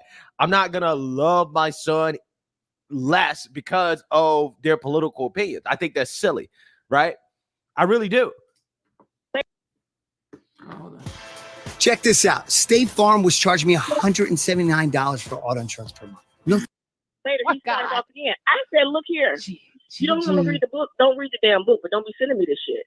Oh, my God, Gigi. So when did this happen? 2016, 2015? When he get radicalized? It's even how she's even cursing at him. Why is she cursing? He sent you a video. Why are you cursing at the boy? Make it make sense, right? And then this fool over here, this other lesbian right here, this stud, gonna be like, oh, but when did he get radicalized? But if you were to say something about why does she have a preference for vagina, like when did you get radicalized into eating vagina? I'm sure she would lose her mind. Like people live like, I don't know, people do things. I'm like, you don't see how what you do is like, it's quite radical. Okay. It's contra nature. That's fine. But if someone does not see things the way you see things, or you lose your mind, you of all people, you don't have a traditional lifestyle, but you don't see how someone might not be a traditional Black voter. Make it make sense. Make it make sense. Like, please, insanity. Because I feel like it is a cult. Yeah. When did he drink the radicalize? Again, these are the people who vote for Kamala Harris. They don't know what the hell she believes, right? They don't know what she wants to do. They don't know anything except she's not Trump. But the Trump supporters are radicalized, though. Amazing. Okay, so that's a very good question. So I started noticing a change in his attitude toward women about 3 years ago. And the whole asking me questions about our grandmother, where was granddaddy at and big mama, and where was your people raised and your dad's people, and so just asking all these questions about the fathers, the men in the family, and who all was working, and just all these. So she was triggered because he asked about his patriarchy. He asked about his lineage. So he shouldn't ask who his granddad was. He should not ask who his great granddad was. He should only be concerned about women. And you see, and this is why I see why so many Black boys in America are like gay. I really do see it. Because if asking about your granddad causes this much upheaval in your household, that's crazy, right? It's like, so you want these little boys to be girls. You want them to be like girls, act like girls, and have the psychology of a woman. And it makes a lot of sense. It makes a lot of sense why we have so many boys today who are into makeup and hair and weave and walking like this and wearing heels and stuff like that, because they're not encouraged to embrace being men. They're ashamed. They feel ashamed of being a boy. Make it make sense. You should be proud that he's asking about his granddad. Why don't you tell him about that? And his great granddad. Why don't you tell him about that? Like, they hate men. Oh my gosh. Bizarre questions, and there's nothing bizarre about asking questions regarding your family history, right? I'm not entirely sure what is so bad about that. If anything, you should be happy that your son wants to know more about his family. Right now, to me, this woman sounds like a single mother, right? She sounds like she does not have a man in her life, so she's upset that her son is asking about his father's side of the family, right? That's probably what it is, okay? But there's nothing weird about that. There's nothing bizarre. If anything, you should be happy about that. You should be happy that your son wants to know his family history. Again, these people deranged. You talk about people on the right, Trump supporters being in a cult. This is a cult right here. Yeah, this is a real cult. Yeah. It leads back to stemming from that stupid Kevin Samuel. What's his name? Yeah. So there's like this. So there's like that red pill. thing about hating women and don't want to educated women. The woman can't drive a damn Altima. She can't be a nurse. She can't have no degrees. She can't work. Just bizarre behavior. When did where? I really want to know, because a lot of us watch Kevin Samuels, right? When and where did Kevin Samuels say you couldn't be educated? When and where did Kevin Samuels say you couldn't be a nurse, you couldn't work, you couldn't have degrees? Where? Please, I'm like, where? I want to see a video. Where? Right? A lot of people, like, you never even watch Kevin. You just watch him in the clips. You never actually sat there and watched all the videos, like, in its entirety. Where exactly did Kevin say you shouldn't work? No, he used to tell most women you might have to work, because the kind of lifestyle you want, most men don't have that kind of money. Okay? He said just because you have a PhD don't mean that you're better than somebody else. But Kevin never said don't pursue your degrees. Okay? Exactly. Make it make sense. Like, where did Kevin say you couldn't work? It's like you're freaking hysterical with your slow comprehension skills. Like, you have remedial comprehension skills, right? What are you even talking about? What are you talking about? Right? Exactly. Yeah. Because men are not trying to hire you. They're trying to marry you. Right? It's like you're not applying for a job. You want to be in a relationship. So your degrees don't really matter. It's how you treat people that matters, because it's a relationship. Now, for an employer, of course, they care about your degrees, right? But Kevin never said don't go to school, don't be educated. Come on now.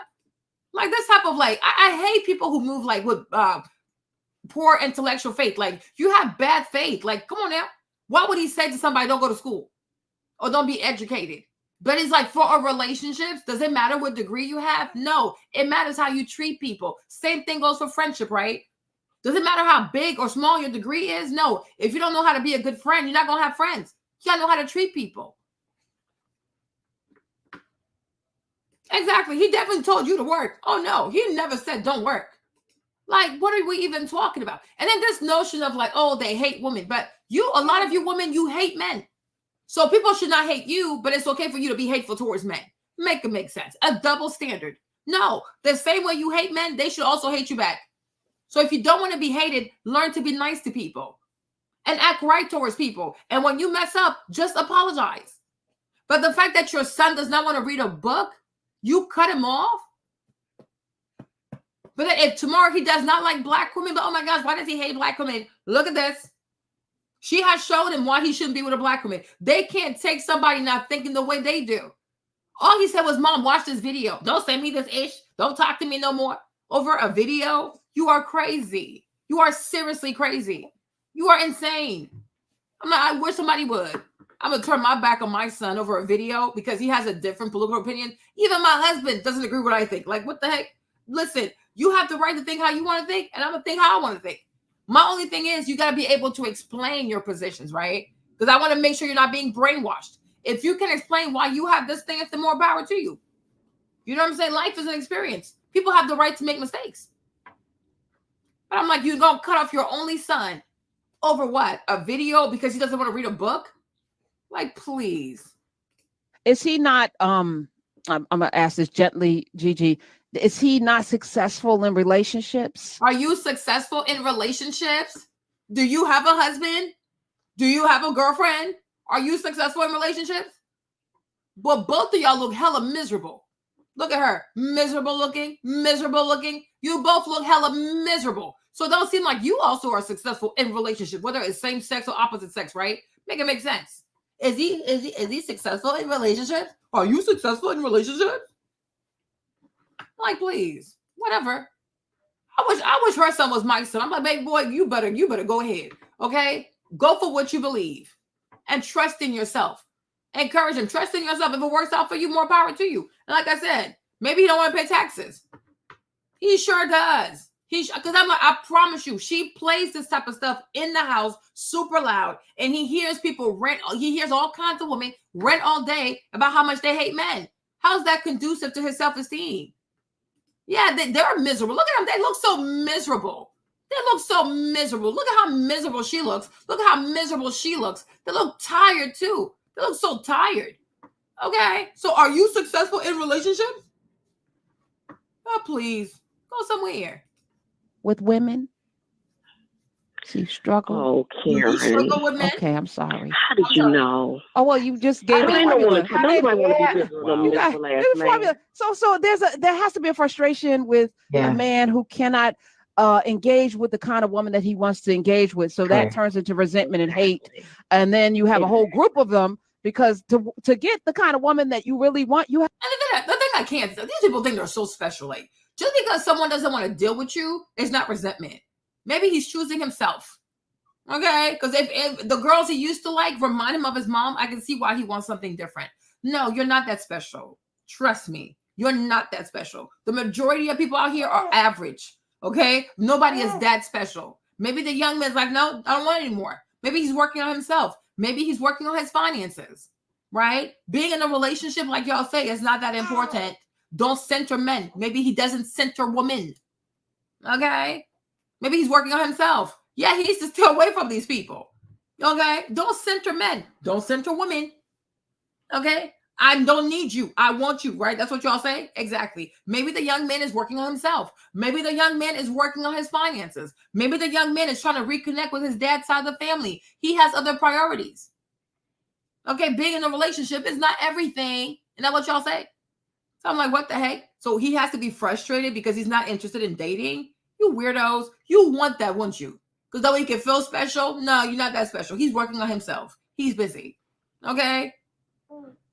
Like, seriously. In this economy where people don't want to go eat at, what's that place called?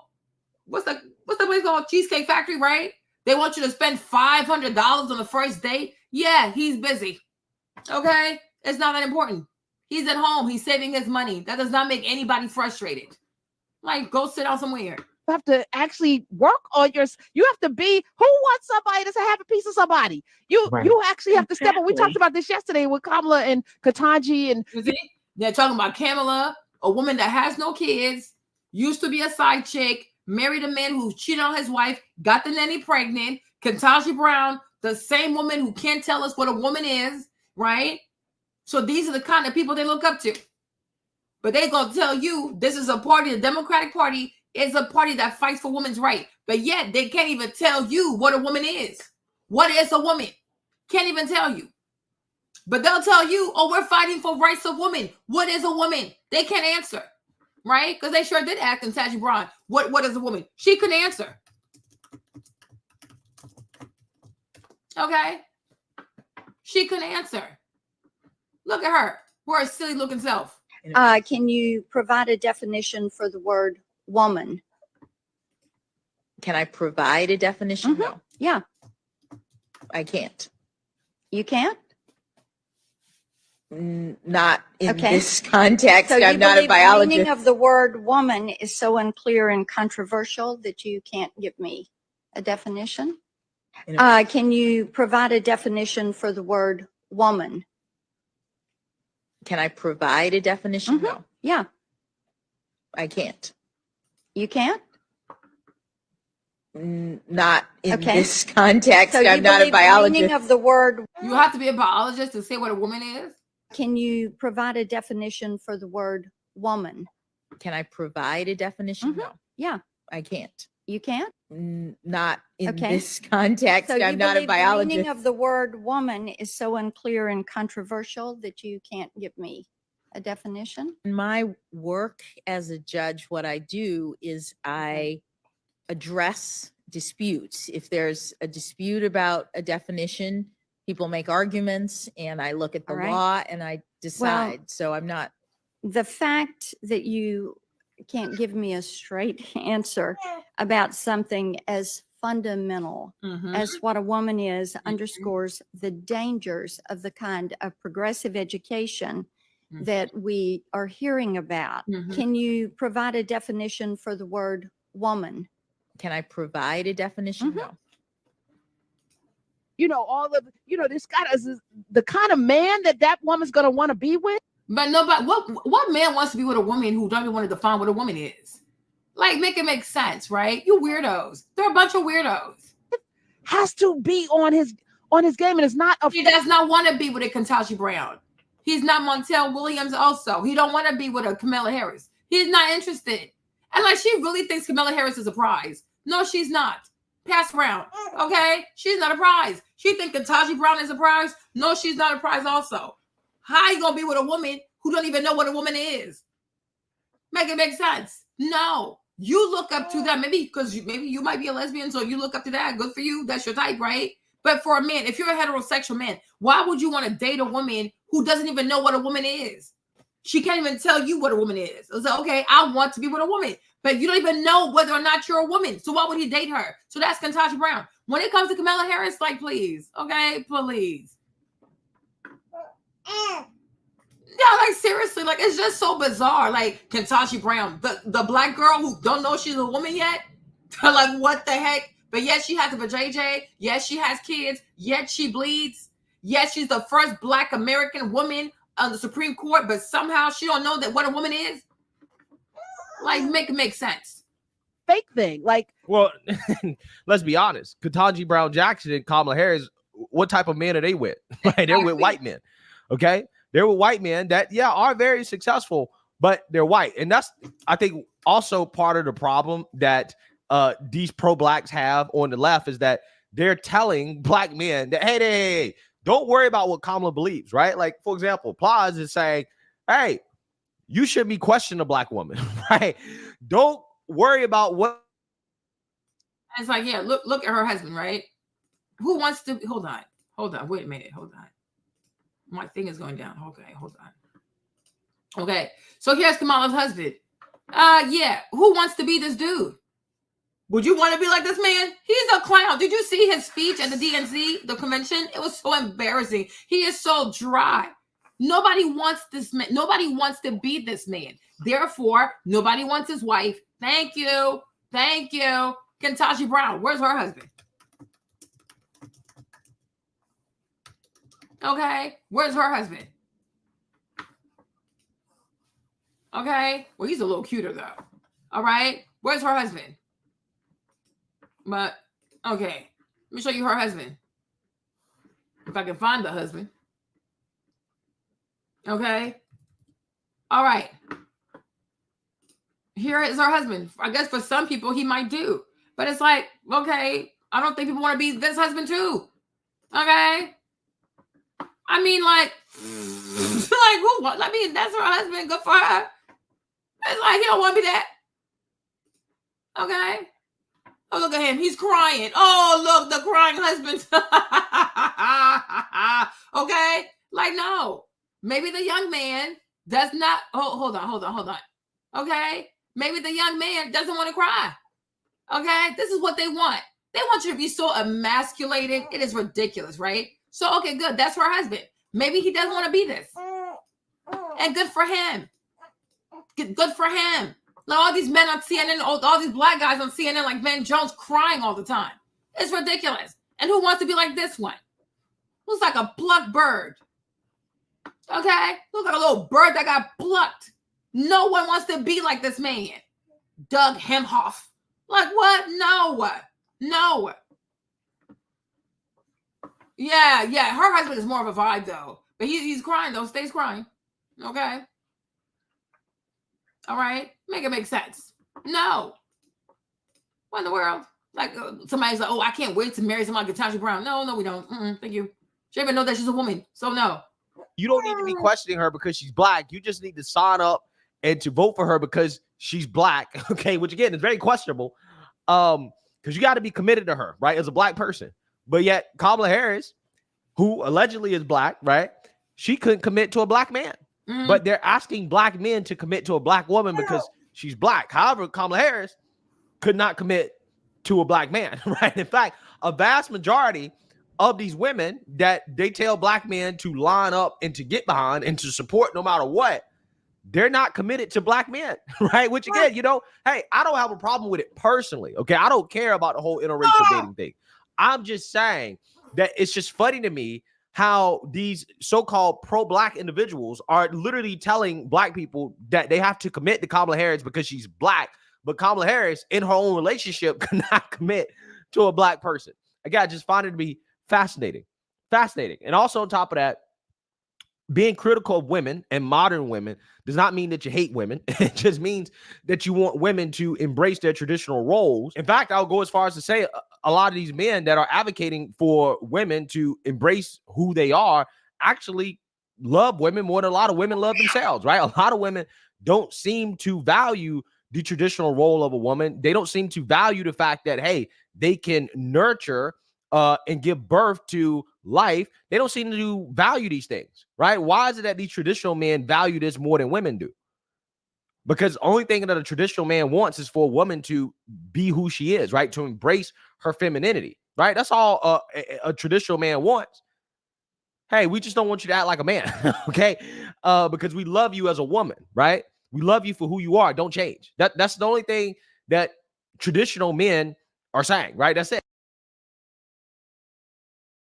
I gotta say one thing also here, right? This whole like, oh, get behind her, because this whole thing, because the DNC, it was giving lobster and pasta. Even bringing Fitz up there with Kerry Washington, I'm like, the show Scandal is not a good show. This is a black woman who's really smart, who becomes a mistress and a cleanup lady for this mediocre white boy who doesn't deserve to be president. Like, do we forget the part where Papa Pope read her for filth? Okay, for being a bed for this man. Like, seriously. I'll play the video, but I got a copyright strike, a copyright issue, right? And my thing is, this whole thing is like it was given lobster and pasta, and it was like, oh, see, we want you to be like this white man. Oh, black man, line up behind Kamala, right? The Indian with the Zionist white husband, right? And then we want you to look up to him, be like this white man. This white man right here cheated on his wife. Okay, he slept with the nanny. He was having sex with the nanny, and he got the nanny pregnant. So he's not a role model for no black men also. Okay? A lot of black men got their own issue, but it ain't this though, right? This man slept with the nanny. Like, and the nanny was also the school teacher. And so sometimes she would nanny part-time for the family, and he was smashing her. He was sleeping with the help, unprotected. He got her pregnant. So why would people ever line up behind this? Why would any black man look up to this man, Doug Emhoff? Okay? He's ratchet. He's oh my gosh. But the thing is, because he's white, a lot of black women probably put up with this, right? But if a black man did this, like Cam or what's your boy's name? Nick Cannon. Oh, you're low functional. You're low functional. Go sit down somewhere. Okay? He's an infidel. He cheated on his wife. He slept with the nanny and he got the nanny pregnant. That's her husband. So no. We don't want to. If most black guys don't want to be like her husband, more power to them. Okay, bunch of rubbish. That we can rock with, but we're not going to be diminished. That's the only thing that traditional men are saying, right? That's it. You want a partner. I want a partner. Amber wants a part. We want somebody that we can rock with, but we're not going to be diminished in that situation at all. Right? So in that, we don't want you to be diminished either. That means step your motherfucking game up, okay? Yes. And so if he's not willing to do that, then it's like he's got to find somewhere to blame. Yeah, he's got to find. Oh my God! Blame. Every woman, because I even went as far as saying he hates me. Yeah, and you sound like you doing your thing, Gigi. Vice President Kamala Harris is set to hold her first campaign rally with her new running mate. Now that will happen on the campus of Temple University in Philadelphia. And today she's reportedly meeting face-to-face with 3 people on her short list. Let's go to Madeline Rivera. She's live in Washington and she's following all the latest. Hey, Madeline. Hi, Arthel. These potential contenders have had their experience, backgrounds, and vulnerabilities vetted. Now, Vice President Kamala Harris will see how much chemistry she has with the finalists. Per the Washington Post, Harris is meeting with Minnesota Governor Tim Walz, Pennsylvania. As Harris interviews candidates, second gentleman Doug Emhoff is acknowledging he had an affair in his first marriage.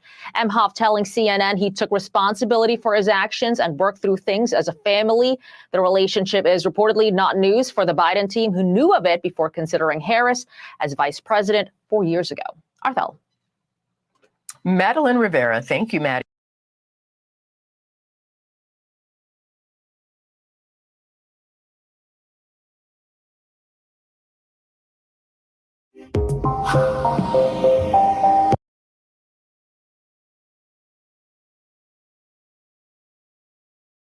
Since Kamala Harris announced her candidacy for president, her husband, Doug Emhoff, has been the ultimate supportive partner. Let you say Doug, but not say Doug, but not Dougie, because that's only for Kamala. Seriously, he's been giving a masterclass in how to be the perfect political spouse, attentive, caring, and always there with a smile. Doug is that he is exactly who he is. He's just fully. Please notice the things they accept from white men, right? You see how most of them, they marry these white pookies, right? Because if he was black, this would not fly, okay? If he was black, this would not fly. Because a lot of these girls too, they worship white men. They worship white skin, okay? Because he's a degenerate.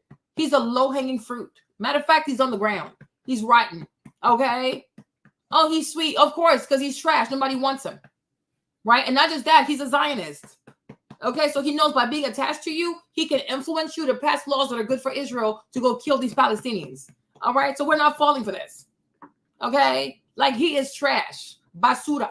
Authentic and clear about the things he cares about, and it's family, it's his work, and me. But as it turns out, even the nicest guys have a skeleton or two hiding in their closets.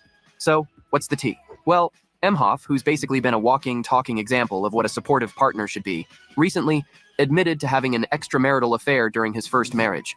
It's immoral. Yep, you heard that right. The guy who's been hailed as the Democrat model for how men should treat powerful women has his own little scandal. If you don't let people know, then they won't know. Exactly. You gotta let people know. Now, before you start gasping, let's break it down. This all went down before he met Kamala Harris. The affair happened with Najin Naylor, a teacher at his kids' school several years ago, back when he was still legally married but separated from his first wife, Kirsten M. Hoff. Oh, and get this. The Daily Mail tried to spice things up by claiming the woman was the nanny, but it turns out she actually was a teacher at the school. That's not going to work.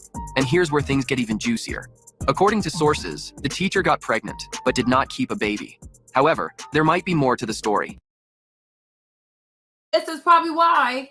I mean, I think she kept the baby, but my thing is, if she didn't keep the baby, you can see why Kamala is so pro-abortion, right? Because if this lady not gotten an abortion, what would have happened, right? This man would have had a third child. And so Kamala, she would have had to raise the 2 kids from the marriage, bless a baby by the mistress, right? So when the man don't have an abortion, if the man tells his mistress to have an abortion, y'all can carry on, right? And not have to worry about the child that he had with the school teacher, because then you would have to explain it. Oh, so who's this child's mother? Who's this child's mother, right? So now you see why she's so pro-abortion, because it worked out for her. If the lady actually had an abortion, but hopefully she kept her baby on the low, okay? And you see these abortions, it's mostly married men who want people to have abortions. And the new wives, okay? The second, third wives, okay, make her abort so that way it doesn't hurt my career, okay? You see why she's so pro-abortion? It's making sense. Some eagle-eyed folks noticed a 2009 video on her social media featuring a mysterious baby girl named Brooke, the same year the baby would have been born. But a search of Los Angeles County birth records showed no registrations for a Brooke Naylor or any baby with the last name Emhoff in 2008 or 2009. And you know why I wouldn't believe it? Because it's California, right? That place is so corrupt. And not just that, this guy right here, he's also a lawyer. So he would know how to have a birth certificate and make a baby disappear. Don't trust these people. That child's probably alive, though. That child is probably alive because these are all lawyers. They know how to make things disappear because it's all paperwork. It's all paperwork. That child's probably well alive. 9. So, did she have the baby but under a different last name? Or was there a miscarriage? It remains a mystery. I wonder what's happening. Emhoff took responsibility, and he and Kirsten worked through their issues, eventually finalizing their divorce in late 2010. During my first marriage, Kirsten and I went through some tough times on account of my actions, Emhoff said in a statement provided to CBS News. I took responsibility, and in the years since, we worked through things as a family and have come out stronger on the other side. One thing I cannot stand about this, I took responsibility. Okay, and as if you had a choice. There was a baby. You had no choice. There's a baby. You can't hide a baby. Had this girl not gotten pregnant, you probably kept denying it and confusing your wife and gaslighting your wife. But there's a baby. So you had no choice but to take responsibility, right? And most likely you asked her to have an abortion. Okay? Most likely you asked this woman to have an abortion. So you're not a good person. Okay? You know how to act up on TV and act like you're crying. You're not a good person. Not a good person. Because where is the baby? Where is the baby? You took accountability, and that meant deleting the child so you would have to deal with the repercussions of your actions and actually see the human being. And obviously, your wife didn't forgive you because she still divorced you. So you're not a good person. You're not a good person. I love my family very much. I'm very protective of my family. That's my nature. Doug's ex, Kirsten, even came out with a statement saying that despite everything, they've managed to stay great friends. She said, "Doug and I decided to end our marriage for a variety of reasons many years ago. He is a great father to our kids, continues to be a great friend to me, and I am really proud of the warm and supportive blended family Doug, Kamala, and I have built together." I think that's a true statement. And in case you're wondering, Kamala knew about the affair before they got married, and it was no secret to the Biden campaign either. So, no surprises here, just a reminder that everyone's got a past. That's what I'm going to say, right? Even if Kamala knew or didn't know, she can't really judge him because at one point she was also a mistress. Who's to say that she didn't get pregnant by Mr. Willie Brown, right? Maybe she also got pregnant by Mr. Willie. Maybe she did. Okay. All right. So maybe she got pregnant too. I mean, I'm just saying. And maybe she also had abortions. So it's like, who are you to judge people when you were also a side piece? So she definitely can't judge nobody. Okay. So of course she has to be understanding. So I'm like, that doesn't mean anything. Doesn't make her a good person. Okay. All right. So maybe she also had a few babies that were put up in a little vacuum somewhere. Only God knows, right? But he's not a good man. Like, oh, I took accountability. You didn't have a choice. There was a pregnancy. You can't hide that. You didn't have a choice. Right? Where is the baby? What happened to the baby? Exactly. It sure is not love. Exactly. It's all fake. They know the cameras are on them, so they are performing. It's performative. Okay? Go sit down somewhere. A good person, kept your child, but okay, I messed up. Let my child live. Let me raise it. But I'm like, don't put this man on a pedestal. I'm like, if it was a black man doing this, oh my gosh, they would eat him alive. Okay? But when a mediocre white man shows up and does the least amount of platitudes, oh my gosh, look at him. He's so nice. All he has to do is cry or hold her hand. White men do the least amount of work. The least amount of work. Please. Please. Existence. My damn mother's out here working and stuff and being happy. What? Girl, what? Girl, if we was near each other, we could slap hands. Oh my God. Yes. I'm so sorry you're going through this. And I don't know what that feels. I am sorry for the son. Okay. It's like, because that's your only baby. And so you don't have no kids. There you go. Have mercy. But your peace is more important than his pathology. And her peace is more important. So you are encouraging her not to talk to her kid. You see, this is exactly what JD Vance said. They have cats, don't have kids. So you're gonna tell this woman, oh, it's better to cut off your son. You are insane. I love you for calling.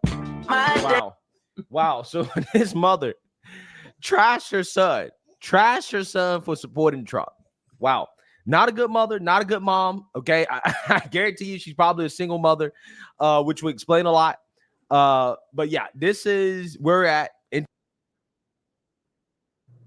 Black family, especially foundational Black Americans, we ain't got to keep listening to these people tell us about how their hands are tied. They can't do a damn thing. And then they send Roland's big old chunky titty ass out here to start splaining and babbling and try to make everything convoluted. See, what you don't understand, see, you better understand the three tiers of government. So in government, what you got to understand is the House, it's the speakers, it's the Republicans, it's Nancy Pelosi. Shut the hell up. It's always something that they got to explain that we're just too dumb and we don't understand. See, y'all, first of all, y'all some stupid fools. Y'all don't know how government works. See, that's why we need to be out here in the forefront making this thing happen. Because see, you got to understand. Did you get a super PAC? Before you criticize Kamala, did you donate to the NAACP? Did you sit down with a meeting with the Congressional Black Caucus? Did you form a plebiscite? Did those illegal immigrants do all that? When they came over here and got all of them damn benefits? That's my answer to all of that. When it comes to us, we got to jump through plebiscite hoops. Mm-hmm. But illegals can come over here and just get credit cards, EBT, medical, housing, everything. They ain't got to do all that. Mm-hmm. So I don't want to hear no more of those damn excuses. So they had Roland do some kind of sit down with Jermaine Dupri. I didn't even listen to it. This is Roland Martin and Jermaine Dupri. So they got Roland and all of these guys on plies. Every time you mention the inaction of the Democrats, they run and get these people to run interference. And every time we call them out, they try the shaming tactic. You Trump supporter. Did MAGA and them pay you some money? going viral from a bodega where they're saying a Venezuelan woman left this receipt behind showing an EBT food stamp balance of $13,401.82 and an EBT cash balance of $4,498.85. I just went down this rabbit hole and you are not going to believe what I found. So I started off here. This young lady was talking about a program in New York where the migrants were receiving all of this free food, and they said that that food was not culturally acceptable, so they started throwing it away. So the city of New York said, okay, fine, we'll just give y'all actual money. Program started out helping 500 migrant families. They putting these people up in hotels, and they giving them these cards that they are supposed to only use at bodegas, grocery stores, supermarkets, convenience stores, and they're supposed to sign a piece of paper saying, I swear I'm only going to use it at a bodega, a grocery store, a supermarket, a convenience store, and to buy baby supplies. And they're threatening to kick them out of the program if they don't only spend the money on these things. But my thing is, if the card can swipe at Neiman Marcus, they're going to be at Neiman Marcus. The card should only work where the card is supposed to work. Now, the amount on each card is going to be dependent on the size of the family and if they have any income coming in. So a smart scammer would make sure that you don't have any income coming in so that you can get the most bang for your buck. Here's an example. A family of 4, for instance, could get about $1,000 each month, and the money will replenish every 28 days. Then the program expanded to helping 15,000 migrant families. Now, remember, they putting these people up in hotels, giving them food, giving them baby supplies. Now, at the time of this article, the city was housing just over 66,000 asylum seekers. This is how many people had arrived in just 1 week. And they're saying this program is supposed to cost about $10 billion through 2025. Then the mayor started giving out prepaid cash cards to these migrants. They said that they will be given about up to $10,000 each in taxpayer money with no ID check, no restrictions, and no fraud control. Now, you have to also know that the city is legally required to help these people because they have a right to shelter law in place for migrants. Well, over the past 2 years, over 200,000 people have shown up. So, of course, the money is going to run out if you're giving over 200,000 people $10,000 each, $13,000 in food stamps, $5,000 in EBT cash balance, paying for their hotel, paying for their baby supplies. You see where I'm going with this? But the part that really got me is y'all sitting here telling us tax-paying citizens that we have to raise our retirement age to the age of 70 because there's no money in the retirement fund or the Social Security fund, whatever it's called. And I mean, it's sad when you hear the sad stories. Of course, you don't want these people to be living in a country where they're being abused or exposed to God knows what. But there's got to be another way. We got to put some type of restriction. Big reason why you better not vote for Kamala Harris. This X post made me so mad I almost threw the phone across the room. I need a goody powder because I have a headache. Why is it this illegal alien, this so-called migrant from Venezuela, left a receipt at the cash register in one of the New York City bodegas? I got the receipt. I'm going to show you what the receipt. Actually, you know what? Let me just show you the receipt right now. I didn't know what her reaction was going to be, but I definitely pulled up the receipt. So this was the receipt, and this is what's going viral on the internet right now. It said, my friend was behind a Venezuelan woman in line at a store, and the woman left a receipt, which is not abnormal. People don't want to take their receipts. I don't always take my receipt with me either. Even when I go to the bank, I just give it back to the teller and say, hey, can you get rid of this for me? Look at this S right here. I can't get EBT and look at the cash balance. We'll let them tell us it's no help though. The cash balance, if you look at that right now, the cash balance, the EBT cash balance is $4,400. The food stamp balance is $13,000.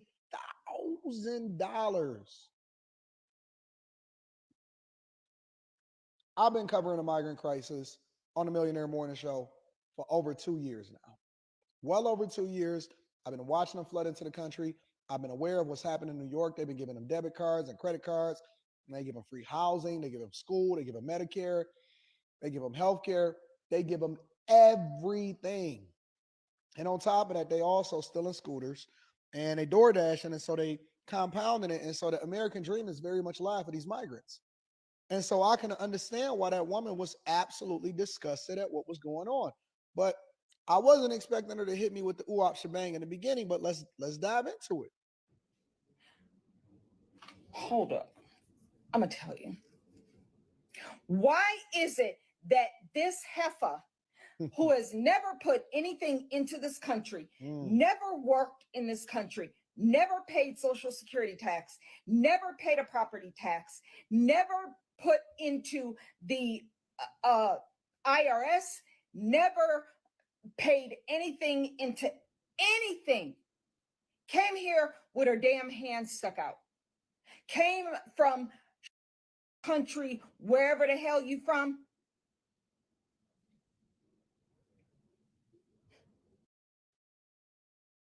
When y'all stop being distracted by Meg Thee Stallion, and you stop being distracted by the recent photo op of them getting fleeced by Russia and bringing Paul Whelan and Evan home, then you can start getting back to the brass tacks of understanding exactly how these people are helping you, or are they helping everybody else around you? And what's the real agenda? Because nobody is asking an uncomfortable question. And then I see y'all in my comments and y'all want to go back and forth with me and say, oh, Anton, you must be. No. I am Anton from Anton Daniels first. And in order for me to do that, I got to be America first. I got to be America first. I don't want my tax dollars going over into illegal immigration, and they asking the federal government. So don't think that just because it's happening in Chicago and New York and Denver and all of these places, and they giving all of these money to these migrants, that it's not your tax dollars also, because you don't live in these places. This is coming straight from the top, big dog. It's coming straight from the top. And they let a migrant family of 4 in New York could get over 20 grand a month in freebies. $500 a night at a hotel, $130 a day for food, and having 2 kids in public school costs us $5 grand a month. We didn't even tack on Mayor Adams' $1,000 cash gift cards, the free healthcare at the ER, or the free phones and free lawyers, or the $400,000 in free college tuition per dreamer. Meanwhile, taxpayers with jobs in New York pay thousands to live in a closet. A migrant family of 4 in New York. That's something coming from the DNC. And by the way, we spoke with Trump's advisor, Darrell Scott, yesterday. That's going to be on my YouTube channel tomorrow. So we're speaking to everybody. We want to hear what everybody has to say. And let's be very clear. If Trump comes with a policy that he's going to give some tangibles to Foundation of Black Americans, you damn right, I'll support him. I'll support any candidate who's going to give tangibles for Foundation of Black Americans. And what you're not going to do is play the whole where they are the party of racism. Y'all not going to do that, because if you're not going to call out racism on all sides, don't you say a damn thing. Exactly. Because the Democrats are very good at only calling out racism when they can point at the Republicans. And I've said this before. The only time the left calls out racism is when they're talking about Trump and the right. Yeah. And they're just. Like I said, I listen to Tariq. Tariq is very sensible to me. I mean, sometimes he does a little bit too much, but it's like you have to also make it entertaining. So, like, you know what I'm saying? But I think he's pretty reasonable. I like Tariq. I think he's pretty reasonable. He makes a lot of sense to me. I don't get offended. I do not get offended at all. If you're offended because you're part of the problem, a hit dog will holler. But I'm like, yeah, he's pretty sensible, right? Because ultimately, Trump is also an American. Right? So I'd rather trust an American than an anchor baby by Indian people. Yes, absolutely. So Trump has a good plan. There you go. That's it. Because ultimately, Trump is an American. He has lineage, just like he's an American, and he also has lineage. Because if you remove all this complexion stuff, right, it's like, yeah, honestly, we're all Americans. Like, yeah, you're an American like me. I'm also American like you. I have lineage. I'm born here. My peoples are born here. My grandparents are from here. Like, yeah, sounds about right. Sounds about right. Okay, please. That's just complicit with racism. I was on live the other day. Somebody was talking about, well, Donald Trump's dad was in the KKK. Okay. Biden's mentor was in the KKK, Robert Byrd. That was Biden's mentor, Senator Robert Byrd. That was Joe Biden's mentor. He became a senator. He was a leader in the Ku Klux Klan. This is very well documented. That was Biden's role model. Biden even spoke at the man's eulogy in the 1940s and I think 40s and 50s. Robert Byrd was a leader and a recruiter for the Ku Klux Klan. This is very well documented. You're not going to point the finger at the Republicans and you're doing the same thing and worse. You understand? At least Trump knows how to stay away from David Duke. You dig? Even if there's some secret camaraderie there, which I don't know, but at least publicly he knows to stay away from him. Biden was up there booed up with Robert Byrd, a former Klan leader. Y'all not going to point the finger and talk about racism on the right, and you're doing the same thing. Biden's going out here doing interviews talking about you ain't black if you don't vote for me. Kamala Harris up here telling people with her whole chest, I'm not going to do nothing that's only going to benefit black people. No. Do y'all know how disrespectful that was? The level of disrespect to have that woman come out there and say that was immensely disrespectful. Yeah? And also, again, the Central Park Five, the hypocrisy with that. When they had the Central Park Five on stage at the DNC convention and had the Central Park Five basically take shots at Trump. Oh, no. Y'all not going to get away with that. Stop letting them get away with that, especially at the DNC, because truth be told, Trump wasn't in office when that happened. When Trump put out that ad in the New York Post or whatever newspaper that was, Trump wasn't in political office, didn't have political power. The Democrats put those dudes in jail. It was the Democrats who put the Central Park Five in jail.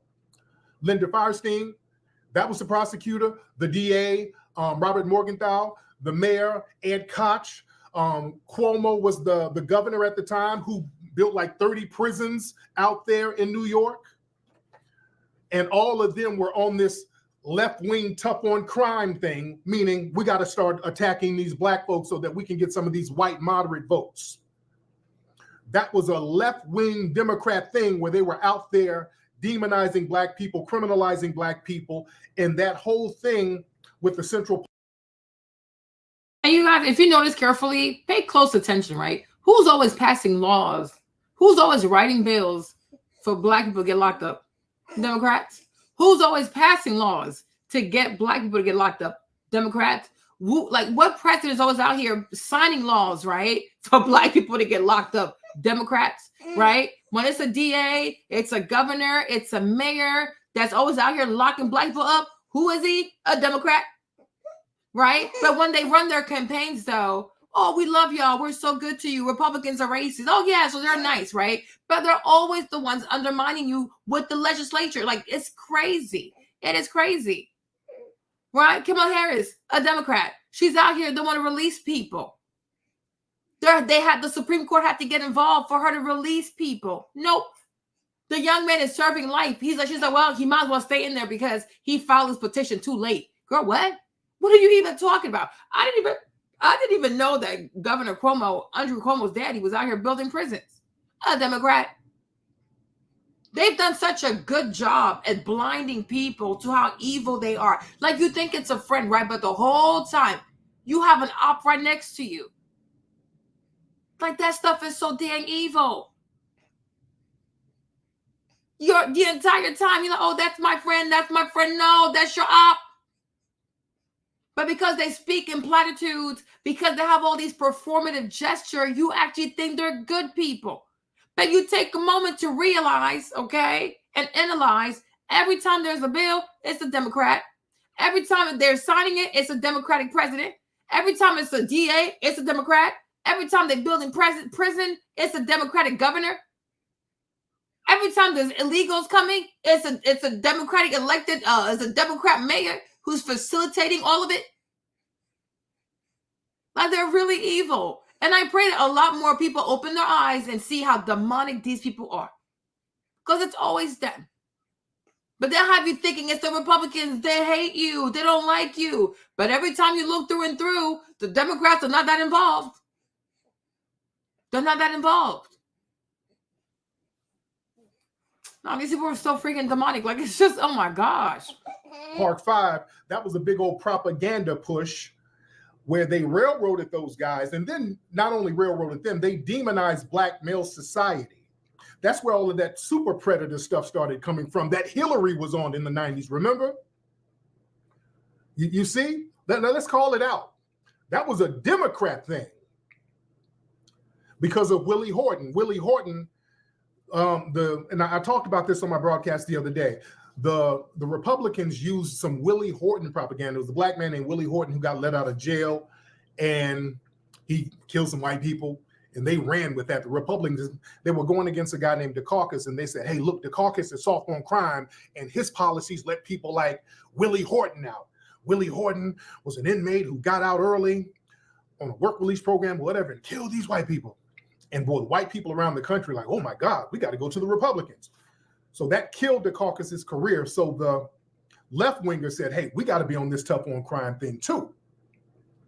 We got to be on this tough on crime. That's why Biden with the 3 strikes and the crime bill Biden, that's why they were all on that, family. They were all on that tough on black people under the guise of tough on crime.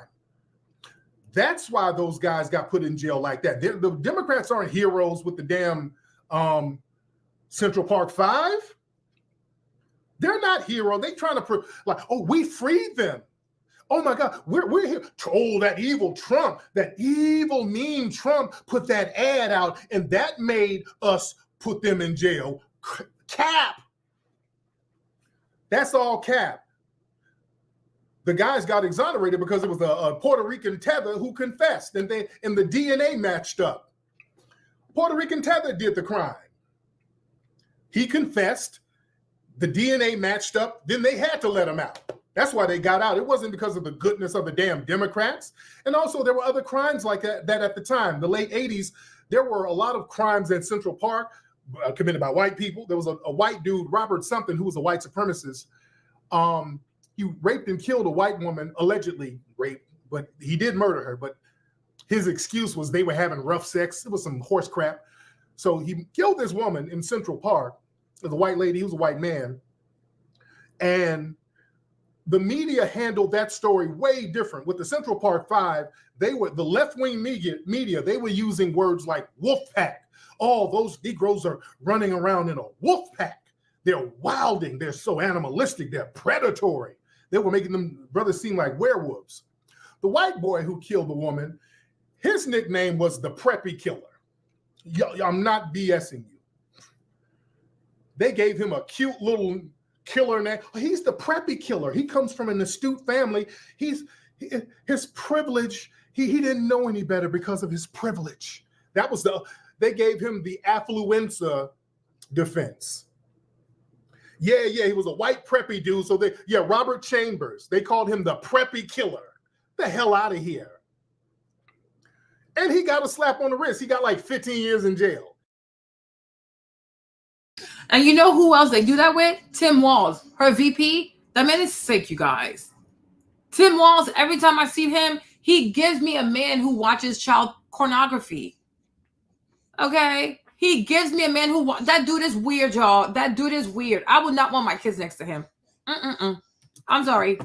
Okay? I would not want my children next to him.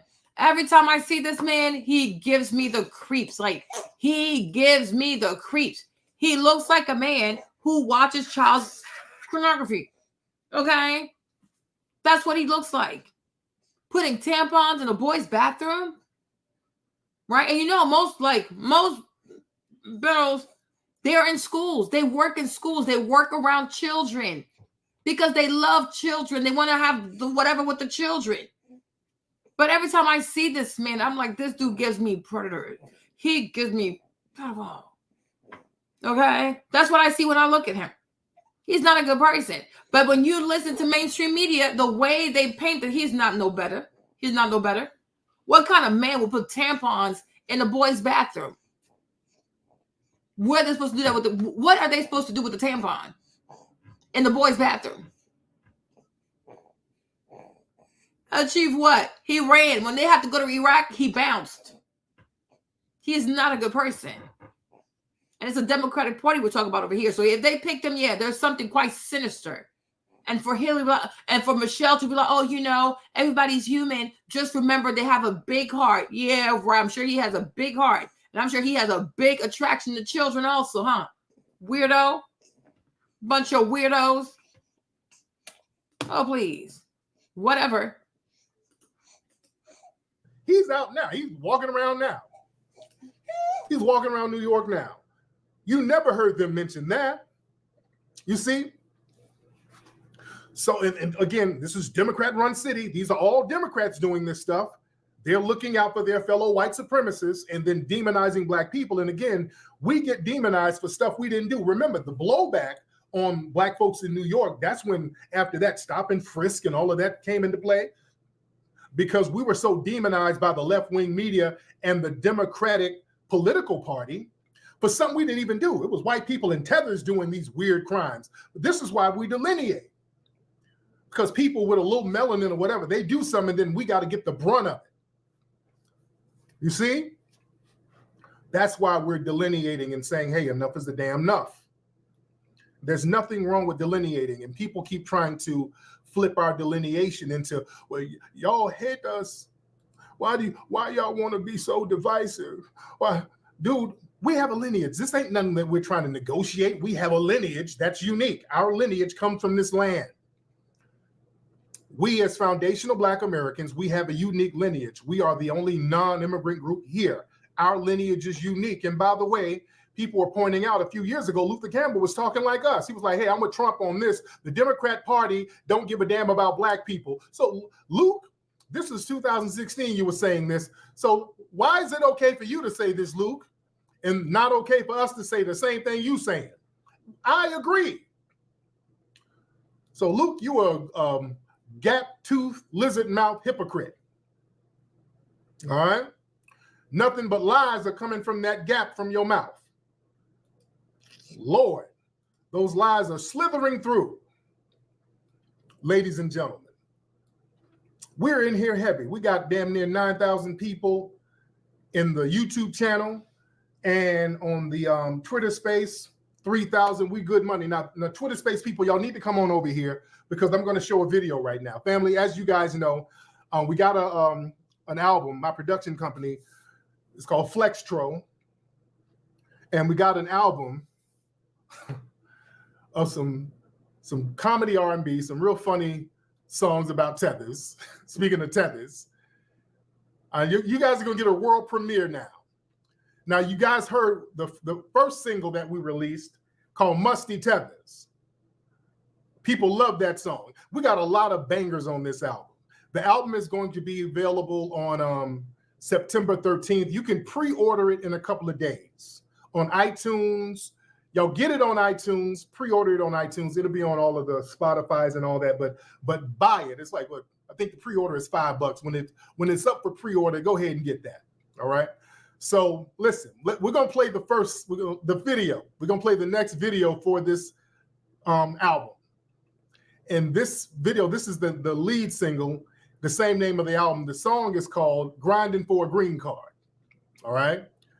This song is called Grinding for a Green Card. Now, I want all of my people, if you're in the Twitter space, if you want to see the video, go to Tariq Radio now on YouTube. Go to Tariq Radio on YouTube so you can watch the video. All right. So here we go. This is, ladies and gentlemen, the world premiere of the new music video called Grinding for a Green Card. Here we go. I'll be grinding for a green card. I wanna make love to you. Be my 90. They feel so.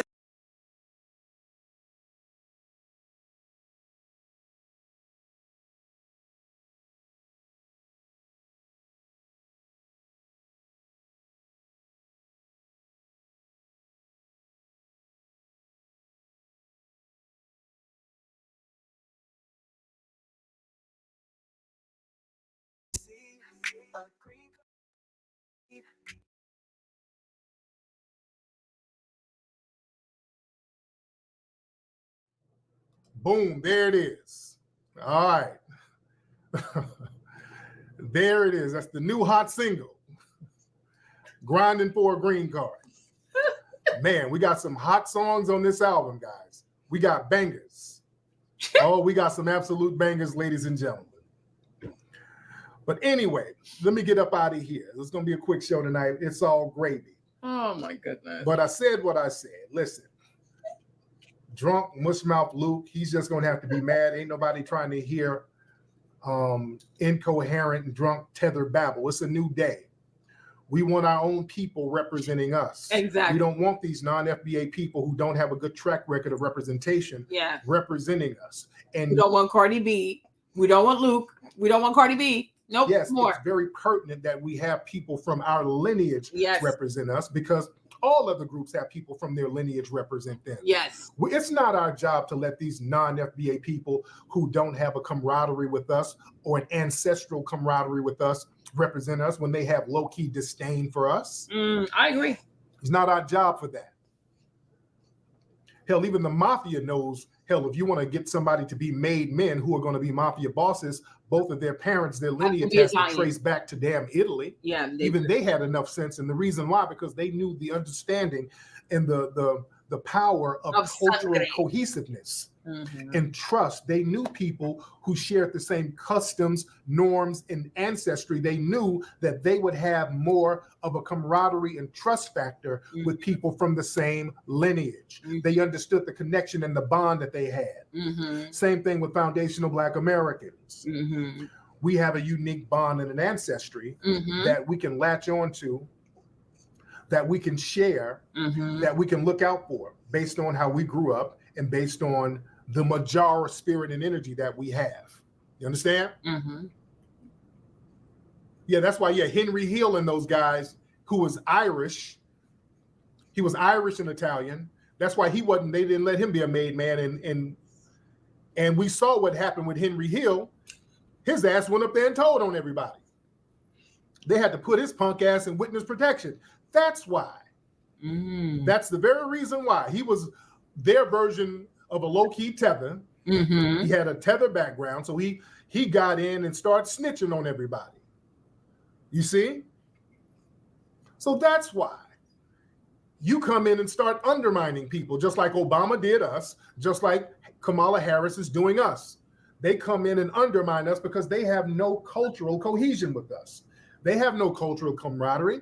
They go and look out for other immigrant groups, though. They have more of a camaraderie with immigrants than they do with us. In fact, they have disdain for us.